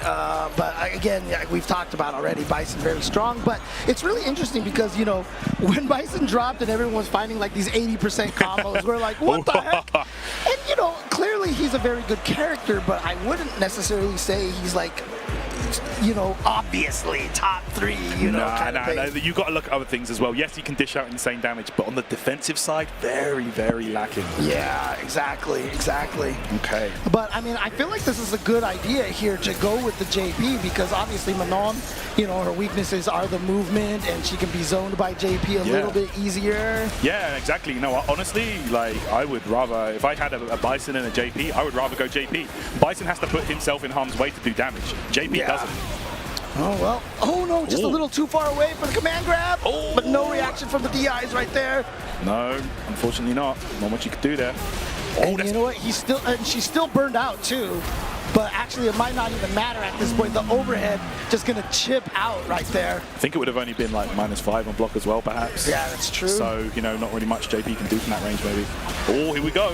Yeah, so the key here for Young Witch is to try to keep Geeker out as much as possible. Yeah, you see how Geeker is just bulldogging his way with those dashes like that. And that's something that Young Witch has got to be a little bit more cognizant of. Oh, my goodness.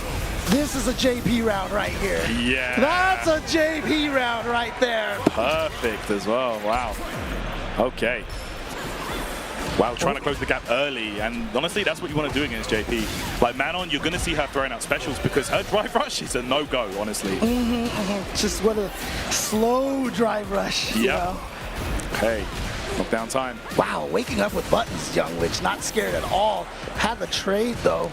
Geeker burning himself out here. Oh, no, wait for the command throw. This is huge right now. Wait, is this dead? Oh, that's right. Is this going to kill? No, I don't think. Is this going to kill? Let's find out. Survey says... Still alive. Okay. But you might as well be dead because that chip is going to get you.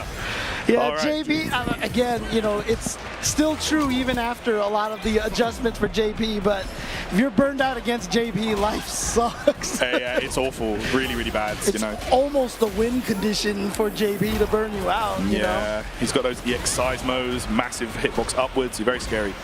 Can't even jump over. Okay. Witch trying to dash forward a little bit there. Going to get the combo into the light Streebok there, and now there it is, the portal spike. Nice. Gonna get the combo extension off of that. We're back to this full screen situation again. This is where Geeker was having a lot of trouble. Yeah, this is awful for Manon right now. Unable to close that gap. Trying to approach, but the low medium kick. Young Witch set point. You know, it's interesting because the animation doesn't look like it. Manon has one of the longest crouching medium kicks in the game, but JP actually has a longer one. Yeah, I see that. Okay. All right, there's that knockdown. All right, okay. Picking up steam now. Geeka in control. Yeah. Oh, there we go. That should be enough. Oh, no. Just trying to build up medals, it looks like. Got the 5 medals here. Now, this is interesting because Geeker has already seen twice now that Young Witch has not been able to react to the drive impact. If Geeker can get Witch to the corner a little bit more, that might be something he wants to focus on. Oh, right there, that level 5 command grab doing so much damage. Young Witch now probably going to go for level 3. Yeah, that's right. Build back some drive gauge. Keep yourself in the fight. I respect it. And also, Young Witch has been waking up with that crouching medium punch a lot. And so Geeker needs to shore up a lot of the meaties. But again, Manon's Oki is not the strongest. You're right. There we go. Oh, meaty. That was awesome right there. Oh, no. Oh, no. Oh, no. Level 3? Are you going to do it? No, not yet. Just goes for the regular command throw. Next one. Oh, chase down. Oh, that's going to do it. Has to complete the combo. Oh, gets the hit. Geeka takes it. The comeback. 1-1. Okay. All right. Yeah, I mean, so scared of the command grab. I think Witch was holding up back and just got hit by a bunch of those meaties. Yeah, when you see her approaching with those 5 medals, you know, it's hard to not press up back, you know. It's so scary. Yeah, cross up. Oh, no. Doesn't complete the combo. Yeah, didn't get the full combo. And so, Oh, what a reaction. And There we go. Actually avoided the bombs there as well. Yeah, but again, that's one of those things that I think that, reset. Which is like, you know what, I got command grabs too, okay? Look. But Scary back to the wall here with Burnout, but does have a level 1 super available. And now, there it is, exactly as you said. And wait a minute. Oh, just the tip though. Look at this. Okay, this is such a scary situation. I don't know what Witch did. She woke up and just you saw the counter hit message, so she tried to do something on wake up there. Yeah, that's it. Didn't have the meter for a super. Yeah, that's right. Full combo. All right, good round start here for Young Witch. Approaches there. Oh, nice. Get the drive combo, but a lot of lights in there, so high scaling, but you know what? You get that corner meaty position. There we go. No drive impact for you there. The overhead and a perfect for Young Witch to bring us the final game, final round. What a back and forth set this has been. Damn. Okay. Good parry there. Geeka needs to find that approach. Okay, Young Witch drive rushes in. Yeah, gets that low hit. This is literally a best of 1 round at this point. Oh my God, what a confirm! Yeah, but too far away for the Streebok to hit, and a cross up for Geeker. Here comes Geeker as the corner position. Gonna have to watch out for that drive impact. I feel like that drive impact is coming. There it is! Oh wait, uses the amnesia to get out. Okay, but wait, full combo, that's dead! Wait, I mean, there's a lot of scaling there in front, so this is gonna be really close. Yeah. Is this gonna kill? I think it's gonna be just shy. I think it's still alive, yeah, still should be alive. There we go. Yeah. But Burnout for Geeker. This is... Was that reach? Wow, what a set, James. That was back and forth. Could have gone either way, but Young Witch does take it there with that JP. Good stuff. Yeah, nicely done. Yeah. Going to advance forward. Geeker with the Manon coming close, but couldn't quite seal the deal, basically. But you know what? He's still got the loser's bracket to play on, so. Absolutely, no doubt. Well, there you go, man. You don't know who you're going to get up on stage. And a match like that was always entertaining to watch. Really, really good stuff. Exciting games. And JP, I'm telling you, JP's still in the fight. He's still so good. Don't count him out. I mean, like I mentioned, Juicy Joe still doing really, really well with him. Yeah. There's a couple of events where JP was still doing really, really well. So, you know, at some of the World Warriors and such. So, you know, a character that's, I mean, it's one of those things, right? Like, if you started during Season 1, clearly JP was really good. And now that he's been, you know, normalized a little bit, it might not feel as nice, you know, losing some of those things. But, you know, for character specialists, he's still such a strong character. Absolutely. And at the end of the day, you know, the general game plan of that character is not going to change. You know, he's going to zone you out effectively. And that's just the style of character he is. Like, he's a hard hitter as well. Got toned down slightly, but there you go. All right, coming up next, we are going to have Diaphone. You know, again, we've been talking about multi-game specialists for a while. Yeah. Diaphone definitely in that category, I would say. And also one of the most popular content creators out there in the FGC. Yeah. Currently putting out a lot of stuff, even wearing that little 2x KO cap. So, you know, he's going to probably have a lot of information about that game after EVO. Absolutely. And Diaphone, traditionally a Kimberly player, I believe, but looks like started with Kimberly, but Aki is definitely where his heart is now because, one, I mean, this character is so good now. She's ridiculous. And she's also has that Diaphone, you know, Diaphone clearly appreciates having complex characters, and she does have a little bit of that.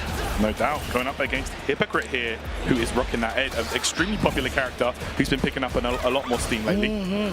I feel like this character has the potential to be one of the strongest in the game. However, very solid. A lot of Ed players will tell you, you know, like close, but not quite at the you know level that a lot of other characters are.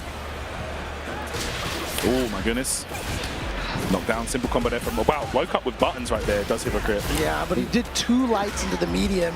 You know, if you wake up with a light, usually try to focus on one, because if you get the counter hit, you get the combo off of that. Right. Here we go. Gets that cow crouch kicks. Diaphone going to close out the first game. And Aki, man, like you said, character that has been improved so much. I mean, I thought she was already good. I mean, you know, Broski's out in your area. For sure. Broski was maybe that's why, you know, taking everybody out, even with Season 1 Aki, but now she's even stronger than before. All right, full combo time. That's going to be more than enough here. I mean, pick the super you want to kill with at this point. I know, right? I'll go straight for level 3. Yeah. Okay. He's like, you know, I could save everyone time, but this is EVO. Just make sure. Absolutely. Magnum Opus. That's going to do it right there. Diaphone. With that extremely healthy life bar. Aki, man, she just steamrolls you. Once she gets going, and it's a lot easier for her to get going this season. Yes. It can go downhill very fast for the opponent. Yeah, they definitely buffed a lot of her normal. She gets a lot better frame data. You know, even just 1 frame difference. That's 1/60th of a second, but it changes everything. It's so crazy. Yeah, that stand-like kick you're talking about? Yeah. Kind of crazy. The crouch medium kick is another crazy buff, you know. Stand medium punch got a lot more active frames, the snake step got buffed. She can dive now a lot better. Like, she's ridiculous. Okay, that's going to be enough. 3 rounds in a row for Diaphone. Looking solid out here at EVO. Oh no, just gonna get the raw jump in. Here we go, full combo into the poison, goes for the knockdown. Yeah, I feel like when she's on offense, it's hard to not be poisoned, man. It just keeps on going. Oh my goodness, she gets that poison on a lot easier than Fang used to, let me tell you. And that's gonna do it. Diaphone, 4 rounds straight. I just want to know, whatever Fang did to teach Aki, you know, I mean, clearly she surpassed the master. Oh my at this goodness. point, so. Yeah, for sure. Like, and you know what's actually really funny? Speaking of Fang, look who's coming up next. We've got Mono coming up, one of the best Fang players out there. Remember, he won CEO over Punk with Fang. So, you know, Fang he got buffed enough towards the end. He really did. Very strong character. But yeah, Mono, an absolute pleasure to watch always, you know, and we can't sing his praises enough. Amazing player, content creator, tournament organizer as well. Like this guy is just doing everything, you know. So shouts to him. Dude, he like talks to everybody in the Puerto Rican government, you know, like he runs first attack in Puerto Rico, and of course, as all TOs would say, you know, oh, I have a lot of help, all these people, you know, but he's the main head TO. Yeah. And like I said, you know, Puerto Rican government there, you know, communicates with him, and he works with so many people on the island, and I don't know how he does it, but he still also maintains the ability to be one of the top players. Amazing player as well, you know. And who could forget that? I saw it all over social media, bro. When he came back from CEO, everyone was waiting for him. They threw the big party. It's so cool, man. Such a passionate scene. And you know, you love to see Mono doing good. Yeah, and he was what was it, second place at EVO Japan? I think that 1 year. Oh yeah. He played super high. Yeah. But I mean, he might actually be giving us our second Aki in a row. Oh, he's gonna play Aki because that's the character he's got. I mean, he used to be a Bison player in Street Fighter 4. So I remember. Oh no, he's at Aki. Okay. Yeah, I remember, man. Me and him were always exchanging the tech.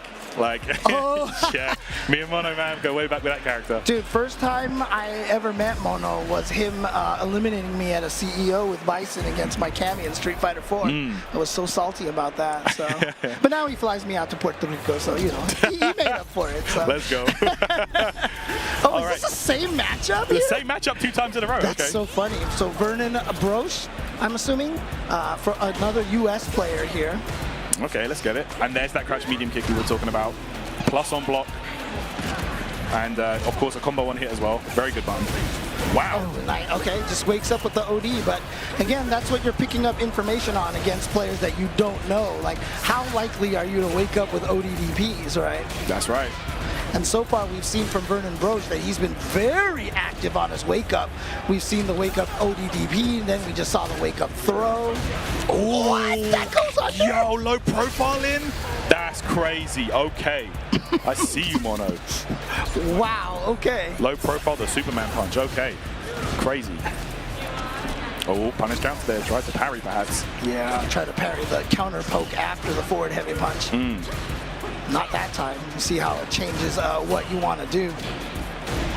Oh, one button confirming the super. And this does a ton of damage, by the way.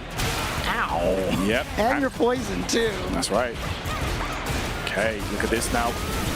All right, actually got the hit. Here we go. Level 2 combo. Yeah. And, of course, doesn't go the Momochi route. Oh, it doesn't get much going on that combo right there. But again, the Momochi route, I heard, is pretty difficult. I haven't tried it myself. Yeah, so. I was on the same flight over as Ending Walker, and he was telling me it's like there's like micro walks and like delays, and he's like I'm not going for that in tournament. I don't blame you, bro.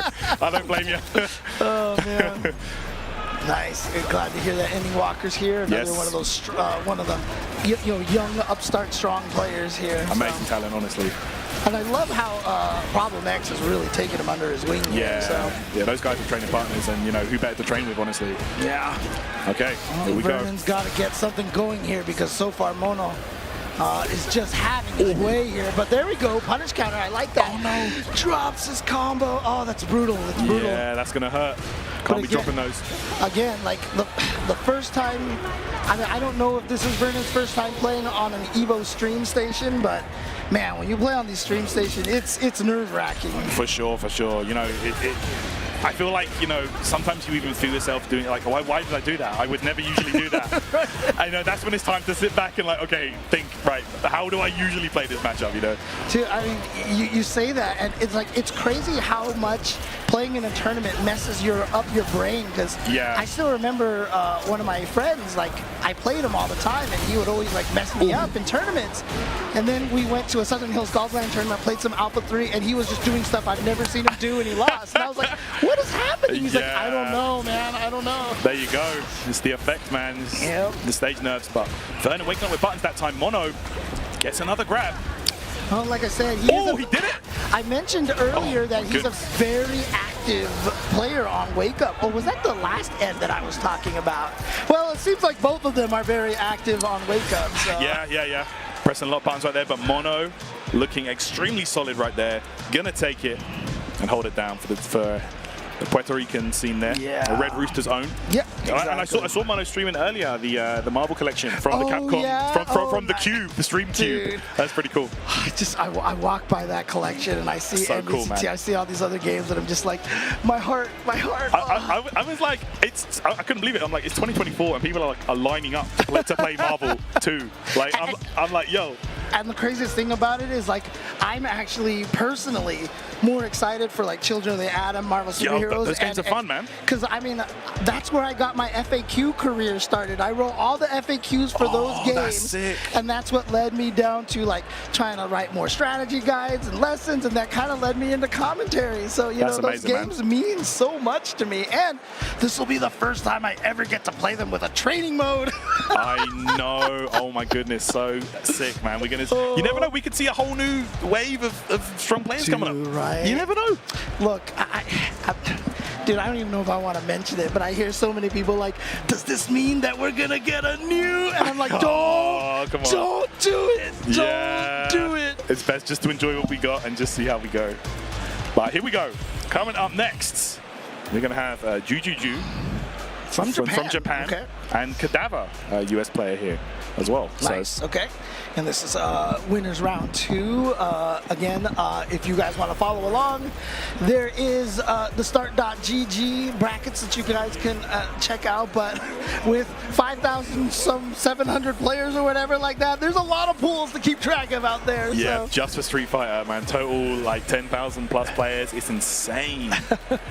Evolution, man. Bigger and better every year. Just when you think that it couldn't get bigger, here we are 1 year later, and it's just absolutely mammoth event. You love it. And in this new venue too. Yeah. I mean, this is, I mean, like I joked, you know, it took me 15 minutes to walk across this hall. It's just, there's so many people, and so many people I have talked to.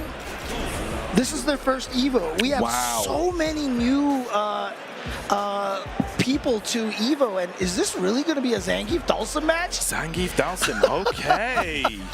Because I mean, if you're a Zangief player, I mean, that's the one character that you don't want to see on the other side of the screen. Oh my goodness. The character that can hit the grappler from full screen. Yep. Yeah, that's not what you want. Shout outs to Brutus, of course. We definitely know how he feels about Dhalsim as a Zangief player. But Jujuju going with the Zangief here. Cadaver, do I have that right or the wrong sides here? Oh, okay. Actually, Jujuju is the Dhalsim player, and Cadaver is the Zangief. Interesting. Oh, man, yeah. And obviously, you know, the zoning here is so strong for Dhalsim. Okay. So hard for Zangief to get in. And look at this. Jujuju being brave enough to teleport to go for a throw mix-up on Zangief, but Zangief's defense obviously not very strong in this game. If you have the frame data to set up like a perfect meaty throw or plus frames in the throw, yeah, Zangief can't SPD you out of that either. Yeah, that's definitely not going to be fun for Keith. Oh, beautifully done for Jujuju. All right, here we go. Oh my goodness, perfect round right there. Ooh, and giving you a little bit of a, hint as to why Zangief players hate this match. Yeah, it's definitely not easy. Okay. Yeah, you got to take advantage of a lot of odd tools for Zangief. Like, if you can predict a far-range heavy punch or heavy kick, you can go for the OD running bear grab. Oh, because it speeds up when you absorb a hit. That's right. Yeah, it extends the range, and it's you close the gap out a lot quicker. But so far, I mean, look at this. It's not going to be a perfect for Jujuju, but it's going to be a virtual. Whoa, wait, hang on a second. Oh, all Did right. I speak too soon? Okay. Tried to bait a wake up out of Jujuju. Oh, that was nice. Oh, if that was a knockdown, maybe. If that was a sweep, right. We might have seen been a different story there. But Jujuju will take that first game. And Cadaver unable to really get anything significant going here. I mean, in this set so far. Historically, this has just been the match for Zangief. I mean, I feel like Zangief has never been able to get away from this character. You're not wrong, man. Since Street Fighter 2, it's been a nightmare. Oh, here we go, though. Punish counter, spinning pile driver. I mean, I used to be a Zangief player all the time. I have fought Dhalsim so many times, and I can tell you, I know why Brutus feels the way he does. The shouts to Brutus. Okay, look at this, man. Tough approach. Just all the fireballs on the screen right now. The fact that he can set up a comet and a normal fireball is just crazy. He's got a bouncing fireball, an air fireball. What are you supposed to do? Okay. OD. Nothing so far. Trying to get, trying to go for the sweep, but Dawson going with the drill. Juju at match point. You know what though? Like you still got to give respect to Cadaver so far. Like the patience is still there. Not cracking, not like going for dashes and like a lot of jumps. Still keeping the composure on the ground here. Yeah, I'm not seeing, like I said, the armor running bear grabs, maybe some stand heavy punches for armor as well. Yeah. Drive rush in there. Tries to, again, that's twice. Yeah, twice now that he's tried to bait a wake up out of Juju. Okay. Ooh. All right. These fireballs here. This is really where it becomes tough for Zangief. It's not only the limbs, it's like projectiles as well. Yeah, it's just such a shield. Sets up this awkward timing. I mean, I've advised people before, like if Dawson throws, that should be it, right? With the level 3. Level 3, gonna take it there. Like it's weird because like if Dawson throws a light fireball and you wait till the last second to jump over it, like that's almost like a 0%, a situation. Dawson has such good anti-airs. There we go. Juju will take it. The good stuff to Cadaver. Wish her the best in the rest of her tournament run here. Yeah, absolutely. But there we go. Juju, another strong Japanese player pulling up here. And there is a ton of strong Japanese players in attendance here this year. Oh my goodness. Oh man, it's going to be scary. So many strong players here, again, from all over the world. Everywhere. As well. And that's, again, Street Fighter to me is like a universal language. It doesn't matter where you're from. Street Fighter 2, for those people who didn't live through Street Fighter 2, like the popularity of that game and the breadth that it reached was ridiculous. I mean, I always tell everybody that really weird glitches like Guile's handcuffs and the magic throw spread to every arcade. We had no internet back then. you had to know someone who knew. Right, exactly. Yeah. So, but more. Obviously, we're gonna have more Street Fighter 6 action coming up. We've got Itabashi Zangief coming up. You definitely don't want to miss that. So stick around, guys. After this break, Itabashi with the Zangief coming up. Making all of this by hand. Oh yeah, the avocados are hand mashed, the chips are hand tossed, and everything is made fresh. You make it fresh every day? Yes, every day. The Chipotle way is we make it fresh every day. Sounds delicious. Dude, why'd you put your new rig in the basement? Didn't you hear? Bill's a good gillionaire now. Basically, my new connection is so strong I can game anywhere. Check it out. We've got gamer rocker, gamer floaty, gamer couch. Whoa. It's got wheels. Gamer bench, gamer throne, and gamer mower. What's that? It's hard to game while walking downstairs. I get it. That's smart. Live like a gagillionaire with low latency everywhere. AT&T Fiber with All-Fi. Do you want okay FGC merchandise by okay FGC artists? Well, you're in the wrong ad if so, because here at 10-0, all we got's the best FGC merchandise by the best FGC artists. Just look at all this great merch. You can make this your whole wardrobe. I should know. I have. Our 10-0 merch booth will be open all 3 days at EVO 2024. If you're not here in person, visit us online at merch.10-0.gg. Stuff this cool won't be around for long.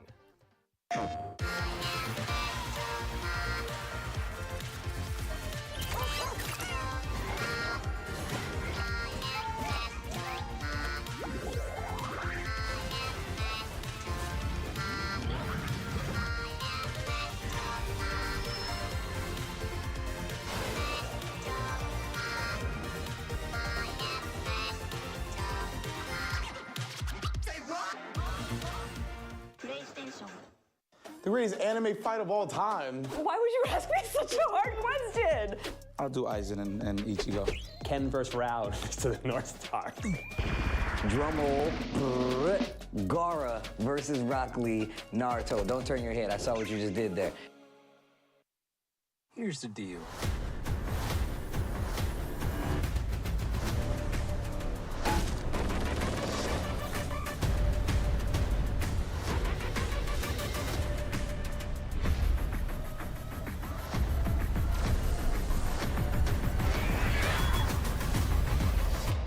Excited. Oh, yes.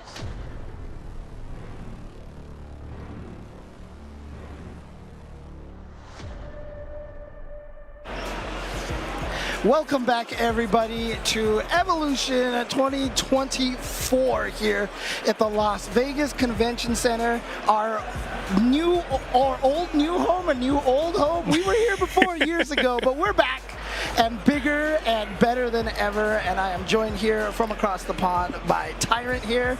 You've enjoying these matches so far? Absolutely, man. Absolutely. Really, really fun games to watch. And yeah, really fun to be here with you for the first time on the mic, James. Yeah. So yeah, really exciting stuff. We got an absolute killer on the way, though. Oh my goodness, what is that? What is that? What is that?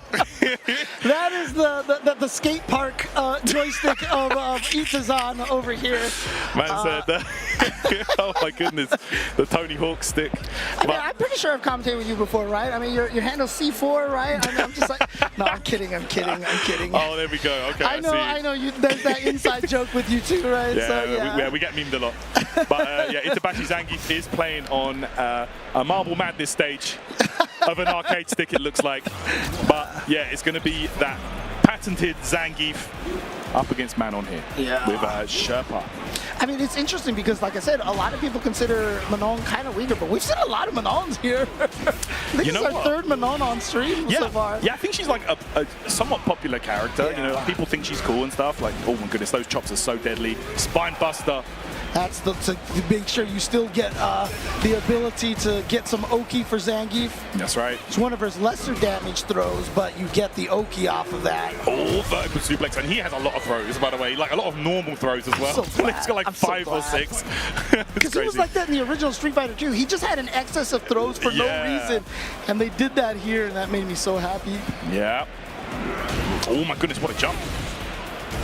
Okay. Yeah, it's so interesting too, because I feel like the Zangief discourse is so weird right now, because there are people, and especially in Japan, probably because they have to fight Kobayan and Itabashi all the time, but you know, they have him top 5, top 3 kind of thing, and then there's a lot of people who will say like, Zangief's not that good, you know? It's interesting. I feel like he's very, like, I feel like maybe the most improved character this patch, aside from maybe Aki. I don't know. It's that knee, man. Yeah, it's ridiculous, I saw that buff and I was like, wait, you did what? Yeah, he got a bunch of strong changes. But like for Zangief, you know how like they improve certain characters in like some ways, like, oh, we'll give it like a damage buff or like a frame data buff. For Zangief, it's like everything. It's like drive gauge chip, drive gauge build, you know, damage, frame data. It's great. Oh my goodness, got him!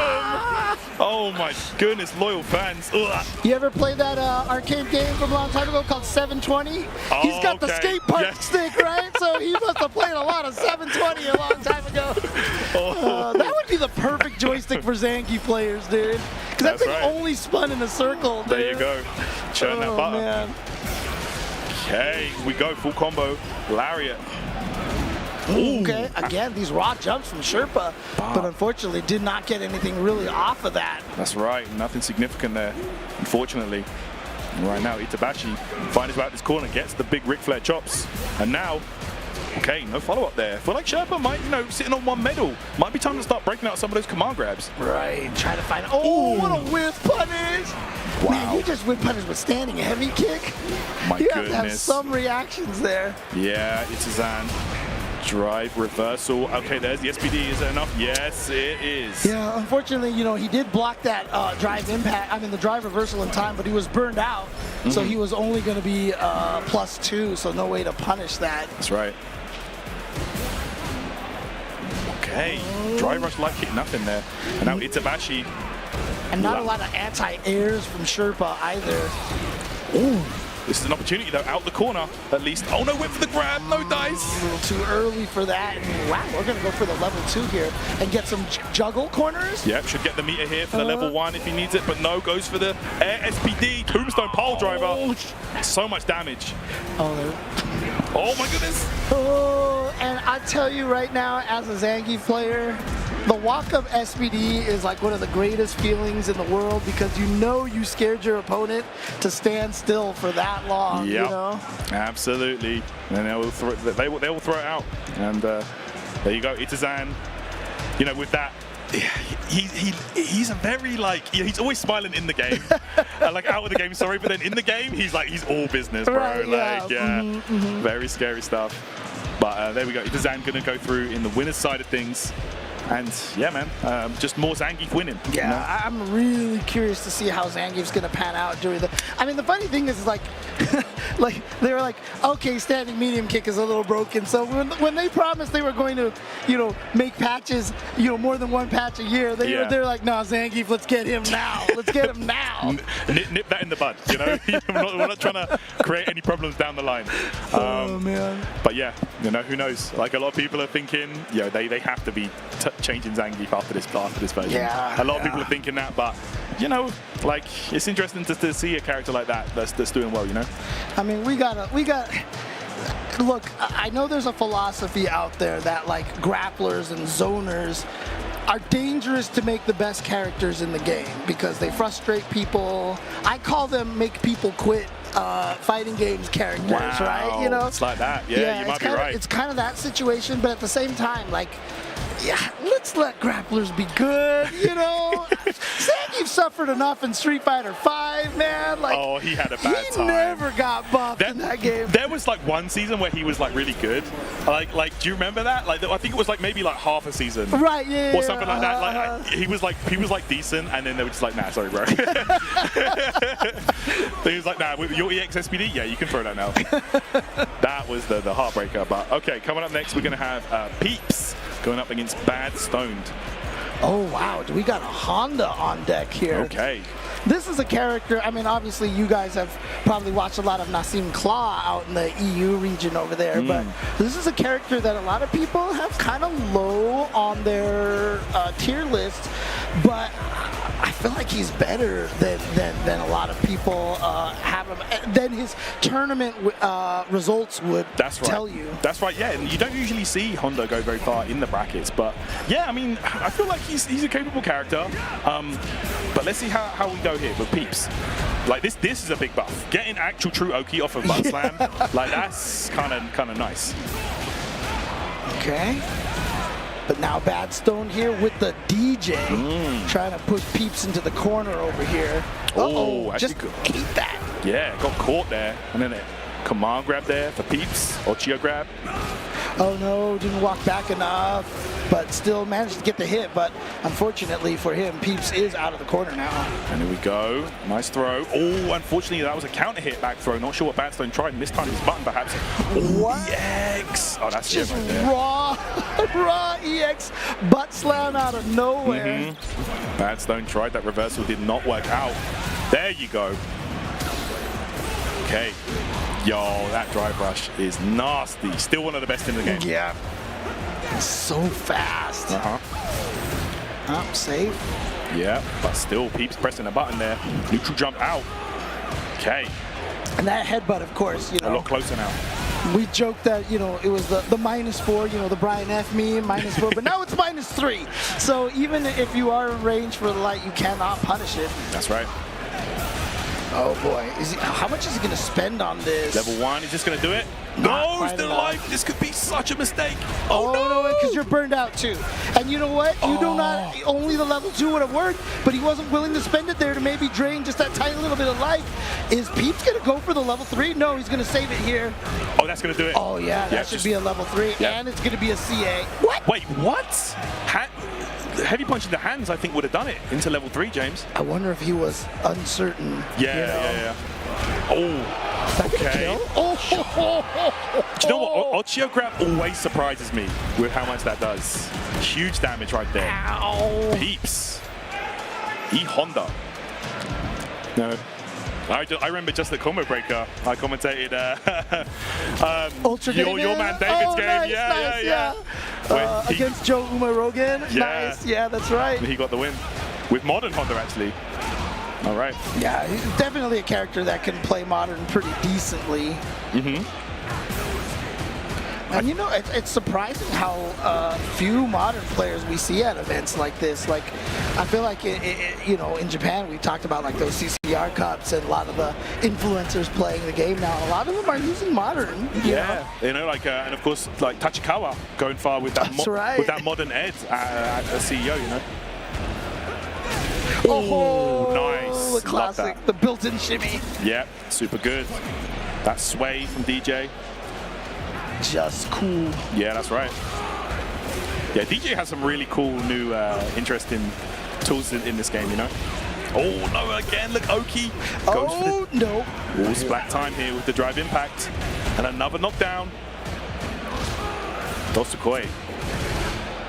Dude, he has... I mean, until just right there, Batson was having such a hard time getting out of the corner, but then just does it with the raw jump out. Look at how much it is paying off for him right now. Oh, got the count. That's punish count. That's going to do it. That's going to do it right there. Yep. Easy kill. Bad Stone going 1-1 here with Peeps. And you see how important it is when to keep the corner position, because literally Peeps was just locking him down in that corner. It would look so dire. Then, you know, Bad Stone just jumped out one time. That's all it and takes. It was just game over at that point. Yeah, that's all it takes. Okay, here we go. Color counter pick maybe. And shout outs to important. I was going to say shout outs to the team here actually for unlocking all the colors and costumes. You know, that's so cool to see. I don't know, like it might be gaming generation guys who are doing that. Okay, you know? okay. So shout outs to them. Oh, for sure. You know, gives us a bit more variety up here on the stream. Look at this now. Peeps going all in. Early pressure. Oh, anti-air headbutt, of course. That Honda classic. But you see, so last time, you know, Badstone was able to jump out of the corner, and this time you saw Peeps willing to walk backwards a little bit, so he had that anti-air headbutt all ready to go. Lovely last second reaction there with the up kicks, and a butt slam though will seal the deal for Peeps, who moves into set point here. Just needs one more round on the board.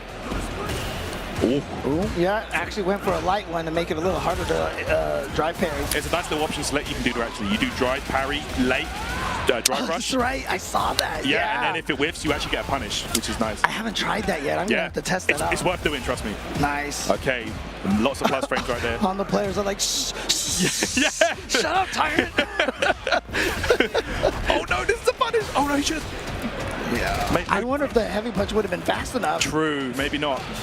Oh, here we go, right, level 2. You got these? Don't drop this on the evil stream, please. You got it? Yeah, okay, there we go. And side switch too. Yeah, and chip out range maybe. There you go. Interesting. Wow. Okay. He was not trying to ground it anti-air that butt slam. You know, risk getting mistimed and then, you know, it could be GG's.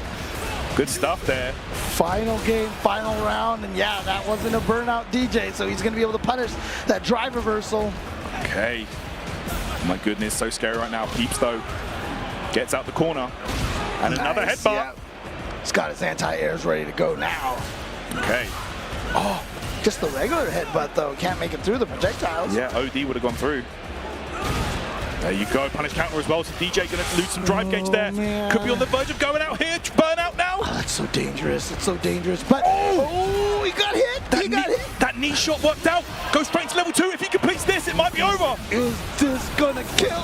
Oh, is it gonna do it? Yes, it should. Bam! There it is. That last hit's gonna do it. Wow. For Badstone. There you go. Dude, you don't understand. When I first saw that super, I was like, I'm gonna be so sad for the person who drops the combo on a stream and like to win a match at Evo. That could have been a heartbreaker. You know what as well with that super specifically, I remember playing an early build of the game and it was impossible to do it.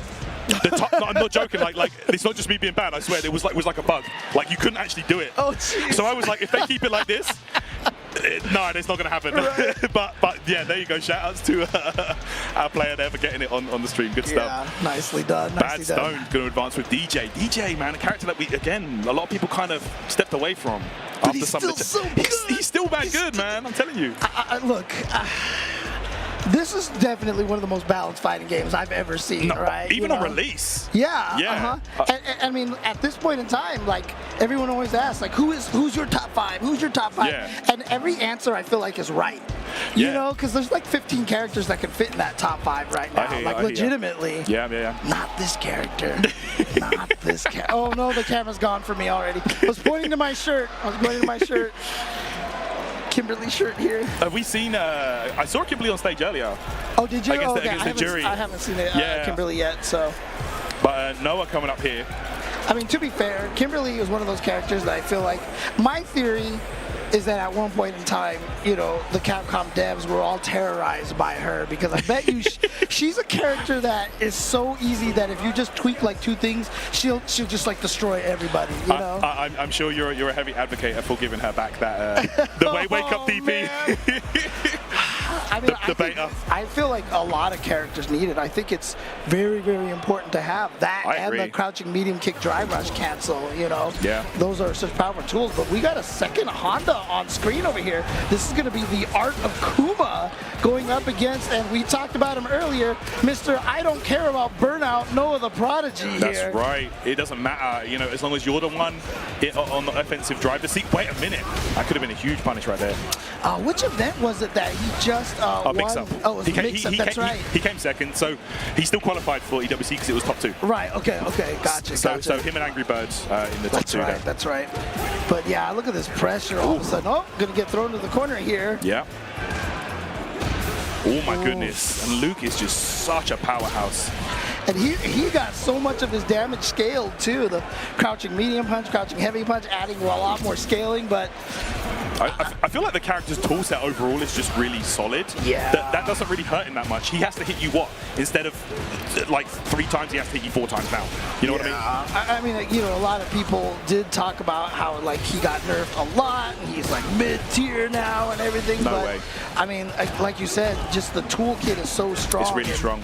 His damage output is still so solid. It's absolutely right. Like it's a character like that with a toolset like that I feel like they're never going to be bad in this game. Right. Same as we've seen in previous games. Fei Long in Street Fighter 4, Karen in Street Fighter 5. The toolset is what makes the character. Yeah, I mean, honestly, if you have, you know, a decent projectile like him, an ODDP, that crouching medium kick that's really, really good, some good footsie buttons. And in other tools like that, I was literally about to mention it, the suppressor, such a strong tool. You combine that with a drive rush, and that can be a nightmare for the opponent to deal with. And like just like that, Noah is going to go into set point here at EVO Speedrun Games.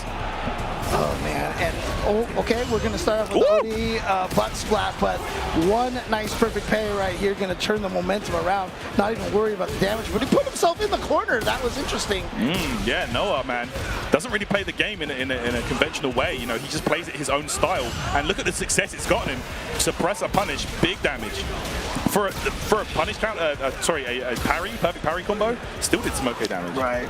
And you know, it's interesting because one of his biggest weaknesses in Season 1 was the fact that his Oki wasn't particularly strong. But they gave him a lot of good Oki now. That tackle, oh man. And Noah the Prodigy is going to take it 4 rounds straight over the Art of Kuma. And you know, some people have seen how excited he gets. You know, he's got the pop-offs and everything like that. And I love it. I love it. I love seeing the excitement. I love seeing that kind of energy. Noah the Prodigy, former like newcomer of the year here at EVO. I remember. You got to remember that like the pop-offs and stuff. That was the era that he was raised in. You know, the Marvel 3, the Street Fighter 4. You know what I'm saying? He's just channeling that energy. You know. Exactly. It's what he's seen, and I still remember too at Marvel. You know, he was beating a lot of people. I think it was Chris G who eventually eliminated him, and everyone just started booing Chris, and Chris was like, "What do you want me to do?" I think he beat Mike as well. He beat a bunch of players. Yeah, he beat a bunch. I don't remember if he beat Mike Ross because that was the same year that. Sorry, DRA, but you know, had the infamous blow himself up with Deadpool ending, that allowed Mike Ross with the teleport. Win. Yeah. Oh yeah, that was great. Oh man, that game gave us some great moments, man. Dude, I mean, EVO, so many moments to talk about here. So. Oh man, but you know, again, players from all around the world, really awesome to see. Coming up next, we've got Grand Totokai. Ooh, okay. So this is going to be the winners qualifiers of their pool, and he is a player from Panama. Now, he has been a long-time JP player. I wonder if he's stuck with JP or if he's moved on to somebody else, but Mad Titan, Mamba Mad Titan, that Mamba mentality, let's go. Let's see which characters we're going to get up on the stream here. Yeah, but Grand Totokai, definitely a very strong player. I mean, based on the shirt, you think Mad Titan is a fan of Thanos? You think? I know who he plays on Marvel too. With those bubbles. All right, but let's see, man. So we got Grand Totokai going to be on the left, and Thanos was right. Grand Todokai, he qualified for Capcom Cup before, right? I'm not sure if it was last year or the SF5. Oh, right. Maybe. I think he might have, yeah. Oh, here we go. Bison. Okay, so Grand Todokai has moved to the... And we've got an Akuma, so we got the 2 new DLC characters. The 2 newest characters. All right, I'm here for it. Yeah, and, you know, obviously, you know, I've always kind of told myself as a rule that if you don't have an OD wake up, you can't really be top 5 in this game. Bison is one of the most dangerous ones to get close to there, right? So I hear ya. Definitely a threat, man. Like, you got to remember, it's not all. It's not all bad for him on wake up. Of course, in this version of the game, you have the wake up dry reversal. Yes, it's slow, but it's still an option and only -6. So if they do block. And I wonder if, I mean, the craziest thing is like literally 2 days before EVO, some new tech was discovered, if you remember, to avoid throws. Specifically to avoid throws, which is to make it easier to do a jump cancel special move. It has to be OD. It has to be the opposite. But I broke down exactly how it works and such, but Bison is a character who can take advantage of that, so I'm curious if we'll actually see any of that. That's right. Like I said, it's only a 2-day-old tech, but it's learnable in that time. Definitely, you know, and along with that jump cancel scissor kick, you know, very strong. Yeah. All right. Okay. Man Titan here starting off strong. Yeah, that's going to work out. That devil's reverse. Yes, it's an amazing tool. Oh my goodness. No. Okay. Against Bison, you are a brave man. I mean, fortunately, right now, the bomb hasn't already been played. Oh, jeez. Oh, this is dead. Oh, no, he misses the Psycho Crusher. You got to believe that's what he went for. Yeah, for sure. Because he had that mind planted and everything. That's going to do it right there. Is he going to go for the level 1? No. No super. Cross up head stomp. Okay. Yeah, that still exists. That's kind of gross. Yeah. Oh, man. You want to talk about Street Fighter 2 tech? Cross up head stomp is the go-to for Bison players. Crouching heavy punch from Akuma. I mean, honestly, it's just that's the way that Bison's Psycho Rise and his follow-ups are, you know. It's a lot of hurt box that you can hit from those. No doubt. Oh, what a jump out, and it's going to be a big punish right. Wait. Okay, installs the bomb. I'm pretty sure he could have killed off of that hit. I'm not going to lie. Plus frames for days. That's going to do it. No, again. What's Grand going Todokai, on? not sure how, maybe not too sure. I mean, again, this character is a little more brand new. Maybe he doesn't have quite the muscle memory in there for a lot of that stuff. No, that's going to do it. Chip out. Again, no cancel. Wait a minute.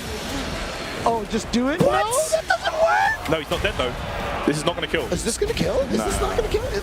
Oh, just shy. What? Oh. Yo, that went back and forth. It didn't really need to, but it did. That was definitely an interesting ending right there. There you go. Again, playing on stage, you know, sometimes it's tough. Okay. Oh, yeah, what a beautiful bait right there. If you are -3, I mean, obviously, if you're that close, you might get thrown for a punish counter throw, but you can definitely bait people out in -3 situations to poke and get that perfect parry. Right. Mad Titan now. Drive gauge is looking low, but overhead lands. Yeah, he's going to get the Oki off the sweep. Might be meaty enough, yeah. That is the downside of Bison level 1 super, very slow. Knee press nightmare. It's a lot of startup on it. All right, Mad Titan getting around on the board here. Okay, -3. Still presses buttons though. That might be the range right there. I'm not sure. Right. Oh, yep. Just DP. Don't let him do anything with that Psycho Rise. That's right. That Go Shoryu going to catch you off. Command grab time. Let's give Akuma a command grab, guys. And let's do it off of the move that when you saw him teleport before, you just stood there. Yeah, right. Because you couldn't do anything to him. Now it's a command grab. Yeah. Thanks, guys. Yeah, you really have to train your brain differently. I see that teleport. My old school reaction is wait till where he lands and then pressure And then press a button, right? Yeah, and then I just get command grabbed all day. Thanks, Capcom. Thanks a lot. Oh, the level 1 is going to kill. And Mad Titan, look at this. 1-1. So the question is, what do you think? Grand Todokai going to stick with the Bison? Yeah, he is. He is. No switch to the JP here. Okay. He did really well last year at EVO. He was just shy of that top 6, I remember. Okay, there we go. Strong sequence there. Oh my goodness. Mad Titan though. Akuma, the best fireball in the game, has to be said. Right, So good. Yeah. It's so fast, It too. really is. But it's got the DBs on point over here. That's right. And that heavy punch, so good as well for Akuma. Grand Todokai. That scissors on block, -5, of course. Got to be careful. Oh, wow. That was fast. Didn't give him a chance to even try an anti-air. Okay, finally goes for the throw after that scissor kick. He hasn't done that too often. Maybe trying to bait DP there with that. That's going to be, and he's going for the drive gauge, but it's not going to do a lot because it was a punish, a perfect parry. Wow, the trade, that's actually really bad for Mad Titan. And then the spacing from Grand Todokai to bait out that DP. Grand Todokai match point. All right, here we go. Grand Todokai set point here with this Bison. All right. He might have landed early enough to get a juggle, not 100% sure. Oh, actually got punished. Whiffing that dive kick. Gonna be in trouble.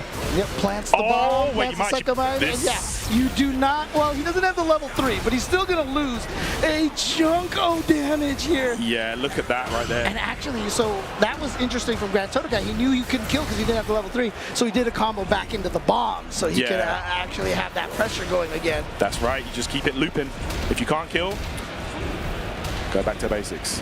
Jumps up. Oh, what a jump roundhouse. But no killing combo there. Again, not finishing his plate. One hit right now for Mad Titan could take this round. He's got the CA. He went for the drive impact.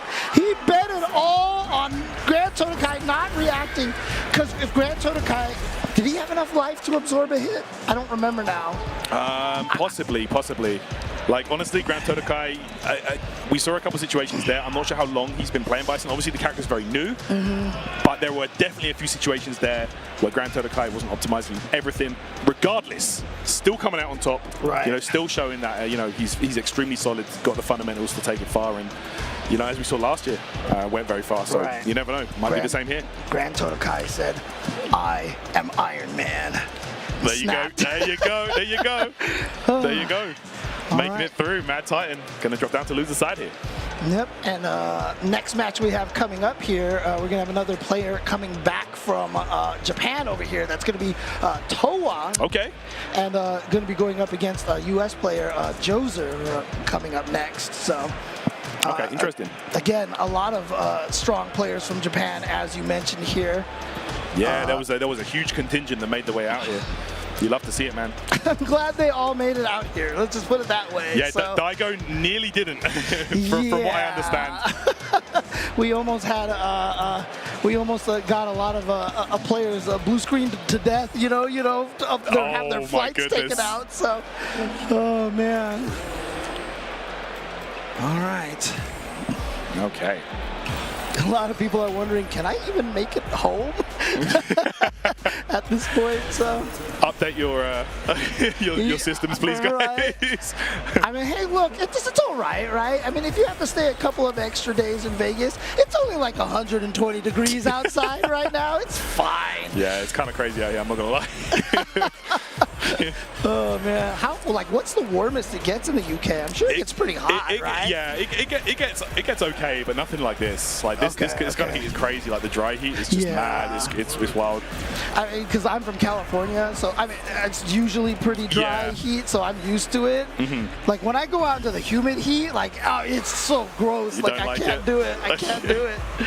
Oh man. Oh. Okay, we got some more Akuma right here. Nice. All right.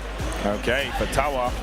I feel like the Japan believes in Akuma a little more, even though Tokido doesn't play him. But we see a lot. Even Kawano's moved to Akuma. Yes. Yeah, Kawano is very, very solid. Daigo, of course, as well. Daigo doesn't play characters unless they're busted. So, all right. Pick a top tier. Pick a top tier. Shout out to Mr. Sanford Kelly. Yeah. All right, here we go. Joser right here. Gonna have to hold off this offensive powerhouse that is Akuma. No, dropping combos, but not punished in time for Towa. Yeah. That's plus right there. It is the chop. And, it's interesting because, I mentioned, having the crouch medium kick drive impact and having an ODDP. Interestingly enough, Aki has neither, but she's still very, very strong. So yeah, very, very strong character. Again, buffed by the system mechanics, you could say. With the wake up drive reversal, she's got her the EX escape out the corner too, so she's definitely got some options. They sped up her level 1 as well to make it a more viable reversal. Yeah, they did that for most of the Lily, and Kimberly got that love as well. Yes, because and Jamie too. It's so irritating dying to meaty light punches, I feel like Bison still has that problem. Yeah. As we saw, actually. He deserves it. No, I'm just kidding. I'm kidding. Oh, boy. All right, nice grab. Corner pressure here now, going for the throw loops, it looks like. Yeah, definitely a very strong tool to have on your character. All right, DP. Ooh, the meaty, but I don't think it was true meaty. Gave Joser just enough rope to hang himself. He could have killed. Yeah, didn't go for the combo with the level 3, but the throw is going to do it. Okay, here we go. Tawa looking very, very strong. And yeah, like you say, man, a lot of these Japanese players, they are finding the switch over to Akuma working out for them. So, as you said, Kawana we saw in Topanga League Finals doing really well with Akuma. Yeah, I'm curious. I forgot if Hikaru made it out here. Obviously, Japan's best Aki player. Outstanding performance at DreamHack. Yeah. Wow. Okay, nice grab. Oh no! Almost made it under. Yeah. Okay. Goes behind. That dive kick pressure. Yeah, I feel like all of his demon flip options are super good. Plus on block after everything. I swear to God. Uh-oh, burnout, and we all know that when Aki burns you out, life sucks, but... Oh, I'm sorry, it's actually Aki who's burnt out. That's my bad. That's right, but Aki, still able to fight pretty good from full screen. But meanwhile, gets grabbed. Oh, no. Okay, there we go. Oh, last second attempt, and that's going to do it. Yeah, punish counter on that throw. 2,040 damage against the Kuma. Oh, yeah, that's more than enough. He could have had double the life and he still would have died. We always say that's like a good, obviously 20%, 150 your life. For Akuma, it's a little more. Absolutely. Oh, overhead. No. Getting hit. I don't know why getting hit by drive rush overhead feels so bad. I feel like Akuma's one is kind of more frustrating to deal with because it's not very obvious, the animation of it. It's very subtle, the way he goes into it, Okay, pressure situation now. Tawa gets the dragon punch. And a grab, not enough to kill though. Needs one more. Nice. Goes for it this time, goes for it, and now match point for Tawa. All right. See if Joser can come up with any counters here. Good spacing right there, but didn't fully commit to that crouch light punch combo. Oh, there we go. Damn, neutral jumps over. And that's a big punish. That's gonna be huge damage here. Teleported for that Oki, look at that, and that's going to do it right there. It doesn't even look like it's plus, right? But that's going to do it into that level 3, Sip of Calamity, and that's going to do it. Tawa. It's so tricky because Akuma, his empty demon flip, etc., they recover so fast. He's got a lot of setups off of just knock you down, empty demon into meaty. Yeah. And you look at that, you're like, I can hit that. I gotta press a button. And then you press a button, you die. And you're like, what the heck, man? It's really not obvious when he's plus, when he isn't. That's just one of the strengths of the character, and so many good situations for Oki. We saw it mid-screen right there, leading to the corner. Even when he gets you in the corner, he can finish his combos with the heavy Tatsu. Yes, and then he's plus, he can do whatever he wants. Yeah. And it just steamrolls and it just loops for Akuma. So Tawa going to advance through and win it. Yeah, and I mean, honestly, he has less health, but the amount of damage he does, it doesn't really matter. It almost doesn't feel like it matters, I feel like that kind of trope is kind of not really a weakness. Oh, he's got less health? Okay, cool, but he's still got every tool in the world. He's got more damage, too. So, but, that's the way he's always been this whole time. So, I understand it. But, so another player that we're going to have coming up next is going to be from Japan over here. And it is going to be Nemo. Nemo, who I did see be trying to practice that new tech. With Bison? With Blanca, actually. Oh, no, you're right, with Bison. Bison as well. Yeah. So we'll see if he actually manages to pull that off. But, of course, once again, that'll be happening after the break. So, once again, just take a look at all of the sponsors here who have been able to make EVO happen. And we'll see you on the other side of this break. Describe the chicken to someone who had never tasted it. Literally melt in your mouth tender. We don't have a freezer, you know? It's almost like a farmer's market. When you walk into the restaurant, you should hear the sizzle that you're hearing right now. Just sends all those waves up to your mouth. You're making me hungry. Sunglasses in the day, blue light glasses for the gaming at night. Zenny's got affordable eyewear for everyone. Vibe and style while protecting your eyes. EVO sunglasses, available now.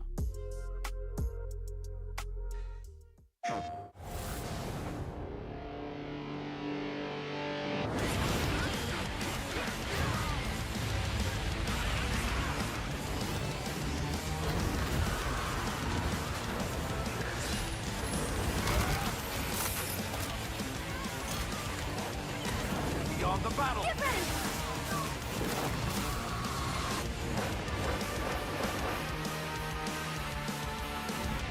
PlayStation.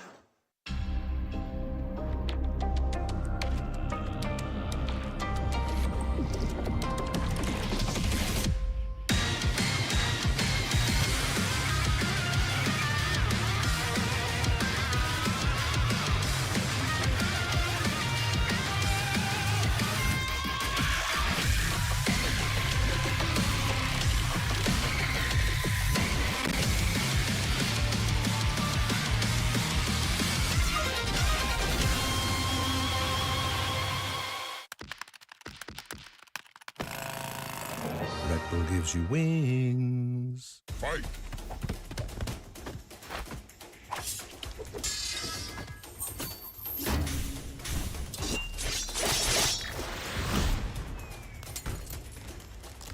Fatality.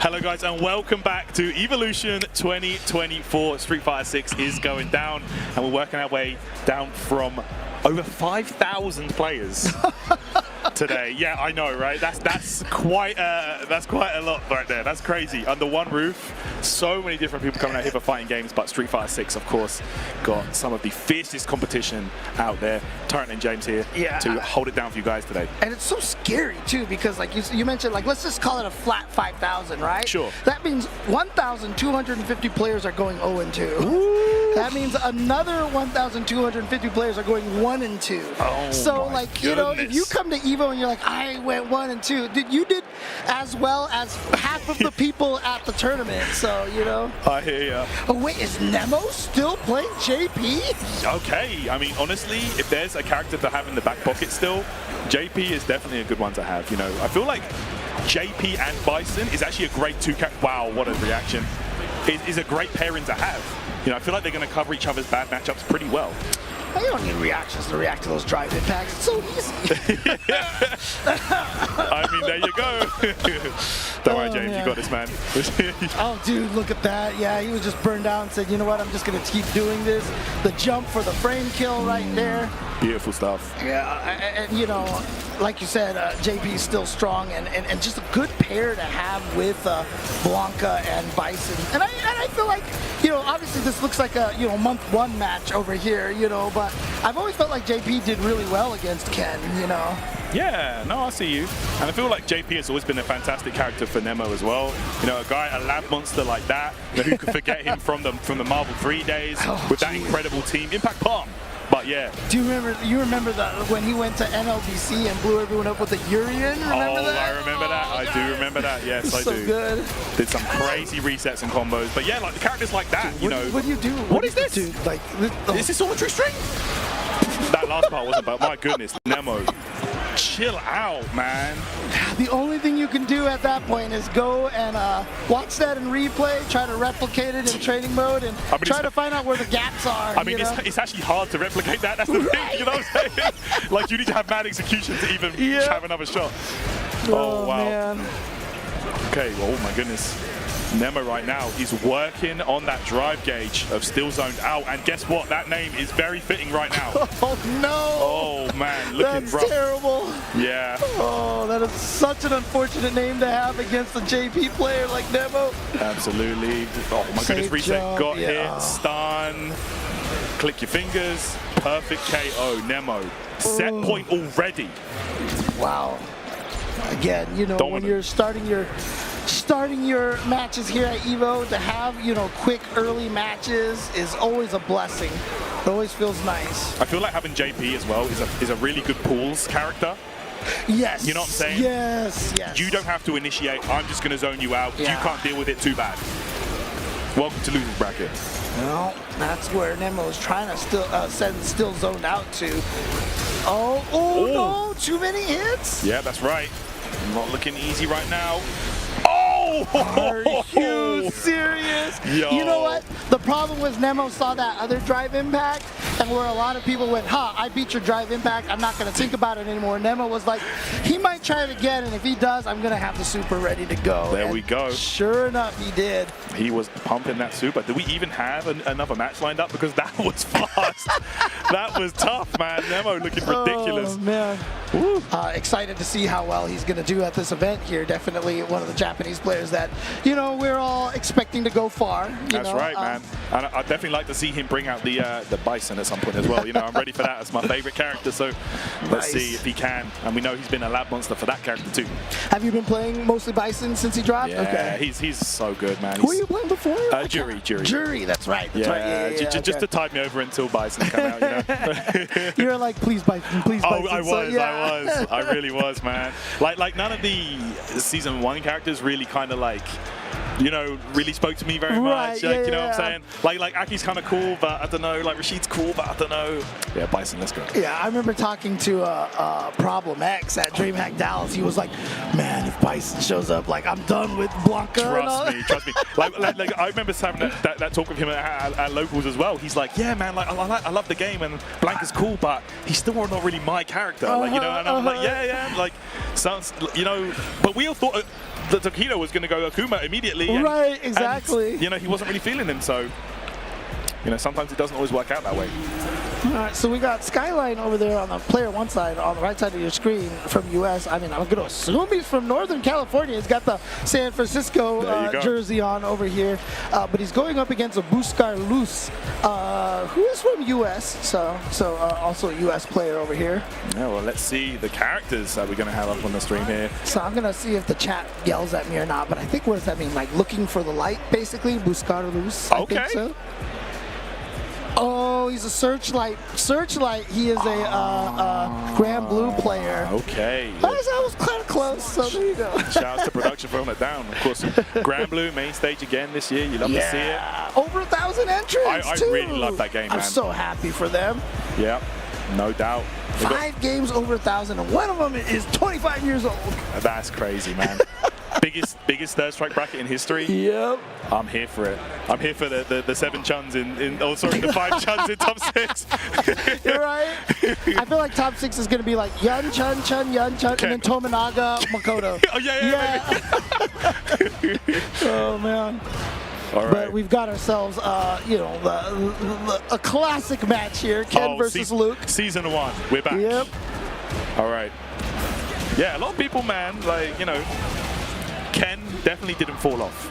Like, I don't think he really got anything that significantly hurts him as a character, you know what I'm saying? A lot of people kind of don't really talk about him in the top tier discussion anymore for some reason, but he's ridiculous still, man.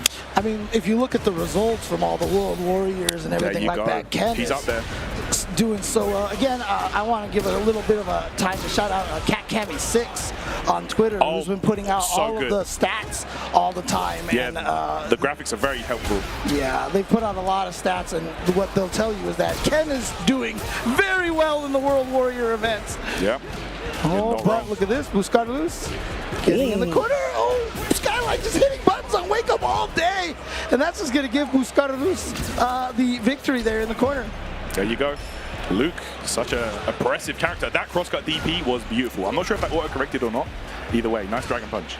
Yeah, a lot of people kind of interchangeably use autocorrect and crosscut, but those are two different things. They are indeed. Nice Dragon Punch combo. Oh, tried to perfect parry it. Doesn't quite get it in time. Fakes throw or just tries to prevent Buscarlus from dashing backwards or jumping. Ooh, trying to fish for a counter hit here, baby. It's Buscar. Ooh, okay. Yo, busting out there. Good range still. I mean, that horizontal range on Luke's OD rising upper is so good. It is really good, man. Like all of Luke's tools just have really good, they're just good in almost every regard. Yep. You know, range, properties, you know, priority, damage, all really good. Yeah, it's like you said, like as an archetype, he's just so solid. It's going to be hard for him to be bad. I mean, obviously, he could just drop the damage of everything to 10 or something like that. But you know, if he's not somehow unfairly, treated, he definitely, I feel like, will always be one of the stronger characters. Yeah, always prevalent, I feel. Skyline right now going to work with these throws in the corner from Ken. Not as good Oki anymore from his forward throw in the corner, but still good. Big damage. Go for the Pale Rider right here. Yeah, this is not going to be enough, I believe, but let's see what the follow-up is going to be for Buscar. Just drive rush, crouching light punch right in there. And now burnout for Skyline. Oh, he didn't do it. No level 3. Oh, you're right. You're right. He had the level 3. What happened? Yeah, that would have been it right there. No. Okay. Oh, both in burnout here. He can chip. Yeah. He can chip for sure, but it's getting through these fireballs. He can't get the. There you go! Dude, I love the timing on that. I mean, he just blocked the fireball and immediately came at him and just caught him off guard. Really, really nice stuff there. Yeah. All right, so Skyline taking game number 1. There you go. Wow. Okay, low medium. Drive rush confirmed here for Buscar. In the corner already against big damage. Oh, I see. Okay, he went for the punish counter starter right there. Yeah, and a grab, and this is where Luke can be really frustrating with these loops. Boy.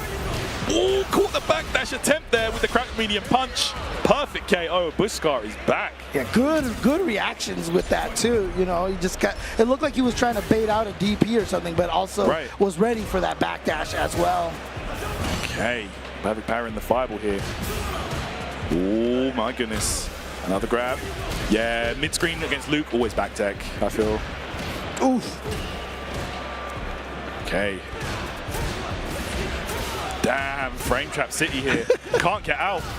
Oh man, I mean Luke doesn't quite have the mix-ups in the corner, but his pressure in the corner is so scary because it is. Standing heavy punch in the light sandblaster is plus at a lot of ranges and such in the corner. Absolutely. And Pale Rider should be able to finish this round off. I'm not sure. Okay, never mind. Still in the fight. That's why I ask every time. There you go. Oh, but the overhead does it, James. And that's going to do it right there. Tie it up 1-1. There you go. Oh, character switch? Or just a breather? A little behind the scenes right here when I was asking if I could put that line in, the is it gonna kill, right? And they said you can go ahead and put that in there. I was like, please play it even if they don't die. Just make it so that we don't know. Do they? Yeah. Oh, that's it's not guaranteed every time. Oh, wow, there you go. Your line has RNG attached to it. I love that. Yes, exactly. So it's so great. Nice. Okay. I was happy that they went that way. So yeah, that's awesome. But Skyline Buscarlus now, here it is. It is a best of 1 game now. Sticking with the Ken, but going with the Japanese costume Ken here, the Hong Kong Street Fighter parody movie Ken. Okay, I like this one, man. This is Ken Neo Mega, it looks like to me. The hair. Oh, wow, he actually went for the target combo follow-ups, yeah, which are frame trap. They are indeed. Damn, these guys just throwing out these buttons. Ooh! Ow. Luke does, I swear his shimmy game is just outstanding in this, honestly. All right, fishing for a hit here. It's just such a scary thing because he could do so much damage to you, if So the shimmy is, There you go, man. Set point now for Buskar Luz. Skyline could be in trouble. Yeah, I mean, he had that nice comeback in game number 1. Absolutely, definitely could still be a threat here. Oh no, drive cancel on that crouch medium kick. Didn't believe. All right, peppering with these fireballs now. Sandblast, such a good fireball. Moves so quick across the screen. And you know, you know how you mentioned earlier, I forgot which movie we were talking about with the subtle animation startup. I feel like the Sandblast startup is also very subtle too. Yeah, you might be right there. Even the particle effect isn't super obvious. You know? Right. Okay, Dragon Punch on the neutral jump. Goes low. Full combo time. Does he kill with it? No, doesn't spend the super just yet. Interesting. Does he want to save it? No! That might have been an execution error, but then we had the drop on the Flash Knuckles. Great parry! Yeah, that parry was sick. Because if he had drive impact, he would have died. That's right, that's right. You've got to be really aware of those situations, but the fist punch does it. And now set points both players. Yeah, Ken and Ryu standing heavy punch are kind of good. They are They're kind of good buttons, honestly. Can't argue with that.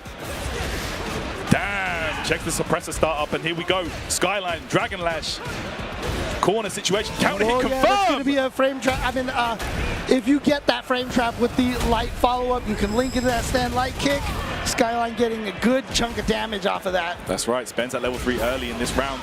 Might not get another super for the rest of it though. However, Buskar Luz firing back into a level 3 of his own. Okay. This is going to give him the life lead and allow him to build some of that drive gauge back, which is what I think he was really going for there. That's right, sometimes you've got to do it when the drive is looking low. The drive gauge is almost, honestly, as important as your health bar. Yeah, for sure. Okay. A big punish counter there with the crouch medium, but no follow-up. I actually thought that heavy Flash Knuckle was going to miss. Skyline, Good reactions with the DP. Oh, what a parry. I love it. He's like, you know what? I'm just going to keep doing it. I'm going to do it again. You got to prove to me you can do it again. And he wasn't able to, so there it is. Amazing stuff right there. Well played. Buskar Luz gonna go through there. Good fight though, man. That was a very back and forth match. Oh yeah. And again, you know, it's hard to, to ever say that for the same reason as you mentioned for Luke, but Ken and Luke, they have such good tools. Like, I can't ever picture them being bad, you know? I hear ya. Speaking of which, was that Elmo I saw in the crowd? Was there? I might go crazy, bro. Akuma and Elmo just hanging out. Okay, so Sesame Street cross Street Fighter, is that right? No, Sesame Street Fighter, right, that's right. There you go, man. Because we've definitely seen some fun fan art of that before in the past. Yeah. So, I think Evo Japan had like some kind of like a little collab or something. That's right. Was it? Okay, I didn't imagine that. Like that. Okay, I didn't imagine that. Okay, that's good to know. Oh, man. Wild times. But looks like coming up next, we're going to have Terrence versus Iridium. Terrence is still a Chung player. I was about to say, this is Atlanta's Terrence here. I remember, he's been a very good player for a very long time. We really got to see a lot out of him from that, what was it called? It was that Red Bull event where they had people come out from all the different cities and stuff like that. Yeah, Battlegrounds, that's what it was. Proving Grounds, Battlegrounds. He really got a chance to make his name for himself there, and then had some, good wins at Evo tournaments and some of the online events too. Yeah, definitely did very well at some of the CPT events, I believe, on SF5 as well with Chun-Li. So, yeah, man, happy to see people still rocking their favorite characters. And Chun-Li, definitely a strong contender in this game for top tier. Like, she is a beast in this version of Street Fighter. Yeah, I always just think about that stand jab, man. That stand light punch that Chun-Li has. Oh my goodness. So good. Bro, it's so good. Because it links into the towards medium punch, the crouch medium kick, and like get big combos off that, and it reaches far, and her walk speed is good, so and you're scared of all of her other buttons. Like, actually one of the characters that got toned down ever so slightly as well, but still a threat. I mean, one of the big factors for her that got toned down was, in fact, as you mentioned, her walk speed. The back walk speed is a little bit reduced now, but she's definitely still a threat for sure, man. Dude, Iridium here going for a couple of lows right now, surprise lows, trying to catch Terrence off guard, and I think succeeded both times so far. That's right. Okay, jumps out of the command grab. Good awareness there from Terrence. Full combo time. Into the up kicks. The up kicks, and now tries to get for the corner for the safe jump setup. A little too far away, unfortunately. Oh, yeah. Maybe a bit too eager there to go for that command grab, and it's going to be a chip out here for Terrence. Woo, okay, nice. There you go. Nice. All right, there we go. Straight back in. Oh, my goodness. Just ate that jump in, unfortunately. Followed up by a grab, too. Oh, no. Oh, too far away? Yeah, no combo. Ooh, wow, look at this conversion from Terrence. Could go into super if he wants. No, not just yet. Goes for the safe jump instead. That's the double gonna do overhead. It. Look at this. Chun-Li combos in this game are beautiful, I swear. There we go, into level 2. Terrence gonna take it right there. You know that, you know, Chun-Li has, turned over a new leaf in a way, because I've never really thought of Chun-Li as like an execution character, but this is who Sako plays, so yeah. she's got some fun combos. Yeah, absolutely. Yeah, Chun-Li definitely. It's actually a surprising move for me for Capcom to move her away from that, kind of, not exactly pick up and play, but she's a lot more technical in this game than she's ever been. Oh, yeah, for sure. Iridium, though, here we go. Getting things started here. Oh, okay. Okay, go straight into the hit, the spin grab there. Okay, and the medium punch gonna take it. Good stuff. Yeah, just what's getting some of those command grabs. So he's got up to 4 medals as well. So That's this is huge. a very, very scary situation here. Yeah. But doesn't block on his wake up, just eats that low, unfortunately. That's right. Terrence there. Oh, the triple! Oh my goodness. Oh, we're not. Oh, bro. The third strike stage is over there. Okay. But Terrence right now cooking with his Chun. Set point now. That was disgusting. That was kind of wild. Nasty stuff. Oh man, there's no scaling on resets here, so. Absolutely not. Oh man. Gets that grab. 5 medals now for Iridium. Just needs to find a way in and close that gap. Yeah, I mean, the round could turn around so fast with just a couple of command throws to Chun-Li, That's right. Honestly. Here we go. With 5 medals. Terrence now piling on the pressure. Look at this. This should be enough to kill here. Yeah, that's going to do it right there. Oh, wait, no. Wait, no. Really? No. Oh, now it is. There we got the super. All right, Terrence. Don't freak us out like that. But Terrence is going to move on. So once again, glad to see him still in the game here, still doing damage, wearing an old T-shirt that was given out to competitors here at EVO a few years back. I like that throwback to the Street Fighter 2 artwork. It's a nice one. And I think it's the same artist too. I think they got him to draw it again. Yeah. Wow, that's crazy. They have that artwork here because they have the FGC. Oh, that's right. The museum over there. The Fighting Game Artwork Museum, man. I saw that earlier, man. Good throwbacks over there. And it's cool too because I mean they keep adding, like they have the joystick museum, now they have the art museum. I like it. So it's really cool. There's a lot of cool stuff to see here at EVO. Absolutely. It's not just about the games, guys. It's about the history of our scene and the games that are involved. So yeah, man, there's a lot to see and do here at Evolution. So if you're not here, be definitely looking to come here at some point in the future. But with that block comes to an end. That was a lot of fun, man. Dude, that was so fast. That went mad fast. I'm not gonna lie. Yeah, but again, I'm so happy to be able to commentate with you. That was great. I enjoyed that so much. And during one of the breaks, I was like, take me to England. I want to come on over. Yeah, but again, we'll be right back, guys, for the next block of Street Fighter 6. Do not go anywhere. Get ready for the next battle with Tekken Coins, exclusively from Chipotle. Use promo code EWGF623 when you order any entree in the Chipotle app and get 500 Tekken Coins. Visit chipotle.com/Tekken8 for details. Hey gamers, does your room look like this? Tired of having no art on your walls? You need Displate. Made with high-quality metal and customized finishes, with Displate you can transform your room or office from lifeless walls into a stylish space, featuring officially licensed posters from your favorite IPs like Street Fighter, Tekken, Mortal Kombat, and more. Say goodbye to hammers and nails with Displate's magnet lock technology. It never fails. It's as simple as snap and hang.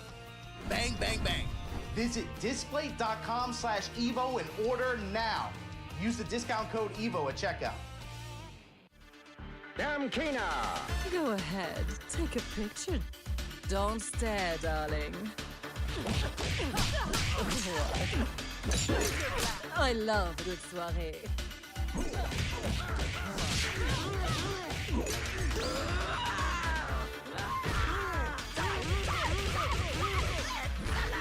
Looks can kill.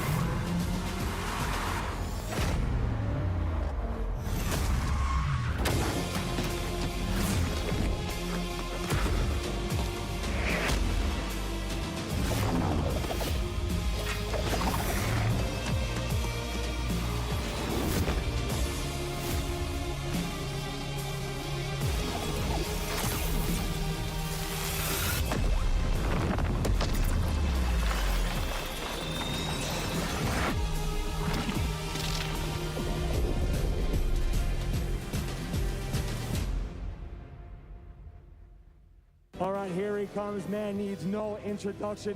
Daigo, the Beast, Umehara!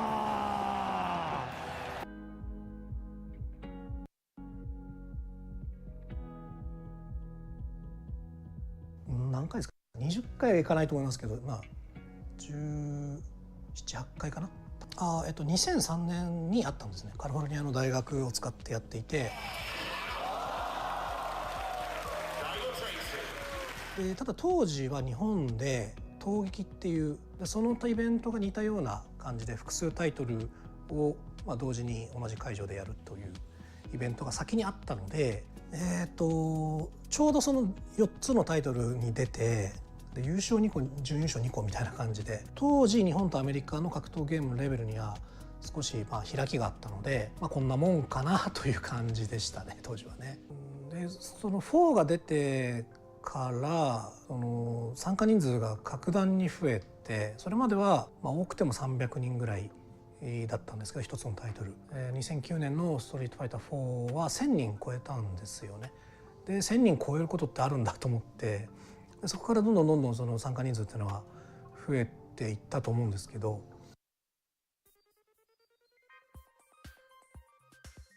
ことがあってエボには行ったけども、本来だったらエボリューションに参加するような自信とかはなかったし、取り組みもそんな取り組みしてなかったんですよね。なので2003年の時は勝ってもこんなもんだろうって思ってたんですけど、2009年の時に勝ったのはなんで勝てたんだろうみたいな、すごい奇跡起きたなっていう、そういう心境の変化というか。Commentator talking directly to the players now. Oh no, it's all going to come right down to this. Daigo, Umehara takes it. なんか仕組まれたようなストーリーが初めから作られたかのような、そういう展開だったなと思いますよね。とその時も思ったし、振り返ってみてもそう思ったし、ジャスティンとの決勝戦だったからその年にプロの話が来たのかもしれないなと思うのではありましたね。で勝ったことによって、マッドキャッツっていう最初のスポンサーが、スポンサー契約を結ばないかという話をくれたので、そこから自分のプロゲーマー人生っていうのはスタートしてますね。そういう意味ではジャスティンにも感謝ですよね。その強さを維持し続けてたコミュニティの最前線で。What is he looking forward to as the Street Fighter community evolves and as the tournament scene evolves? I really do hope that we get to play Street Fighter 6 because it seems like it's just always fun to play Daigo because he's super hard to read and he's just always a really strong player. どうですかね。プレイヤーというか。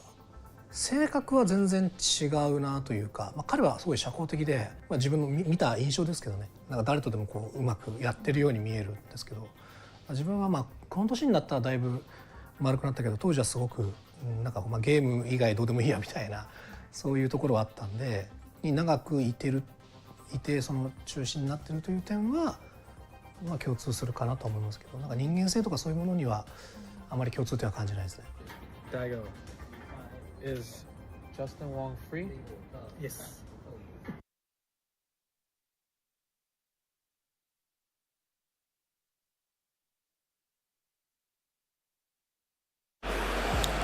Right back at it again with Street Fighter 6 pools. My name is Vicious with one of my very, very good friends, Justin Wong. We were just talking about some Marvel 2 a little bit earlier ago. We were talking about Marvel 2 and how it just felt so amazing, right? And then playing Yipes on the community stage and everything.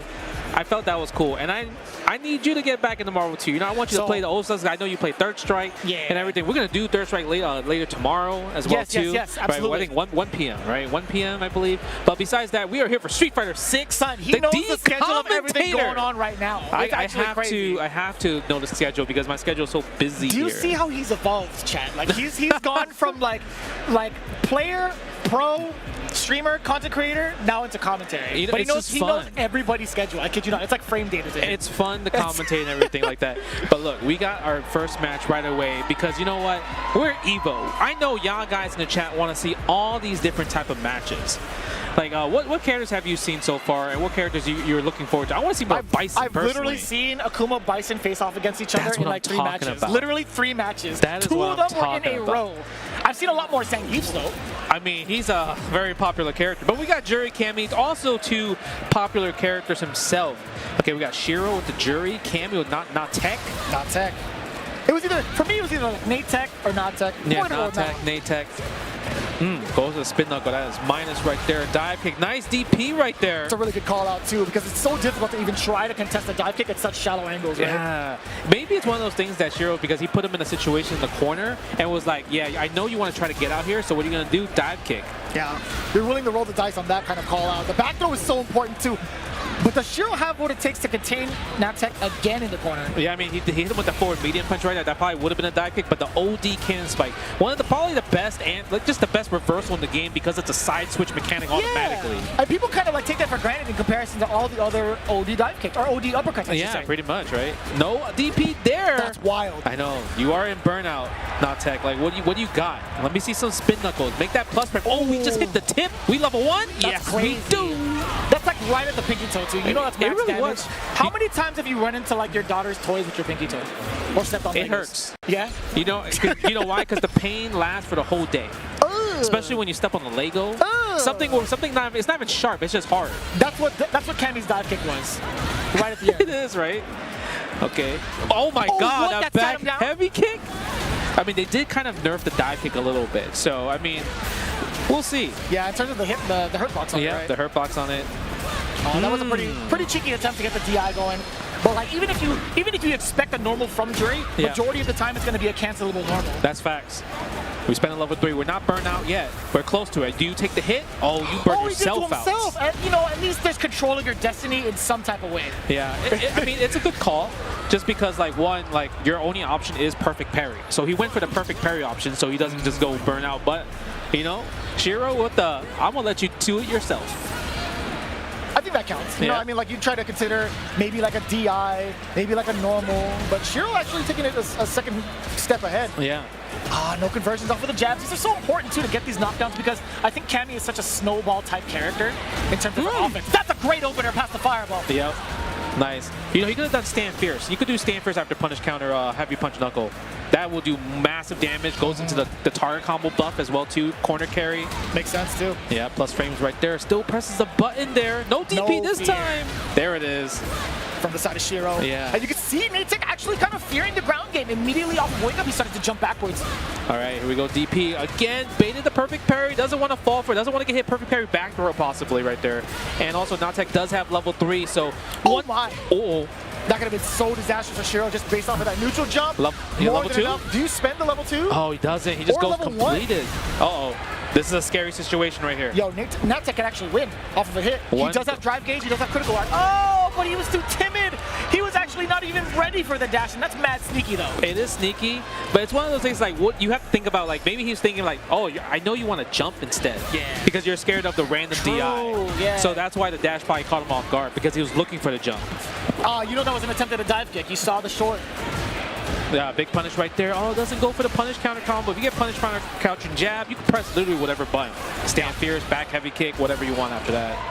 Damn, that's the whatever you want punish normal. It is, especially if it's punish counter, man.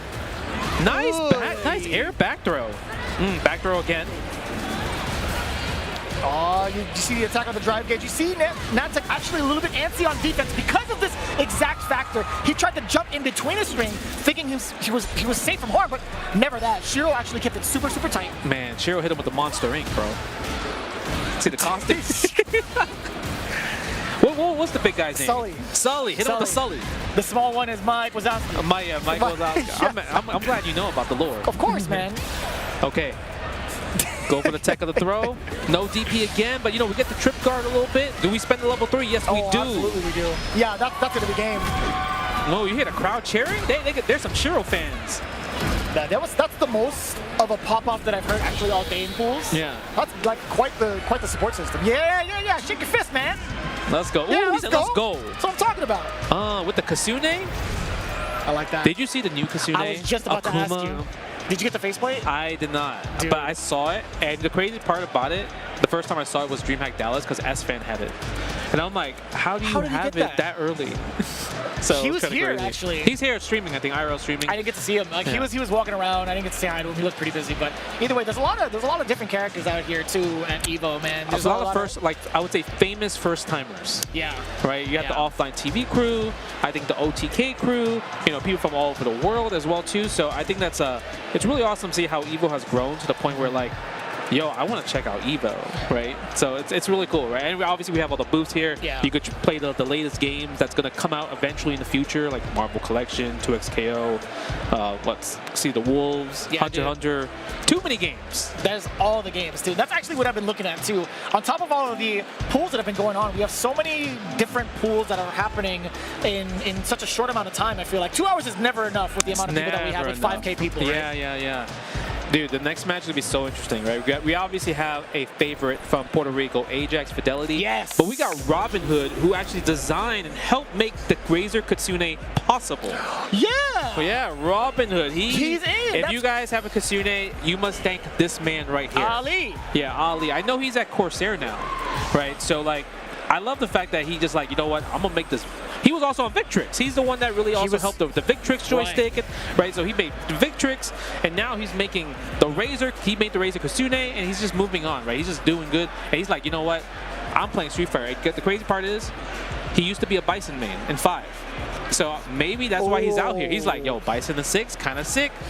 It just makes sense. I think, like, when you see the type of character that Bison is in this game, it's not only like the damage that you would get from a 5 variation, but I kind of mentioned this earlier with Jammers. He gets the speed of his old self, so it's the perfect melody between 4 and 5. It's insane how... and Psycho Crusher. Yeah, Psycho Crusher. It's insane how different, like, how fun he is in this game. Because I always felt like Bison never had his own identity of, like, how he's, like, what's his playstyle? You know, like a Shoto, Ryu, you're like, oh, Hadouken, DP when he jumps, right? Bison never had anything like that. The only thing I can think of is, like, he's a spam character, like, spam special moves all day. Because when you played him as a boss, you were thinking to yourself, it's like, what kind of playstyle is this? Exactly, for the first time? And you wanted that. Yeah, you do wanted that. All right, Ajax. But Ed is also another popular character, been rising up. It just in the I would say the higher meta of the ranks and everything. Yeah. And a very, like, I think it's a very difficult character to, like, fully optimize. In some cases, so hard. You have to play in, like, certain ranges, exactly like Ajax is playing, to capitalize on, like, the damage. You have to get these okay situations. But once you let go of the pressure, that's where it becomes a little bit more difficult. But this is, once Ajax realizes he could just keep on the gas pedal, because he's a pro, right? He is a pro. This is his character. Once he realizes he just keeps on the gas pedal, there's no way he needs to really consider the counter poking game. That's true. Like, it's kind of hard to whip punish his game. Obviously, he has like the kicks, which is kind of like the new flicker jabs, the new flicker jabs, punches, yeah. And then we also have Psycho Flicker, which is longer range like that move, and in punish counter gets a crumble, gets a full combo, also holds it, plus frames on this situation. Yeah. So it's really hard to deal with because you don't normally fight these type of characters in a Street Fighter universe. Yeah. Having the Snatcher just being held is so intimidating because he could cancel into like the backdash or the kill rush forward. It's been a very, very tough time for a lot of players to kind of adapt to it. And right now, Robin Hood, he has not been able to do just that. But the scissor kicks, I think that gives him a lot of leverage. I love that, by the way. Yeah, the slide. Sometimes you gotta take a risk. And he was able to protect his drive gauge because he was about to get burnt out. True. Nice jump right there. Drive impact's also a really popular option, but it's a thing where he, like you said, he could do a backdash after that, right? Oh, that should be it. Spending level 3 here. If he's not dead, he's burnt out, so it's okay. It's such a fancy combo. No, he's got to be dead, right? By the time he had reached yellow, he already had the level 3 coming out. Yeah. Oh, that's crazy. The scaling. But still, yo, that's actually crazy. Level 1. Uh-oh, we're still alive. Robin Hood. Do we do the level 2 gimmick though? Oh, jump back strong. I would imagine, like, so one of the cool things that we see about Bison, obviously his mobility, but also being able to close the gap with both like slides or even like scissor kicks from further ranges, or even Devil's Reverse, one of my favorites. Devil's Reverse. I feel like that move we haven't seen too much of it in this one particular. Maybe because it's not as like kind of, you know, I would say more mobile-ish, right? Because you have to do the Shadow Rise and press the punch, but you don't go as far compared to like 4 and 5. But I mean, if you have a Cycle Mine attached to it, you can make that so plus, and it's insane. Yeah. Okay, go for the fireball. Ajax doing such a good job with the forward heavy punch. What a clash. You see, like, that, you could paint that picture of him sliding right into the fierce. That's actually pretty cool. This is lore. It is lore. Ed's not trying to get stolen right now. You took my childhood! He ain't trying to get Orochimaru right now. No, none of that. Okay. I always thought, so here's the funny thing. I actually got to talk to one of the Saltmine guys. I'm like, hey, is Ed German? Is he actually German? Is he? Apparently he is. I mean, he got the rap. That's what I'm saying. Like, just because he had the German rap, does that mean by default he's German? I know Falk is. Yeah, okay, yeah. I mean, if they're technically siblings, aren't they siblings in the lore? No, no shot. No? Ain't no way. Ain't no way? Ain't no way. They together, though. They're like Team Rocket. They are Team Rocket. You know what's really cool about also what makes Ed so much better in this game? The parry nerfs, right? Just whiffing the parry because there's more recovery. He can go kill rush forward if he sees you in that parry state and go for the grab. Yeah, and that because you usually can't happens stop after that. the snatcher. Yeah, you can't really stop that. You have to make that guess most of the time. And if a good Ed player kind of like figures you out defensively, then they can take advantage of that. He's minus there. You gotta take all this. Yep, chip damage maybe to level 2, level 3. Oh, okay. Sick. Psycho Punisher incoming. We burnt out though, but also you still chip damage on Robin Hood's side. Can't get chipped out. You gotta watch out. Nice Shadow Rise, plus frames there. Goes for the overhead, goes for the low. Oh, he's in there. The mix. He's like, burn out. Scissor kick. Brother, that was counter hit as well. Oh, he got the life back. He got the drive gauge. Nice, perfect. Nice parry right there. All right, back to neutral. Okay, we had enough fun. Oh, he's got it, Justin. Ooh. He went above and beyond. He Superman past the body. Yes. And the uppercut, not able to snipe him out or track. That's the thing with a very long, long startup uppercut, right? Yeah, that's true. They're committed to that side. It also doesn't go as high. It's kind of more of like a grounded uppercut instead of like an airborne uppercut, right? Combo ender type deal, right? Yeah. All right, no level 3 there. Take the big damage. Good wake up drive reversal. Very risky too, because if he blocked that, that was game. All right, let's see. Nice overhead block. Takes the throw. That's a professional.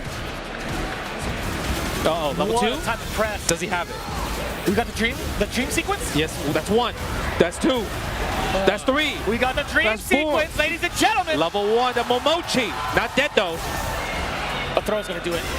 Oh, no! You know, you are not getting a Kitsune this year. Ed boys. Ed boys? Because life has many doors. Yeah, because he played Ed in 5 as well too. And that's what Ed players like to do. They finish it off with the DP. Even though it's not 3 punches anymore. Unless you're playing modern, you know, you get the forward special. It's a classic control. You got to do the DP motion and everything. I can't believe they still do the Ed Street Fighter 5 tactics in Street Fighter 6 just because it's the lore. It's pretty potent though. I mean, like towards the very, very end, like you could throw somebody off immensely. Like let's say you do it in the beginning of a game. Okay. Are you going to be scared of Ed walking up to you for the rest of the game after that? I'm going to just think you're a nut. You're random. Isn't that scary? No, because eventually I'm going to block it and you in your head is not scary. Okay. You know. That's fair. Because I feel like if you're going to be a nut, that means that's what you are like kind of you focused on while you're training for this. So you're not focusing on the neutral, like you know the strategy. Your strategy is to toss a coin and see what happens. Dude, coin tosses are dangerous, and you're in this game is very dangerous, right? Because one little decision can steamroll into the rest of the game. That's why I think facing off against nuts are scary, man. You know, I think that's why the talk of the town on social media is we need a first of 3. But, you know, that's why people want it. I think they want more games to figure out somebody. But, I mean, we are at EVO. How can we do a first of 3 with over 5,000 participants? Logistically, it's very, very difficult. Very difficult. Like, certain games can do it, but then, I mean, like, reaching 5K, sharing the ball, sharing the convention it's pretty center, tough, it's kind right? of difficult, But it's understandable. It's a very understandable call. Going into the next one, Winners Towa versus qualifier. Tagaki. Japan versus Japan. How does that happen? You know, luck of the draw. Roulette. Actually, this is winners qualifier, so yeah, winners qualifier. That kind of makes a bit of sense, right? Totally understandable. Winners qualifier. I mean, and we also have like I think it might be a record of how many Japanese players came out this year. Because I think I saw, you know, what's his name on Twitter? Crossout. Like he always makes like how many people, like what's the top players that's coming out from like different countries. There was like I think over like 60 players that came out from Japan to play some Street Fighter 6. Do you mean Incross? Incross, yeah, that's right. Yeah, Incross. Yeah, shout out to him, man, for making that life easier. Because I ain't trying to go to Star GG and looking for each bracket. And that's what I used to do for so long before he came around. My God, I kid you not. I would spend like a week and then just do that and list as many as I can. But it's hard. Jammers and I were saying the same thing, man. But we'll talk about that another time. This is the matchup that I know for sure you're excited about. Blanca versus Akuma. Why would I be excited about Blanca? Bruh, because he's about to get beat up by Akuma. That's true. You know, Akuma is one of those people. The characters were like, he's top tier, right? But it's hard to make him top tier. Because I think it's a mental state because you're thinking, oh, I'm 9,000 health. You know, I take one less guess to lose in this game. So people are kind of like playing him more timid compared to how he should be played theoretically. Sure. And that makes sense. Like, it kind of forces you to make certain decisions at a very, very high risk type deal majority of the time. Nice combo right there. Yeah, and Blanca, I mean, he's also a very popular character in Japan now because of Menardi. He really popularized this character, and it actually kind of forced everybody to kind of like, let me learn how to play Blanca. It's RIP to Nishikin for that, because like he tried. He did try. It just wasn't the same output. It really wasn't. I think it's also because of like the way Mena plays. It's so different. Oh, perfect parry, one. That's a very good sequence too. You get the demon flip, you're still plus regardless too after the guillotine. Oh my god, the commitment on the adamant. Excellent tag. Oy! Blanca ball right there. Committed to the drive rush. Yeah, go for the Blanca Chan, still there. Pop, follow up? Maybe, if he was ready. Drive rush slide perhaps? Drive rush slide, I think that's the best option right there. Ooh. I like that option from Toa right there. That was so crazy because he covered his tracks, right? Because one, Blanca did drive rush standing heavy kick in that situation, and he responded with perfect parry. Because normally if you do drive rush button, the perfect parry will come out pretty much kind of like auto. Yeah. But because the button whipped, he saw that and he reacted with a drive rush. Oh! Oh my god, that's plus frames. Oh, he's burnt out. Even more plus frames. Nice anti-air! Oh, we still had the install, Justin. You know what's crazy about that? He forgot that the level 2 you don't need a charge. That's why he was going for the demon flips, because the demon flip palm is an overhead. That's true. Oh, speaking of overheads. Come on, man. You're willing it into existence. You really didn't want to watch Blanca? I feel like you're helping him out by calling overhead. Yeah, you know, right? Oh my god, nice combo conversion right there. Side switch. Oh, we hopping. Nah, you can't be that wild, right? That's not online. That's plus. Oh, good trade-off. Good recognition on the angle of the dive kick, too, from Takaki. Yeah, that's always the tough one, right? That one's definitely plus. Oh, we going crazy with the demon flips. As you should. Oh, okay, blocks good block, the overhead. Sending light kick, interrupting Toa. Whatever he tried to do. Now we're delaying the lights, right? We're changing the offensive pattern he was and the scared. pressure. Yeah. All right. Throw the Blanca Chan. Ooh, nice empty jump. Go for the throw. Ooh. Oh! Slam dunk the anime? Brother. No, he didn't have to do it to him like that. That's crazy. He slammed him down onto Blanca Chan. That was the most high-Q thing ever. That's my new favorite two-hit combo in the world. You're a Blanca fan now. That was actually insane. I just want to land that combo for now on, but every time I play Blanca, throw Blanca Chan. It looked like a setup too, right? It was. Because you're scared of like the Blanca Chan running, so you jump forward. He said, nah, bam, spike. That's crazy. That was actually the most insane play. And there was the pop off, but it was so good looking. Yeah, it felt great because you didn't expect that. No, I didn't think it was gonna hit. And that okay, with the pop off. Oh, flex on him. Okay. Man, the American muscle. Did you see him? Look at that. He is ready. He is ready for this match. He's like, oh, I stole that round, but watch this. I'm about to steal another. Blanca-chan, help me. All right, here we go. Second game incoming. Blanca versus Akuma, Takaki versus Toa. Yeah. I wonder if Toa's going to kind of change his game plan a little bit just because, like, it's a little bit too much demon flips. You know what I mean? Just a little bit. I think one's already enough when you ended it at least with a guillotine, having your plus pressure to maybe, like, stagger. But to be honest, we got to give it up to Takaki. His defensive choices in general have been very, very on point. Nice. Again, good block see what again. I'm saying? Yeah. -2 on the Adamant Flame. Oh, nice combo. Stand fierce. Good reaction. We're going to cause the burnout here if we do level 1. No, just do it raw. Yeah, I think it's the first time we've seen that attempt. I think it's the first time we've really seen DI, no? Yeah, that's true. Especially like interacting. Like other ones, I feel like they just, most of the time people are kind of like, oh, I got to parry instead of react to drive impact with drive impact. Okay, doesn't spend the level 2 here. Oh, nice DP. Not dead, just do DP again. All right, there it is. No, he just built it. I knew it, Justin. I knew it in my soul. As soon as he jumped over, the drive gauge was going to recover. Why didn't he just do it off just the raw? Maybe he was scared of level 1. I think so too. I think it's also he probably never tested. Does my ODDP beat level 1 Blanca Wake Up Super? True. Right? What could you have done? Demon flip, perhaps? No. Demon flip to bait the level 1? No, I think level 1 hits that. Yeah, it hits pretty high. Nice level 1 right here. That's he could have done meaty OD Fireball, because level 1 doesn't beat Fireballs on Wake Up, right? That's facts, yeah. Sorry about that. Oh. Nice. That's actually insane. Good drive rush. Stand strong. Keep the pressure going. Yeah, burnt out again. But CA is on Raw deck. slide, that was so close. Oh, Trade? trade. Oh, almost. That could have been so significant. I think if he had done with maybe like a lighter normal, Like perhaps. a medium or a light. Yeah, that probably would have hit. Oh, he got it. Oh, what? No Demon? way. Okay. And it was a counter hit. He could have recovered, Justin. Ooh, with the live stream. Oh, with the pop ball. Nah, they got beef. They got beef. No shot. They got beef. They got beef. More beef than a Philly cheesesteak. They got beef. Look at that. Oh. That's crazy. Okay. Oh, and he still got the fist bump? That's actually nuts. Yeah, he still got the fist bump so with the pop ball. He's excited. If I got popped off on, I would have been like, it's all yours, This bro. might be, maybe this is his first tournament. First, like, international tournament. I mean, he's playing like a beast right now. He definitely cooked. He made some amazing decisions. The decision making was so good.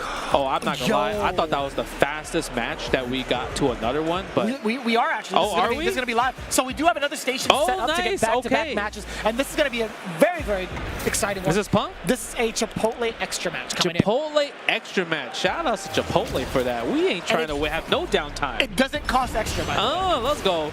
Oh, we got Punk with the Akuma. I love the fact that he's like advertising the Akuma. You know what I mean? It's one of those things that's like, we want to see more of that character variety, and also just have that presence, because he did win CEO with this character against DCQ in this matchup.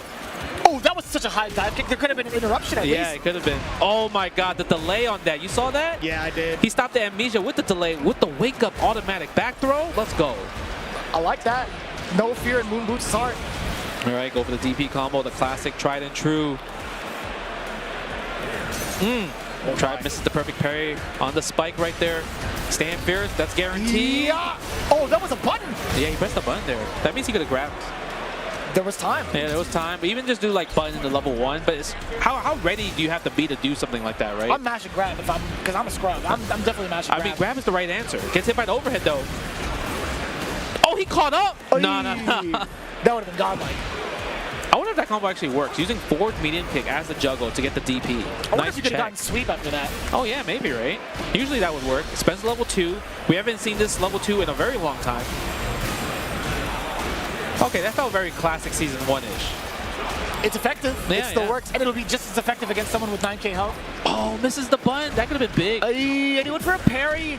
Oh, okay. Nice interruption. Yeah, that's not gonna work. Nice call out from TJ. Excuse me, from Moon Boots. Oh, yes, sir. That's so risky. Dude, he was faking out so much in front of Punk's face. Yeah, with the ghost. Do you think he's doing this on purpose to test his reactions because he's such a reactionary player? It's definitely one of those things that you have to. Oh, that's a punish. That could have been a punish. Sweep is usually the best punish on that one. Sometimes you have to test fast reactionary players with something fast. Like kind of like a fake, right? Because they're looking for the whip punishes. And this guy, Moon Boots right here, is cooking. And that was a crazy read. He does that all the time at his local. Okay. Oh, so he's from SoCal? Yes, sir. All right. He plays at Sugoi stuff. Shout out to Sugoi stuff.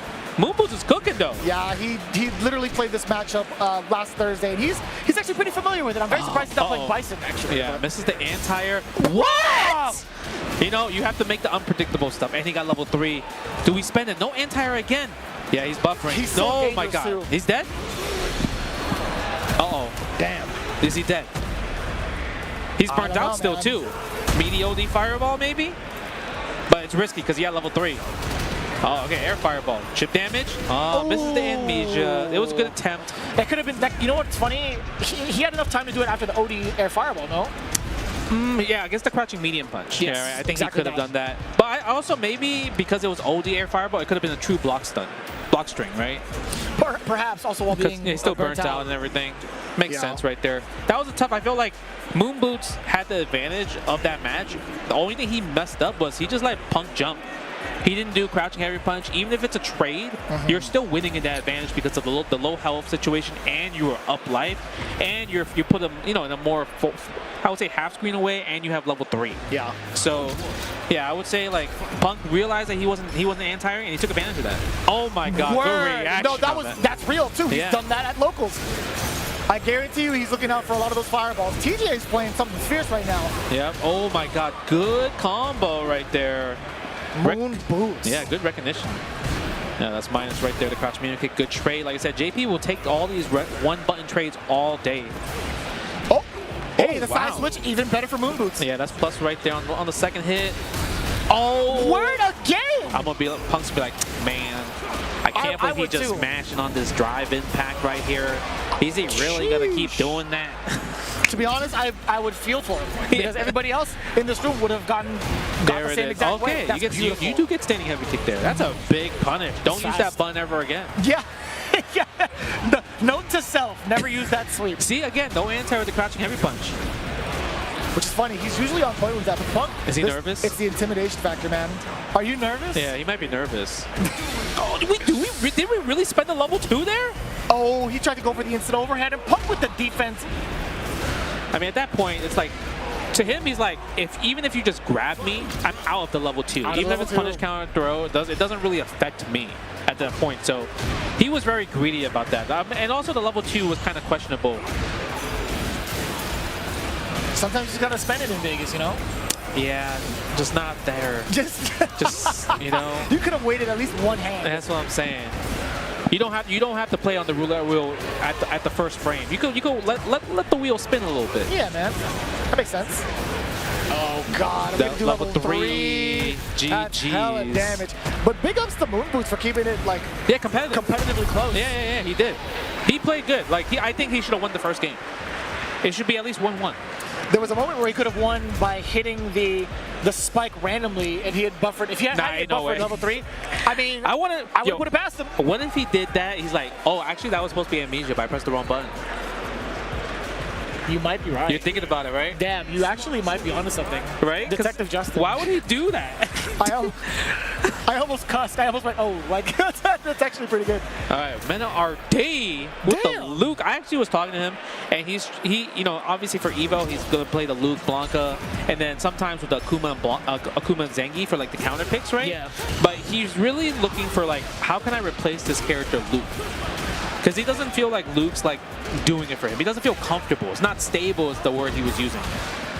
And I think that makes sense. Yeah. Hence why he's gone to the other side of the fence, picking other characters and whatnot. But I will say this. I think Luke is still a very highly viable character competitively. Yeah, I think so, too. I like some of his buffs, like the DDT buff after like using like OD Flash Knuckle. That's also really cool. 2,500 damage. I know, it's a really big boy damage. Oh, so CJ! Oh, dropped the combo! Drop. It was an American reset. Yeah, I mean, but he would have built a level 2 to win the round, though. It's true. Just stay full screen. It will not touch you. Don't throw Fireball. If you throw Fireball, Fatal Shot is coming instantly. Oh, he throws it out. Oh, walks what a walk under, too. Yeah. I didn't think he had enough of that speed in him to avoid. I think there wasn't a button press from CJ either, right? Yeah, for sure. Okay. Using a step kick right there. Crouch heavy. Counter hit. Nothing of it. No uppercut either. He just ran right into it. Ah, big punish incoming. Couldn't tell you what that was from the side of NRD. Oh, we're going for the reset, the cheeky stuff. No, almost was a counter. If that was a counter, you could link to stand light. Back throwing out.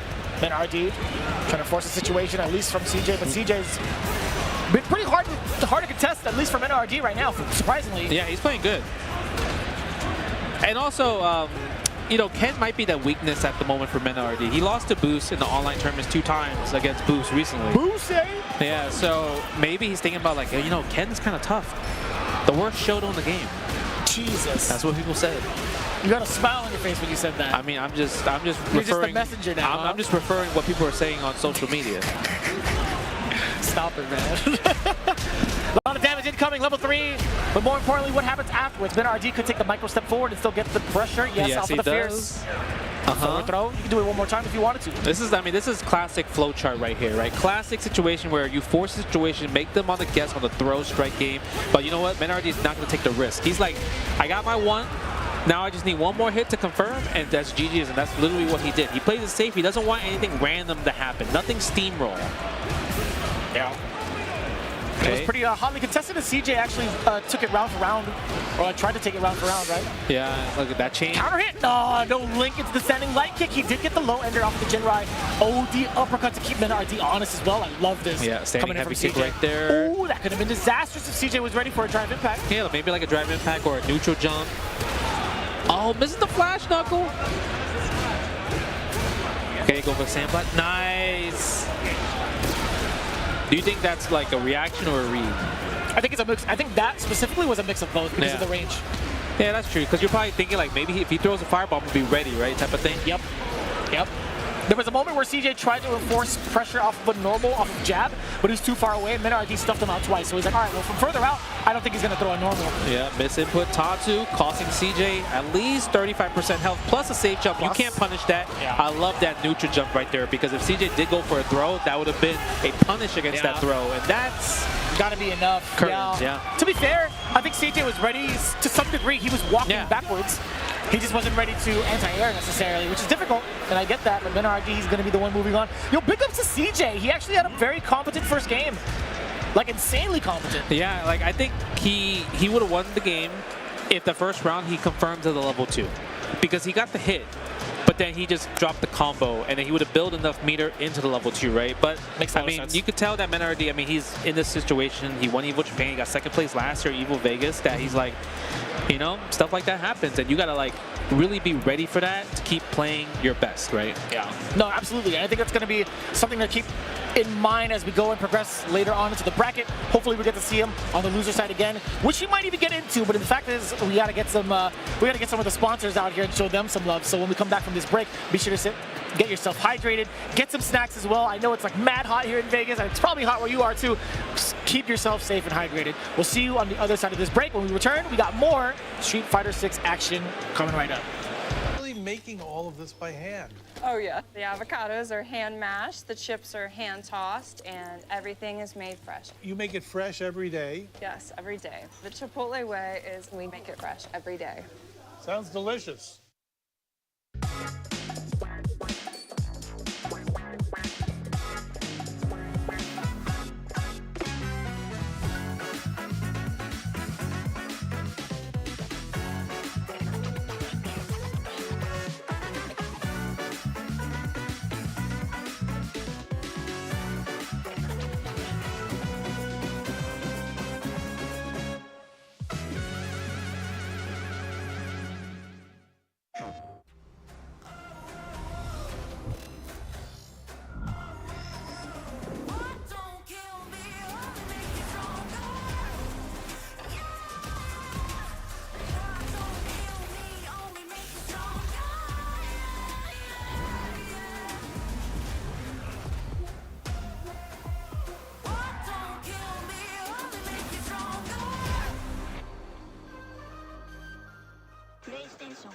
Fighting game playing style and an anime character. Damn, Bleach, we're gonna go Ichimaru again. Yeah, fast speed. So personally, I would say I'm some type of Uchiha clan, you know what I'm saying? Sasuke, Itachi, somebody with a Sharingan. I would probably be like the most evil character you could think of. Probably be somebody in Hunter x Hunter.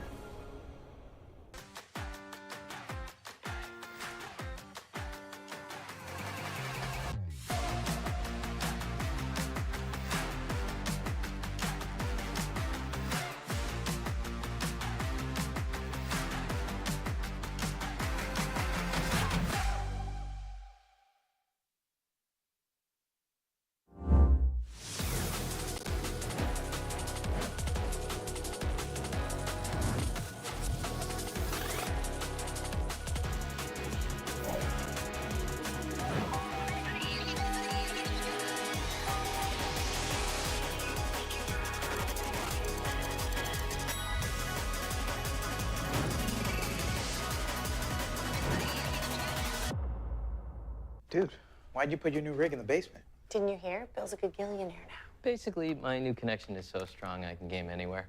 Check it out.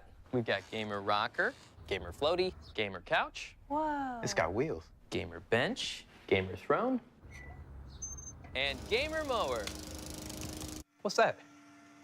It's hard to game while walking downstairs. I get it. That's smart. Live like a gagillionaire with low latency everywhere. AT&T Fiber with All-Fi. What is up, everybody? We are back with day 1 of Street Fighter 6 at Evolution 2024 at Las Vegas. Justin Wong here, my man Vicious right here, the commentator himself. Never turn it off at home, guys. Never turn it off. Low key, when I was practicing Aki, I had the commentary on, but eventually I'm like, stop! Please stop yelling at me, Jeremy. Like, First of all, you are a liar. This guy feels himself. I rated him the other day, and he had the commentator on. You were there. You for had that. the stream on, and I just heard the commentator voice. But speaking of, somebody that likes to feel themselves, in terms of just like Look, he's doing ego, Jabali himself is playing, and I'm kind of curious what character. He normally plays with Ryu and Blanca at the same time, so it's kind of one of like, which one are you choosing? I guess it's based off the matchups and based off like, do you know this matchup, or do I have to play too solid to fight you type of guy, right? He's been practicing a lot on the stream. I had been studying him just in case he wanted the rematch for the money match. Ooh, but he's been playing a lot of Blanca. He said maybe some other time outside of Evo. I'm like, okay, sure. But no, he's been playing a lot of Blanca, and he's been a lot more fluid in a lot of the matchups he's been playing. I think Ryu is always going to give him a hard time in general because of his transition between like Season 1 into Season 2. Yeah, that makes sense too, right? You can't really play Ryu as a Season 1. You have to really study the kind of the frame kills with Hashogeki, and just going for max damage every time, right? That's kind of what every like professional Ryu, such like Paladin, really do with Ryu. Oh, but Blanca, we rush down with that back medium kick. That's a privilege button right there. Also another privilege, the crouching medium punch. So far away, so susceptible, or sorry, you can keep yourself so susceptible to it, but what a jump into. He was absolutely waiting, and this is the Jabali special. That's so greedy, bro. That is the Jabali special, and every time I've seen him land it, it's always the same maniacal laugh on the stream, and he'll start it with ha-ha every single time. You fell for it. Yes, yes, he literally says that every time. I'm glad you're also watching. I know he's lame. Ooh, go for the slide. Trade. Oh, you definitely got a trade combo right there. Probably press standing medium kick, or even just stand light kick. Nice anti-air. Dude, easily one of the best anti-airs in the game. So good. Ooh, level 2. He got these? He does. Oh, I gave him too much credit. That was not a bait. It was not. There's no way we're giving him any credit. Come on, fake Brit. Go for the Blanca-chan. That's definitely fake for sure. Ain't no way that's a real setup. Yeah, I think he has established that fake Brit does not know the match. So if fake Brit doesn't call out the fake setup, does that make him a real Brit? Ooh, okay. Because, like fake versus fake plus fake equals real. Yeah, it cancels. Yeah, I get it. I get it. That's math. Oh, go for the cross up, the rainbow ball. Too. That's actually so disgusting. Oh, yeah, you could have punished that with sweep right there. That's definitely not safe that close. Brother, call him out. Call them all out, actually. Yeah, let's go for level 1. Go for slide. Oh my god, ain't like this. Chip damage, plus frames. Ay, ay, ay. He's everywhere, all at once. Come on, man, press start. Bro, I just heard Blanca clap with his feet, and it sounded like real claps. I actually didn't notice that. He's got the real claps. Attention with detail, okay. Dude, he could climb on trees, man. No, but the sound effect of the claps, I didn't know that was a thing. Bro, he trains with his feet. No, you're right. I bet you could play on a fight stick with his feet. Yeah, maybe. So? Oh, there we go. Punish, counter, throw. Get something started. Oh, that's super punishable. Yeah, and you went for the reset anyway. You do have level 3, so you know Jabali's looking for a cheeky way to spend it. Yeah, and that's and not the punish you want. Yeah, yikes. I mean, he had the right combo, just wrong timing. Oh, he's not blocking that. Oh, I like the little bait right there, the hop back. Try to bait maybe like a level 3 or something. I tried to DP. In my heart, I tried to DP. Yeah. He's like, all right, you got it, man. Make sure you come to see him next year. There it is, of course. Every single time. You know that the crowd just eats it up every single time. It's the cameraman. They're biased. The cameraman is biased to the Jabaited face. I mean, it's a global emote. A lot of people like to do it. He does it with everybody. My nephew started saying Jabaited, and I said, hey, as long as you're visiting me under this roof, you're not allowed to say that. You know, I didn't understand when people use the word Jabaited, like when I went to like, let's say to a party or like to like kind of like a mixer, and I'm like, yo, that was so Jabaited. I'm like, I was confused. I was like, I don't understand. Because you know that guy personally too, and it adds that extra layer of like, what are you talking about? Yeah, I didn't understand the definition because I was just like, wait, so what's the meaning? What's the meaning? Yeah. I don't know the meaning still. Jabaited. Yeah, and they'll look at you bad serious like, are you kidding me? Yeah, I've had that multiple times. I really legit don't know the meaning. I'm just old. This is what it comes down to. It's just, I still say mad, hella. I hear a lot of people say mad and hella to this day. I hear Europeans say hella, actually. Oh, yeah, nice, okay. Yeah, it's kind of wild. I was literally watching like a CS2 stream with Anomaly, and he says hella all the time, and I'm like, dude, you're Norwegian. Like, how did you even get that vernacular in your system? You know what I'm saying?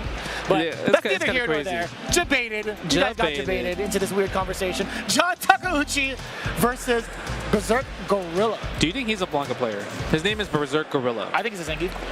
Okay, that's a really good assumption. Zangief's also, I feel like a really popular character as of late, just because I think a lot of people online say like he's top 5, and also Kobion dominating the Topanga Championships. Yeah, undefeated. By the way. People are lucky that he is not here. It's crazy because I was like just kind of like figuring out like why didn't he come, or why is he on Street Fighter League? Pretty much like he was kind of like under the radar, and he just like won a qualifier and just like bam, like magically just destroyed everybody. Yeah, crazy, right? I wonder how that even happens for someone like Kobion to like do that all by yourself. Like, is there a process where he's actually allowed to enter this to sign under like a sponsor? I mean, I saw him have a jersey at the last day. Like he was wearing like kind of an esports jersey and everything. That too, yeah. And I know he is going to like try to go to EWC as he's a qualifier. At the last chance qualifier for sure. He's gonna get signed up. Dude, have you seen the bracket? You are so on point with these characters, man. These Berserk Gorillas. Okay. There's another gorilla from Japan, a good friend of mine that I got to that I got to like really play against. And he was a Zangief player. Shinji-san, hopefully, if he's checking this out. Okay. One of my favorite Zangief players, and it just reminded me. You know when I see Gorilla, I think of Shinji-san. Okay, that makes sense. That makes sense. Hey, John Takeuchi, always known as a Rashid player. Since 5 and now 6, he's so happy with his character. This character is also in that situation where he's like, oh yeah, everyone puts him in the top 5, maybe even the best character category. Do you feel that way? I think he's within top 3. I think he's with top 3 as well. I think the thing about his game is that he doesn't have the kind of same power level that I feel compared to like Luke in Season 1 or JP in Season 1. Sure. Right? So he's still there for sure. Maybe if the level 2 he would still be able to build meter, yeah, easily number 1. But now I think like the balance of it, even if he's number 1, number 2 is not that far. Right. Not too bad of a matchup for Berserk Gorilla, actually, because, getting him at least to, 50% while you were stuck in the corner the whole time, that's pretty impressive. Yeah, I mean, also, this match in general is pretty tough for Zangief in the neutral, just because you can't tell the whirlwind shot which one it's going to be, so trying to get a jump and everything, it's just so risky. And plus, he doesn't have, the fastest walk speed or the fastest driver, so it's hard for him to get past, whirlwind shot in general. Sure. Great Desert Storm. We got the SR coming in, too. I don't know what that was. Dropped the combo. Very unorthodox coming in from John Takeuchi. Nice jumping. That's mad early. Yeah, it's early like a dive kick, right? It is. It just reduces his jump by 50%. Okay, I think Takeuchi got the read, because a few times where Berserk Gorilla did try to get some offense going, he always kept doing driver standing medium punch. Yeah. And I'm thinking, is that driver standing medium punch actually an input for driver SPD? I don't know, because it's a pretty common tactic to throw yourself out there and try to maybe wait for a counter poke. Yeah. I've seen that a lot. Yeah, maybe. It's just it just doesn't get you anywhere, right, when you do that, because it's not a low, it's not an overhead, it's just kind of like a random neutral poke. Yeah, good big combo, the classic. Non-stop. It's probably going to be one of our fastest matches today. The pace that John Takeuchi's playing. Oh yeah, man, he's about to build that level 2 halfway there. Ooh, the crouch medium punch! That's insane. I think Gorilla went for the same exact tactic we were just talking about as well. He drive rushed forward, he tried to throw out a medium. Yeah, okay, again with the back throw. Stand medium kick. All right, that's plus. Oh, drops the combo, no hell stab. That's tough. It's going to be tough to manage. Yeah. And I understand that. John Takeuchi had read it well. He's so fishy. He really wants the SPD damage so bad. Oh my god, a hit confirmed. This is the first time we've actually seen a level 3 finish a round. 2, 1, hit him with the picture perfect. Yeah, I'm a nerd, bro. I love saying the level 3 lines. No, it's funny enough, we all do it. Yeah, we all do it. We definitely all do it, for sure. I don't know. It feels really cool to say sometimes. It's just funny how common it really is. That's why I'm laughing. It's kind of like Ken, right? Ken, sit down and shut up. Everybody's gonna say that. Everyone says that, right? That one's really good. And then the most iconic one, take him down to Memphis. Take him down to Memphis. The most iconic shout out to 3. Lex Lee, bro. Putting down the Memphis out there. Yeah, that's true. What do you eat in Memphis? Barbecue. No, also, not barbecue, right? I thought they were known for hot chicken. They got Nashville's got some really nice hot chicken. Okay, so not Memphis. I don't know. Yeah, I actually don't know. Mesquite barbecue? I don't know. I think it is barbecue because I remember seeing a restaurant called Memphis Blues BBQ. Okay. So maybe it's barbecue. I've been to Memphis. I just can't remember what I've had there. Yeah, I don't know. Well, you know, Chan actually should be helping us out because this is pretty much like an entire affair with the entire country. Maybe the folks in chat should let us know. Yeah, maybe in the future just tweet us or something. But we got Mizuha. Mizuha, one of my favorite Kami players to watch. Yeah. Right, I love his Kami just because I saw this one thing and I never felt like what was the point of using, let's say for example, OD spin knuckle. Right, and I was like, I feel like there's no reason for me to ever use this move. So he uses Outside of like a mix-up, perhaps? No, not even that. He uses it as a punish counter combo. So if he hits crouching medium punch, punish counter, that combos into OD spin knuckle, and then he gets crouching strong again. Crazy. And then into heavy kick spiral arrow. So that damage is actually crazy big because normally if you get kind of like, let's say a punish counter, let's say you get stand fierce, heavy spin knuckle. You only get standing light kick afterwards in the light into medium kick spiral. Right, because it's not the OD version, right? Exactly. Yeah, I see. So using the OD version gives you a stronger follow-up using a medium instead of a light, and you get the heavy kick cannon drill to get the Oki as well too. So spending 2 bars to get the Oki and the more damage option, I learned that from him, and I was like, that's such a sick combo. I think it makes a lot more sense in terms of like your resources, right? If you were to like do a punish counter, do a sequence, then drive rush cancel forward, you're spending 1 extra bar in comparison. So that's very effective. Yeah. Very cool. It's very cool. I don't know if we'll see it in this set, but that's the combo I like really took from him, and I saw Punk use it a few times as well too. That's crazy good. Yeah, it makes him. It's like because you know I think the OD spin knuckle in the corner, that's kind of like week 1, month 1. You don't really use that anymore. And parry is such an effective defensive tool anyway. Yeah, exactly. To cover that option. I mean, but Ryu also does a pretty good job against Kami now because the spin knuckle nerf, like, you know, doesn't go, I would say the projectile invincibility, it's not in the beginning anymore. It's towards the end of the spin knuckle. So it makes it harder to do spin knuckle on reaction. That's why I see that was a guess. That was not a reaction at all. Luckily for Mizuha, Chaos was not ready. Chaos Mat 10, to be specific. What a time to press the button as well. Oof.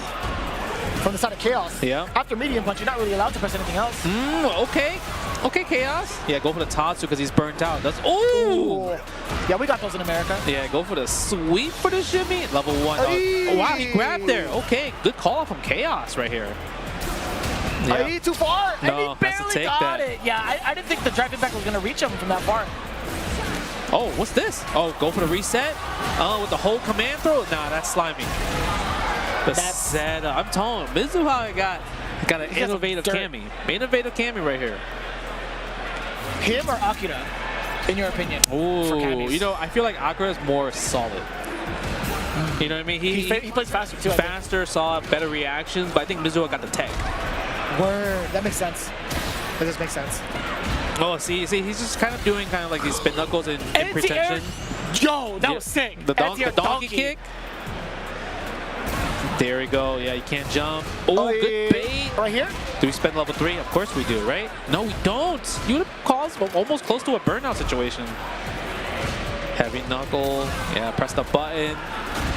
Ooh, that's going to be hella damage. That's going to be dead. Why am I even saying hella damage? You don't even need the level 3. Shout out to Mizuha for not wasting time but not doing level 3. I mean... Shout out to Mizuha for that. Yeah, that's fair. Yeah, I can't see a downside to it. Go for the parries. I think also Mizuha understands like what kind of nice whip punish. What kind of play style that Chaos has. And he's gonna probably take advantage right here. Go for more shimmies, do jump. Yep, there it is. You can kind of tell like what happens in these scenarios. Makes sense. And right now, based off of this, yeah, even if you try to jump or even if you try to avoid the throw, Mizuha is gonna be all over with multiple option selects. Oh, that was a counter hit. Yep. No dive kick there. Man, I'm surprised the ODTP would have killed. But you know what? Literally no choice. No way of making a comeback in that situation. Already looking at match point is Mizuha. Yep, Mizuha. Don't whiff for normal. Chaos already took that memo last time, but just within the range of the low medium kick instead. What do you do after this? Yeah, you're sitting there and taking this throw. Yeah, stand medium punch, goes for another throw. We're going to wake up super anytime soon. Oh, but the shimmy. Mizuha a little greedy right there. Walk forward, crouch, heavy punch. He wanted the fierce times 6. Oh, we reaching too? Okay. I'll go for the overhead That meaty. was mad meaty. Yeah, no cross cut there on the DP. Nice reaction. Let's cause that burnout real fast.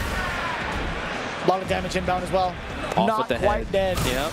Bang. A lot of damage though. You gotta guess. Oh, yeah, that is a meaty setup right there. If he blocked that, he was plus in that situation. He's still safe, yeah. Yeah, probably at least +2, because normally in that situation, if he had drag, it's -2. So add 4 frames to that. Why not? Yeah. Very excellent play. Great exhibition in regards to like how Cammy can dish out the damage. Seeing how she's developed overall in the meta has been such a fun experience. It is, to yeah, see because a lot of the Cammy army also still kind of eaten because she didn't get any big negatives towards her in season 2. So I think it's more of like they complain about the spin knuckle nerf mainly, but she got crazy buffs with her normal standing heavy kick being safe on block, stand medium punch, not less pushback, so you have a better grab setup afterwards. So her neutral game has gotten a lot better. She just lost the opportunity to kind of counter fireballs. But I mean, you have parry. It doesn't do chip damage, so you just parry the fireballs. It's not bad, not too bad. So I think she ultimately in the end, she is more buff than nerf compared to other characters. Sure thing, yeah. Right. I think I could agree with that. And it's so hard to even adjust her in either a buff or a nerf because any slight margin in either direction could make her either unplayable or broken. Yeah, I think that's true too. She's definitely one of those characters that I don't think has ever been mid-tier. It's always low tier or top tier. They learned their lesson from Super Turbo. Oh, look at that. We got streaming. Oh, we got Burnout. Is this Burnout Fighter? How did you know? I see the name on the... Oh, you're cheating. Yeah. Okay. I saw him also doing live streaming earlier and everything, and he was definitely streaming, showing people people watching at home in Korea. And Burnout Fighter is an interesting player because I feel like he's one of those guys. I call him the gatekeeper. Right, he always just gatekeeps a lot of really I would say up and coming players. Truly, yeah. Right, in general. He's done that before when he used to visit Super Arcade a bunch of times. That's just kind of his play style. He also is he likes to play the lame, annoying stuff. He played Manon in 5, Dawson as well too. I believe he plays Dawson in 6 maybe. He plays Dawson now. He went into my chat and he's like, you know what? You know which character doesn't have these kind of opportunities to fight? Dawson. Yeah. So he's one of those, but it's in a funny way. I think he's a really funny guy. So I like that different type of random. Kind of gatekeeper playstyle. It's kind of like when you're playing Marvel 2 and you're you only know how to fight against the top tiers, but you don't know how to fight Blackheart or Spyro. That's Burnout Fighter. He likes to play. He's the Street Fighter duck though. Yeah, the random trap characters that you don't know how to fight. That's annoying. So Dawson's a character we also don't see too much of. Not at all. Yeah. Genuinely. He didn't get really too much touched up. I know he got no scaling after doing up Yoga Blast into kind of level 1. That was kind of his biggest known buff. Yeah. But doesn't it kind of balance out if you were to get maybe something of a light sequence in regards to scaling? Yeah, I mean that also hurts him I think because of the general light scaling drive rush nerf. Right? So that kind of in a sense it doesn't really change him as much. Yeah, it doesn't change him too much. Granted, those are only very specific scenarios. Yeah, very Let's specific. see if... I almost called him by his first name. Let's see if Burnout Fighter has what it takes to contain the wild from Ghost Toast, which is Blanco. I mean, Dawson can do really good, obviously, with the post to stand medium punch, stand medium kick. Anti-air is really good as well, too. Sure. So Blanco can't really just throw Blanco balls at will anyway, because Dawson can really do a good job at punishing. But if he's on level 2, if he has a good level 2, though, then Dawson got a problem. Look at this annoying playstyle right here. Nice work. Being able to snipe that out. Big slide coming over. Burnout Fighter. He's not going to be the one to kind of push forward unless he has a fireball behind it, and he knows he has at least maybe a block string. But overall, yeah, he's waiting for you to come to him, and he can play this playstyle very well. That's what I'm saying. Look at this. Look at this annoying stuff. I love it. I love it. Yes. Before I end that statement, I looked at you and you were already smiling. I know. Look at this. You see how Ghost Toast is trying to put the situation up. Look, he's getting frustrated. Oh no! Wait. He's burnt out though. Dawson, there's a chance. Nice. Good block. That's plus frames. Wow. Teleport out. Misses air teleport. Or so you thought. Yeah. Oh, that's setup. Stand strong. Funky stuff. Look at the teleport madness. He is everywhere. And he was the one in Burnout. You wouldn't think he was the one in Burnout by the way he was moving. Yeah, he really was being aggressive, huh? Majority of his Burnout time, yeah. That's why his name is Burnout Fighter. All right? Oh my. Dude, he's had this name since Street Fighter 4. He knew what his playstyle was going to be. Brother. We fight in Burnout. Listen, man, hook me up with a lottery ticket. Before Noah, there was Burnout Fighter. That's true. That's true. I taught you this. What a beast. Yeah, look at the plus frames right there. Oh, no punish? Oh, this could be it. Level 3? Not too bad, though. Did get the counter hit. A little reluctant to press the button because of the spacing. Yeah. And Dawson's walk speed, let's be honest, not the greatest. Hit him with a Gomu Gomu. No. Stand first meaty? Yep. Oh, crouch first meaty. Which Devil Fruit special move did Dawson just use for his level 3? Like, which one would you use it like a Gum Gum Spear? I mean, it's definitely the Luffy one. Yeah, I know, but like which one in his arsenal? Because he has like a bunch of Gum Gum no specials. That's the Gatling. That's fair. Right? I would say, if anything, that might be pistol, right? Yeah, pistol, yeah. Because it's like a single shot. Because Gatling goes in the pistol, combos in the pistol. Yeah. Right? There's multiple hits that go into like the finale for pistol, right? Yeah, he only does Luffy only uses the head move when he's like desperate. Yeah. That's like his final move usually. Yeah. But most of the time it's Gatling or Jet Pistol, yeah. Yeah, Jet Pistol. Jet Pistol has always been like his main ordeal. Yeah. And then Dawson, he got his back fierce, that is the bazooka. Yeah. Right? The bazooka. I've definitely seen a Luffy mod before. Oh yeah, me too. It's pretty sick. Yeah, go for stand fierce. Doesn't punish, but it trades on drive gauge, so it's good. Oh, the foot, the nasty foot. That's the heel part of it too. Yeah, oh, now you got some leg. You got some leg in there as well. Look at this. See, the Blanca player, you know, the most annoying part about Dawson is that you never want to anti-air the first attempt because he's going to teleport. You let him jump and then wait for a teleport and then you anti-air because then his action is so limited afterwards. Oh, that was a good call on the fire machine. It goes 2 times over, exposing the defense against Burnout Fighter. Yeah. Oh, he just walked into that slide. He did. Oh, almost missed. Oh my God. Punish. Oh, he was grounded. He was. He should have done the Mena RD combo. Standing heavy kick punish counter linked to level 1. Yeah. They would have killed, I think. He had a level 1 on deck too. Yeah. Oh my God, he said, you heard. Oh, nice. Go with the slide. Chip damage. Misses the meaty. No way. That was literally standing light kick into electricity. Right? That was game. Oh, that was round. Yeah, even Burnout Fighter took a giant sigh of relief. Oh, nice anti. See, do it the second time. Punish the teleport. Go for the up blast right there. Hit him with the non-scale stuff. Oh, okay. Get him out of there. Oh my God. I love that throw. It's crazy that Dawson has a crouching throw. It's interesting. That's right. Yeah, it's interesting. He has like he leaves them at different spaces, right? Yeah, that's the whole point he does. Oh, that's gonna hit. Way. Yeah, that's gonna hit. What a call out. Does a lot of damage too. That's raw. 45? 45. It's not dead, but pretty close. Also close to taking that gauge to like 1 bar. We got Blanca-chan. We up, teleport out. Oh, he could have had the anti, but you know what? Burnout got level 3 too. That's the Gatling. No. Jet Pistol. Bro, you see Blanca's face? Yeah. He just felt disgusted. It's like, I've never had this kind of pain before. It's like a stomach ache. It's like, he's eaten everything in the jungle, but nothing's ever really phased his stomach, right? Yeah, I know, right?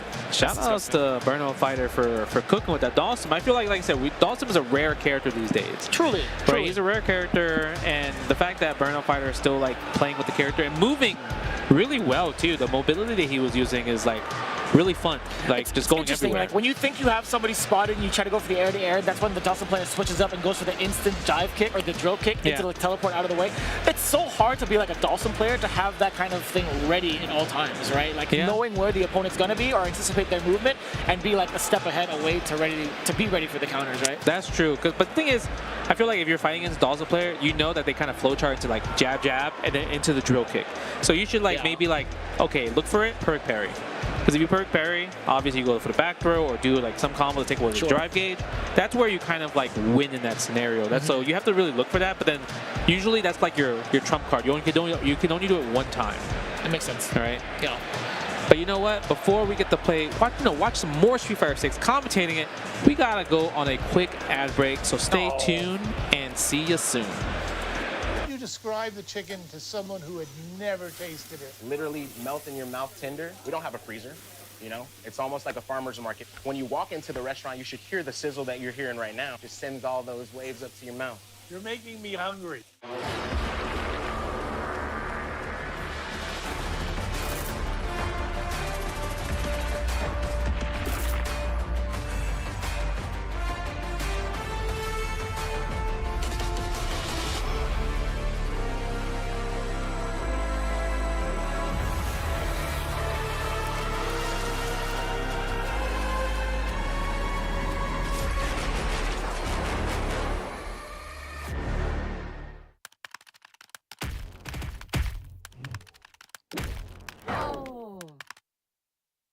Red Bull gives you wings.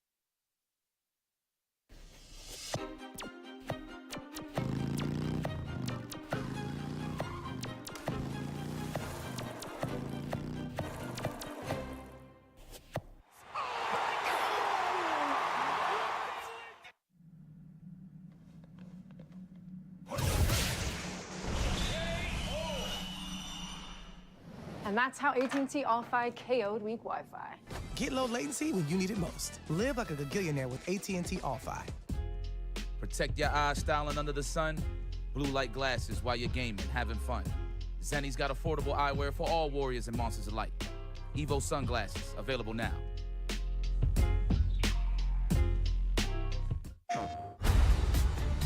This crew will go anywhere. Take any job. Face any enemy. We're the free gunner crew of the North Star. And together, we're going to make our mark on this galaxy.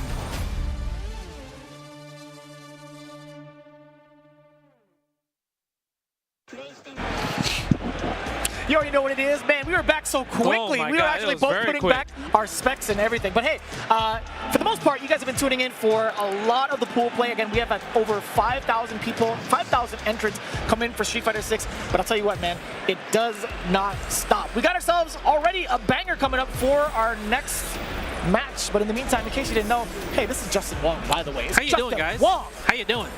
But you know what we got? What was We got, you know, what do you mean? We got Vicious, the commentator himself. Bruh, seeing this dude turn into a commentator is actually pretty godlike, man.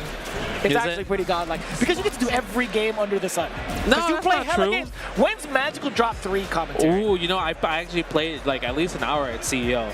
I know. I was cooking. Someone else told me about that, actually. Oh, really? Just in general. That's They're like, random. Yeah, that's your game. Just literally there's your this game. one guy from Atlanta. His name is Bird Up. He smokes me like 100-0. Word? He's actually the GOAT. Like, I gotta give shouts to him. That's crazy. They made a Magical Drop documentary because of him. I've never heard you lose in that game ever. No, Genuinely, no. I'm dead serious. Me too. Me too. I thought it was the GOAT. Dang, that's crazy. All right. All business for sure. We got Big Bird coming up. So this is where it gets confusing, right? Yeah. Chaoser or Chowser? Ooh.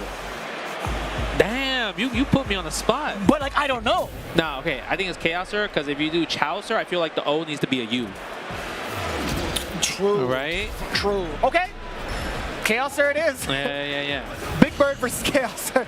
Rashid versus Ken. Now, just off the bat, when you think about this matchup, you got to think to yourself, Big Bird, plenty of practice against Angry, right? Yeah, this is a bad match for Chaoser right here. Oh, let's see. We'll go for the cross-up. Imagine that, a full-screen cross-up. You gonna hold that? That's privilege. To have privilege by your side. Okay, here we go. The fireball's not going to really keep Big Bird away, and that's something that he was anticipating. From that distance, it's like if you see something start up from that far away, you already know how to perfect parry. And Big Bird making quick work. Overheads incoming, no, it's going to be a fake out against that parry. I love that. Taking no risk because he covered two options there. He covered the drive parry option for the perfect parry, and he covered the wake up ODDP by jumping up forward. Oh, summoned the Yasir. Yep, push him out. Nice. Oh, unfortunate. But it's actually not too bad, actually, right? He kind of like got away a little bit like free. He recovered pretty well from it, though. I will say Yeah. this. Up until this point, he tried to get away with a drive rush into a very immediate drive impact. And, of course, mix-up coming in. Yeah, go for the empty jump low. Again. Yep, go for the meaty high. That's a trade. Oh, almost that could've been a big trade, Yeah, bro. almost a trade combo. Summon level 2. Drops the input. Okay, Yeah. the Storm is out here. Oh, no anti-air. I'm surprised. No, OD Mixer is usually the popular option in that situation when somebody jumps back. You know, I would have done the same thing. I would have like jabbed DP to kind of catch maybe a normal. You would have died because it's a trade because of no invulnerability. Yeah, either but way, you were in a very bad checkmate situation. And that's kind of why people put Rashid as a #1 character, because a lot of times, what are you supposed to do against that? Because if you hold parry, and if Rashid player is so fast enough to react to it, you get hit by punish, counter, throw. Yeah, that's a significant amount of damage too. People underestimate the damage of a punish counter throw sometimes. Yeah, all right, it's going to be a combo right here. I like that, using the heavy sky. Heavy, Man, yeah. he's been kind of often trying to get some of these baits. Like, he succeeds in the baits, but he doesn't get the proper punish. Yeah. There it is. See? Look at that. React to the drive parry, go for the punish, counter, throw. Gotcha-kun. Every time I see that. Every time you miss anti, yeah, I just think of Gotcha-kun. You're not the only one that does that, dude. That's kind of funny. Gotcha-kun. Okay, there we go. So how'd I lose? You jumped. Hey, man, at least Chaos is having a good time out here. He is. He's been all smiles majority of the time. Dude, I was walking around, and anytime I see him, he's just vlogging. Oh, yeah? Yeah, he was vlogging. It's cool. Nice, crouch That's medium so kick. far, too. That was a punish counter. Great Desert Storm, the SAR. See, now you got me saying the supers, man. That's what I'm saying. I've been saying the results. That's a lot. That's a lot of resets going on, too. Big Bird. We're going to go for the rest of it? No cycle. Yeah, yeah. I wonder if he wasn't in that. I wonder if that wasn't enhanced. I could have sworn he was. Yeah, because maybe, he started right? from the root of the, yeah, that's true too. Tornado, no? But Yeah, maybe I'm wrong. Yeah, because if he did the OD version, it would have killed. Like the follow-up combo, he would definitely killed. Into Yeah. the rest of it, yeah. I agree. But either way, felt like a good flex exercise for Big Bird, considering how much he's been in the gym. He's been flexing on people at most of the time. Going into the next one, though, this is going to be pretty exciting. This is a player that I've been talking about pretty heavily these last couple of days, only because I've wanted to see how he's evolved with a character that he's finally gotten back, and it's Problem X. You know, obviously Problem X is so happy with Bison, and Bison has turned out to be a very amazing character in the meta space.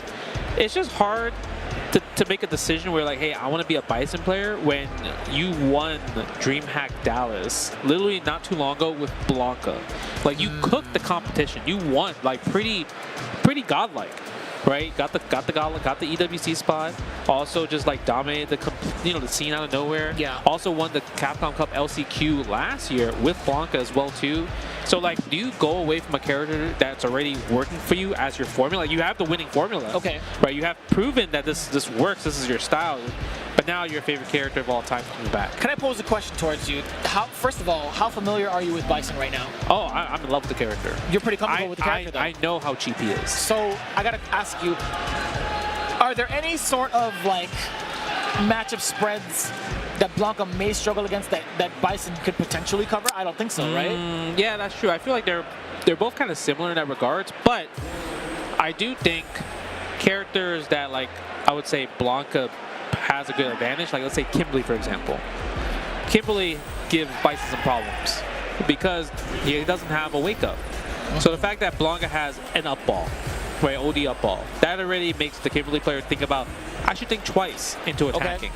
Bison, I mean, his best option is either wake up drive reversal, but if you do meaty crouch medium kick, Kimberly blocks that. Right? If you just wake up level 1, it works. Yeah, that works. But what if I don't press a button? Yeah, I see. So, like, I think the punish scenario of I would say the confidence of a rush down character such as Kimberly versus Bison is much easier compared to Kimberly versus Blanca, because I feel like up ball, and you also got jump back, OD, air ball. So there's more defensive options available. Options too. I think that's been one of the biggest highlight for Bison players, is that he may not have like the best shine on defense. But I mean, I think what constitutes a good defense is a ridiculous offense. Yeah, right? I think that's true. totally fine. And I think we're about to see that right now. Problem X versus Mailman 17-16. Yeah, this is the qualify, I believe. Winner's qualifier right here. Oh, that's punish. Yep, go for crouching jab into the cycle mine. Look at that. He is advantaged. Yeah, you got to do that. It's very expensive, too, to have to do that. I think it's a good call for Mailman either way, though. Yeah, you know what's godlike about the drive rush is that, like, I interviewed, the directors of the game, and I asked them, is Bison's drive rush from CVS2 the angry? The actual animation. Yeah, and they said, you got it, man. That's crazy. On point. Yeah. Oh, that's gonna hurt. Man. And not too bad, actually. You hear the people cheering for a mailman outside? I hear some cheers. It's a pretty hefty crowd. Yeah, he was getting a lot of crowd cheers as he sat down and took off the glasses and the hat. Yeah. Okay, go for the stand fierce. Using the armor. The armor is actually really good against Bison's stand fierce because you can take the point of armor. Ooh, okay. Go for the slide. Goes for the throw. It is kind of tough, though, because if it whiffs, he leaves himself susceptible to the scissor kicks. That's true. Yeah, punish counter, too. Hey, Jesus. This is a character. Capcom is like, you know what? We are going to release some top tiers. Oh, punish! Yeah, that was SPD. Damn, he tried. I mean, that's why you saw the jump fierce. You know what will alleviate that? Modern. Talk to him, Jared. Talk to him. Okay, nice counter hit combo right there. Cycle mine in the corner. Do you flinch? Oh, you tech the grab. Oh, we plus. Hella plus. Hella damage, too. Back to neutral. Back to stand medium kick and stand fierce territory. Yeah, he said, come over and hang out with me. Yeah. What Zangief needs to do, especially if you're a mailman in your classic, you have to use more crouching medium kicks, right? Get the free damage for Bison just walking back. Don't let him just walk back for free. Oh my God, he is dead. I couldn't even imagine what button was pressed or delayed button. That's actually kind of nuts. Because he did back roundhouse. That leaves you at +1 on block. Yeah. So and he did another back heavy kick. So what could you have pressed to get countered? So it was also drive rush back heavy kick. Oh, it's, so then it's +5. Never mind. Yeah. My mistake. So I think in that situation, but the thing is, you're not wrong. Like Bison players will do back heavy kick when it's not drive rush into another back heavy kick because you're kind of scared of crouching jab counter hit because crouching jab counter hit goes into stand strong and the crouching strong. So he gets a really big combo from a punish counter crouching jab. So it's very risky regardless. Pretty fair assessment to even try to contest it, I guess. Yeah, you got to believe in yourself. Yeah, spaced out scissor kick. Who thought it was okay for do motions? I mean, they're here today. We could ask. Oh my God, that was a good sweep right there. Bison's all, wow, okay. That was sick. Yeah. Good answer to the devil's reverse. You know, I'm always surprised about that combo because like a lot of like players, they do. Jesus! Yeah, you bled him dry on the drive gauge. No, you done on that one. That's all plus frames there. Ugh. And you gotta take this drive impact guaranteed. Zangief cannot do anything off that. Not even a level 1. If anything, level 1 gets you out of the corner, but you're mad recovery. No, you're still mad recovery frames. Yeah, you're still dead. That's when you know Problem X is like whatever, bro. He didn't even spend the level 2. I hope you lose actually on this. Uh-oh, wait. Oh, that no, Hell Stab. Oh, you know, dude, he could have done that a little bit earlier. He could have done Hell Stab Lariat and put him in the guess for game scenario because ODSPD would have killed there. Oh. Stand medium kick, play the neutral. There you go, Mailman. You got to get in there with a crouch medium kick. Counter hit combo again. Drive rush, +5. Bro, he runs so fast. Yeah, it looks like Terminator. Yeah. Nice combo right there. Ooh! Oh, the overhead as well. Dude, he's all in. Oh, stand first again. Oh, he's not dead. Almighty! It's close. Overhead. Oh. That's minus. Oh, no, actually. Put him in burnout. Yeah, put him in burnout. Hover slide. It's tough. Oh my! Good Is that check. the one time you misplaced it? He did. Yeah, if you guys are watching and you're like thinking scissor kick is broken, yeah, I mean you guys are right. But what you can do, is if you think a scissor kick is coming, just neutral jump. Go for a situation where you neutral jump from really far because it's hard for Bison to punish a neutral jump like from I would say a scissor kick range. Yeah. If you're obviously closer during an unsafe scissor kick range, he could do jump, medium punch, the hell attack to punish that. But if you're in that range where he can make the scissor kick safe, just neutral jump. Yeah. Also keep in mind whether or not they're charging. Make sure you notice when they're holding back because they could do OD Psycho Crusher on the way down as well. That's true too. I did talk to Jammers about that during our block. Oh, that would have been godlike. You know, it's so smart. Going into the level 3 directly too. Yes. It was actually godlike. That's a lot of damage too. Stand strong right there. Oh, he could have responded back. He could have. I think he was scared. He probably thought I got hit. Nice crouch fear. And that's so good about Bison. They gave him really solid anti-airs in this version. Before, I feel like in other games, his anti-airs always kind of been like... kind of weak. Yeah, kind of weak. Like 50-50, like, oh, sometimes it works, sometimes it doesn't work. It has to be placed in a specific direction. But crouch heavy punch, beaten, like if it hits counter hit, it causes a soft knockdown, and it causes a juggle state. So you can combo into it. Yes. It's very risky. It's kind of like Lily's crouch heavy punch, right? To a Where degree, you can yeah. combo into like just condor win and everything. You have to make it a counter hit to actually get the Exactly. punish, right? So if you do crouching heavy punch and you commit to maybe like a Psycho Crusher, Slide you're going to be like crusher. heavily punished for that. I don't know what else you could really Psycho do. Mine. You Because could you can put the mine on it. But that's hard though, because again, it all revolves around Yeah. whether or not you get the counter hit initially. Maybe, well, I Off wonder, crouching heavy, right? Yeah, maybe if they do the jab version, because it'll recover faster. No shot. Yeah, I don't know. Crouching heavy punch and they recover. No, you're still going to be in their face one, and I think you land in time to block. That's true. Maybe it's more of like a, you gotta make a hard read. If you know it's a counter hit, then you go for it. Funny enough, you talked about some of the biggest weaknesses that Bison has had in terms of anti-air. I mean, he had stand jab and crouch jab. But realistically, I think that's why they gave him the Hell Attack kit. Yeah, right? that's true. To kind of to counter that measure and maintain the charge. But most of the time, there are certain funky angles where you're not going to get that type of success. So crouching heavy punch Oh, has what's to that? be the wave. Is that multiply? Oh, okay. All right. So. Oh, we know exactly. Wait. Is that who I think? No, it's not. Never mind. Yeah, Lanimals. He said he doesn't play this game. But Mystic Smash does play this game. Mystic Smash definitely plays the hell out of this game. Yeah. So good luck. We might see a speed run, or unless he's trolling. This might be an option select. I think it was option select. Because ain't no way you don't play this game. What character? Right, exactly. What character? What character do you think, Justin? Jury. I'm gonna say Ken. Ken? I'm gonna say Ken. Okay. For someone who put up the meme of I don't play this game? I mean, Jury's a character that you don't have to put too much time into. Say with Ken. Just crouch, medium kick, drive rush, medium. That sounds like Ken. Bison. That sounds like Ken, You know what? Bison. That's a good pick. So he's a liar because that means he bought the DLC. That's Mystic Smash though. Is it? Oh, yeah, you're right. Yeah. All right, never mind. My bad. Yeah. I was about to call him a liar. So, shout out to Embassy, by the way. The name of the horse is Rosinante. She is the horse. It's not Tuesday? I thought it was maybe. Yeah. It was perfect. It was Chung-Li. You play Chung-Li if you don't play this game. Nah. That's a weak option select. That is a weak option select. Unless we see nothing but fierces. Oh, yeah, that's true. Because I think, like, I feel like when people say you don't play this game, but you have a master character on rank. I mean, you kind of did play the game. Yeah. This is a lore matchup, by the way. I mean, yeah, it definitely is. The revenge. I mean, she has to win, though. She won in the movie. Like the animated one. Not the animated one, sorry. The live action. The live action. Yeah, that's fair. Yeah, that's fair. Okay, yep, nice. Tries to stand light kick, a little bit too far right there. Ooh, yeah. He plays this game. Yeah, no confirmed. Actually confirmed. He's a falsifier. Yeah, he's actually playing super sick, actually. Uh-oh, but you're burnt out already? Ooh, the cross-up. I love that side switch. You saw that? That was so delayed, too. That was so clean. This is the Hell Attack anti. That's what I'm saying. Too far away if you neutral jump. Yeah. Oh, that could have been a level 1. It the audacity, too, for Mystic Smash to actually trust their gut and go for it.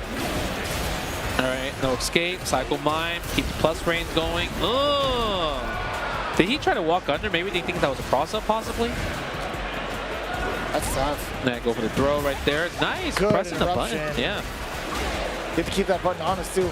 And the side switch right there. Stand fierce right there. -3 now. No anti-air, no Tensho kicks. Level 1.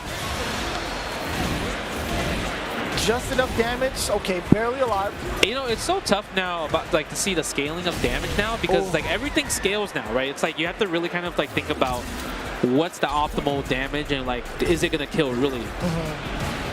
Yeah, and I think Mystic Smash being at the life that they were at, I think Lanimal could have been able to get like maybe a single hit into level 2, and that would have been the big rebuttal. But right now, 100%. This is a lot of damage too. The mine is active, ladies and gentlemen. Yeah, staying what strong. a punish! Sorry, what a drive reversal. Yeah. Oh, but almost close to burnout there. No punish right there. I think he could have maybe got the hit on stand light kick actually. Causes the burnout. This is so tough too. What do you do when somebody is this oppressive in the corner? Oh, counter hit as well. You get the link. Crouching medium punch. Level 3 incoming. jeez, what a combo. I love that burst stand because Cyber Crusher always does like a big giant chunk. Bang. Oh, you're not dead? But he still burnt out though. He just walked forward. All right. All right. Maybe he doesn't play the matchup specifically, but he Oh, definitely they're plays this playing game. Lily. Actually, this is not bad. If you think about it, because Lily is like don't have to worry about like a reversal, so she could kind of maul, but I don't think she's gonna get win that easily. Scissor kick is just such a far range expansion move that can kind of like stop that. We'll see. Yeah, go to jab, stand fierce. I like that. We get the wind charge as Yeah, well. sneaking the wind charge right there. Stand fierce right there. Ugh. That wasn't a counter hit, but still. Yeah, he tried. I think maybe he tried to hold up. Perhaps. It makes sense if someone were to get a hit in that way. Oh my God! He tried a command throw, a +1 situation. Let's grab these knees. And we plus keep advantage. Nice reaction on the button press with drive impact. Level 1. I love that combo. Stand fierce in the level 1 as a juggle is so cool. It's pretty good. It just looks fancy. It does, right? All right, Mystic Smash at match point. Yeah, one of EU's more prominent players too. Oh, that's tech. Oh. The Cyber Crusher has an anti-air. That is actually tech. Yeah. Jammers had actually talked about that and discussed how effective that can be from further ranges. Yeah. And Mystic Smash being from that side of the pond, it makes sense that they're utilizing it. Oh, speaking of That's that. so unfortunate. Do we spend level 2 here? No, doesn't need to. Trying to be as optimal as possible. And look at the damage to the drive gauge. Level 2 is going to hit. Arise! We're causing the burnout here. I really want Mystic Smashes to do level 2 and go for the go for cross-up or not fake cross-up. Just let me see it. Just for the one time. You can afford it. Oh, never there was mind. an attempt to. You saw the start of a crouching heavy punch as well. I think that would have been the right anti-air just a little bit earlier, no? It was the right anti-air for sure. And you probably would have built the drive gauge back as well too. And also using the OD Windspire forcing Bison just kind of like caused the burnout scenario, right? Yeah. That's rough. Yeah, but Mystic Smash landing the magic jump in, getting the big combo. And I think like their offense was just really oppressive. And maybe Lanimal was like, you know what, I actually don't know what to do. Because there was that one point where they did like block drive reversal, right? And first of all, it was OD Cyber Crusher, Cycle Mine taking away already like a big 1.5 chunk. And then he did drive reversal at the wrong time, and then Bison was able to block in time. That means the next hit was a punish counter, taking more drive gauge. So it was like at least 4 bars of drive gauge gone in like 2 seconds. I think you're doing the most math with Bison in play because of how often he gets to drain your drive gauge. He has actually been one of the biggest criminals of abusing his normals to take away your drive gauge. And also your specials too, right? Having that scissor kick is so detrimental to a lot of people's game plan. It is. Not only because it's new and people are getting used to it, but the spacing is just so problematic if your character doesn't have the correct normal to contest afterwards, right? Yeah, that's really tough. Also, I mean, Bison's the latest new DLC character, and I think people are just like, man, they're getting acclimated to it right now. How do I stop the Cycle Mine pressure? It's just like, people are like, they just see this little purple thing on the chest, and they're like, I can't press a button, I can't whiff command throw. And now the Bison players are now like, they're attacking the drive gauge. The new strategy is really attacking drive gauge compared to actually trying to make them flinch. Yeah. I love that because they know, they see the reward after the burnout. They truly do, right? And that's part of the Bison game plan now. Majority of the time, they're looking to burn you out. They're not trying to just gimmick you out with scissor kicks. Yes. Their sole objective, they're masking it under, trying to get rid of your drive gauge as soon as possible. And I think that's really neat. I think that's one of the characters that really interests me right now in regards to like the meta. I think that adds an extra stack to the mental. I also feel like, it's the flavor of the obviously we don't know when Terry Bogart's coming out. We just know fall or whatever. But I'm going to be honest. Bison, he's one of those characters that I'm just like, man, I have never gained 200 MR that fast in my life. Brother, that was the fastest. That was the fastest journey to master I've ever experienced. Yeah, it's so fast because he just. Ooh, I like this Aki. I love this outfit. Yeah. I gotta ask for a code or something. It's free. No, really? What? Really? Oh yeah, I think all the costume 3s for the DLCs is free if you have the pass.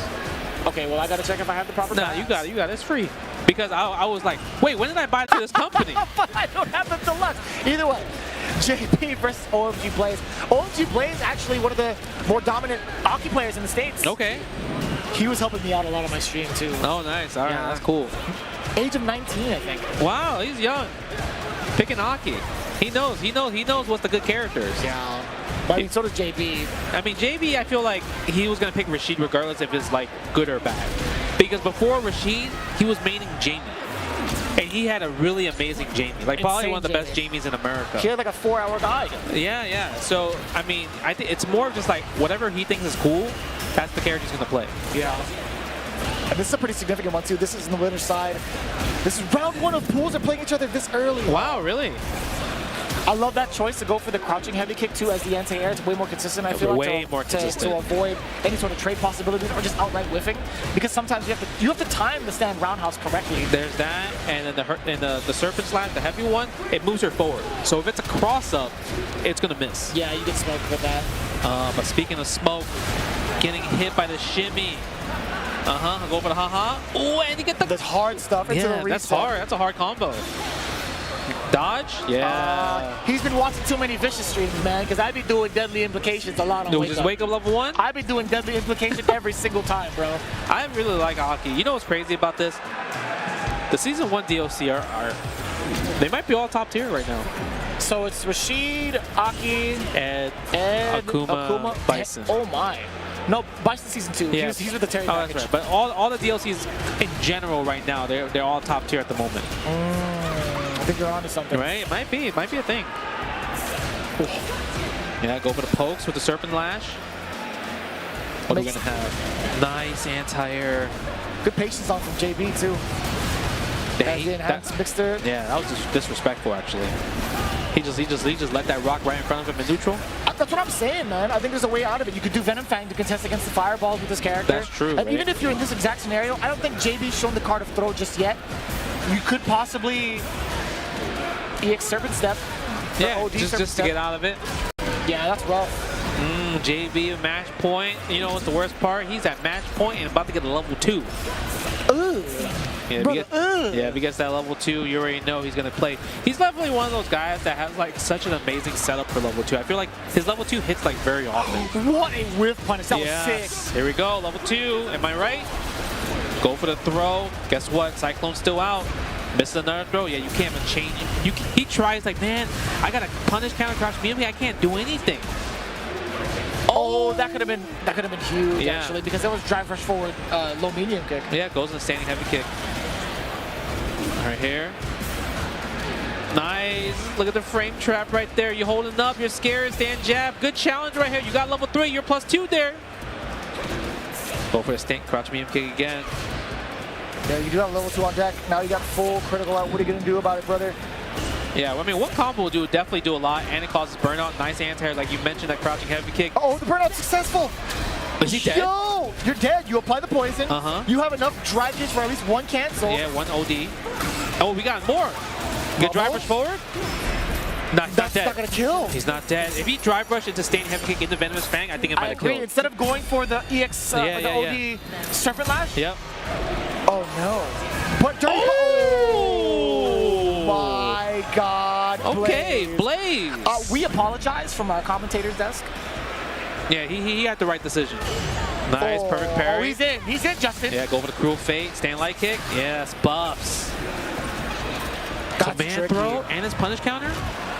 So much damage, and the poison still being applied. You tried to get sneaky with it. Not today, not for JB. I get it. Meaty DI is popular. Yeah. Ooh, gotcha.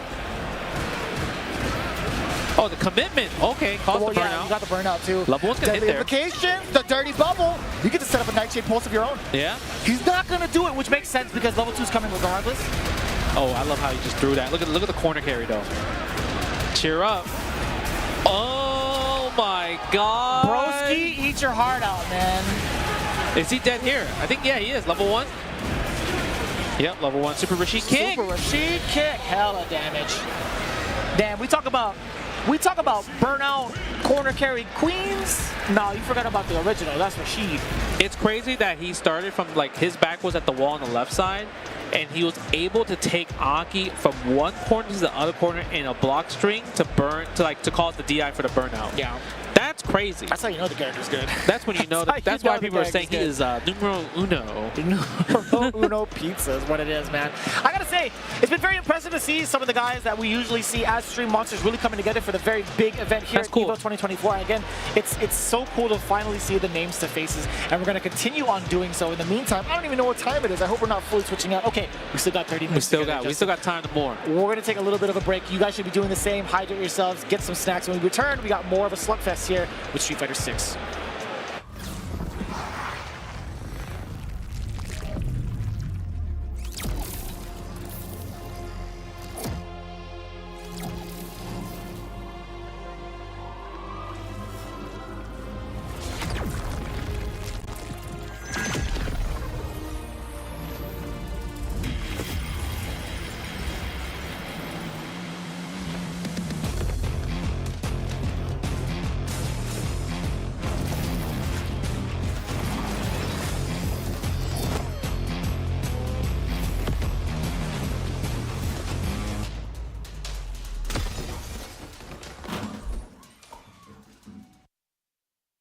Get ready for the next battle with Tekken Coins, exclusively from Chipotle. Use promo code EWGF623 when you order any entree in the Chipotle app and get 500 Tekken Coins. Visit chipotle.com/Tekken8 for details.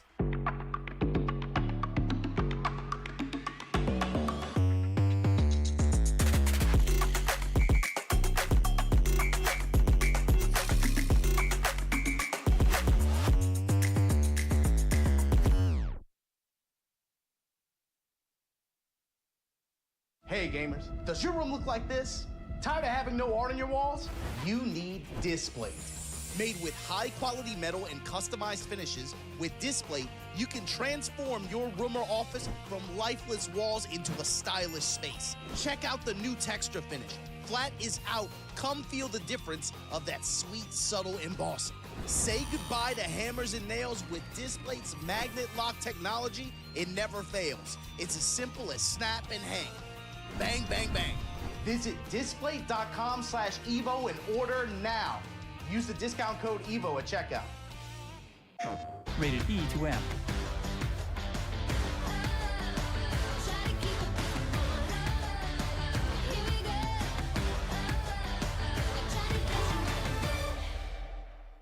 PlayStation.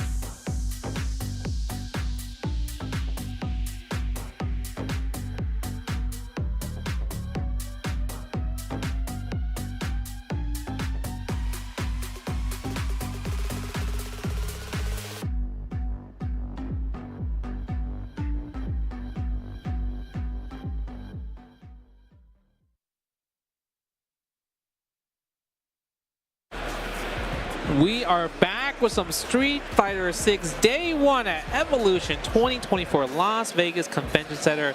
You guys already know our names, Jay Wong, Vicious, blah, blah, blah, blah. But we are here to commentate more Street Fighter 6, and it's been a I'm going to give you blast. that up for the, You know what I mean? for the intro, actually. Because we've been here already for over almost 2 hours, right? But I love seeing the diversity of matches. You know, we've seen the Blankas, the Bison, the Dawsons as well, too. Lots of different characters and lots of amazing players that you're probably going to see moving forward to round 2 and onwards. Dang, is that Olympic competitor team, part of Team You See It? No respect? Okay. You know, it's NorCal, stand up. I see you. It's crazy because, guys, in the chat, if you have never seen No Respect play, he really has no respect for your gameplay. Respect. Like, you're going to see, like, he really does not care about frame data. Plus, frames is only a mentality, right? It's not your turn. It's always his turn. He's going to make sure you're going to know. Listen, man, if he has any bad habits as Bison, I blame myself. You blame him? Because we definitely played the mirror match a bunch. It's a perfect character for him too, right? Because because in 5 he played Yuri and just kind of like go crazy with like the shoulder tackles, OD shoulder tackles. Bison, I mean, has those type of moves where you can just go crazy. Oh, and that's a perfect punish counter too as well for No Respect. And it's more important that, okay, well, if he had done maybe like an actual knockdown too, he would have been at least safe from all the barrage he's getting. There's a lot of chip damage That's on board. true, right? Because it's a cycle crusher, right, for the knockdown like you mentioned. Ooh, okay, that's plus frames from Kinetic Flow though. From Canada? Let's go. Oh, you got some allegiance in Canada too. You have to pop off for Kinetic now. This is lore. This is No, he's still not dead. Yeah, of course you can do Sour Crusher. You could drive impact that. You could drive impact it, you could parry it, you could pick up super, etc. Yeah, you just have to react to it. That's the main important part. It's day 1 knowledge check. Yeah, it is a day 1 knowledge check. You know, I do it too. I'm just gonna be like, if you see, look at that, no respect right there. I do it all the time, actually. Yeah. You know what I do? I drive rush forward and just hold back and wait for it to end and then do cycle crusher. Yeah. Because they're walking away anyway, right? That is true. And then I get DI. Go for the Sonic Blade. Nice flash kick. Bang! Level 1. It's my press turn. Nightmare. I'm telling you, it's always my turn. Damn, he walked a brawl. What do you do about it? Yeah, that's been a very common tactic. Good idea from Kinetic. That's actually too much to think about. Do we get a side switch? No, we're just gonna go for the combo. Doesn't drive us forward just because he was kind of scared of getting the burnout. Oh my god. Oh, he didn't go for anything? I was expecting a hell attack or something. Literally anything. Nice. Drive impact, causing the burnout, using the Shadow Rise. Yeah, spend level 3. Did he press a button when he was knocked out? Like he woke up with Meteor Punch. You know Did he what? not? Maybe Kinetic Flow also has no respect. No, that's definitely a no respect type of strategy. I'm gonna wake up with medium buttons on my wake up. I mean, if you look at the camera, they are friends. Kinda. Right? A little bit. They're homies. Did you know that No Respect actually competed in Taekwondo tournaments? Like, did you know that? I'm exposing him right now. Okay, how far did he make it? He went pretty far. Really? He went pretty far. Yeah. So my man about to go Cobra Kai. Probably. Okay. He might even open up the dojo. The You See It dojo? Yeah. Strike first. That's what he's doing. Yeah. He be doing that a lot. Oh, that's just... I don't know what that was, man. You know, I'm telling you, he's not going to block it. See, Kinetic Flow's mind is like, he's burnt out. He should block this Sonic Blade, Sonic Boom, right? The enhanced version. But no respect. It's like, I have mad life. Why wouldn't I jump forward? What are you going to do? Anti-air me with Crouch Heavy Punch? That's it. Could possibly trade, right? Yeah. So... But at least get the trade. Then he dies. Yeah, but like don't die anyway without just trying. With dignity. Yeah, you don't want to die with dignity. Exactly, man. Get that dignity. Bro, my man loves some Shadow Rise right now. He loves going up in the air. Okay, +1. Oh, you press a button. You did Sonic Boom? Level 3. He barely built it towards like the second to last hit. Yeah. Perfect timing as well. No respect. Part of Team You See It. Look at that. Oh, is he a leverless player now? Yeah, he's been leverless for I think about like a little over a year. Oh, he got that Punk Workshop. I know that joystick. Yeah. I know that leverless because I have that one at home too. Oh, that's the Evo Japan one. He about it, yeah. He was there? I don't somebody think got it for him. I don't remember getting it for him. I think one of our guys got it for him too. But I wouldn't be surprised actually. Yeah, he wasn't there with us for Evo Japan. Okay. Yeah, I guess we would know. Yeah, we would know. Yeah, dude, it was so sick out there too with all the peripherals, all the like exclusive peripherals. Guys, you get to see that here too as well. I'm gonna expose Jeremy right here, okay? Because the crazy part was I was at Ikebukuro and I was like, yo, I called him. I literally called him because I was like, yo, there's Pokemon cards there, right? It's available. Don't do it. But may answer before the first ring finish.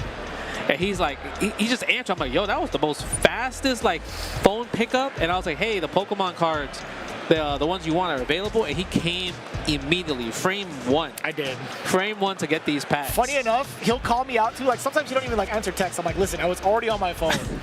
And he's like, you about to hit Tasty Steve levels. I'm like, please don't ever say that. You were about to hit Tasty Steve levels.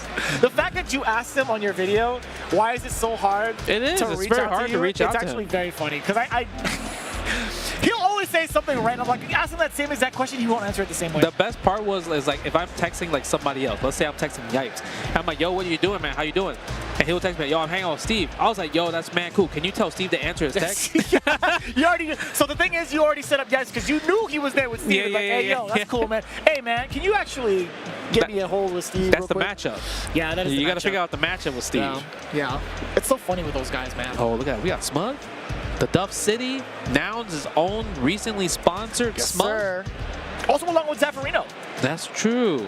Noun Zaffarino. Yeah, they also had a contest, right, to kind of fly out like 2 players that to come to Evo, and it was Triumph. He won, and then That's right. That's your boy. That's my boy from Next Up, and Niza from Japan.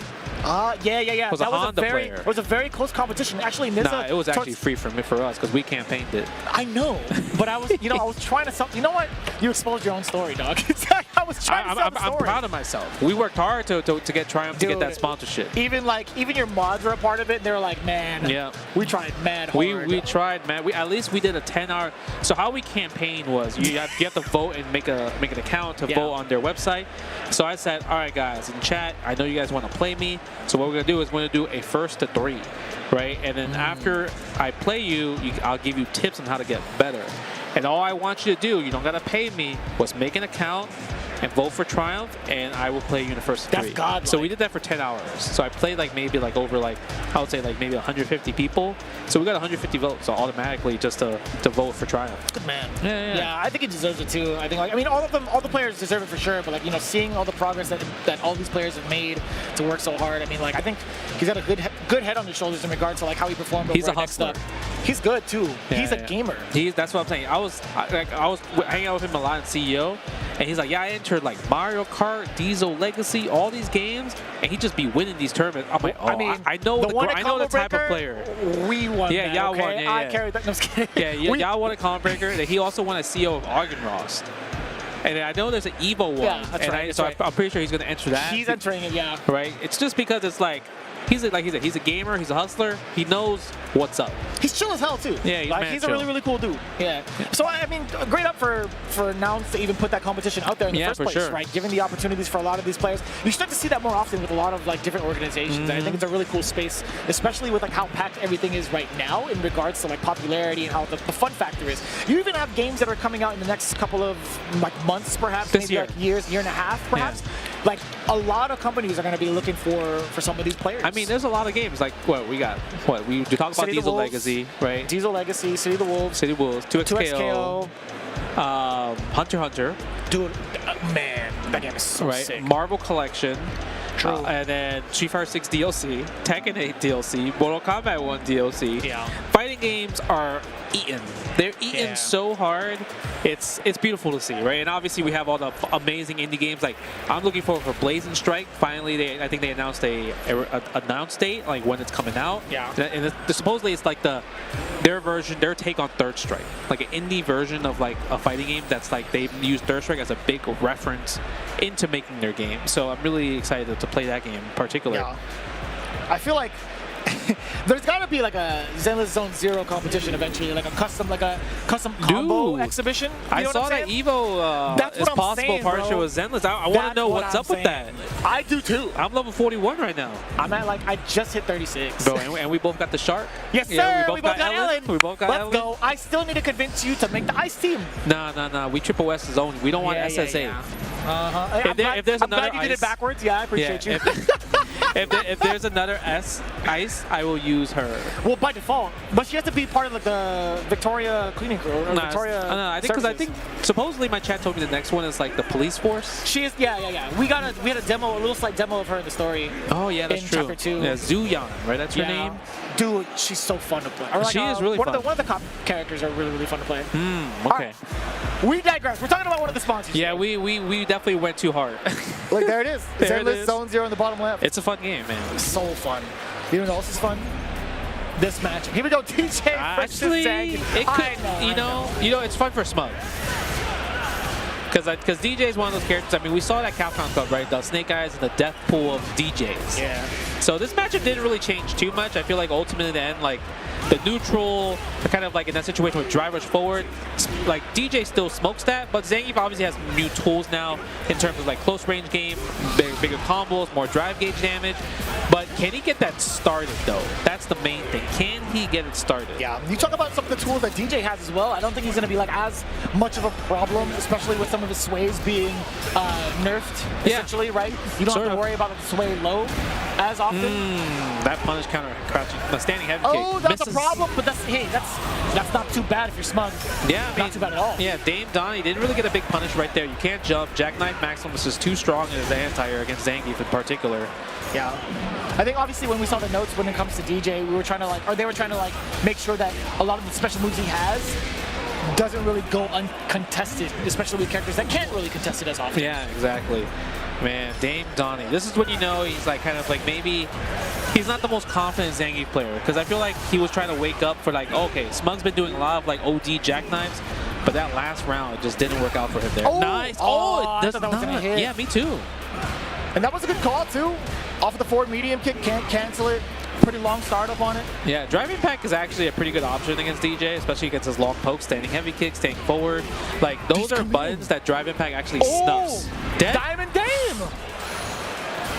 Oh, the check. Yeah. Okay. He just needed to get warmed up, Justin. Yeah, you're right, man. My bad, Dame. My bad. You got it. He started off with that three round straight, by the way. For a forward heavy kick? Yeah. Oh man. I mean, it's definitely a buff move. Oh, how did he grab that? Him with a Russian suplex? That's a move that you don't see too often, too. Yeah. He's like, get off of me. Okay, go for the flash. Oh, you dashed up in his face like that? I mean, you're not checking it. +3 right there. Nice backdash, keeping it. No, a little bit too far. Oh, yeah. Dude, he could have done backdash level 3. No, misses the hell stab. Misses the down forward medium punch. A little bit problematic. It's going to be hella damage incoming as well. Yeah. So much chip.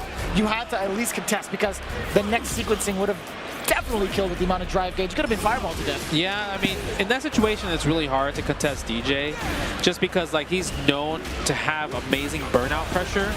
So like your only option is not to really press a button. Oh, good, but to just use super. Speaking of super, that was way too far. Yeah. Spend a level 3. We know we're not going to get the kill here. We're aiming for the burnout, but we have so much life ahead of ourselves that we get to dictate the pace yet again. Smug going to throw a fireball. We also have a 720. Oh, he could have done it there, but it wouldn't have mattered. I mean, I feel like at that point, if you're Smug, you're willing to take the 720. You're willing to take it. Look at this guy, dude. He's come on, man. Yeah, make sure you guys subscribe to his YouTube. He posts content like I would say maybe 5 days a week. Amazing guy and everything. Trying to get that DJ. I know he made that tweet about like he wants to take Street Fighter 6 more seriously. Yeah. So I mean, he's here to show it. Why you gotta look at the camera like that?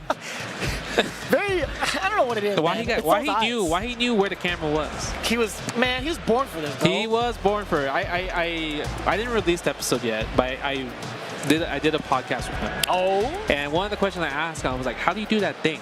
He's like, what thing? The thing that you look at the camera. How do you know every single time where the camera is and like when it's on you? Yeah, he just knows. He has like the specific. He's like, I don't know what you're talking about. I do, of course. Oh, jeez. I have a question for you. It might be a spoiler. Yeah. Do you run it back in rock, paper, scissors with him? No, I did not. I know what you're talking about. I didn't though. That was a long time ago. It was a long time combo ago. breaker. See, I didn't even think about that. Because when I think about RPS fake J1 right, fan, when I think about RPS with Smug, I think about the Zaffarino. Yeah. Right. That's the RPS that I think about. Yeah. That's fair. I mean, they always do it every single time, I think. Yeah, every time they meet. That was at SoCal Regionals. Was it? When they did that, I think. Because I was commentating that. Oh, okay. Yeah. Yeah, that was a long time ago, actually. Oh, yeah, Latif. when SoCal actually had something, right? We got Latif. I got to shake this man's hand. And it was him and Ajax Fidelity. Even Ajax Fidelity was fanboying a little bit over Latif. I mean, this is the Sea Viper God. Second place at EVO 2011. That's right. Right. Also a EVO champion in Guilty Gear Accent Core as well, too. I don't know if he made Strive top 6. I don't remember, or I don't recall. But I know he's been trying to take Street Fighter 6 a lot more seriously. So, and he's also like, he went from like I would say a very skinny guy to a really buff guy too. Yeah, he was a 10th of what he is now. Yeah, back then. So it's actually really cool. Like he's a guy that's like, if he wants to do something, he believes in it. I had him on Facebook, like following the start of his journey. Oh yeah, dude, it was rough. Yeah, like, he was so meticulous about everything. So it makes sense that he would play a character like JP. Meticulous spacing when it comes to the combo specifics. Yeah, he has it down pat. I go for the stand and fierce. Yep, there it is. Keeping the neutral, the crouching medium kick. Yeah, I can kind of see what you're saying. Like he's very like, he's thinking of every button has a purpose, right? When he's doing something. And I love players like that too. It makes it so enjoyable to watch because now you're gonna put up the blockade for Aloof Eli. Like, what do you do about that? I like the back-to-back jump decision. Jump the and stubbornness jump. does pay off. Okay, crouch medium kick again. Nice plus frames, nice blocking overhead. No DP though, Maloof. That's some information for Latif. That means maybe he could jump a lot more. I don't think he would need to from this distance right now. Yeah, right here. Like, as soon as he gets close, jump might be the escape option. But right now, he's playing guess the maze. He's playing Guilty Gear. Yeah, he is playing some Guilty Gear. It makes sense that he also plays JP because of the Ghost, because of like he played Zato and Eddie in Guilty Gear. True. Okay, right? That makes sense. I'll give him that. Yeah, maybe he's just a fan of these type of characters. Oy.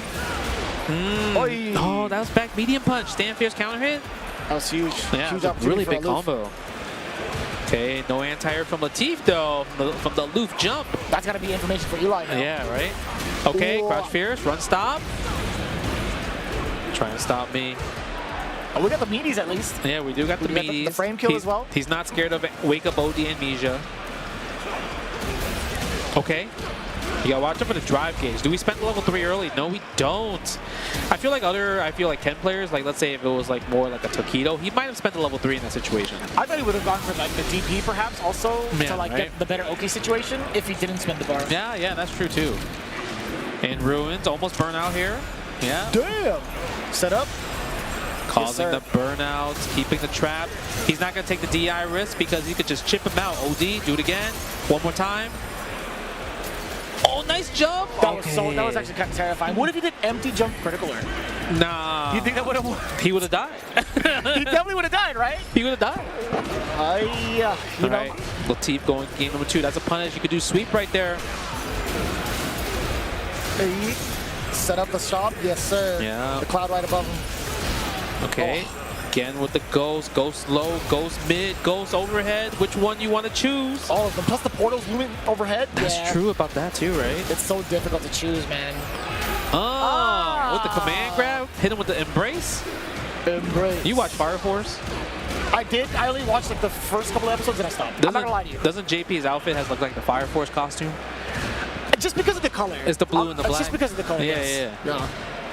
Oh, perfect parry. It doesn't help when the perfect parry like illuminates blue and it actually improves your point a little bit more. Hit him with the blue fire. That's the rare. Okay, nice. Go for the Tatsu. Go time. You dropped your opportunity for something sick. Yeah, misses the run stop. Nice jump outs right there. Counter hit combo. Go. Away. This is going to be a lot of damage too, but the burnout is going to be even more of the factor here. I think Latif can set himself up for a nice checkmate from like 3/4 of the screen, especially if you set a double portal. Yeah, just like that. You have an opportunity for locked. That was locked. That was actually crazy. True block strength. Nope. Yeah, you know that hurts too. The cane on top of the dome. Bro, that's a 30 cane too. It touches the floor. It's got diseases. Diseases. It's got the diseases. You know how many roaches that he probably stabbed with that thing? I don't know. I don't want to know. That's actually kind of disgusting. That was, I mean, Latif played really good. Like I said, everything about Latif just so smart. Like it wasn't like nothing random about his gameplays. It felt clockwork. Yeah, I really love how smart like when he looks at like kind of like if it's something that he wants to do, that's kind of what he's always gonna go with like kind of like an analytical brain, right? So I like that a lot. Yeah, he's definitely been one of the scientists of our community for a while too. When he was very, very active before he took that significant break to be a bodybuilder, he would actually have some really, really sick tech with like Sea Viper. Yeah, that's never been seen before. Execution God as well too. Yeah, right. Dude, I still can't. Oh man, I cannot even fathom the amount of practice you would need to play on like such a high level for the games that he played. Yeah, not even just 4. Ooh. Okay. You know. Really now? Yeah, we got Mr. Street Fighter Alex Valle. Papa Valle. Papa Valle, the popular thing that people be calling these days, Unk. Yeah, Yo. I call him Pops. Yeah, I gotta pay him homage. Yeah, he's Papa, he's the father of SoCal, you know? Yeah. So he's one of those guys that really kept the SoCal scene alive for a really long time, right? With obviously Wednesday Night Fights, just Level Up, and you know, big shout out to Level Up Live. Shout out to Jimmy as well. Shout out to Jimmy and everybody, man, just doing amazing stuff for the SoCal scene. Obviously now he's kind of more of like bartending at Barcode. So if you're ever in SoCal, you know, go to Barcode, check Barcode out.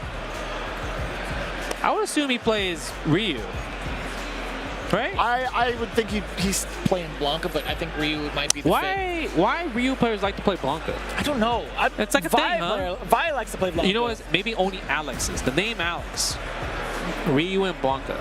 Huh. Like Chipotle. I know 2 other Alexes that also play Blanca. That's crazy. I also forgot that Jabali's first name is Alex.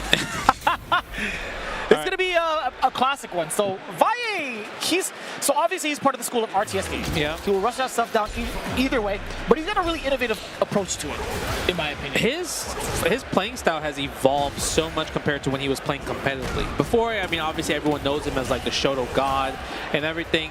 But like, I think what really changed the game was like that one Evo where he fought Bonchan with Hugo and destroyed him, right? And then he became kind of like the landmine killer, right? Yeah. Where like the following year he beat Knuckle-Doo as well too. So he's always that guy that will always take out at least one top player that could have won a tournament or make top 8. So that's kind of like his name now.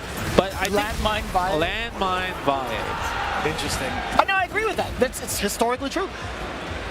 But that's the thing. It's like, how do you can't study for a guy like this? You can't, yeah, because he's really playing for fun. Even for Third Strike, like I mean, like he plays 12 now in Third Strike, and he has like the best 12 all night. Like it's actually really hard to beat his 12. The most insane 12 I've ever seen. Yeah, it's actually really hard. So I would assume that he's going to give a lot of people problems in Third Strike this tournament as well. As it says right now, Reggie, he's doing a great job. There's a lot of throws coming in against Alex Valle. You know, Valle has been throwing out a lot of drive impacts, or at least some really interesting looks. I gotta say, it's kind of funky. Yeah, it's pretty funky. Interesting decisions. Yeah, that's minus frames right there. Goes for the throw. Not Tekken, though. A lot of shot rise from Reggie. Bison's also a character that kind of gives Valle a lot of problems because he can't throw the fireball game, right? Because he's scared of OD cypher pressure. Frame trap. Ooh, overhead. Watch your dome. Spend the level 1. Meaty fireball. No, stand fierce. Doesn't go for the drive impact commitment. There it is. Snuck it in there. Denjin. Okay. Fist of mine. Wow, that's expensive. We didn't need to do all that. Listen, man, you gotta save money for them diapers, bro. I don't know what you're doing. My man said fist of mine. That was round 2. Yeah, I know. What if he thought he won the first round? I think so, yeah. That's how old he is? I think so. Oh, no. Come on, Pop. I'm sorry. Come on now. All right, dementia's up. All right, go for the throw. Another throw. You do it one more time, and that's the most you're going to get away with. Go for the back heavy kick right there. I actually learned from jammers, back heavy kick is called an evil knee. And I was like, what kind of name? I mean, yeah, it's pretty straightforward. It's pretty evil. It's evil, coming from an evil guy, and it's his knee. And it's +1. That's pretty evil. He's doing good, too. Okay. Go for the Tatsu for the side switch, but presses the button. Reggie's going to be able to take it right here. Uh-oh. Very easily, too. Yeah. Pretty convincing. Like, majority of that round was Valle in the corner hitting nothing but down back because of the knees. Yeah. So do we see Ryu or do we see a character select? Thinking about He's considering it. Thinking about a little bit of a head because I feel shake, like Ryu didn't really get started. Like he obviously wasn't feeling comfortable. Not much fireball games. Not a lot of pressure. Bison was always kind of like the one in the advantage situation. Oh, that's punish. Oh, you gotta punish you that. can just do Tatsu. You Yeah, have to crouch extend down it. Tatsu, stand light Stand kick light kick Tatsu. This is when you know he hasn't played Bison yet. Maybe he hasn't fought too many Bison, so he doesn't know the proper punishes. Oh, that could have been it too. Yeah, take the explosion. Yeah, that's fine. But you got punish counter throw, taking the evil knee. Someone's got to tell him about crouching heavy punch. The Lord and Savior against Devil's Verse. Oh, shout out to Daigo. Okay. OD Shore you right there. Crouch Fierce. That's going to be guaranteed. DI. Bam, bam, bam. So much damage. The evil knee. He needs the neutral jump. I'm telling you, you got to go for more neutral jumps against the scissor kicks. Because you get a big fat jump in. Oh. No, he tried. Maybe anticipating the stomp, perhaps, but he's going to be free to a lot of these Devil's Reverses, unfortunately, because he hasn't found a solution just yet. And just like that, as susceptible as any older generation would be, the drive impact. I mean, you're not wrong. I can't react to drive impact if I'm close to the corner. Because I'm looking for the neutral, I'm looking for anti-air. So DI is only free. So if DI is only free, DI is definitely only Vai for free. That's facts. Oh, okay. Luckily it was an air hit, but Vai is close to dying. One confirmed. Nice two-hit combo. Street Fighter 2, is that you? Okay, crouching strong right there. Crouching strong buffer into drive, which is really, really good. Again for the stand fierce. No, not that reverse. Nah, he's got to go for the crouching heavies, man. Okay, he's blocking though. Nice big punish. Okay. We're in. We're all the way in. This is fine. Yeah. Significant damage. Get some of your drive gauge back. You get to play at least 3/4 of the screen to throw a fireball. No, you can't. You got level 2 on deck. That's true. Yeah. Psycho Punisher is going to be a problem. That's full screen punish. Uh-oh. Okay. Do we take the risk on the DI? Yeah, goes for the throw. Oh my God, it crossed up. That's -1. You got to know the frame data. Don't throw a fireball, please. You better not OD uppercut either. Okay.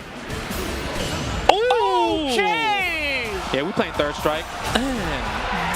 Okay. The crowd erupts. They know. Oh, the crowd. Yo, Reggie's like, yo, why are you cheering? He said turn it. Yo, he turned to the crowd. He don't like and he it. said turn that down. He don't like it. Turn the music down. That's actually mad disrespect. I think he might pop off. But I think that's fine, you know, because that's your competitor. It is. I think I love that energy right now. Nice. Okay. Nice. Look at the DP right there. Nice Did it get DP. in his head? Did he get in his head? He's feeling it. Justin. I mean, Vai is about the instincts. Yes. He is Ultra Instinct Mr. Street Fighter. Oh, but this is not great. No DP again. He was buffering. Level 1's going to hit there. Uh-oh. Okay. Maybe do jump medium punch against Devil Reverse. Nice anti-air again. That's hard to call, because sometimes the trade. He's dead. He's hella dead. Don't drop that combo, my man's guy. He dropped the combo, Why'd you do it to him, Jeremy? He dropped the combo. This is SoCal favoritism at its finest. Brother, and he's burnt out. Not like this, dude. Yeah, but he can't stop Devil Reverse, and that puts him in plus situations every single time. One crouching medium kick. You got level 2, you can build it. Okay, OD fireball. No! He's look at the stick. I definitely punched Justin right now. Yeah, I'm so you sorry. did. I'm so sorry. I'm so sorry. All right. No, that was a good match. Look at that. That's respect right there. Right, just paying the respect and everything. He's like, thank you. That was really nice. Thank you for jumping up and dropping like your offense, because that could have been drive rush overhead, right? Guess for the game scenario right that's there. Hard. And that was really tough, man. But I always love seeing Alex Vai just playing. I think like I said, we're going to see him a lot in third strike. I do think he's going to go really far in the bracket. So if he hasn't played yet, make sure you guys check him out, because he's definitely going to make it to day 2, I really believe. But what if he faces Tominaga? I mean, I paid for Tominaga's flight, That's why I asked. so I need him to do as well as possible. At least make top 6. I want him to obviously win. He has a really good shot because the dominant player from Evo Japan, Sho, could not make it from personal reasons. Yeah, I saw. So now a lot of people are just like, anyone has a really good chance as a top player can win third strike now. Yeah. So it's going to be really fun to see. But you know, I think that's it for us. I'm not gonna lie to you, man. I like Tominaga all the way, but we can talk about that. We can talk about that some other time. Yeah. Hey, it's been an absolute pleasure. Look, yo, man, first and foremost, it was fun, man. It's always this vibe, man. Always has been, always will be. We're chilling. We are definitely the casual tryhards, but you guys have been doing absolutely phenomenal. You guys have been tuning in all day. And guess what? You were rewarded with even more Street Fighter 6. After this, we're gonna have more of the action. We're gonna switch it up just a little bit, but again, that's the end of us for now. We'll see you guys tomorrow. Yeah, from definitely us see you tomorrow. Personally, Yeah. all right. Follow us on our respective channels, but also keep staying tuned and stay locked in. Get the snacks, get some water. We'll see you after this. Goodbye, everybody. You're really making all of this by hand? Oh yeah. The avocados are hand mashed, the chips are hand tossed, and everything is made fresh. You make it fresh every day. Yes, every day. The Chipotle way is we make it fresh every day. Sounds delicious. Dude, why'd you put your new rig in the basement? Didn't you hear? Bill's a gagillionaire now. Basically, my new connection is so strong I can game anywhere. Check it out. We've got gamer rocker, gamer floaty, gamer couch. Whoa. It's got wheels. Gamer bench, gamer throne, and gamer mower. What's that? It's hard to game while walking downstairs. I get it. That's smart. Live like a gagillionaire with low latency everywhere. AT&T Fiber with All-Fi. Do you want okay FGC merchandise by okay FGC artists? Well, you're in the wrong ad if so, because here at 10-0, all we got's the best FGC merchandise by the best FGC artists. Just look at all this great merch. You can make this your whole wardrobe. I should know. I have. Our 10-0 merch booth will be open all 3 days at EVO 2024. If you're not here in person, visit us online at merch.10-0.gg. Stuff this cool won't be around for long.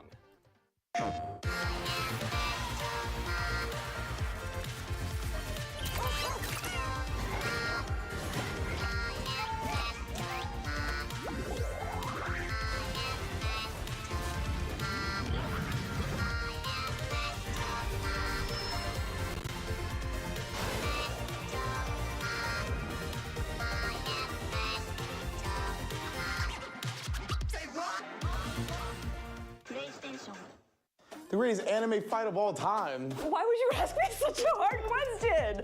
I'll do Aizen and Ichigo. Ken versus Raud to the North Star. Drummel, Gaara versus Rock Lee, Naruto. Don't turn your head. I saw what you just did there. Here's the deal.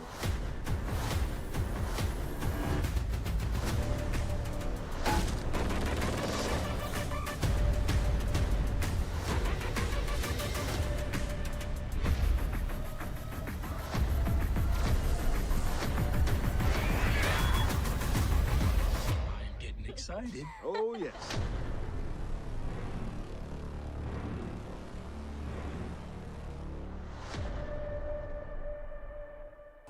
See, Gladius. Yeah, see, this is where you got lucky. You got lucky. I tried to punish you. You messed up, that's not my fault.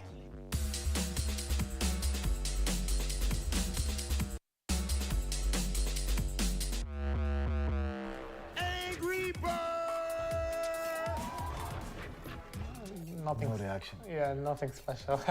Every time he walks out, nothing special. The speciality is in my gameplay. I mean, at least say hi to the crowd. I did. No, like high fives. Get some power from the crowd. I get power from myself.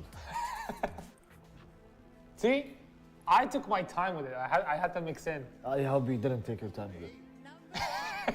No, you should have took your time. And that's how I got you. Who won the first game? I think you did. Did I or did you? You won, I think. Here, I wasn't really preparing fireballs. Yeah, I should have thrown more. Yeah, you didn't throw enough fireballs. So it was like month one of the game. Yeah, month one of the game. Yeah. Well, a lot has changed in our gameplay since then. Yeah, both. You, not so much though. Play Ken, you play the same way. You play the same way. Bro, I told you, I was new to Marissa, bro. That was an error. You keep testing me, I don't know why. I should have done medic drive rush and let it rock.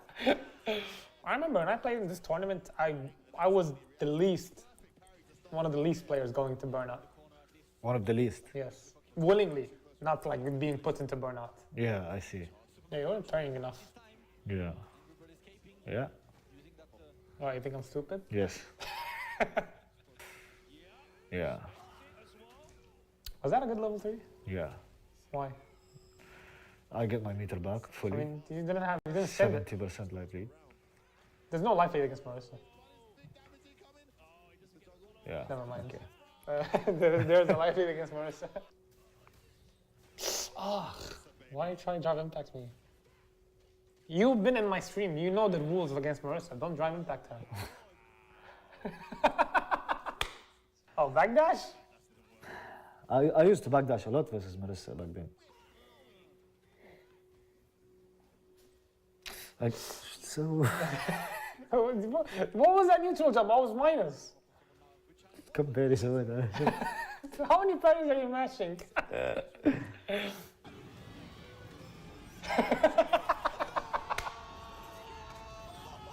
See what happened here? I didn't know that you threw. But when I saw you get up, I was like, okay, it hit. I think there's a lot of things that changed with us. New strategies, new ways to use. Because of back then, the implementation of parry, and not a lot of people were perfect parrying. Gladius, no idea, was punished most times. Superman Punch usually gets parried if they're looking for it. Everyone was discovering their characters. The reason I think we were like ahead of everyone, I can say, in that tournament, is because like this game is offensive, and like we are offensive players. Third match, I will smoke him. Yeah, don't worry. No, you'll get destroyed. If there's 1 million on the line and I play you, you're gonna get randomed out. I'm telling you. This time I'm gonna level 3 you.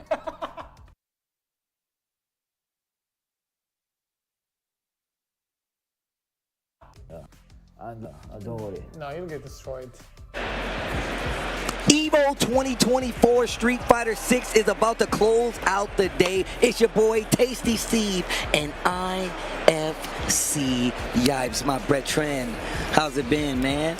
Good to see you. It's always good. It's always good to be on the mic. Share some time, share some space with the boy IFC Yipes, man. It's been a pleasure always seeing you, hanging out with you, but we haven't been able to talk on the mic until right now. That's true. You know, sometimes it's just a disservice that we don't do a lot of work together. But understanding that we are on separate paths, you on the Tekken side, on Street Fighter, but you're right in the middle, though. But we just never meet up. You know what I mean? At the end of the day. But right now. But Evo, though, give us those privileges and opportunities to get it popping for you guys for day one. Pool action all today, and we got a treat here. This is my man Bruce. For people that don't know his government, that is Gamer B.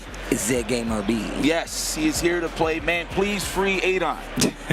Free Adon. So real talk, Adon, you want him back? Just for him. Just for him? Okay. Just for him. For lore's sake, I would like to see how they remix the track. I would, bro. Oh yeah. You know, give Muay Thai priority to Adon, no?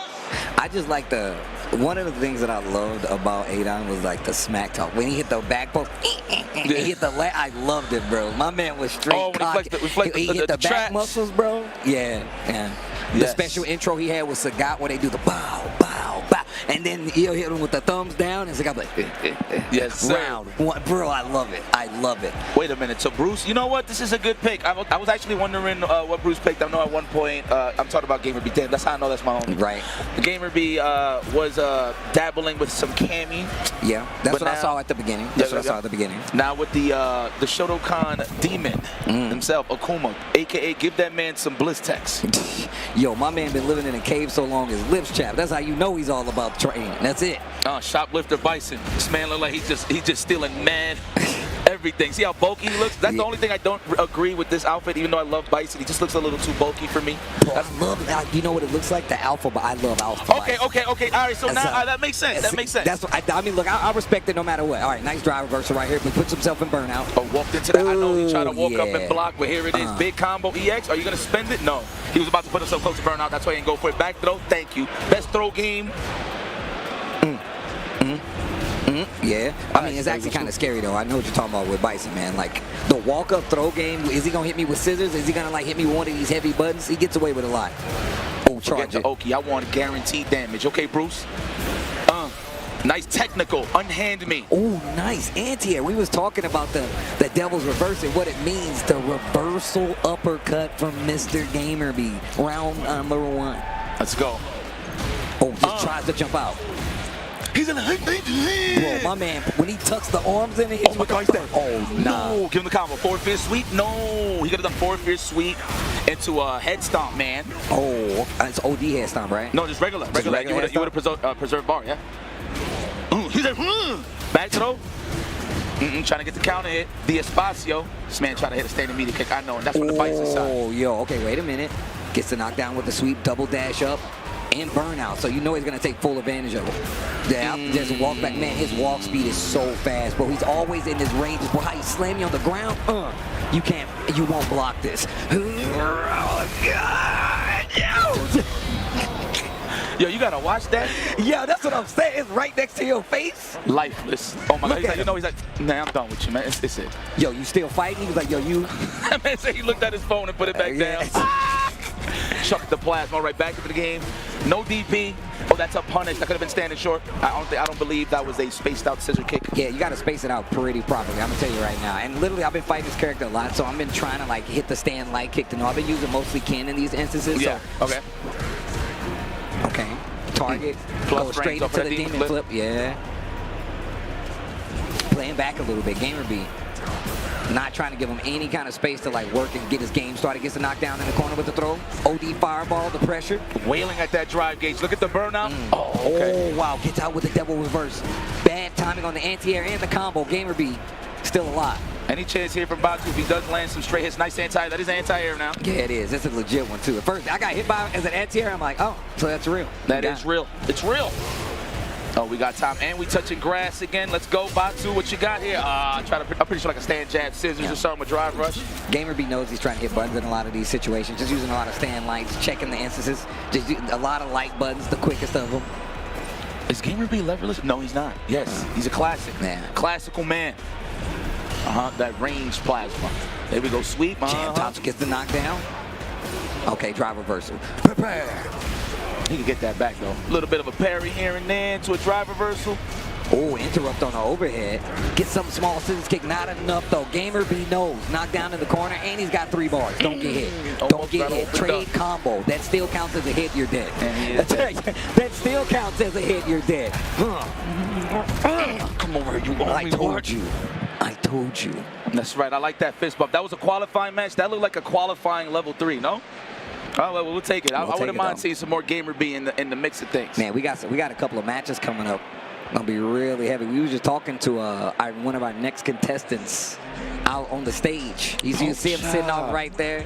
Poke Chop coming up, man. I was telling him I've been watching his streams. He's been playing. He's been a long time Street Fighter guy. Yeah, yo, old dog Pork Chop still out here playing. I think in 4 and in 5, I think it was Vega he was on. I think he's one of those guys. He was playing Yuri and Vega. Yeah. I remember. I don't know if he dabbled with Gil, but in this game last time I seen Poke Chop playing, he was playing Marissa. So I don't know if he's still on that same side of things. No, he ain't playing on Marissa. So what's this we talking about right? Bison? I think Bison. And I think, no, Blanca. It's Blanca. He's the last time I seen him playing, because like I said, I'm a frequent in his stream. He was playing Blanca. And he's one of the grimy guys. He wants to find like the cheap stuff, and he just takes full advantage of it. And a lot of times it's a knowledge check. So you better have your work cut out for you. Catfish Dewey. And he was like, he put a glove on that. Looked like he was about to murder. Did you see that? That was murder. He's like, yo, let me put this glove on. Man, it's about to be a colonoscopy right here, depending on how serious Poke Chop plays. I mean, we're about to see. I mean, look, are you familiar with Catfish Dewey? I'm not. All I know is this, man. That means he's going to hit those buttons with ferocity, which means there's going to be a lot of friction in those button presses. Static electricity going to go a long way, man. This is Mad Dog. This is the creator of the No Round Brown. Yeah, that's him. Yes. What that means, guys, is literally to the name, to the bone. No rounds will be given. Yeah. And that's when he unlocks his buff. It's not even a debuff. You can't even debuff Poke Chop. And he start hitting the rock. If he start hitting that Poke Chop rock, bro, that's how you know he's in the zone, man. You be like, oh, come on, dog. You know he press buttons. Come on, dog. I wonder if people fall victim to the talking to. Now, we've been talking about how we've moved past, we're in this new era of fighting games. Do you think people are still susceptible to the talking to before the games? Well, it's an unnatural occurrence here. Well, first and foremost, you see Poke Chop, he's dead serious. Second, he has no headphones on. That says a lot. And the fact that he got a glove on, it's I don't know, man. It's out of balance. It's like, when the feng shui is thrown off. Yeah. That's what happens if you pay attention too much to Poke Chop shenanigans. You get me? Yeah, that's actually true. So I feel he's human just like you, but maybe you might laugh. I'm just saying, you might, if you look. My man cracks the defense, you're going to be in trouble the whole time, man. That's true. Versus the Rashid from Catfish Dewey, though. Catfish Dewey. Catfish Dewey. My man Rashid was spinning like crazy right there. But here we go. Blanca, Rashid, Catfish Dewey versus Poke Chop. Yo, throw those bits and don't forget to follow. Like, subscribe, and hit me with the bits. Rashid, let's go. Already trying to get the perfection parry. I see you. parry up close too. Okay. Says a lot, man. I like the fuzzy blocking here from Pochop, trying to walk back from them strings, that throw range. And being aware that he wasn't close enough possibly to get that perfect parry throw in it instant, and just going for stand light kick instead. Getting a small knockdown, nothing big, but... Good, no. Uh-oh, wait a minute. Drive rush with the jab. Okay, it's all right, though. At least Pochop is still touching the green. Dewey, not so much. There it is. Speaking of which, the burnout. Ooh. And I know he hit those buttons man hard. It's like it's a back forward motion, and it sounds like AK-47 right now. Pop, pop. Uh-oh, that's punish. He's not gonna die, but I like that, going for a setup instead. That way you get a little more time to make, you know, where, oh, nice, jumps out of there. I thought he was gonna actually go for the DI, but he jumps out of the corner. Good check, Dewey. That's right. These are knowledge checks right here, buddy. Don't fall for the mirage of Pochop's. Oh, that could have been a punish. I think he could have walked up drive impact, actually. Oh, walk up drive impact. Yeah. I always try to I drive rush in to make sure. Nice. The ball of rainbow. Tries to jump in again. No anti-air from Catfish Dewey, but he fights back, gets the combo, and knocked down mid-screen. I'll meet you in the air. I'll meet you there. Give me the address. I'll meet you there. So who the hell plays with gloves in Street Fighter 6? This is crazy. I would have lost the match already just thinking about that. You so just said, yo, we can't be thinking about that. He was like, yo, my man's got a glove on. It's for the rainbow ball, bro. Oh, nah, he's playing nah. That's it. Flip the tables. Big damage. Throw the juguetes, the Funko Pop, as Lee Chung would say. Oh, that was actually cheap. Yo, okay. That's it. He rocking. There you I go. told you he rocking. He's like, he don't know. No. He don't know. You know, like this. Don't pay attention to him. I'm telling you, it's all a mirage. He's trying to. He's leaning into the pixels and everything. I ain't gonna lie. That was what was that, phase 1 of No Round Brown? Yep. Yeah. We need a round. We need to secure it now. Dewey. Let's not get secure it now. Let's not get too comfortable here. Oh, okay, I like that. Respect. He's bleeding, but you're bleeding on the drive gate side. Baits out the drive reversal. Full combo conversion. He's got the level 1 into the DI reset. That's classic Rashid, the No Round Brown cut. Eliminated. Get that out of here. You're fighting back. I like it. I'm out. Wow. The stanky leg. It's crazy. Blanca, no callus as well. My man is walking around in the forest barefoot, bro. My man ain't worried about no callus. That's good for martial arts. Nice block on the wake-up OD ball. This is not looking good for Pochop. That first game, the only refuge tries to hit a button, the DI again, but does not get stunned, so he's got another chance. But he jumps into the HP sky-high spinning mixer. Hey, you better cut all that bouncing. Yeah, bro. Look, imagine if he starts doing it. Hey, that's the real reverse. Did it John Ding? John Ding hit him with it back, and he was not ready for it. It was the tilt. That was it. Made contact, looking like a homing missile. Blanca. Oh. Jump in, no parry. You know what? Better safe than sorry. No, that's real talk. Pochop holding his ground with the throws. Trying to go for these little cheeky resets to keep Dewey on the ropes, but... drive rush, thank you. Yeah. And full punish counter gets the knockdown. We out of there. It don't hit, but we out of there. We reset neutral. Blanca. Sweep that. What problem, X8? Blanca. Blanca. You ever played Blanca? You playing a lot of bison. No, I can't fake the funk. I'm ass. It's all right. Oh! Caught him holding up. It's all right. Don't panic. Oh, yo, the whip throw go low. Disgusting. Oh, you hit buttons. No, Pochop, you block something, son. Just take a throw. It don't hurt. Yeah, take them throws, bro. Wow, nice and roll. That's crazy. Gets the throw. Wait a minute, starting to add up. Notice he's been using just a lot of parry in these instances. Some of these slower buttons. You ever see the buffer on the crouch strong? That's what we're going to see next time, I promise you. Let me see it in action. There it is. Oh, no buffer, though. Press that button. I'm pretty sure you try to do forward. Everybody's still getting accustomed by just pressing the buttons. I'm going to tell you right now, I'm in the same. I'll be dropping combos because of that. You try to pull it forward? Yeah. Yeah, oh, caught him on the walk back. Pochop is against the ropes right now against Dewey. Okay, wait a minute. And you can see right now, Dewey's playing a lot more safe. He's like, you know what? I know you like to play crazy now, so I'm gonna bring this in, play a lot closer to the chest, not give you too many opportunities to get these knockdowns, these combos. DI mid-screen, I like it. Yeah, keep him on the ropes. I like Dewey playing back, though. He's not going in. Gets to throw up close, though. Plus frames. Nice technical. Unhand me.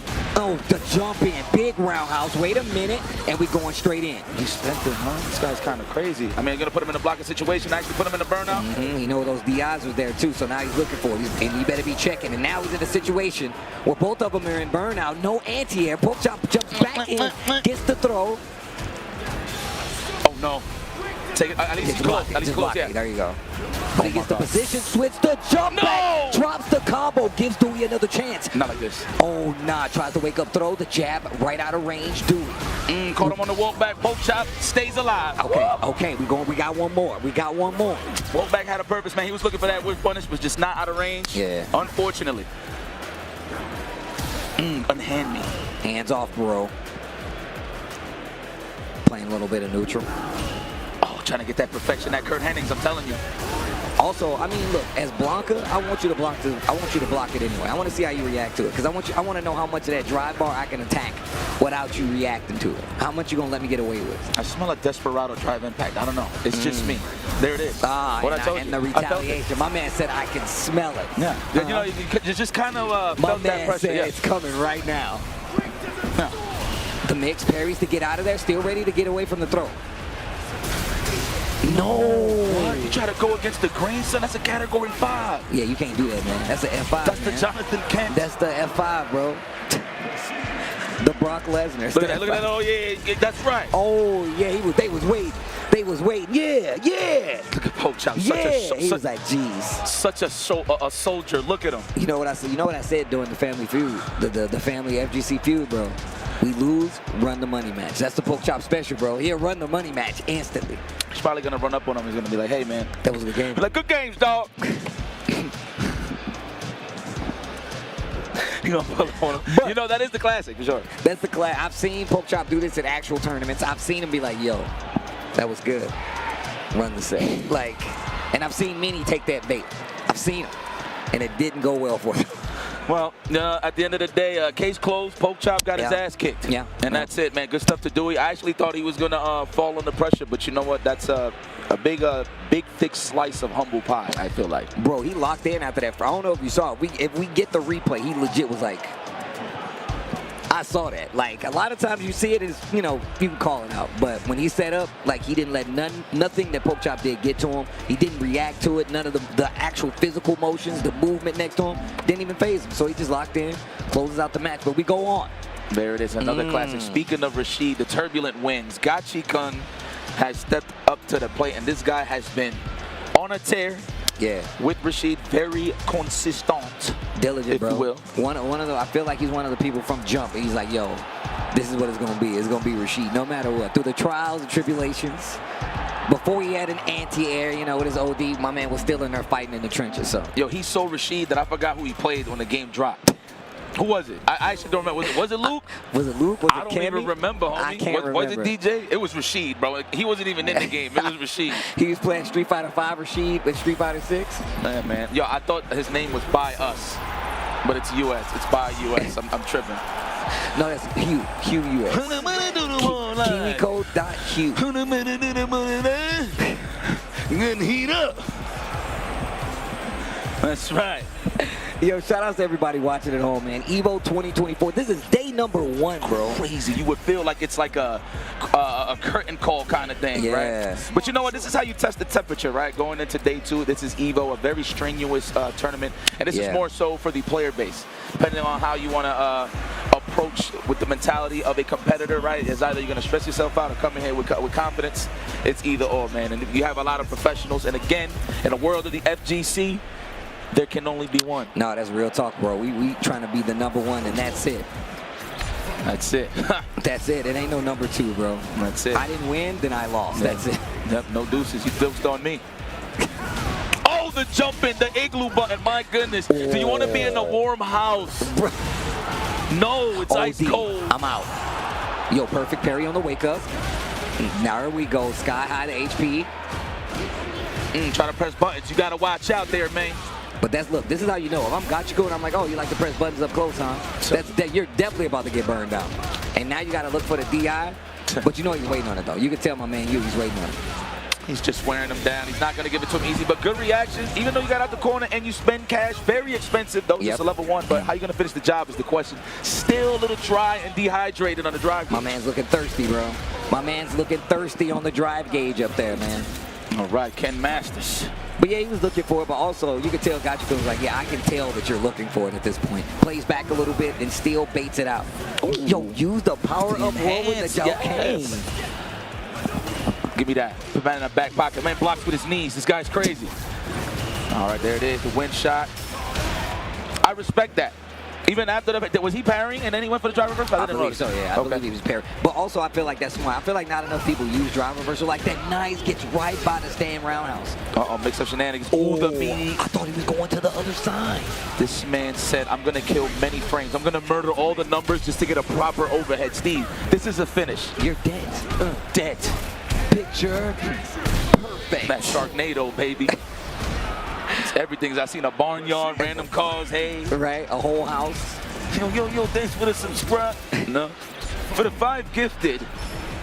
I'll throw a tornado. He's like a real influencer. Yo, if I get 5, I'll make a whirlwind in the background. Level 2. You know Rashid nails his equipment to the ground? Yeah. Because of the wind. There's too much wind. I'm totally making that up. Oh, yeah. Let's go. We're going to get the combo. Let me get that extra mixer. Absolutely. Ooh. Oh, safe jump stop. This man's getting this maul on in this corner. All sand and wind. There's no stop it. You're not going anywhere. This is one-player game. Put him in burnout. Yeah. That was the whole sequence just to get him dehydrated. Yep. Drive reversal to get it back in the corner, keep control of it. Man, Gachiko making this quick. Q, give me something. Q, give me something. Oh, the turnstile. Yo, that's what I'm talking about. Damn, the turnstile. Man, I just said, dude. I'm going to miss my train. Who spins like that and then looks back like, oh yeah, I hit you? Oh, got him. Perfect parry. Wait a minute. I like that. Take him to the corner. Drive reversal on wake up. Stops the pressure early, but now you're in burnout scenario, and you know Gachiko is paying attention to it. Wailing at that. Look at that, taking your turn back. You think on the hit, I'm still not gonna press buttons? Are you kidding me? Level 3's right there. Low. Oh, that's game. Mix! He literally says mix up. He was like, yo, mix up. He says mix up. It's OD. Look at what a sinister smile. Did you see that? That was good. I like how he looked over. He's like, oh yeah, you gonna watch this whole thing? Yeah, you gonna watch the whole thing. He's like, you're pretty good, kid. That's what he told Gachiko. He's like, yeah, you know, I've been around the block. Is he part of the Goon Squad? Is that his name? Oh no, that's the Street Fighter League Japan. Is that the name? Good 8 Squad, yeah. It's Good 8. Yeah. Oh, I thought it said Goon Squad for a minute. Nah, they always rock them. Like him, it's a couple other players that do it as well. They still rock the jerseys even outside of it. So. Okay. Man, great matches so far. Again, guys, this is just pool play, so if you're wondering like if we're even close to the top 54 or not, we're gonna continue that action tomorrow. But before we finish the action today, we're gonna take a quick ad break. We will return with more Street Fighter 6 here at EVO 2024 and counting. When we return. You describe the chicken to someone who had never tasted it. Literally melt in your mouth tender. We don't have a freezer, you know? It's almost like a farmer's market. When you walk into the restaurant, you should hear the sizzle that you're hearing right now. Just sends all those waves up to your mouth. You're making me hungry. Sunglasses in the day, blue light glasses for the gaming at night. Zenny's got affordable eyewear for everyone. Vibe and style while protecting your eyes. Evo sunglasses, available now.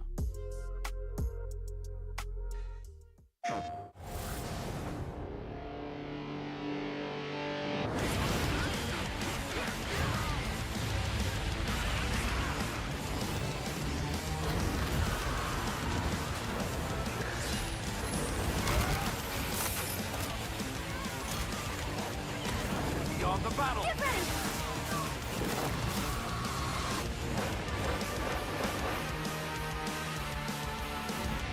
PlayStation.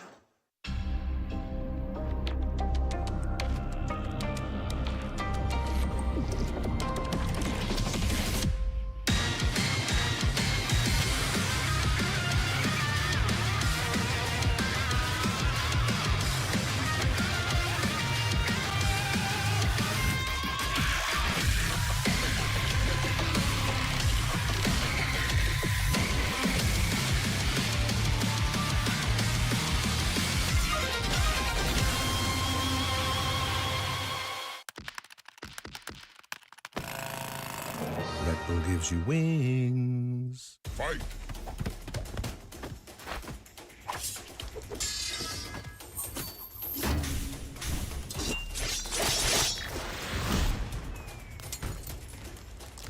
Fatality.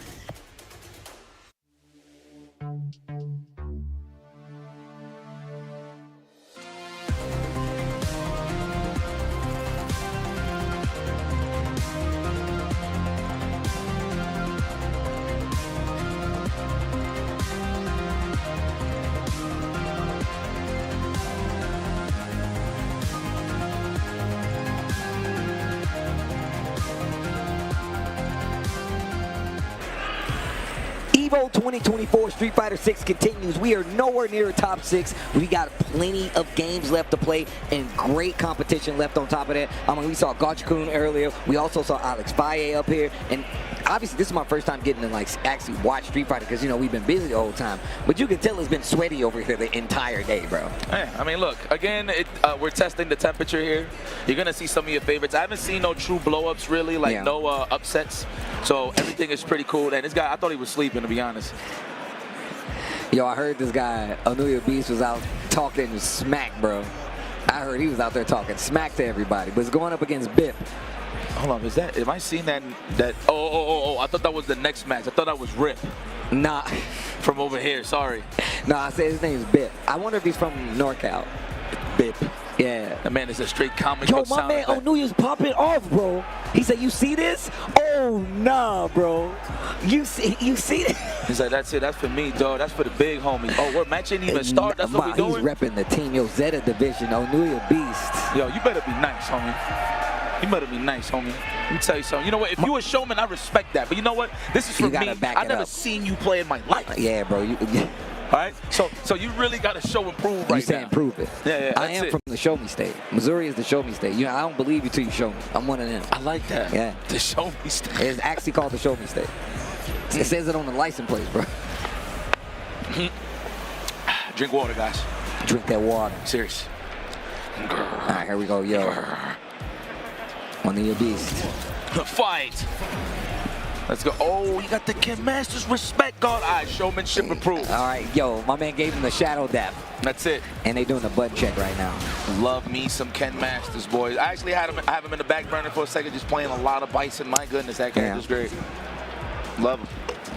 I put my Mauricio on the back burner for a minute. I've been playing Ken. You always tell me, like, yo, Steve, you a Ken Masters player. Yeah, what you talking? He always big tell buff ladies. my man be like, yo, Steve, bro, stop playing. You a Ken Masters player, bro. Right. Come on, man. My man Yikes be in my ear about it. That's OD. Mom was at the house. He was like, yo, Steve, man. Stop playing with this, bro. You're a Ken Masters player. Yo, they chanting the bruh. He said, man, your life is gone. Yeah. People in the crowd, I don't know what he's saying, but it's enthusiastic. It's amazing. Gets the people going. Man, all right, here we go. Can't look like he ain't showering days, bro. I see the dandruff from here. Hey. Let's go. Looking for, all right, no uppercut, no challenge. We're going to respect. I'm pretty sure he's going to walk up to those dive kicks a lot more so he can get a proper punish. I'm telling you right now. What? Hand up to the side? Am I tripping? Oh, knockdown. Wake up, OD. I'm out of there. We switching sides. Onuya Beast. Onuya! Onuya! No. Wait a minute. If he, damn, the Hurricane Frankenstein. Side switch, yeah. I'm taking the space.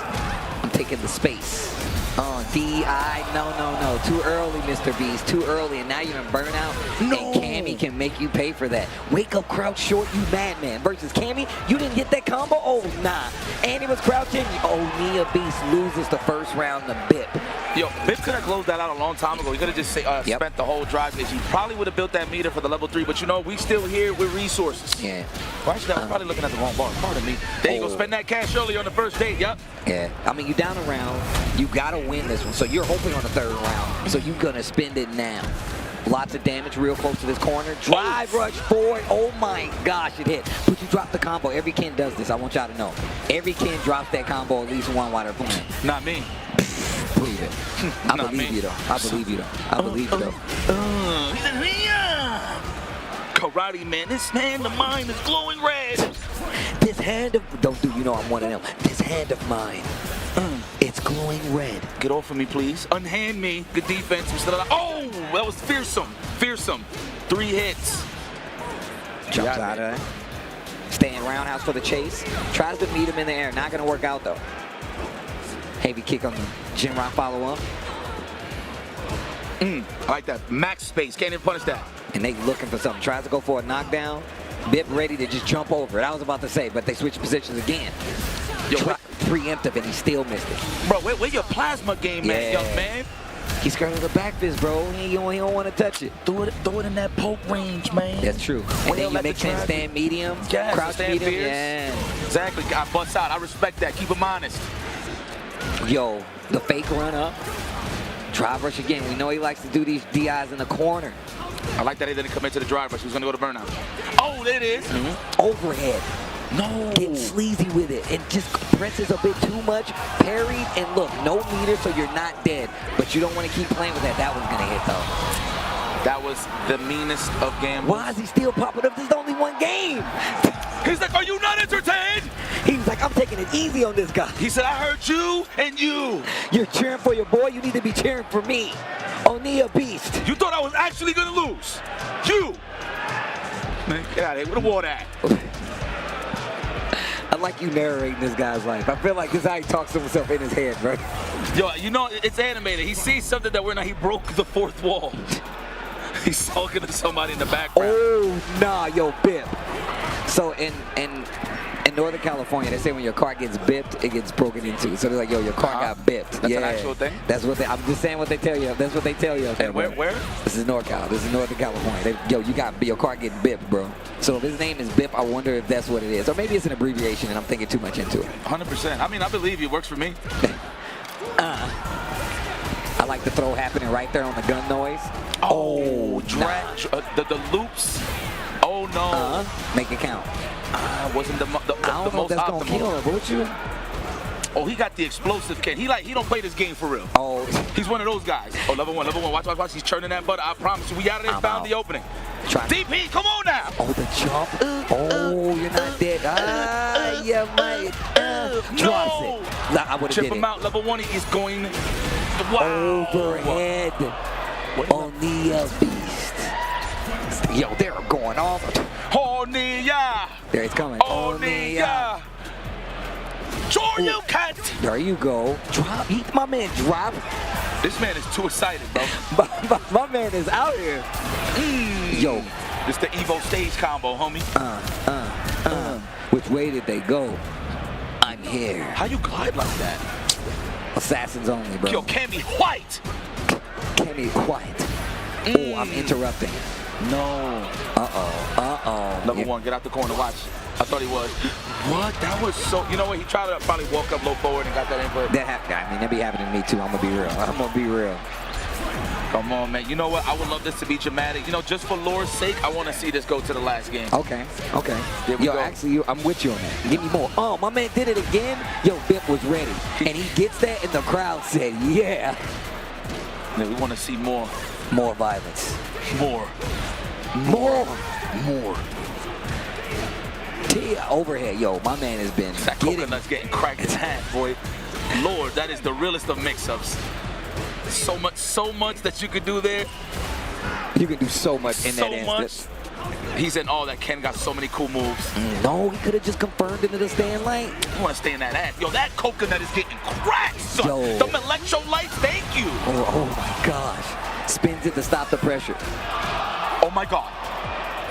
My God, this guy ain't blocking nothing. He's blocking with his face, Steve. What a scramble. Is he going to get up? Did you like me getting thrown in the corner? Yo. Oh, he threw the shake thing. He threw it away. Right. Look at the dude in the crack. What? He's like, you shouldn't have did that. You're going down. Yo, but he's pumping up Onia Beast. He's like, yeah, cheer against me. He was like, give me the power. This is it, man. He's drunk off energy. He's drunk off the power. Let me get that throw. Unhand me. Okay. The Dragon Lash not gonna be enough. OD uppercut, I'm out of that. Yo, you know what Onia Beast remind me of? Like, no disrespect, like, you know, like the pros go to the arcade. They're like, oh yeah, look, it's that guy. Oh, it's the dude that always pop off for no reason. Damn, this man don't care about being dehydrated. Bro, Lord have mercy. Now you're gonna pay He's dividends. like, I live in a desert because I drink all my water right out of the gate. Damn, yo, the emotions must be running so wild on Beast, dude. Seriously? Oh, O'Neal Beast down to set point. He cannot lose another round, or else all the pop-offs are for nothing. This is winner's pools, by the way, so you got a long way to go no matter what. Oh, you hit a button on wake up? You're gonna punch right on your mouth. Beast in trouble. Get mixed. Wait a minute. That bar's looking clean. Baited. You're so dead. And that was the starter, too. Oh, nah. There it is. Yeah, right. yo, the crowd is behind him. O'Neal Beast puts the glasses on like he had a funeral. Is it raining? Is it raining? Is it raining? Look. He was like, good stuff. I left it out all on the line. Yo, Bib. Yo, look at Bib's face like he just saw an American Eagle just flew over his shoulder. He was like this. He's like, yeah. Look. And he's like, I'm still holding it. He's like, I will return. He's in losers, though. That was winner. That was winner. That was winner. We await your return, warrior. He was like, I'll be back, but thank you. I'll be back. I don't know, son. You got so stuffed that last game. I ain't going front. I would have been left the stage. You would have got no performance from me. Let me tell you that, man. If I got my ass kicked like that. No, seriously, look. He was selling it to me. I ain't going front, man. And they're still popping off right now for both of them, right? They holding up each other's hands, you know. Stunner. Oh, my God. He holds up his hands. Oh, you thought you was going to beat me in America? It just runs up. Somebody tossed him a bottle of water. Yeah. Imagine the guys that was waiting for their matches. Right? How do we follow that? But the guys that were waiting on their matches, this is actually one of the homies, young Danka Diaz. Bro, can we switch the camera on Danka Diaz? I just want to give him some. Looks amazing. Look at him, bro. I walked up to him. I was like, yo, Slim, what's up? And I grabbed his hand. I'm like, yo, Slim, what's up? He's like, yeah. My man's been in the gym taking care of himself. He looks amazing. It's crazy because, look, I remember this dude back from Super Arcade days. He was a young man, no facial hair. And now look at him. Got a goatee like a pimp, bro. I'm telling you. Look like I own money for sure. But that is Danka Diaz, man. You may know him from the Street Fighter V side with that fabulous Blanca. Yeah. Obviously the Sim, of course, but he had the Blanca. But yeah, man, no, he's done an incredible job just handling his weight, dude, and he looks awesome. Yeah, man, I actually be running into him online too when I'm on my late night grind session. So definitely a student of the game, man. You know he has what it takes to, you know, I feel like overcome any challenge, but obviously Street Fighter 6 is a different world, you know what I'm saying? And out here, people are coming from everywhere, every nook and cranny of the world to claim their spot in the world of Street Fighter, you know? He's one of those household names, man. For those that are big fans of Street Fighter that watch the locals or like big, like, you know, Capcom Cup tournaments and stuff like that, Last Chance qualifies. If you really hit, man, you know exactly who Danka Diaz is, man. But I'm tuning his horn a little too much. What's up with Pope Sean Paul? Man, I'm not familiar with Pope Sean Paul. I love the name, though. Let's go, man. Yo, my man Danka Diaz got that MX up there representing. Yo. That's it. And we're going to do a button check, or we're going to go straight to it. Let me see the fist bump. And the next match, oh, I'm going to be biased as hell. I'm so sorry. And, I mean, we got some hitters coming up. But thank you guys for tuning in. Aki versus Dalsum, the next match coming up. We know who the Dalsum is. Let's see. Pope Sean Paul. Pope Sean Button Paul. checks. That is it. Man. So, guys, just to give you guys some insight here, you know, we're going to hit you with some spoilers. I know Steve hates spoilers, but next match. This is a good one, though. We got UCI Peter versus Ultra David. That's going to be awesome. And then after that, we're going to have Breach versus Daigo the Beast. Yeah, boy, we got some matches coming up, man. Still very early. First day, Street Fighter 6 here at EVO, but still. Oh, my God, you picked Bison, guys. Uh-oh. I thought you couldn't be better than this, Danka Diaz. Bro, I'm telling you right now, swipe at him. Swipe at him. Bro, you see how she walks out with the hand? $40. When it's on, it's on. Let's get it, baby. Aki versus Bison. Yeah. I'm for the culture, man. Oh my God. I know people. My man. I know people. No, seriously. I actually know people. Seriously. I actually got some homegirls that will tell me that. Get to the throat. Bro, I'm going to tell you right now, I 100% believe you. I'm out. Oh, the whip. We're going for the burnout? No. I like the challenge, though, right? Just at least go back into neutral, still got some drive gauge. But I like just playing back. Dank not going too heavy with it. Gets the punish, counter starter, knockdown. Hit you with the speed. Damn, yo, your spinal girl. Yo, watch it. Yo, turn around. Yo. Turn around. Every now and then. Oh, DI. Force fed her the psycho power. You like a side of psycho power with your salad. Knee press nightmare. Damn. Knee press nightmare. What a move name. How you climb from the toes up? That's crazy. Yo, Bison is nutty. Yo, you know, now I'm looking at it, that is the Alpha Bison, huh? Yeah, that's what it feels like. He's chunky like the Alpha Bison. Fake out right there. Shot stop on the Devil's Reverse. Okay, knockdown. This is the game that Aki likes to play. Bro, I've been running into mad Aki's online too. Yeah, I'm learning a lot fighting the character in terms of like what to respect and what to space out. I feel like people just be so confused fighting the character that they just get mauled anyway. Yeah, not as fast. Burnout though, Burnout Aki. All right, now this is problems from Dr. D. Just better keep it tight. This is when it gets ugly. This right here, you're going to the corner unless you challenge. And you can see Pochon Paul's playing it really smart, literally just waiting for a reaction out of Think It Is. But the DI is there, but he's got 2 bars. Nice counter. You know what? That was a punish straight up. I love this range, just right out of the range of her longest reaching special move right there, and still being able to react with it. Gets the Psycho Crusher to close out. Dank playing real crispy right now. Yeah. He has been in the lab, that is true. My goodness. From downtown, from the 3-point line? You know, he is a bit of a DLC monster, I must admit. Dr. D is nice. That's right, to the back fist. I love that. More pressure, that's plus. Now you got to think about it. DI. I like that. Preserve the drive gauge. Uh-oh. Both of them. Sets off the bomb. Yo, this that I'm healthy rush down. Yeah. Like my diet's in check rush down. I don't know what it is. You feel me? Like the aura's different with the mall. No, it really is. It's clean. It seems like it's so much more clean. What a confirmed 9. That was for the chip up, but I'll take that though. Nightmare. That was the kind of nice. Yo, Think It Is with the Bison though. I like it. I love how Bison is trying to remember how to roll the dice. Like you see his hand. He's like, was it like this? Did I go backwards? Is it? Nice gets the knockdown with the charge. We out of there. Plus frames and puts you immediately into the burnout in the corner again. The drive is so impactful. That's so cheap, by the way. Oh my God, more pressure. More pressure. Oh man, you gotta hold all that. More. Away. He tried to do EX scissors. He got the input. Error. Grab, punish, counter, throw. Think It Is on the way to closing this out. Burnout, could you try the parry, maybe drive rush, and now you're definitely in trouble. Psycho. Oh, yeah, you're dead. No, you're not gonna use it. I would have canceled it too. Oh, you're dead now anyway. That is so good as an anti-air. What a blessing. Let me tell you something. Back in the day, that was a reversal, and I'm talking Street Fighter 4 times. Yeah. He had a lot of wake-ups, actually, funny enough.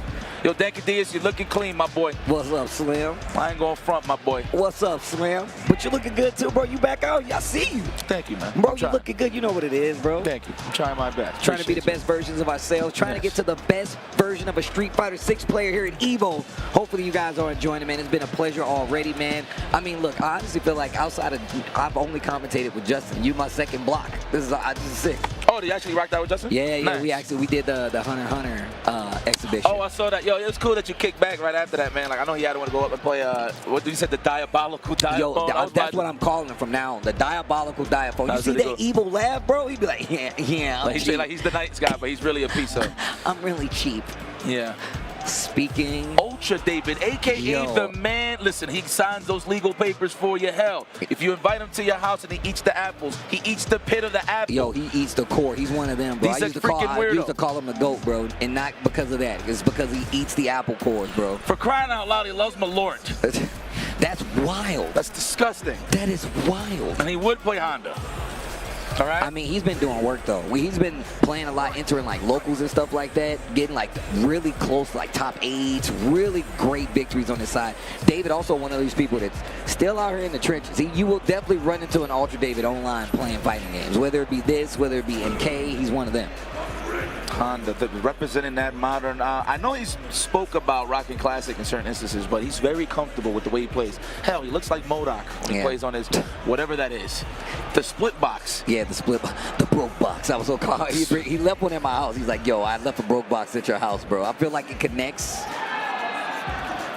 That man Ultra David look like he flying planes when he playing Honda. He's a weirdo, bro. I'm telling you, that's why I love Ultra David. Let me tell you something about the FGC, man. We're all weirdos in some shape, way, shape, or form. That's right. There's no such thing as a regular gamer. I mean, are you kidding me? Yo.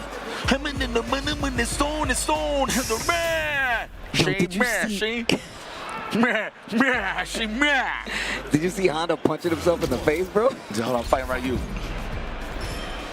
Let's go. Give me that. Put it in that back pocket. This is Majin Buu Honda. Oof.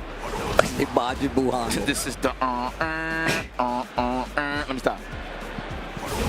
Ooh. Watch it. The homing missile. All man bun. Man bun David is in the building. Yep. Blue 42. You see the fist on the floor? Little ooh. The 3-point stance. Oh yeah, we gonna challenge. You want to challenge from that 4? Oh, the jab into the. Hey. He said, hey. Yo, David will check you. You see how he was like, yo, you gonna eat the jab and I'm still gonna walk up and throw you. Big body David is back in the mix. Drive gauge, more headbutt, man bun Ultra David is unleashed. Man bun. Man bun Ultra David. You got an apple, I'm eating it. Watch it, here it goes. Nice anti-air, I like that, David. Looking crispy, my friend. Oh, he burnt himself out. Both of them in burnout. Yo, you see how Peter, though, he knows what he's doing. Oh, we're going to chip out. You want to slug it out with me? Or ass? More protein. More cheeks. More cheeks. Oh, jumps over it. More cheeks. More cheeks. I said more. More dome. More cheeks. Yes. Yo, okay. And Ultra David, no, I'm telling you, a modern play. The fact that they throw the pillows out every time, bro, it kills me every time. Bro, Ultra David is one of these players. He's literally like, yo, what are you not reacting to? What are you having the hardest time dealing with? That's what I'm going to do.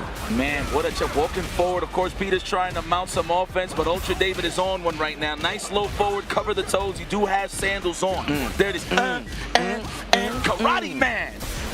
Whoa! You a little bit outside, bro. And there goes Ultra David salivating. Yep, he's like, oh, you gonna give me the drive bar? He can flex the glutes, man. It's coming. You're gonna give me the drive bar? Cheeks. More cheeks. More cheeks.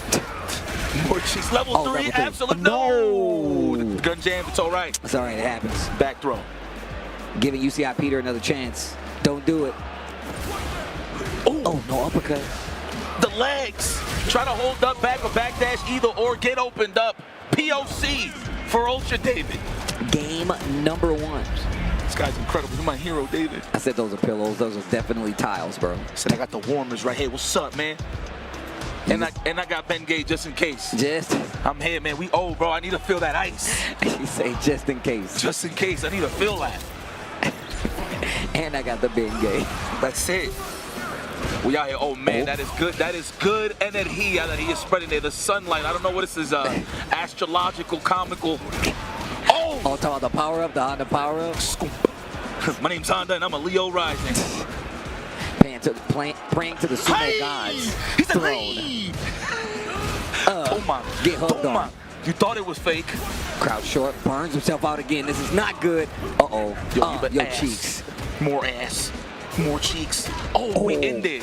This man's giving pounds all day, son. Oh, the jump in finds it, but drops the combo, blocks it. Cheeks. Cheeks. Oh, wedgie, bro. Wedgie free. Wedgie free cheeks. Ultra David. 1-0. This man right here is at set point. No reactions. It's all right. The OD butt slam taking him to victory. Yo, get out of my air. The mid-air, air-to-air divorce. I want half. I need half. Boots. Excuse me. The chancletas? Oh, damn. Yo, stay out of the air, bro. I hate that button. I'm in there. You want me to come in? I got you. Right here. And we're going to the corner. I like how he charges up. Oh, damn. You saw he slapped the back of his head before he drive up? Give me that. More ass. And the chip out. Ultra David takes it over UCI Peter here at EVO 2024. Man, I just like to see David doing well no matter what. Man, my man's full Superman curl right now. You see that? Man, this guy is like, yo, bro, he got a fanny pack for a stick. No way, bro. Hey, yo, the shirt go crazy. That's right, yeah! Yo, I wanted him to hit the Ultra David dance, bro. He hits the bro. He said, yeah! Yo, shout outs to Ultra David. Shout outs to UCI Peter for holding it down on the stage right here. But we have more matches for you guys coming up. But I mean, we're not gonna get to them right now. But still, we've seen quite a few heavy names up here. We've seen Baye, we've seen Pork Chop, we've seen Ultra David. Gamer B came up here as well. So we definitely got some heavy names coming up. But think we got another one coming up. We're going to go to this one before the break, right? We're going to go to break first? All right, well, look, I heard the crowd cheer. I got happy. I know you got happy. But we got to take a quick break. But when we come back, more Street Fighter 6 action EVO 2024 right after this. For the next battle with Tekken Coins, exclusively from Chipotle. Use promo code EWGF623 when you order any entree in the Chipotle app and get 500 Tekken Coins. Visit chipotle.com/Tekken8 for details. Hey gamers, does your room look like this? Tired of having no art on your walls? You need Displate. Made with high-quality metal and customized finishes, with Displate you can transform your room or office from lifeless walls into a stylish space. Featuring officially licensed posters from your favorite IPs like Street Fighter, Tekken, Mortal Kombat, and more. Say goodbye to hammers and nails with Displate's magnet lock technology. It never fails. It's as simple as snap and hang. Bang, bang, bang. Visit displate.com/EVO and order now. Use the discount code EVO at checkout. Damkina! Go ahead, take a picture. Don't stare, darling. I love a good soirée.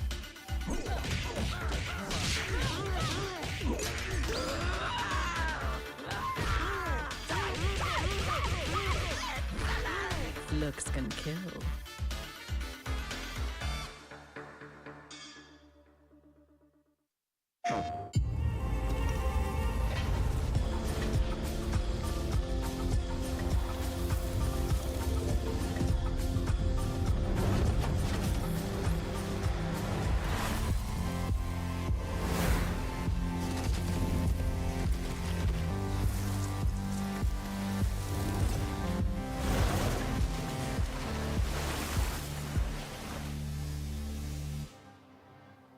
PlayStation.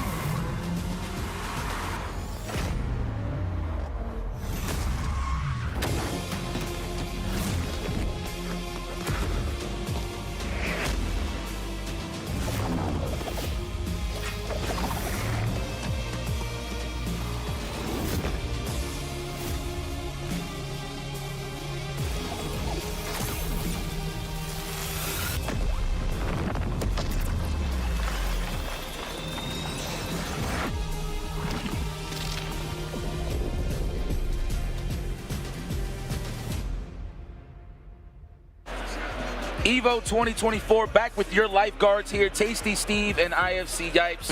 I mean, day one, pool play, checking the temperatures always. Yeah. Trying to make sure everybody got their sunscreen, man. It's hot outside and nobody want to be salty outside, so they try to be the best they can be on the inside of things here at EVO 2024. Street Fighter 16.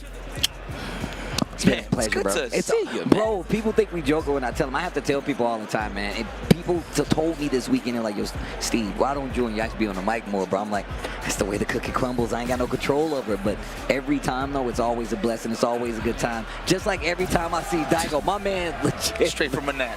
Straight from a nap. Sitting on stage right now. Daigo the Beast going up against Brit. Brit versus Beast. Brit versus Beast. With the Akuma, too. How do you feel about Akuma, bro? I think he's good. You know, this is a great pick for Guile. I mean, a lot of Shotokans in general don't like Guile, but in terms of Akuma, at least, it's just the throw pressure in the corner is ridiculous, man. Yeah. Shimmy damage is unheard of, so you have to respect the throws a little more, right? So that's what pretty much is his strength. The chop after the demon flip, very sneaky. You would think it's the dive kick, right? Or just the empty demon flip, grab the parry attempt, stuff like that. Has more range than it looks, too. Yeah, got a lot of cheeky stuff, man. And for some reason, that Tatsu in the corner for combos looks unscaled. I don't know what it is. It hurts every time, bro. And you're perfect. Man, Daigo wants to go back to sleep now, boy. Give him the melatonin. This guy right here. Oh, okay. I was about to say the conversion off the fireball, yo. That's it, man. This guy's sick of everybody. Yo, F these kids, bro. Right. That's Daigo's attitude. I like that jump in. Who the hell this guy think he is? He's human just like you. My man hit him with the clean jump in. DI in the corner. Wait a minute, yo, Brit. Better chill out with that, old man. No! Oh, nah, you got too greasy. You got too greasy. You was going for too much. Now, mind you, Daigo reacted. It's just a drive impact whip from Brit's side. Yeah. So, very fortunate for him, huh? That's actually lucked out for him. Oof. I mean, same purpose. All right, here we go. We spacing out, looking for that whip punch. I will say this about Daigo. One of the most into level 1 solid players when it comes to fighting Guile. Oh, yeah, yeah. He does have a high-level understanding of what a Guile wants to do in terms of keeping you away or annoying you, and he stays at that pace to try to keep stay on Guile's ass. Yeah, I mean, look, he's a Guile player. He's been there before. He knows what a Guile player is trying to do, and I think that's great. He's a Guile player. He's a Guile player, bro. For America. That's how you know he's for America. He got it tatted on both arms. That's crazy. Just what I was, every time I think, I was like, my man said, no, hit me with the 2-time. And then he got it on his clothes. That man won 100 stars plus. He's like, nah, bro, you don't know where I'm from. Oh, that was kind of crazy right there, my friend. What was that? Oh! Parry's up close. Oh, try to go for the check attempt. That was nice. He's aware. All right, he's aware. He's like, Daigo, I'm not here to disrespect you. I just understand. Yo. No way. Oh. Into Oki. Unhand me. Better tech. Oh my God, I swear to God, next time he lands that situation, it's going to be a crouch strong. For the anti-air again, he tried to get the same situation, but it didn't work out. A little shimmy against Daigo. Yo, Brit. He should have, I feel like he should have spent that to put him in that burnout early, man. All right, now this is troublesome. Nice DP. You don't want to do that on Daigo. That man is King Shoryuken, I promise you. King Shoryuken. All right, sizing him up. Look, multiple fireballs. That is very good against Guile, no matter what version of the game it is. Yeah, if you can keep up with a fireball fight from Guile, like you actually in business. Oh, the reset! Dead. What a scumbag! I mean, he was in burnout, right? Sneaky, cheeky. Here we go. Daigo. Damn, this man got a. I feel like Daigo is definitely if he gets to the point where he's like, yo, I'm gonna test you, and he gets real cheeky with it. But like, yo, what you gonna do? Yeah, okay, that's what I thought. This man looking like Beetlejuice, bro. No big body, small hair. I know exactly what you're what's talking homie's about. name? I forgot his name. I thought it was just shrunken head or something like that, but. Look at the space. I'm looking for the jabs with the throw, right? Ooh. Oh. Swag? Oh. Almost. I don't even see people do that. He's in showman mode. I see what's going on here. Yeah. All right, we're trying to showcase here. I see. Okay. Oh, the float fireball over the boom combo conversion, and Daigo got a fresh cut. I feel like he's got to be halfway awake sometimes now. He's ready. I feel like he's hydrated. Yeah, I think this guy, the nap was perfect. I think the jet lag is... This is scary Daigo hours. I'm going to tell you right now. Oh, this is scary Daigo hours. Operating Daigo hours are not hours you want to be in. Yeah, man. The air, you try to style for the finish. You could have kept this simple, but you know what? The showman that he is, Daigo the Beast. Incredible, man. I'm glad that he's still here. Yeah. It's like LeBron James on his 21st season. Yeah. Bro, that's actually fact, though. I mean, but I look at Daigo as one of those people, like... He's like always transcends. He's like, yo, we're not talking about like just some random person. I feel like he's not gonna let age get to him. I don't think he even cares about it like that. I think it's more about the fact he's like, yo, I'm gonna be a contender no matter what. And that's just the Daigo. That's the Daigo power, bro. I'm a contender no matter what. That's true. That's the beast, man. I mean, what can you say? It's crazy because, you know, a lot of people talk about him like, yo, he washed or whatever the case is. You know, trolls, dudes that don't know what it is to be on the field. I'm glad you said that. That dudes that don't know. Yeah. What they're talking about. I'm glad you said that. But it is. You know, he has gotten his L's, you know what I'm saying? But I will say this about Daigo. He can beat anybody and lose to, I wouldn't say lose to anybody, but it's possible, but he could beat anybody. Let's leave it at that. But the scale that we're looking at, right? Like, we're talking about, like, the players. We're not just talking about anything else. We're talking about the player-wise. But the player, anybody, is the... There's a lot of good players out there now that we're contending with, and Daigo's still up there with them. But I feel like in that sense, he can bleed too. It's the guy, man. Listen, that man got too many battles. That's the Killmonger of Street Fighter 6, bro. He got mad battle scars, mad bodies. Well, yo, let's go. Sherry Jennings. Yo. Please, where's Viper? That's all I see, man, right now. Just where's Viper? Well, she's stuck with the Caucasian male known as Luke versus Zangief. All right. Oh, wow. Let's see how you could annoy the Zangief so much where you're forcing him to do stand fierce. Go for a sweep. But let's see how he walks down. That's what makes or break a Zangief. How good can you walk somebody down without doing anything? Bro, my man's name is SPD for me. Now that is how you know he's a Zangief player. No fake names here. You see the name? I love the glasses jump. I always forget about it. See the Zennies? You see the Zennies? The Zangief Zennies. Order now. Dennis bars. Yeah, Zangy Zennies. They should be doing that. Yeah. Yo, Zenny, please, listen to my guy. Stop playing. Cut the check. Oh, sniped out the stand face. I was just calling that. Oh, my God. Spine Buster. Holy smokes, dog. Oh, yo, get spun. Hey, man, check the chip on that headbutt, bro, on the drive gauge. Yeah. That look kind of crazy, son. That look kind of crazy, bro. No, that's facts. That's actually facts. Okay, wait a minute. Sherry trying to get something started. Down a lot of life, bro. Geek is scary right now, bro. Oh, my gosh. Crowd short into reset SPD. Oh, took a flight. Oh, nice check. Go for the burnout, regardless. Yes. Okay. Oh, wow. My man woke up and did that, huh? I don't believe. Woke up and did that, huh? Okay. Had me scratching my chin. I ain't even playing. Let's go. Gotta be a little more aggressive there, Sherry. Oh, press buttons first. Didn't even combo, but it still worked out here for SPD for me. Look at the chip on that. Oh, that looked crazy. Oh. So take your time, Sherry. Oh, no, bro. Oh, wait a minute. Another chant and reset in the SPD again. Nah, Geef is on one right now, bro. There you go. See, the anti-edge is pressing. It's how you're going to press the issue in terms of making them block, right? And then force those whiff punting situations, throw loop situations.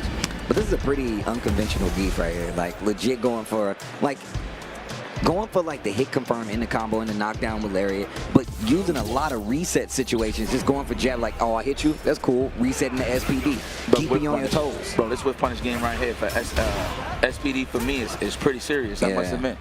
Here we go, stand show, we're looking for it again, I promise you. Don't press that button first. Yes, establish that range with the sandblast. Oh, but the random jumping. Yes! And it was a neutral jump. I see you, Sherry. Data collected. Can we apply? Put it in the library. Right. Ooh, whiff punish. Wait a minute. Yo, Sherry with the throw. Burnout is a danger now. Sherry's got a chance. Right idea, but out of range, though. Ooh, could have been a sweep. Got to be ready for those. Ooh. Okay, eats the hit. There we go, drive rush in. Knows that the regular combo would not get the kill. Drive rush, keeps the awareness. Sherry gets around to the board, stops the bleeding. Definitely trying to take it to another game now. Fight! Bro, I love this song. I love it. You will break my record.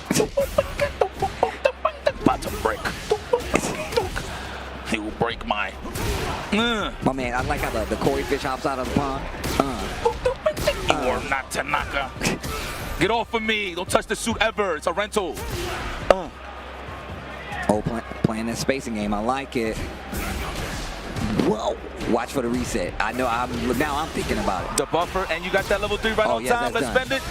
That should be death, but at least a pixel. You know this ain't that. Pixel. Yo, the whole crowd hit the mad fresh. Oh, no. Yes, man. There you go. There you go. There you go. Love the adaptation right here from Sherry Jennings. Caught the reset attempt. He has been doing that a lot, SPD for me. On hit, then go for the SPD off the drive rush. Sniped out. That's exactly what I was thinking about. I'm like, yo, he keeps doing this. The neutral jump early, the scouted by Sherry, gives her a match. Oh my God, that DDT is balling. Bro, I'm telling you, I just found out recently. Well, I said recently. Oh no, the DI. He's got to throw into people's elbow now. Damn, that took off mad damage. Target combo, give me some espacio, please, says Sherry Jennings. Playing at that range, looking for the whip punish. There it is. Could have been a low forward, but it's all right. No DP, tries to bait out the SPD on Wake Up. Maybe a throw, didn't get it though. He has been pressing a lot on Wake Up though, so. No, all right, we're back in the green. We in the corner, time to guess. Oh, the counter focus is on point. Perfectly on point, Sherry. And the perfect knuckle too. Reset, drive reversal. All right, next hit wins. Yeah, you got to respect that range a lot in this game versus Geek. Let's go. Still not over. It ain't over. Loving the movements from Sherry. Yeah, SPD for me, like you was talking about before. Yo, my man is prepared. Nice. Yes. That is definitely a problem to deal with from Geef, especially if they feel like they can continue to get away from it. Okay, the crouching medium kick, drive rush. No perfect knuckle, but still. Okay. What are we waiting for exactly? The jump in, of course. Oh, there it is. Speaking of which. Gets it this time, but drops the combo. Sherry with the block. Oh, no. Oh, no. Time to guess. I'm close to you. There it is. Wow, that was a vacuum, SPD. That's tough. What was the jab version? It makes sense. Sherry in trouble. No DP. Okay, the OD DP this time. Burnout is right there, but level 3 is on the table for SPD for me, and I'm telling you right now, Don't miss nothing. I like that, taking our time, get the drive gauge back, Sherry. Next hit could put you in a position to win. I promise you, low forward. Can we snipe out the stand fierce? I feel like it's coming. Let me see. It's not over yet. Sherry just has to keep playing it simple. Oh, good check. Oh. At least our spine is not on the corner. There is everything. No! Should have committed to more drive gauge combo. Would have got the level 3 build. All right. Still, next hit wins. It's all good. It's all good. Next hit wins. Please don't get grabbed. If you're not Zen, bro, it throws spine buster of our own. Oh! Out of nowhere. Yeah. And this was for the crowd. Did you hear the vibration? This is for, Man, I wonder if he did it like super quiet though. Like, I think bro, I'm gonna tell you right now, I'm looking at him play and it was more about like the whole reset scenario. It's like, look, you know I'm crazy, but do you think I'm gonna hit you with this raw SPD if you jump in and miss something? Or that you dash up, try to drive rush in? I was looking for him to drive rush in and try to steal it. That's what I was like, he's gonna dash rush in, maybe go for a lariat, see how you react to it and go from there. But Sherry Genix goes down. SPD for me goes up. That's who's gonna take the set. But once again, I think that was winner's side. So Sherry's still in. But yeah, Geef is a problem this season, bro. Walk you down, man. A lot of options for sure now. But I mean, to be honest, just to reflect on that match, Sherry Genix had that round, man, to go for the potential win. Seriously, could have just drive gauged a lot more in the combo. Yeah. Put him in that yellow and finish the job. I'm glad you said that though. Like, I didn't even think about that. I was so on the defensive about it that like I was like, this isn't gonna work out well. So I'm gonna stay on the defensive side of it. But just didn't work out. SPD for me with the Geef. Yo, and look who's coming up to the stage. The guy. I know that man. I know that man. And he's letting the gray rock. I'm glad we talk about this a lot.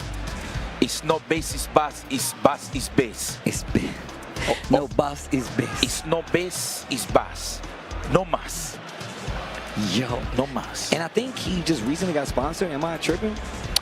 I think from Ultra Arcade. Yes, I think they put him back on the roster. They put him back on the roster. Put him back on the roster. I like that. Shout out to the UA folks out there, man. Going up against Kenji here. Man, eat up. There it is. Let's see who we're gonna get. We've just seen him at CEO doing pretty well too.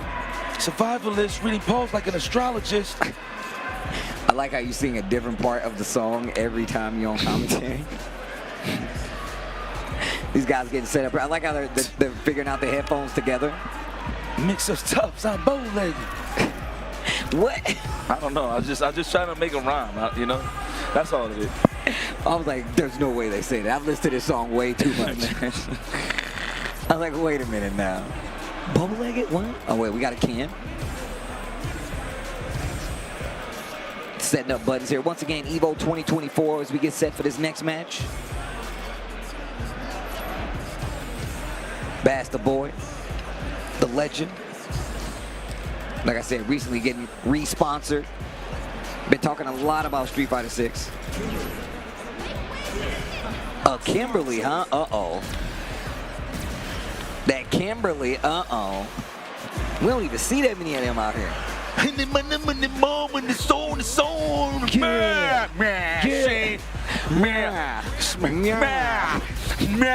Everybody got the mobster hats. Here we go. Let's go. Man, this is Captain Ken Masters reporting for duty. The all white. All right, here we go. This man, Pearly Gates Ken. All right, checking the temperature. All right. Take our time. You want to talk about throw loops? I think it's on par with Akuma's and Ken's. Might be a three-way tie, but in terms of packing the punch, in terms of damage, I have to give it more to Kimberly Akuma. Yeah. Akuma obviously hurts. Throw loops. The Yomi, you got to get involved. Try to walk under. I'm pretty sure late DP got sniped out. Bro, as an anime player, my reaction is to walk under that, and I get hit by it a lot. Always. Spray paint can. Too early for the explosion to get the combo follow-up. Walks right under. I like it. Scouts it. Set it up. I like the dash up right there.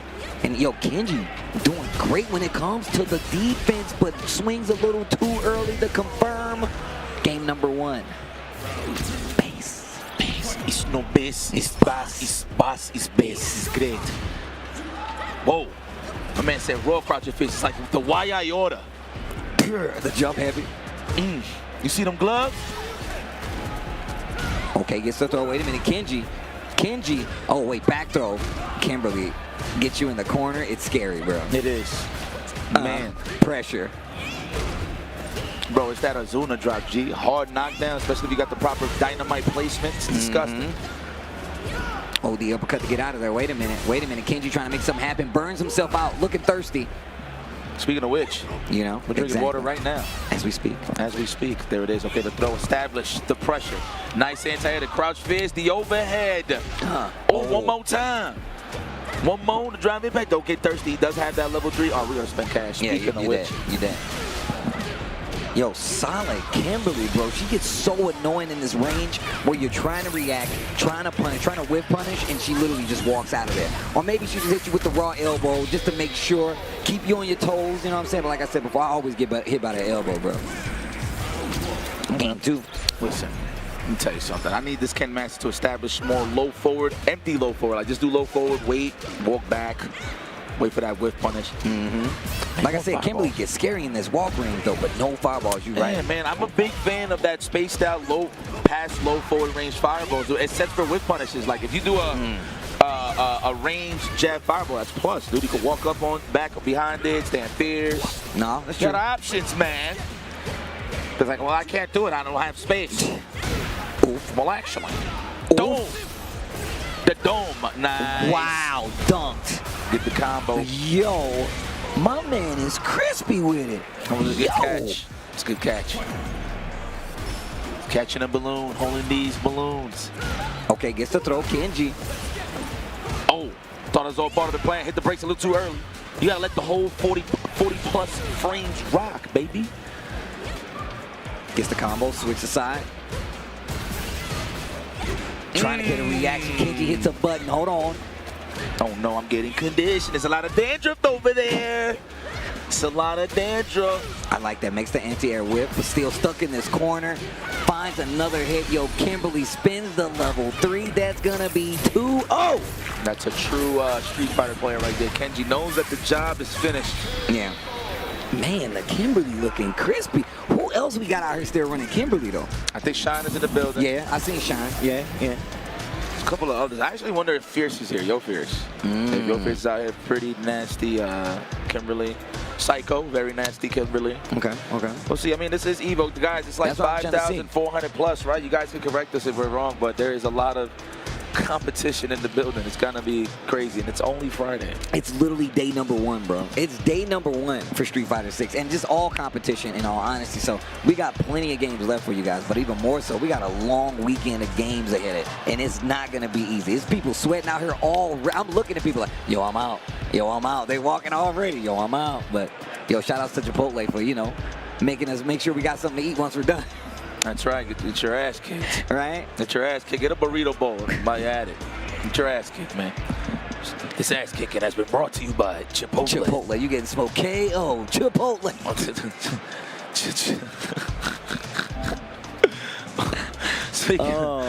Man, this guy right here is just outstanding. Right, my man, Samurai Mikey. Yo, Mikey. Yo, shout outs to Samurai, bro.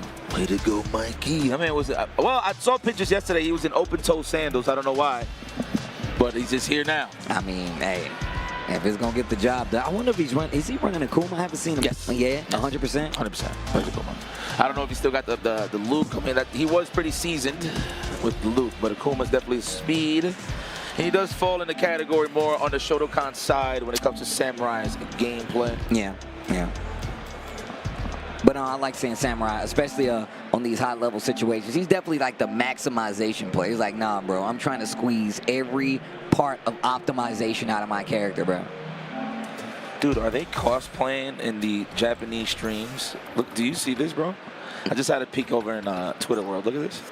Oh. They always do that. Yo, the bison, though. That's the best way to represent, man. I'm serious. You think we need to start cosplaying while we commentate? Bro, look, as an anime enthusiast, you know I'm down to cosplay, I'm actually bro. pretty down. I don't know who, though, I would You got to get a character? Yeah. Bro, this is gonna be our new conversation. And before we get off any call now, I'm be like, all right, so what characters we thinking about?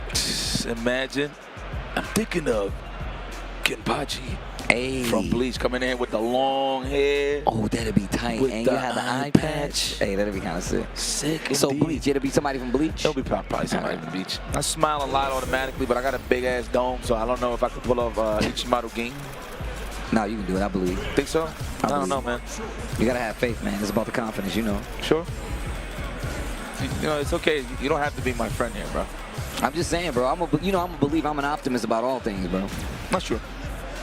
That's true. He's not lying. All right. Is this Ken Akuma? Please let me see. I actually like this matchup a lot for Ken. Even though it is even-ish, it's just... All right. Take away the power aspect of it. It's just the run Tatsu is amazing. Yeah. Obviously, when you get closer to the corner, you end your run combos into a DP. Rather you get Jinrai. Yeah. But it gets you there so fast. You could switch. You could do delayed Dragon Lashes when they wake up, thinking it's a throw. You get punished on the throw. Plus, I mean, the guy's great. Be honest, man. I mean, look. Even more so, I'm looking at even the mid-range game. Obviously, you got to worry about the walk speed from Akuma and the fireballs and whatnot. Bro. That's stand fierce, bro. Yeah. Stand Perfect fierce, parry, bro. stand fierce. You get the knockdown. Time to play the game. Certain ranges, jab, fireball, drive rush behind the stand fierce. It's just a magical place to be, man. Thing is like Disneyland. It's pretty bad. I'm not gonna front. Like I play Ken, and then when I deal with a Ken, I'm like, wow, this is really good. It's one of those. Akuma, there it is. Akuma. You know that's what Samurai does when he's waiting for his food in the kitchen. Yep. He's sitting on the floor like that, meditating. Bro, he do that when he's waiting for his turn to play the game. That's true. He's actually not lying. I'm like, yo, Samurai, it's your turn, bro. You gotta. Samurai, come on now. He's like, I'm almost done. Oh my God, dude, hold on. Is this a serious update? All right, we know we got Samurai versus Chico-chan, but check this out, bro. Losers. We're gonna get the run back of Bip versus that's so sick. Oniya Beast. We're not making this up. That's real. Both of them met in losers. Baits out the uppercut early, but dropped the combo. You know, at this point, just wait, let the drive. Stanford is such a good button. Wow, went for the the Dragon Lash, but no reaction with the drive impact for Samurai. It's the first one you gotta see, right? In order to get ready for it. You gotta know. DI. Tatsu not gonna get you through there. But dropped the heavy kick Tatsu at the end. There it is. Okay. Dang, I took a chunk. You know, that boy Akuma be bleeding. There you go. That's the range. That's the range, man. So, I mean, the only negatives really here, the shimmy, everything. No, he should have committed to the old drive gauge, and then level 2, he would have killed. I would have spent all that. You would have, that's Flugen, you would have been hearing it. Lord, I haven't commentated with you yet. Oh, man, never mind. Dex. What's up? I never commentated on you when you say that. I know why you say it. It's the way that he says it in Marvel, too. Bro, why would you tell him that on the stream, bro? That was supposed to be low-key. No. It's obvious. For those people pay attention. I'm a fan. What the hell are you talking about? You're right. It is obvious. People be looking at me like I'm crazy. Oh, the reaction. Wow. This man did the electric slide into the drive impact. Regular throw, the shimmy. I got that tech. I'm spinning all Level 3, absolutely. Man, the hitbox combos. Let me tell you, that's a tight link. That's tight. You do that Tatsu a little late, you're not going to get the DP. Really? Yeah, it's tight. It's pretty tight. Damn, the perfect KO. Look how Ken is asleep on the ground. Man, Cole, that's a 187. Not even in progress. It happened. Damn, he just put his phone back on snooze, huh? Look at that. He ain't even worth it, bro. That is Mikey. That man is neutral, boy. He is a fuzzy guarder, boy. You see how he walks back when he's like in blocking situations? It's always to stay out of that throw range, dude. A very positive technique that Samurai likes to represent in the world of Street Fighter. Conditioning with this throw. I'm gonna be real. I've never seen the forward medium kick in the combo. I have never seen anybody do that. It's like a wall combo. Yeah, he did the wall combo with it, right? Yeah. I forgot who does that. I think Kawano does that. This is tough. Yeah. You know, he'll sit there all day, man. Yeah, man, he's got the life lead too, so he knows you're more likely to make a mistake. You're more likely to slip up. Playing back a little bit. Boy, that leverless movement is crazy. It's crazy. You see that? Twitchy. Them fingers is moving, son. Sheesh, I'm getting carpal tunnel looking at this play right now. Yo, stand light kick, nothing coming from it. Oh. It's Chico. Like, is this real? Chico Chan, hold on. Teasing with the Jinrai. Gets the reaction, but didn't believe in it. Samurai, OD uppercut to stop on all the nonsense. Yeah, Samurai Fight kind of annoying, son. Yeah, he don't give you no ground, bro. My man's like, nah, bro, you finna fight. Now, mind you, I said that in a good way, meaning like if I'm fighting him right now, I feel like I get a little frustrated. But Yeah. I'll take my time. Knowing a player that's that clean like Samurai, you always want to take your time. You know what I'm saying? Don't press buttons first or throw. Oh, you're dead. That boy Akuma hurt, bro. What happened? You just got hit by a car. Listen, I just analyzed that match with you, Steve, and what I realized is that was bus ass. We have the analysis in from the doctors. It was bus ass. It was bus ass. We've got our notes back. It's bus ass. Don't tell me that. He just burst into, oh, God. Well, guys, if you want to see more bus ass, okay, you're going to see it in a bit as we continue on in this journey on the pool side of things. But we're going to take a quick ad break. But when we return, more Street Fighter 6 here at EVO 2024. Me and Steve. You're really making all of this by hand. Oh, yeah. The avocados are hand mashed, the chips are hand tossed, and everything is made fresh. You make it fresh every day. Yes, every day. The Chipotle way is we make it fresh every day. Sounds delicious.